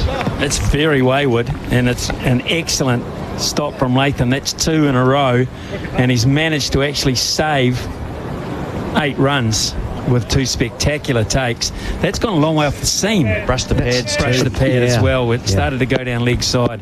Brush the pad, really well done. Yeah, it sure was, from one keeper to another. This is outside the off stump, and Seals just not sure if he pulled his bat out. I think he pushed it towards the ball. 161 for 8.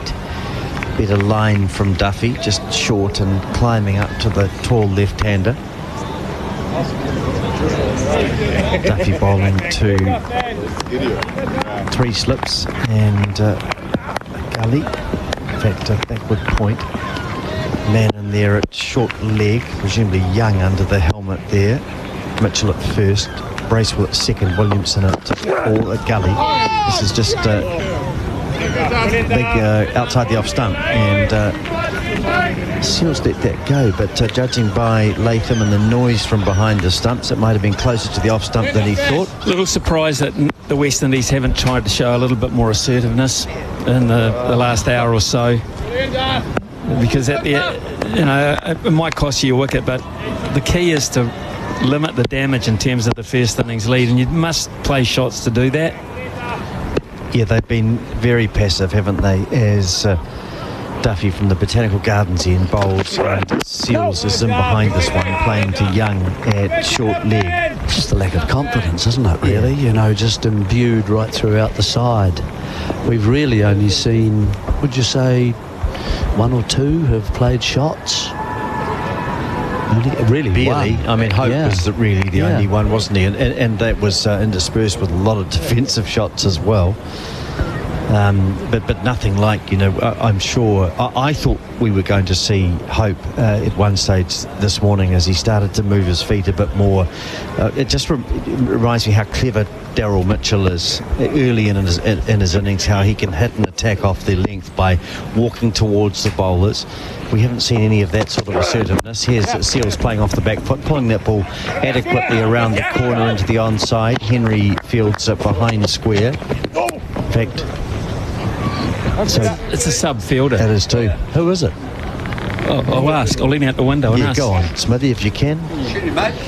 It could We've be got a new one. It's not Daryl Mitchell or Blair Tickner, so it could be Scott Janet or Jesse Frew. I think it's Scott Janet. There you are. Okay. 163 for 8. Well, you are now. Well, you're Scott. And I think he is. Jesse Frew's not as tall as that. He's the son of Robbie Frew, who played for Canterbury for years. 163 for 8 it is, as we see a drive from Seals. He's caught on the pads. It's an appeal for LBW, and the ball's raced down to the third man boundary for 4. And we'll see if there is a signal. Leg byes signalled indeed. So 167 for 8. All of these runs are valuable. 3 for 34 from 17 from Duffy. Seals 2 not out. Roach 10. Like that attitude. It was coming back in. It was way too high. It was off the back thigh pad. So when it makes contact with a thigh pad, it's quite a hard contact and it tends to fly a wee bit more. But that's the attitude side of thing I like. And it's probably his best way of defending is to actually hit the ball. And you get 6 runs and 2 deliveries, and you just inch your way a little bit closer. Oh, I'm surprised Roach hasn't just swung a little bit now. He's faced 51 deliveries for his 10 and has barely played a shot in anger. He faces now, and it's Henry from the Port Hills end bowling to Kemar Roach, and he's again playing another defensive shot, turning the ball to our substitute fieldsman at mid-on. That's Blair Tickner. So we've got a few off, have we? Got 2 off. I think Folkes is off. Yeah. And I think Smith is off. And I think they're both carrying niggles. There you go. 2 bowlers down. Not many left. No. Here's Henry bowling, and this is a shot played by Roach, and it lasts a bit of aggression, but very good piece of fielding by Ravindra at wide mid-off. So at 17:57 this evening, we received a text from Jason who says Smith clearly went off with a side issue. Do you wish to comment? Well, only that can be a real problem for bowlers. Yeah, sure can, as Henry bowls and down the leg side this time. So New Zealand, I just feel we've seen Duffy a couple down the leg side in the last over. One here from Henry, just losing their way a little bit. 167 for 8. It's unfortunate, but in the space of 2 days cricket, New Zealand effectively have got 3 players off the field. Yep. And you just wonder, with all the fine-tuning and the loads and all these sorts of things that they have in the game these days, how that can happen. Santner not available. Here's this ball's just climbing at Roach. And Mitchell, of course, is fielded today, but not available for selection. They're aging a bit. Well, Blundell, of course, is probably not going to take any part in the game, so he's not going to bat in the second innings. So there's a number 6 gone already.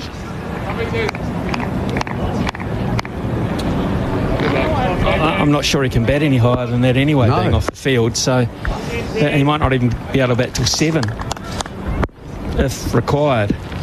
167 for 8. Henry bowls, Roach defends. But it's just the attrition rate of the players. It's high, very high. You know, we've had 2 days of cricket, and New Zealand effectively are down 3 fit players, and they're 11 by the look of it. New Zealand trying to just end the stubborn resistance from Seals and Roach. It's Kemar Roach on strike, and this is a delivery which Roach plays inside the line of 167 for 8, the end of another over. Henry 3 for 43. Seals is 2 not out. Roach is 10. The Summer of Cricket on Sport Nation with Prosper, your business funded faster. So we're changing over. West Indies, a punch. So 64 punch between the two batters. 167 for 8 it is, and it is just becoming a nuisance, this resistance from the West Indies. 167 for 8. Young made 1, Athanase 4, Hope 56, Chanderpaul 52, Chase and Graves out without scoring, Imlak 14, and Lane out without scoring as well. So it's a familiar sort of scoreboard for the West Indies in the last couple of years, as we see Duffy bowling bold. Seals is out. Duffy picks up his 4th wicket.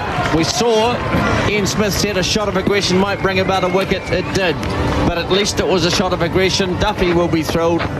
4 for 34, and the West Indies 167 for 9. The resistance is broken.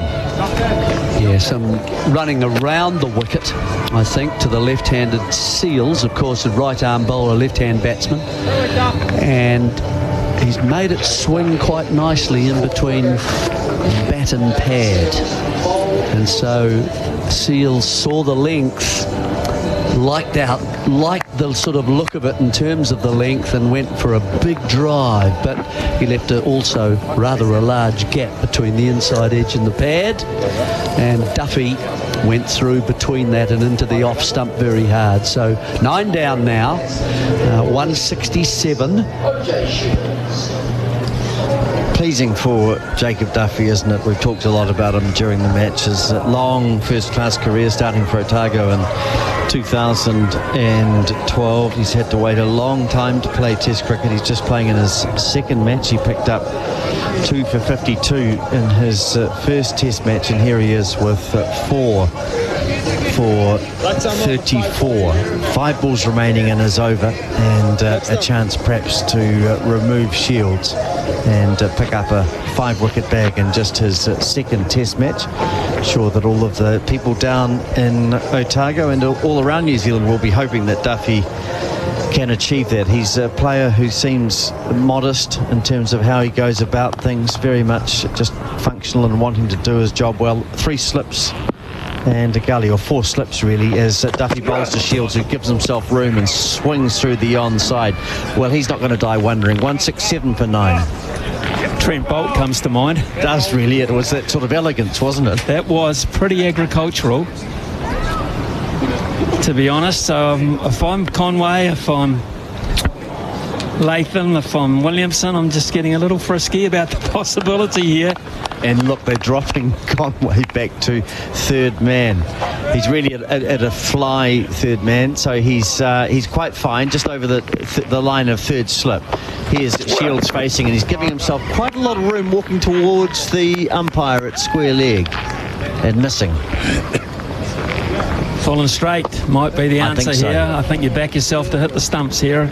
If you're Jacob Duffy, you're able to get rid of number 10, and number 11 looks every bit that number. He maybe even looks a 12.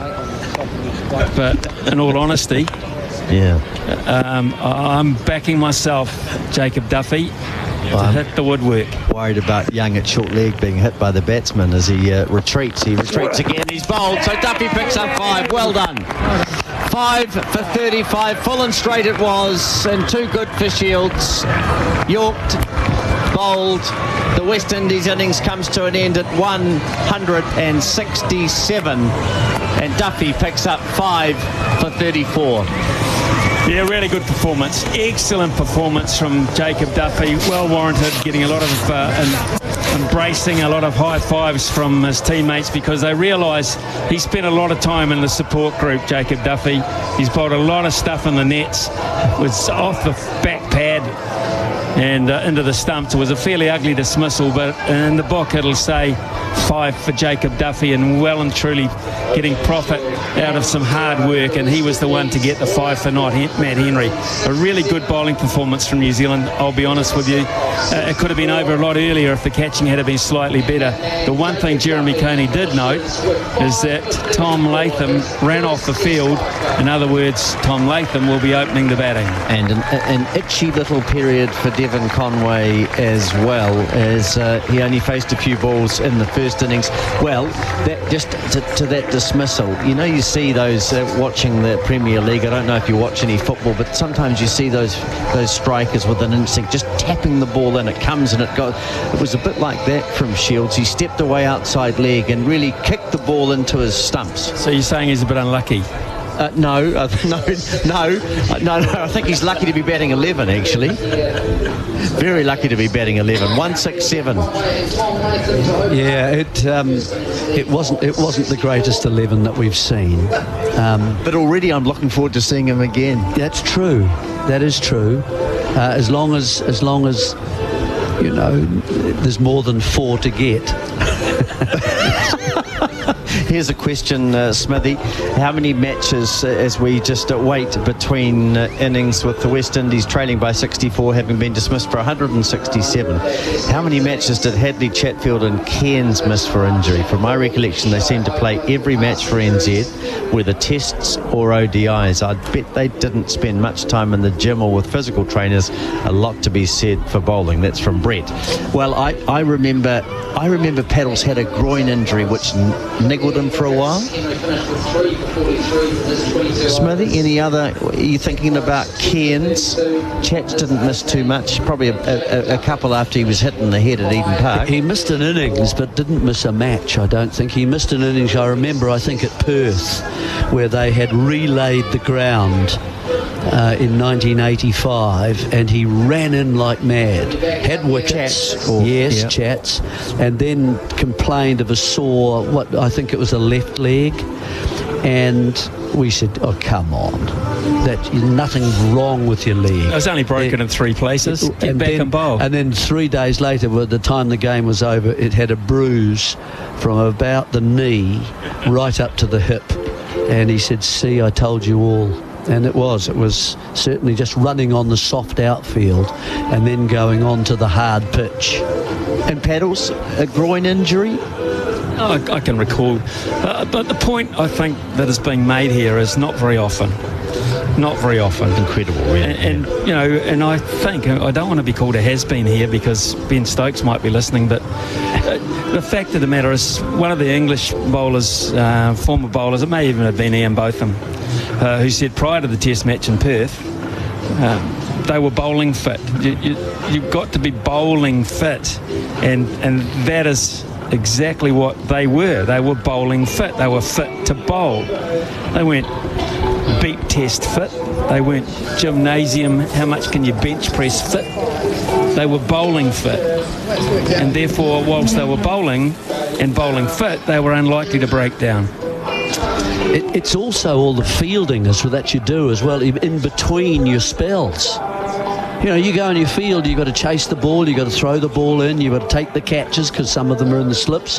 And so you're doing all that and then go back to bowl another spell and then go out and field in the heat and so on and the hard ground. So there's all that stuff.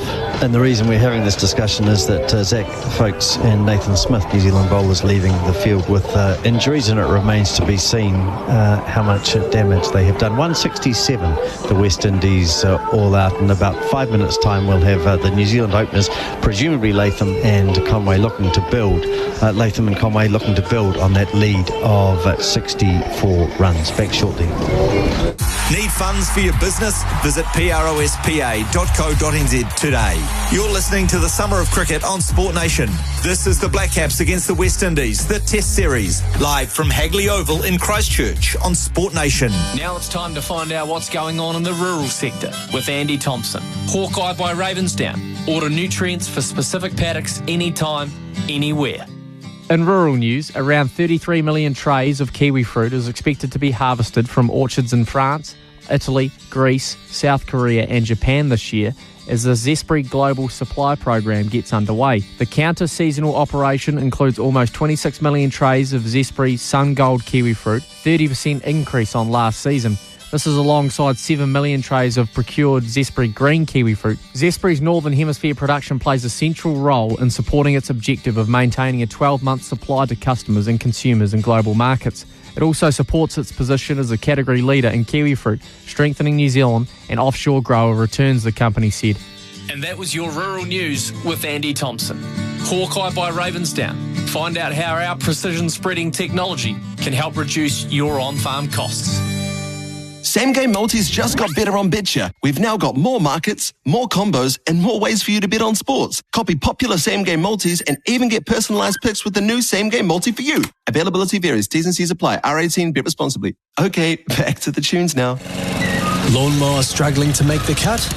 Turn to New Zealand's most trusted lawnmower, a Massport. Massport have been making lawnmowers since the 1940s and have built mowers to last, to suit our great Kiwi lawns and conditions. There's a reason Massport have been voted New Zealand's most trusted lawnmower brand for the last 8 years. The Massport mower range is packed full of innovative features to deliver superior performance for your lawn.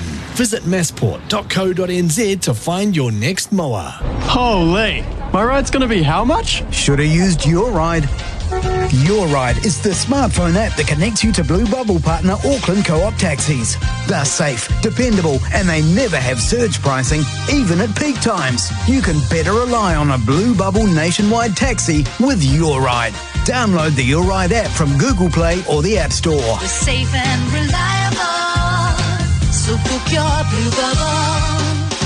Or yourride.nz. Go Harvey Norman for huge deals on big screen TVs. The biggest brands, best range, latest technology, and screens up to a massive 100 inches. Huge TV deals at Harvey Norman now. The action's better on the big screen. Make business happen with fast access to funds. Visit prospa.co.nz. Welcome back to the Summer of Cricket on Sport Nation.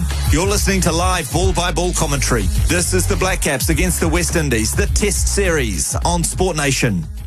Summer of Cricket on Sport Nation, the third session of play thanks to Blue Bubble. Stay safe with New Zealand's own Blue Bubble taxis. Well, when the teams left the field around 5:30ish, we thought that will be it for the third session on day number 2. We were on, the light improved, the Light rain stopped, play resumed, and in 4.3 overs, the West Indies have lost the last 4 wickets for just 10 runs, all out for 167. New Zealand have a lead of 64 runs as Chris Harris furiously scribbling notes in his book, providing expert commentary now with Mighty Mobile plans on sale now. The full scorecard for the Windies: John Campbell made 1, Chanderpaul made 52, Athanaze 4, Hope 56, Chase without scoring, Grays without scoring, and like the first to go after the rain break in this sorry tail effort by the West Indies.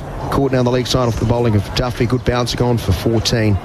Lane was caught and bowled Duffy in the same over without scoring. Jalen Seals was bowled through the gate by Duffy for 2. And OJ Shields trying to bat at square leg, found that quite difficult. Bowled by Duffy without scoring. 28 extras, including 7 no balls and 5 wides.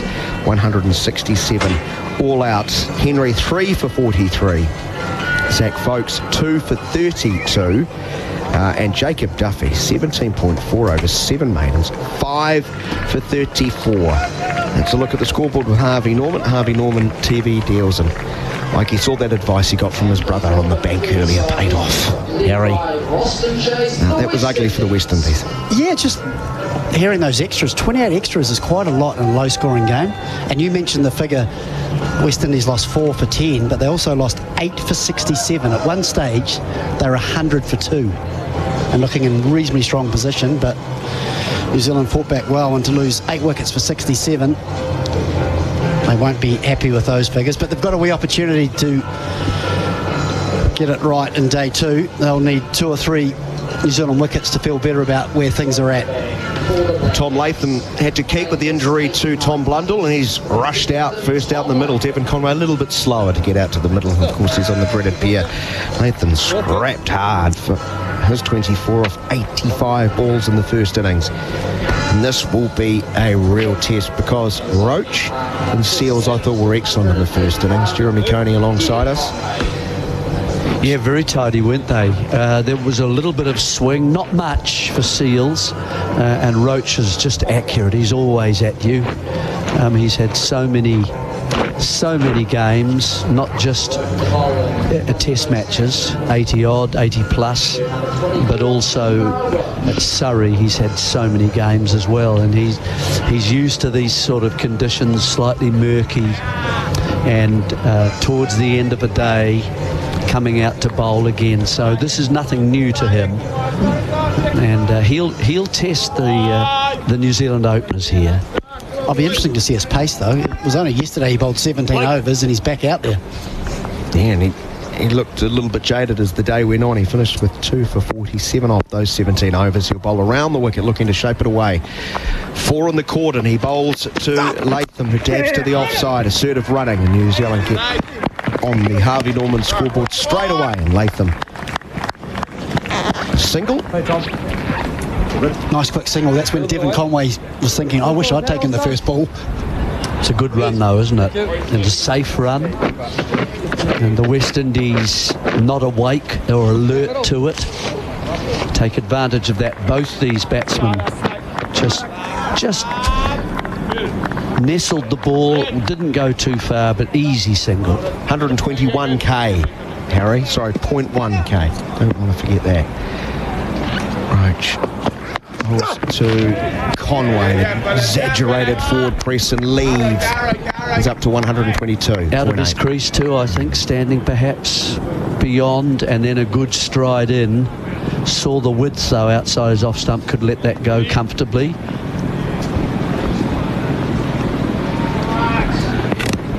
.122 is building.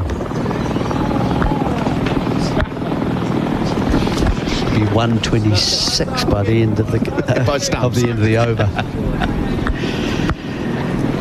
He moves past umpire rifle. He goes fuller, and it's pushed into the offside. This could be tight. Conway throw hits the stumps. He is home. Campbell, who was good in the first innings, running quickly through to the non-striker's end, but Conway gets a run. It's 2 without loss. Bye bye the pair. Tell you what, he's off like a shot, wasn't he? As soon as he got bat on that, he was running. It was a good bit of fielding, but comfortably home. Yeah. slight smirk as he came back to take his place at the non-striker's end. The lead up to 66 on the Harvey Norman scoreboard, Harvey Norman TV deals.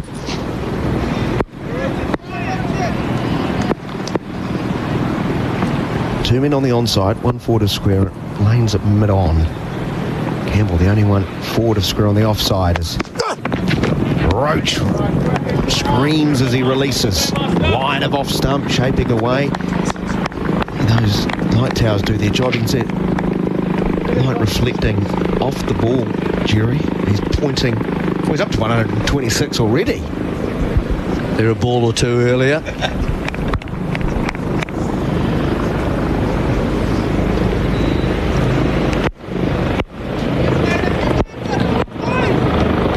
Great contributor over a long period of time.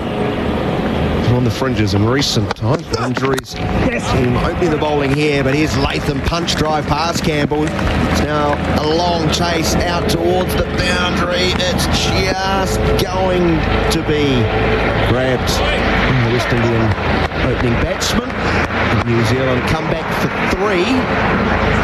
5 without loss. Helicopter arriving at the hospital.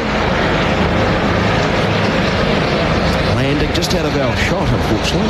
Yeah, never a pleasant sound, really. It means someone's obviously pretty seriously hurt and been rushed to hospital by helicopter. I hope they're okay. Leaders 69 for New Zealand. Roach, last ball of the over. Conway leaves alone outside of off stump. Seduced into a stroke. The end of the first over, 5 without loss. Latham 4, Conway 1. West Indies out a short time ago. If you're just tuning into our coverage here on Sport Nation, for 167. Yeah, and with the West Indies scoring at 2.2 runs and over, so the 67 is worth about 30 overs as far as the game goes so far. They may come out and score much faster than that in the second innings, but right now that's it's over a session, isn't it? Real tiny to you. Yeah, centre. Summer of cricket on Sport Nation with Prosper. Fast business funding will be Jaden Seals. Picked up wicket, third ball of the day. It seems a long time ago. 2 for 44 and 15.3 overs in the first innings. He too will have 4 on the cordon. Goes around the wicket, but drifts into the pads of Latham. Nicely works and backward of square. Should get at least a couple. Lanes in, won't prevent 2 being taken. Latham goes to 6. It's 7 without loss.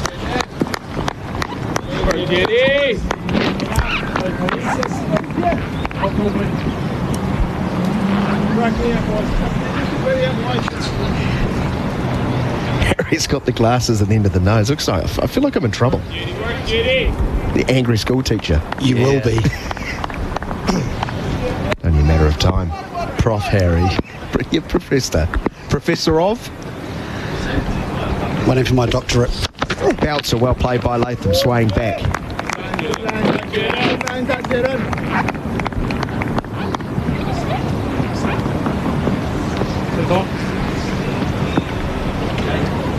The pressure of a batting lineup that is not firing.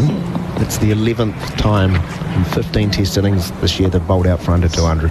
That must put stress on the bowling unit, knowing if we're going to win, we have to do it almost in the next hour, don't they? I think that's perhaps why they're a little bit more defensive with the batting as well, just trying to fight really hard to get through past that 200. Seals is a good bowler. He continues back of the length, inside edge into the pad.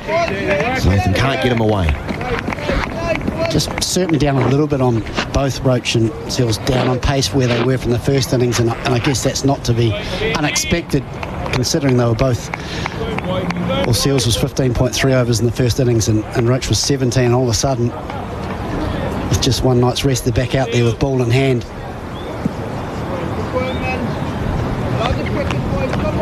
Halfway through Seals' first over from the Port Hills end. Gloomy conditions. It's straying into the pads of Latham. He's timed this one quite well down towards lane. No chance of a second. Good throw. Out the stumps. Latham busy. in the 7 balls he's faced. He's got 7. It's 8 without loss. It's been pretty positive, hasn't he? I mean, he's got balls to score off. Seals there just a little bit more shaping into the leg side. Keeping his balance nicely. He plays so well through square of the wicket on the leg side. It's exactly where you want it early in your innings. Lead up to 72. It's a low-scoring game thus far. And on day number 2 is Conway, half-press forward, defends. Hand comes off bat. Seems to happen nearly every ball. Pushed up towards mid-off. Harry, you've got a theory on who's batting 3, do you? Well, I did. I was thinking potentially Will Young might, but I think depending on how many overs remaining, there could be the... Potentially is a good word. You like it? Oh, I do. It's a new one. I thought you were saying depensioning. That sounds as though you're getting older. I'm sort of covering all bases. Well, the glasses That's are, right, the glasses are sneaking forward. Seals again around the wicket. Played down into the offside to point. The end of the over, 8 without loss. New Zealand lead by 72 on the Harvey Norman scoreboard. The Kiwi summer is kicking off and we want to make sure you are turf ready. With warmer days starting to ramp up, now's the time to make sure your surface can handle the heat. PGG Wrights and Turf has the right products and advice to keep turf strong through dry spells, high traffic and heavy use. Whether it's heat, wear or stress, our team knows how to keep your turf looking and playing its best. Stay ahead this summer. Call 0800 PGW Turf today or visit pggwrightsandturf.com to find the right products for your turf. Kumar Road from the Botanic Gardens Inn. The 3rd session of play thanks to Blue Bubble. Stay safe with New Zealand's own Blue Bubble taxis. He arrives at the crease and bowls full outside of off stump and leaves alone. Potentially you hit a point? Oh, I just thought that there may be the use of a night watchman. I don't think they'd want to expose Kane Williamson unless there was plenty of overs to go. I'm not sure. How many left in the day? It's half an hour. I think it's in half an hour. 7:05. It's probably going to arrive before they get to the minimum. Well, if it's half an hour, normally night watchman, Jerry, I don't know if you agree, but it's normally 20 minutes or inside that. Will Young, the night watchman. Roach. Very full, pushed past Campbell, who's gone from extra cover towards the non-strikers end, couldn't cut it off. Making Campbell. He's going to push back for a 3rd. Good running, excellent running. He goes to 10. It's 11 without loss. The lead up to 75. Brilliant running from Tom Latham. Initially, I thought the way it hit it was only 2, but he ran so hard the first 2. Turned it into 3. Excellent running and applying the pressure right back on the West Indies and Roach. Contrast for Latham. Was he 2 of 45 balls in the first innings? Something of the sort. He's literally flying now, isn't he? 10 minutes. Run a minute stuff as Conway dabs a ball from the crease line in front of his feet, and he's a very kind individual. Goes and collects and gives it to John Gamble. So, Jerry, who would be the night watchman for New Zealand? Well, it won't be Blundell. No. It wouldn't be Duff either. What it might be. I think Folks is too valuable. Duffy averages over 30 in Test cricket. That's what he'll be saying. He's just got a 5 for. He's feeling good about life. He would be the obvious one for me. Bracewell. Roach goes in again. Great running once more as Conway plays with soft hands just in front of the wicket on the offside. He'll go to 2, and it's 12 without loss on the Harvey Norman scoreboard. I think that's what for me was lacking perhaps in the West Indies batting first innings, was that type of thing, playing with soft hands and running those quick singles. Look what's happened as a result. One's come out of the cordon. Just to try and stop that run, so all of a sudden you've taken the catcher out. You'd hate to think that may cost you. Cover point, quite close though. It's marking as if he of a catching position, is it? Roach bowls, back of a length, played, stared down into the ground to backward point, no run. No, I don't think he's been there as a catch, although it doubles up as that, but I think he's showing the batsman that he's close, just to make sure that they stop that quick single where both Conway and Latham have played defensively on the offside with soft hands, scampered through for a few singles now, and I think that short point's been brought in just to make sure that they stop that quick single.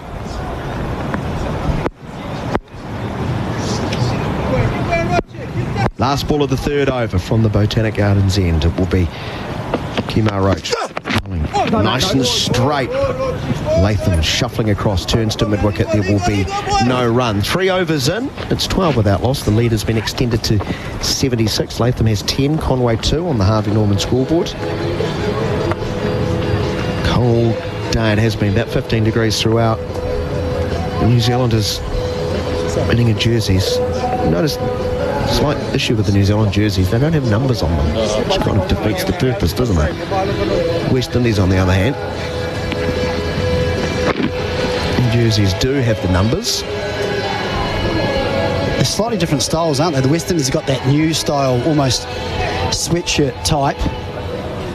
Yes, just in a picture of the dressing room. Jacob Duffy's got the pads on. He does. It's Seals bowling to Conway. Good fielding as he clips the ball away to square leg. Diving away to his left, Campbell fields. He had a big smile on his face, and I promise you that's not about being happy. That's nerves. He doesn't really want to go out there again and bat. I don't know what it was. Very relaxed, leaning back, one arm above his head, telling jokes. 5 for 35. Yeah. Why wouldn't you? Deserves to enjoy the moment, bowled beautifully. Over that, Jeff. I was talking about the jerseys, but the West Indies got the new style type sweatshirt, whereas New Zealanders have the more traditional knitted, wool knitted. Yeah. So you don't want to put numbers on those. Back of the leg, Conway on off stump, pushing to cover with the number 13, OJ Shields fields. He was eventful with the ball. It's just coming back even from the... And we're quite excited to see him bat again, aren't we, OJ Shields? We are. We're hoping he's going to improve in the second innings. Are you sure about that? Not much to work with. Oh, and saying that, New Zealand have got Life Direct and ANZ all over the front of their jerseys, haven't they? So I guess a wee number in the back wouldn't matter. Conway, bat raised. It's slightly at the knee, the left-hander looks up and there's a nice-looking stroke here off the back foot. Pass backward point out to the fence for 4. A big barrel boundary, bigger range, bigger deals. Played it under his eyes and played it sweetly. He moves to 16 without loss. That's a wonderful shot. What he's done here really well. He's got in good position and he's played it late and under his eyes. Generally, when he's a bit more anxious, he gets that bat out in front, but he's just waited nicely for that. He didn't even move. He knew as soon as it bit the infield, the timing just raced away. A little bit short again, Seals, Jerry? Yeah, and a little bit wide too. It started really wide, didn't it? Nipped back. But it came into a nice area so that it was just a straight bat stroke in the end for Conway. 3 on the onside as Conway shuffling across the stumps, gets the ball on the pads and flicks it very fine. He wanted to come back for 2. Late call of no. Umpire, no signal, so another run to Devon Conway. 17 without loss. The lead, 81. Quite nice and busy, this, isn't it? It's good. 17 off. We haven't had 4 overs yet. Makes quite a change. Sort of wakes you up a little, I've got to say. They're being very proactive, aren't they? Oh, yeah. Those quick singles, and all of a sudden the bowlers go searching, and all of a sudden a couple of boundaries. Cup of coffee at 20 to 7 at night, Jerry, isn't it? Cricketing version. 2 slips in a gully. And catching around the corner now as this ball goes past the inside edge, flicking the thigh pad. Under the offside, no run on this occasion. And Latham again was setting off. And to be assertive, extend that lead. A lovely overhead drone shot, courtesy the TV. Lots of basketball, netball courts. The Hagley netball courts will be training on tonight. Looks as though they're using all the courts. There's about 30 of them. Jeepers, that's an impressive shot. As Seals, bowl short, that's a brute. And not taken though by him, like behind the stumps. Nathan was down on his knees. Main comes around, gets to it before it reaches the rope.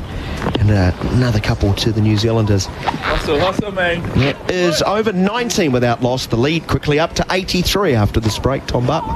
A family legacy that began in 1926. 100 years on, Penrite Oil is only getting started. Penrite Oil's convoy range of heavy-duty engine oils, gear oils, and automatic transmission fluids are designed to keep trucks and trucking fleets running efficiently and reliably. Penrite convoy oils and lubricants protect and prolong the life of your fleet, keeping you on the road for the long haul. No downtime, you just keep moving. 100 years Aussie-owned and made right here on Aussie dirt. Penrite Oils, 100 years, still driven.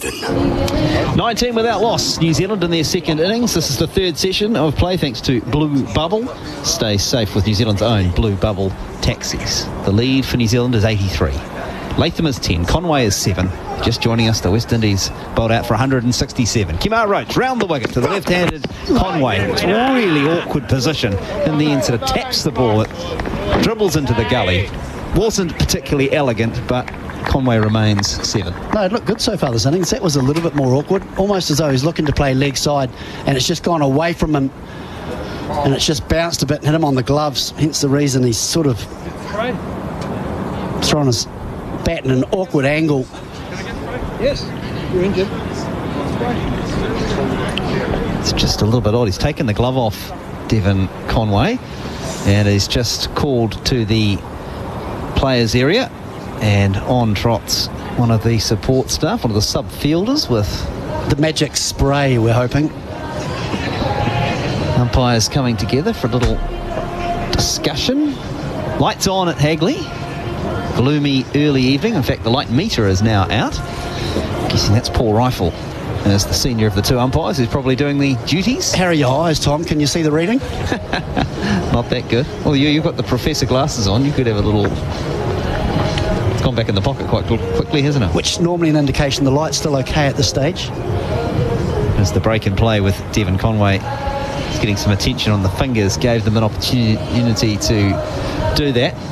Just recapping what we've seen so far today. New Zealand bowled out for 231 in the first over of play. The West Indies 167 in reply. And New Zealand 19 without loss, the 83-run lead as we approach the end of day 2. Actually, we'll take a short break here on Sport Nation. It's 17 minutes away from 7. Here at Sport Nation, we've been there for plenty of big moments. Get the brooms out. The Black Caps have swept India aside. They win the series 3-0. It's charged down. Picked up though by the Warriors. Here is Alasima. Alasima for the line. Alasima still going. Ledger. He's getting in there. I can't believe it. Ledger Alasima, you beast. And we plan to be there for a whole lot more. It's Sport Nation, the Kiwi voice of sport. The summer of cricket on Sport Nation with Prosper Fast Business Funding. 19 without loss. The magic spray has disappeared. Devon Conway's got his gloves back on, and he's going to resume his position at the striker's end. Still muttering to himself. That hurt a little bit, I think, with that new cherry. Never pleasant. Just bounced more than he expected. And he's ready to go again as Kemar Roach is round the wicket to him. Conway back, defending to point. Campbell's in quick, and there is no run. 19 without loss. Devon Conway duck in the first innings. 7 from 13 here. Didn't have a great day in the field until he took a spectacular diving catch at square leg. Yeah, it didn't probably make up for the 2 that he dropped, but it was the same player. So in some ways it did, because it was an amazing catch. Square leg, diving to his left, catching his left hand at full stretch. Waits again, and that familiar stance with the bat raised and then puts forward, leaving the ball as moves away from the left-handed Conway. 19 without loss. It's actually not a bad feeling, that, when you've just been hit on the glove and you get the opportunity to leave a couple, just not having to use that hand for a couple of minutes just gives it a bit of a chance to recover. Just feel as though that, I know the zip's probably gone from the West Indies attack a little bit because they haven't had much of a rest, but it just feels as though a little bit of zip's gone out of the surface as well. I did notice in the New Zealand innings the ball not carrying quite as regularly as we saw. Roach in again to Conway. Conway this time does have to use the bat. Taps this one to mid-wicket. In quickly is OJ Shields, and there's no run. 19 without loss.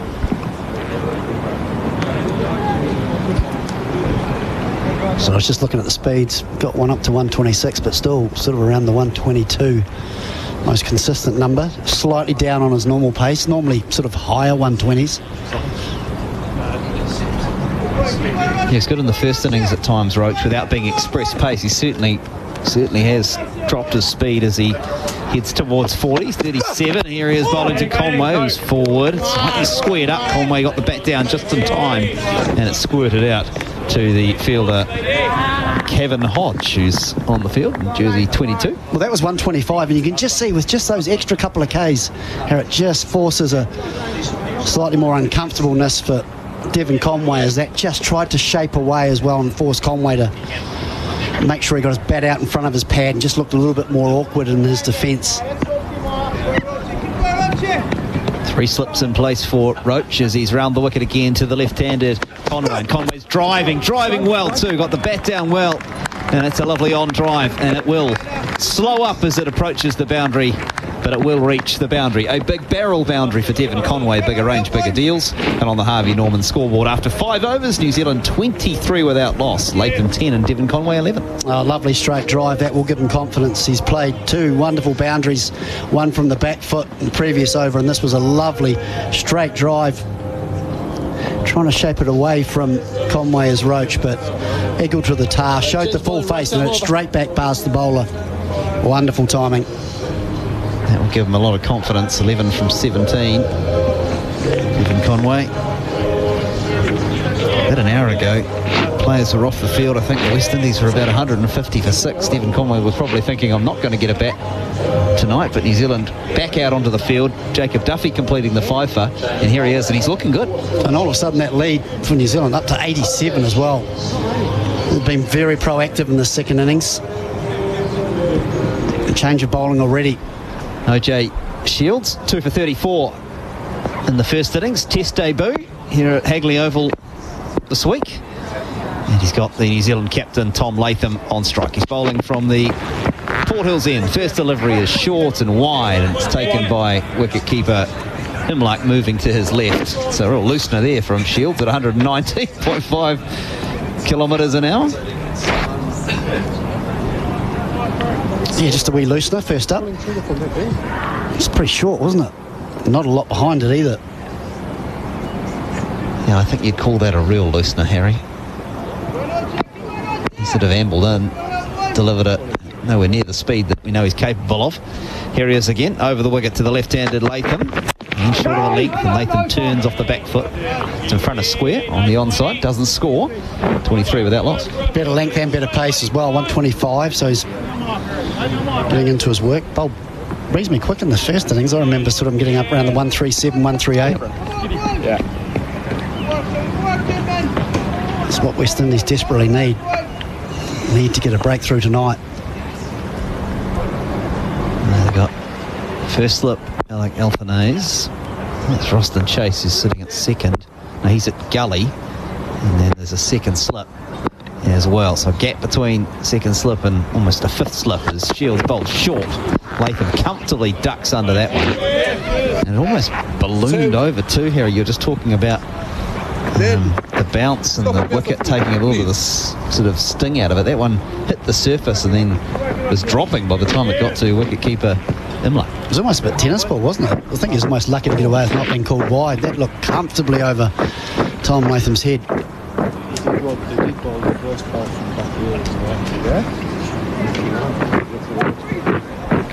You can hear OJ Shields just tapping away at the surface where he lands. In fact, that's Jaden Seals who did the work for him. Shields is at the top of his mark and getting ready to come in again to the left-handed Latham. Oh, another wide one, and 2 wide. Started wide and kept going wide, and umpire Wharf says that is a wide. 24 without loss. He hasn't got great rhythm at the moment, has he, Shields? Struggled a bit, to be fair, early in the first innings as well. Took himself a couple of overs to get into his work.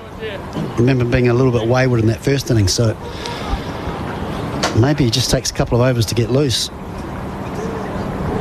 It's quite cool at 10 to 7 here at Hagley Oval. just taking a little time to warm up. Here he is again into Latham. Latham plays a lovely cut shot on the bounce, rode the bounce, timed it well. It's a long boundary out there in front of point, and it reaches it comfortably. Latham 14, 28 without loss. Absolute gift for Tom Latham. He's not going to miss out on that. Short and wide, just asking to be hit. It's an area he loves, and he played it beautifully. Just standing up on his toes, hit hard through cover point. Another boundary. All of a sudden, New Zealand 28 without loss.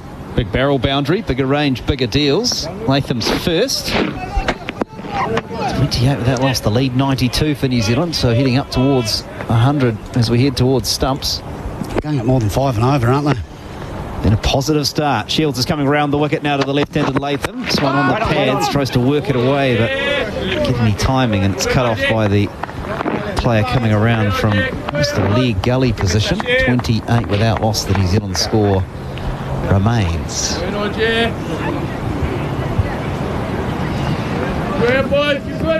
Forecast is good for the next couple of days. Chris Harris certainly could be the best of the batting conditions. I think we'll see a better crowd tomorrow as well. Yeah, it'll be a beautiful day for batting tomorrow. And New Zealand in a good position, heading up to a lead of 100. Shields bowls to Latham, rather. That was full and wide as well, and so full and so wide that Latham didn't really want a bar of it. Shields has grabbed his jersey and headed off down to fine leg pretty promptly to think about his first over, which cost him 5 runs. 28 without loss, the New Zealand score. Latham 14 and Devon Conway 11 on the Harvey Norman scoreboard. Harvey Norman TV deals. I know there's only sort of like 10 or maybe 12 minutes to go, depending on how many overs we get through, but West Indies have got to be a little bit careful here. Just get the feeling they're going through the motions, and all of a sudden New Zealand get up to 40 and the league grows to over 100. Just absolutely played in the box seat. You just see the umpires coming together now. I think they've been offered the same situation that New Zealand was. If you want to continue, you're going to have to go slow. And it looked as though Chase was happy to give himself a bowl. Yeah, well, that's certainly the instruction. Paul Rifle is the senior umpire, gone to the West Indian captain, Winston Chase, and said, hey, you'll have to roll the arm over, and he has done that, so he's taken his jersey off and he's going to have a bowl. Who's going to bowl at the other end for the West Indies? No, Athanase bowls a bit of spin, doesn't he? With his little right arm off breaks. Yeah, I don't think the New Zealanders will be too worried about this. What it may do is slow the run rate, which could work in the West Indies' favour. So Chase is going to come into the attack from the Botanic Gardens end. As a result, there's a couple of the West Indies and support staff running out the extra protective equipment, some leg guards and helmets for the man who's going to go under the helmet, and then of course wicketkeeper Tevin Imlach as well. Well, I know Roston Chase is used to bowling with the newer ball. He's done it quite a few times for West Indies. It'd be just interesting to see if they do go to Athanase, if he's used to bowling with a new ball. It can be quite tricky for spinners. It can be a bit slippery. So that could be an opportunity for New Zealand to continue to score. Keep going now, boys! So, Ryan Chanderpaul has got the helmet on. He's got the leg guards out, and he's in at short leg. There is a slip in place as well, and Chase is coming around the wicket to the left-handed Conway, who drives through the gap. There are 3 players on that offside. It was tossed up by Chase, and Conway thought, I'll have a piece of that, and he pierced the field and out to the extra cover boundary for 4. Conway 15, 32 without loss. Wonderful shot from Devon Conway. Love this, being proactive, got a bit of width, just threw his hands at it, putting pressure on Chase right from ball 1. It's good batting. Lead up to 96 for New Zealand. They have 10 second innings wickets in hand. Chase round the wicket again to Conway. Gets another one that's full, driving this one down to mid-on, but can't meet the player fielding there. Kimar Roach. Conway showing good intent here at the end of day 2. About 10 minutes play left. Chase, and again passes the umpire. Bowls to Conway's driving forcefully up to mid-off this time. He's in the air a while. You can see that's why there's interest from the West Indians, because Chase wasn't far away from him. No real danger of a caught and bowl, but Conway is looking to dominate the West Indies captain. And again, another full delivery, hits it hard. There's a player in it. It's a catching cover. Can't beat that fielder, who is John Campbell.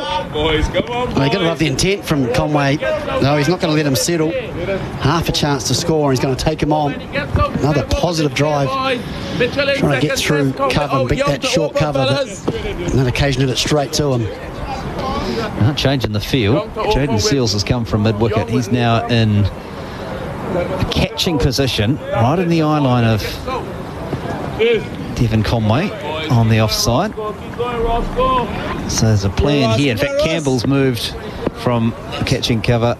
He's now in at almost a catching mid-off. Chase into Conway, goes back, defends this time. Proactive captaincy from Chase. Saw Conway was looking to come at him. Threw another catcher in. Yeah, it's also tough as a batter when you know there's only sort of 7 or 8 minutes left. It's that catch-22, but I love the fact that he's been positive. Chase round the wicket again to Conway. Forward, defending. And that ends the first over delivered by Roston Chase. No wicket for 4, and after 7, 32 without loss. And that is stumps. They have said enough's enough. West Indies, a bit like New Zealand, threw the spinner in. But that is the end of the second day's play here at Hagley Oval. And New Zealand go to stumps, 32 without loss. They lead by 96 runs. Tom Latham will resume tomorrow on 14, Devon Conway on 15. West Indians delivering 7 overs in that innings so far. 32 without loss, good run rate established by New Zealand, and they will come back tomorrow looking to build on that lead. Recapping what we saw so far, New Zealand dismissed today for 231, their overnight score. They bowled the West Indies out for 167 and then have gone to 32 without loss. A lead of 96 for the Black Caps after 2 days. And considering the nature of the conditions and the weather, Chris Harris, I think New Zealand will probably be feeling pretty good about the fact they navigated that last little period without losing any wickets and have pushed that lead very close to 100. They'll be absolutely delighted when you think it was, an hour and a half ago when we came off the bad light when New Zealand was bowling, and it looked as though that'd be the end of the day's play, and New Zealand came back and got 3 quick wickets, ended the West Indies innings for not many more runs. Well, they lost 4 for 10, and then all of a sudden they've gone out being proactive with the bat, 32 without loss, and as you said, the lead is already 96. So it's been a great finish to the day for New Zealand, and you've got to be very happy for one Jacob Duffy, who bowled well without luck early and then came back and got reward as he picked up the tail, and 5 for 35. Brilliant return from him, 17.4 overs, and obviously, as you'd expect, backed up brilliantly from Matt Henry, 22 overs, 3 for 43. So brilliant day for New Zealand, and in the end West Indies got themselves in a position at 100 for 2, but in the end you'd have to say New Zealand day. I think absolutely will be an early start tomorrow due to the time lost. Restart time of just before 11 o'clock tomorrow, but stumps here at Hagley Oval. New Zealand 32 without loss. Latham and Conway were hoping to get down to get some reaction from one of the New Zealand players, so stand by for that. Now let's just reflect a little bit on Jacob Duffy, because you touched on an hour and a half ago, Chris Harris, the players were off the field, the light was bad, there was a little bit of rain starting to fall. Looked like the West Indies would be resuming tomorrow, still with 4 first innings wickets in hand. Duffy came out though and did a job for Tom Latham, cleaned up that tail and did it very quickly. Well, we were just waiting here for the big covers to go on. The umpires came out and you thought, they're just going to tell them to put the big covers on. Instead, they moved the Hessian, and all of a sudden we got the call that was starting in 8 minutes. And obviously the New Zealanders were ready to get out there, but I'm not sure about the West Indies, because as I said, they lost 4 wickets for 10 runs, and then New Zealand turn at bat, they've been very proactive. They're going at 4.5 and over, 32 from 7 overs. Haven't seen much from the West Indies bowling attack in the second innings that's going to worry them. And that lead all of a sudden very close to 100. So an excellent finish to the day, which ended up winning the day for me for New Zealand.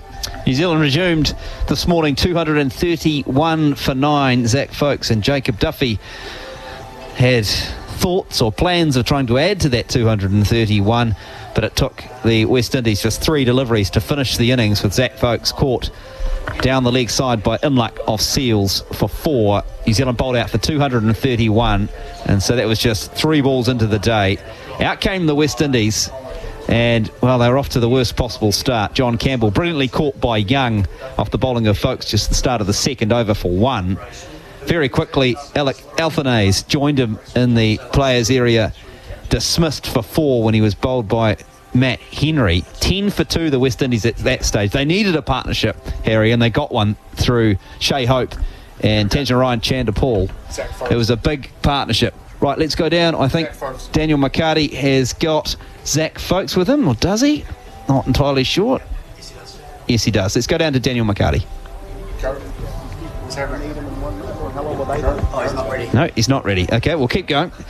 So they needed a partnership, Harry, Shea Hope and Chanderpaul, and they got one. They got a big one, worth 90 between Hope and Chanderpaul, before Hope was caught by Latham off Duffy for 56. So 3 for 100, and after that it started to slide a little bit, and the West Indies were all bowled out for 167. I think we're taking another break here on Sport Nation. I will promise you I'll bring you the scorecard in just a moment. Sam, play it. Play? No. Play the break. Need funds for your business? Visit prospa.co.nz today. You're listening to the Summer of Cricket on Sport Nation. This is the Black Caps against the West Indies, the Test Series, live from Hagley Oval in Christchurch on Sport Nation. TAB's safer betting tools make it easy to pause, limit and reflect on your betting.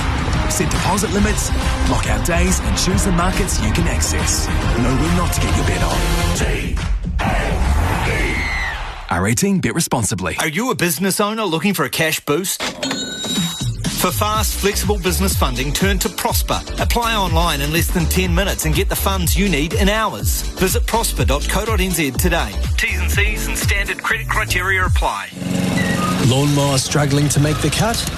Turn to New Zealand's most trusted lawnmower, a Massport. Massport have been making lawnmowers since the 1940s and have built mowers to last, to suit our great Kiwi lawns and conditions. There's a reason Massport have been voted New Zealand's most trusted lawnmower brand for the last 8 years. The Massport mower range is packed full of innovative features to deliver superior performance for your lawn. Visit massport.co.nz to find your next mower. You do not want to miss this. Get into your local Night and Day this December to try their range of delicious donuts. Here's something sweet. Donuts are $3 every day in December, including chocolate, golden bicky, cookies and cream and more. From just $3 every day in December. With over 50 stores nationwide, your local Night and Day is never far away. We've got it when you want it at your Night and Day store. Night and Day. Here at Sport Nation, we've been there for plenty of big moments. Get the brooms out.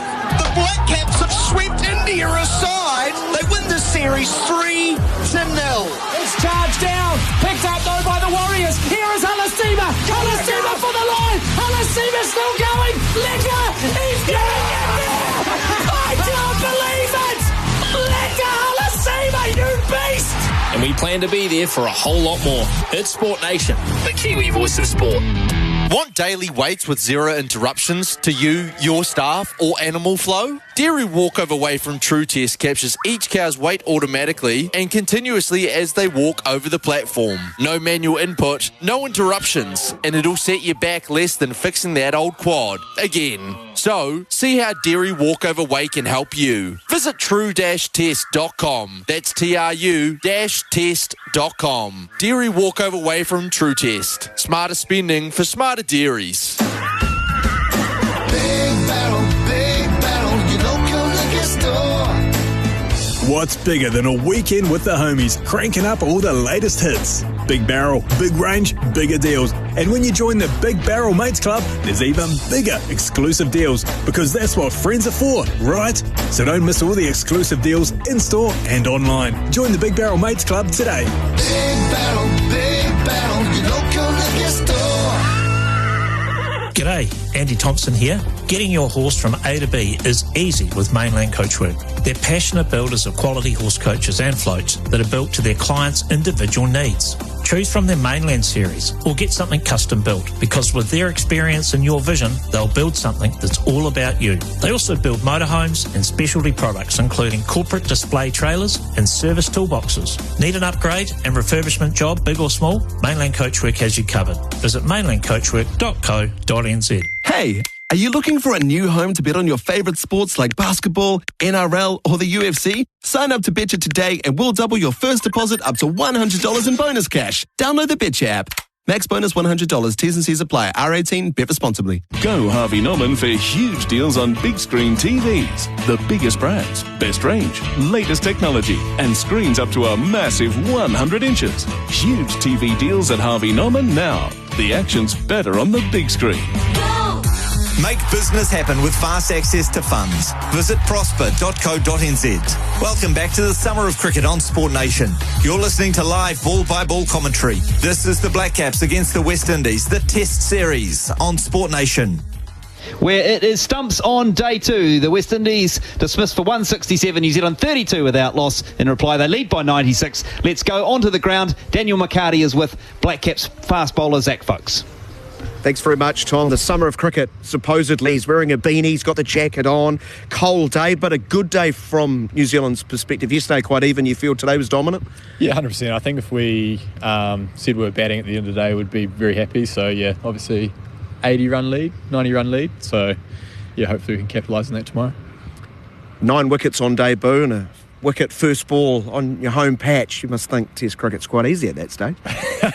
Didn't see it going that way, but saw how much fight they showed in that middle bit there. Got pretty hard, so yeah.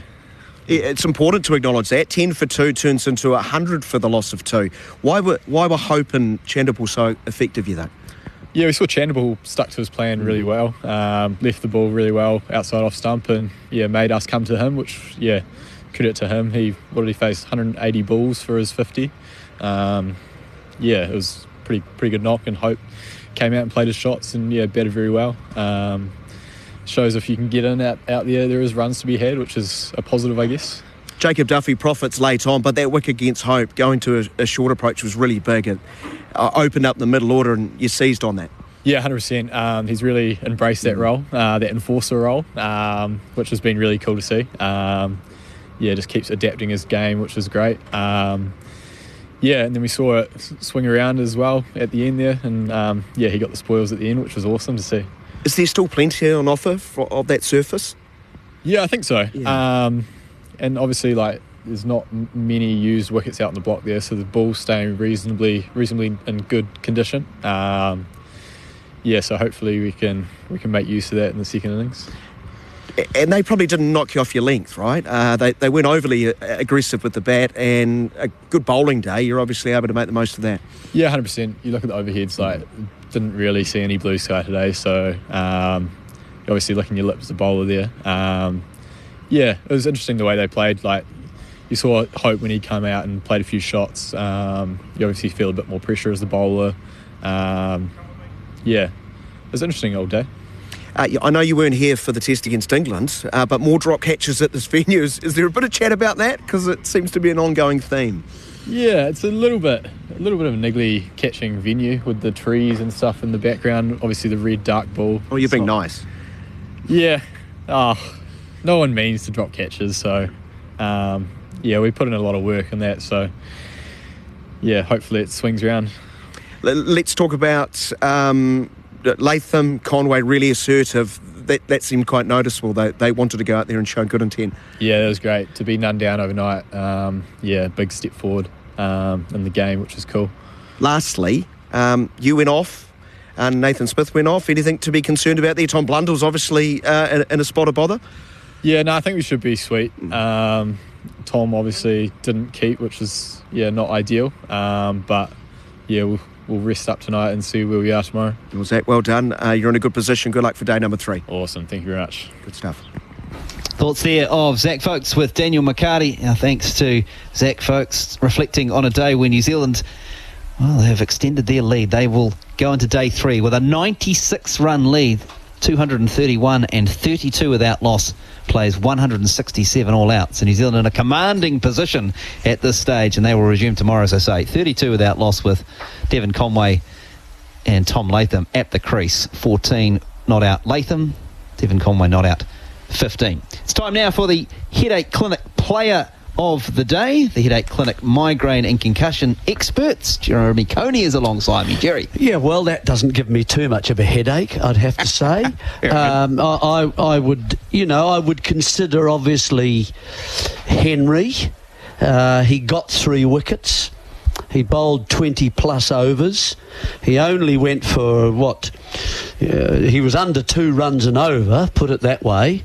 So that was pretty significant. And don't forget, he had 3 catches dropped off his bowling. 1 by Young at 3rd slip, 1 by Conway at leg gully, all close around the bat, and Bracewell at 2nd slip, diving across in front of 1st. So he might have possibly had 6 wickets today. So it's certainly worth a mention to mention Henry and his effort today, and the missed catches, the missed chances. But I think we'd have to go with Duffy in the end, Jacob Duffy. One that he dismissed, Shea Hope, who was probably the most enterprising of the batsmen today that we saw, at least backed himself a little bit to get some runs against New Zealand. The rest were a little bit timid, I felt. Chanderpaul, played a defensive kind of knock throughout the innings. It was the best partnership between those two, Shea Hope and Chanderpaul. They got the West Indies to 2 for 100 at one stage, and they might have thought that they would handily placed in the game, with New Zealand only 231. But from then on, New Zealand took a bit of control. They suppressed any run rate and any chances, and there wasn't a great effort to try and go hard at the New Zealanders and keep that momentum going that they had. We then came off for light, and we had a curious situation where we suddenly were back on. We don't often see that. The lights came on again, and the West Indies weren't really ready for it, I felt, and that's where Duffy came into his own. He started to get the ball to swing a little bit, and he cleaned out the tail very quickly. He had a couple of wickets, and he got the last 3. So I think we're going to have to give it to Jacob Duffy, particularly is in his 2nd or 3rd test? Maybe 2nd. 2nd, I think. So a terrific effort for him. Good caught and bowled in the follow-through, those sorts of things. Going to give it to him, but I do have a bit of sympathy with Henry, who was a bit unlucky with the catching. 17.4 overs, 7 maidens, 5 for 34. Jacob Duffy in just the 2nd test match. That was the Headache Clinic Player of the Day, thanks to Headache Clinic. Stumps on day number 2. New Zealand will resume tomorrow, 32 without loss, with a lead of 96 runs, so in a commanding position. We will take another break here on Sport Nation, and when we come back, Daniel McHardy will wrap day 2 and look to day 3 of the first test match, New Zealand and the West Indies, here at Hagley Oval in Christchurch. Need funds for your business? Visit prospa.co.nz today. You're listening to the Summer of Cricket on Sport Nation. This is the Black Caps against the West Indies, the Test Series, live from Hagley Oval in Christchurch on Sport Nation. Go Harvey Norman for huge deals on big screen TVs. The biggest brands, best range, latest technology, and screens up to a massive 100 inches. Huge TV deals at Harvey Norman now. The action's better on the big screen. TAB's safer betting tools make it easy to pause, limit and reflect on your betting.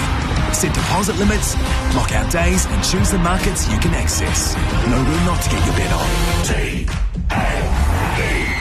R18, bet responsibly. Why did the chicken cross the road? to get to night and day, of course. And here's why. Every Tuesday in December, you can get halibut chicken for just $4. Enjoy a tender, boneless chicken thigh fillet coated to crispy perfection. Head to nightandday.co.nz to find your local. With over 50 stores nationwide, your Tuesday $4 halibut chicken is never far away. Night and day. When it comes to New Zealand sports turf, nobody knows it better than PGG Wrights and Turf. They've been in the industry for over 40 years, proudly supplying customers right across the country. From stadiums to golf courses, bowling greens to landscaping, even through to revegetation and erosion control, their highly skilled team are well equipped in every aspect of the turf and environmental markets. So, for your next turf project, talk to New Zealand's experts. PGGWrightsandTurf.com. Here at Sport Nation, we've been there for plenty of big moments. Get the brooms out! The Black Caps have swept India aside. They win the series 3-0. It's charged down. Picked up though by the Warriors. Here is Alasima. Alasima for the line. Alasima still going. Ledger. He's getting it there. I can't believe it. Ledger Alasima, you beast. And we plan to be there for a whole lot more. It's Sport Nation, the Kiwi voice of sport. Big barrel, your local liquor store. What's bigger than a weekend with your mates? Blasting the best rock bangers.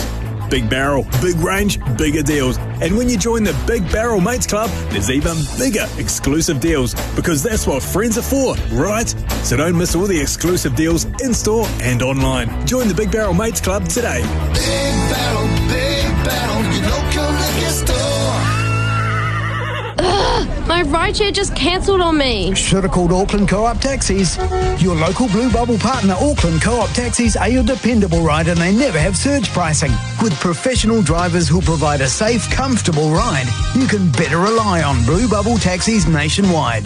Download the Your Ride app for easy bookings on your smartphone from Google Play or the App Store today. We're safe and reliable, so book your Blue Bubble.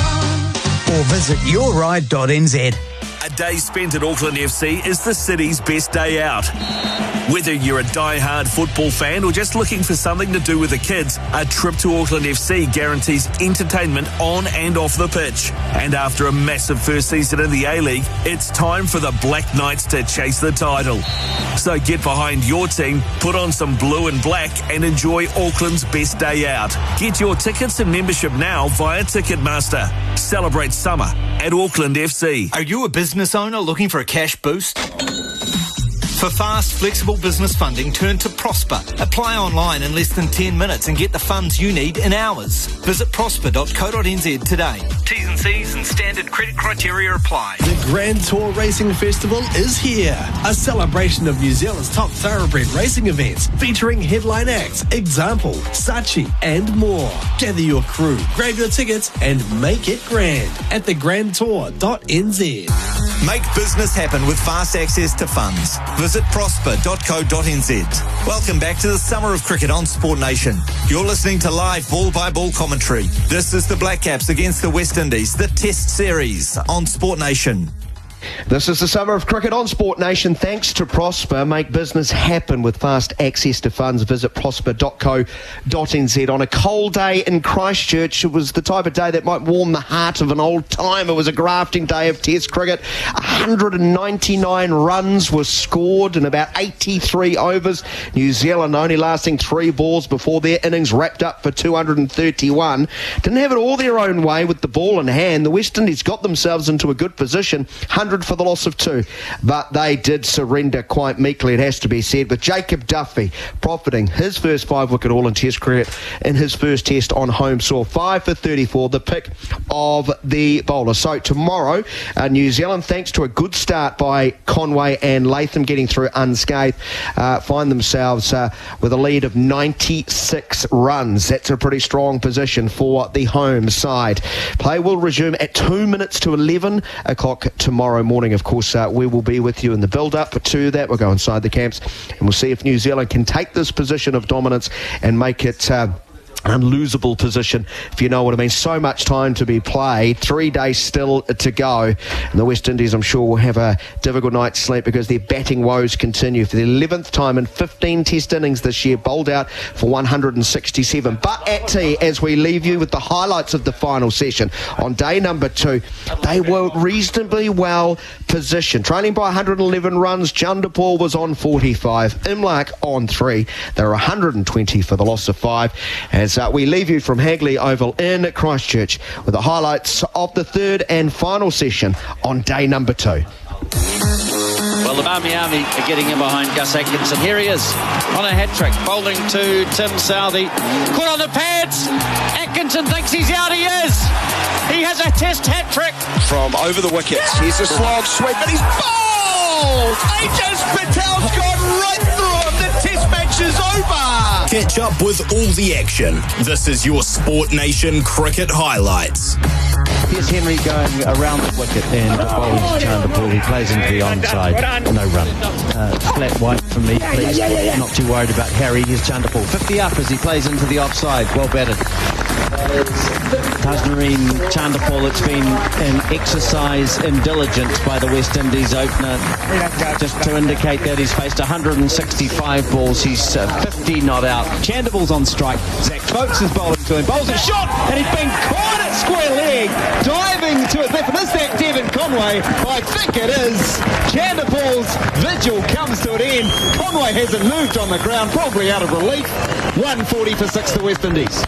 Gosh, the ground staff are running. They've been released, and it's almost like a sprint race for the 4 men getting out there and trying to join the side-by-side. The covers coming on because I think there's a little bit of rain as well. So bad light and rain, meaning that the players are leaving the field. Here it is. Grey hoodie now dotted there. Thanks, Jono. He's coming back in from about 150 metres away. I think we're about to be done for the day, fellas. Jono, I agree with you. I think we are. We had to interrupt that chat and give you news from Hagley Oval. The third session will resume. From over the wicket, it will be Duffy. Here's a wicket first ball as it tried to hook. Gloved, juggled by Latham, and he has held on. But Imlach reviews. There is. Yeah, you can just tease it there. I think you heard Matt Henry say what a great first ball that was.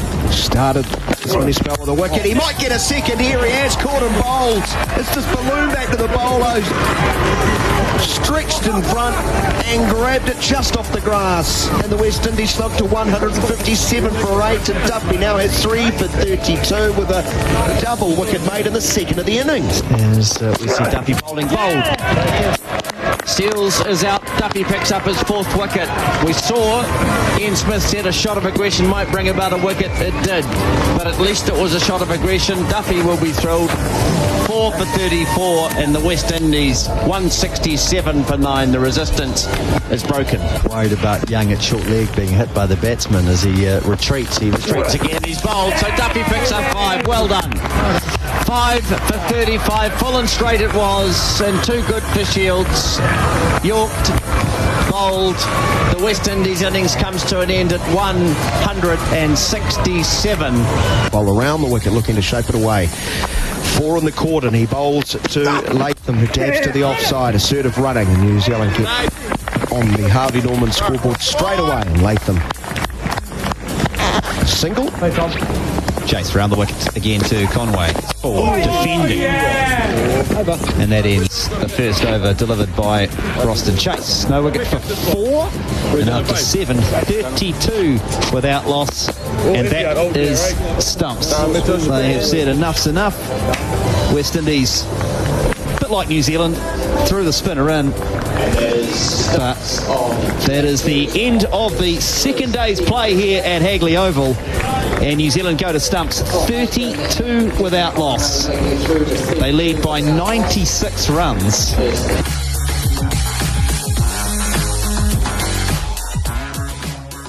Need funds for your business? Visit prospa.co.nz today.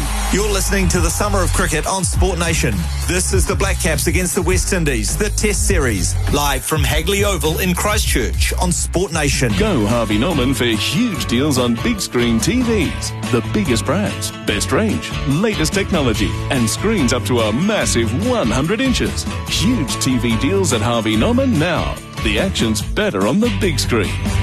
Are you a business owner looking for a cash boost? For fast, flexible business funding, turn to Prosper. Apply online in less than 10 minutes and get the funds you need in hours. Visit prospa.co.nz today. T's and C's and standard credit criteria apply.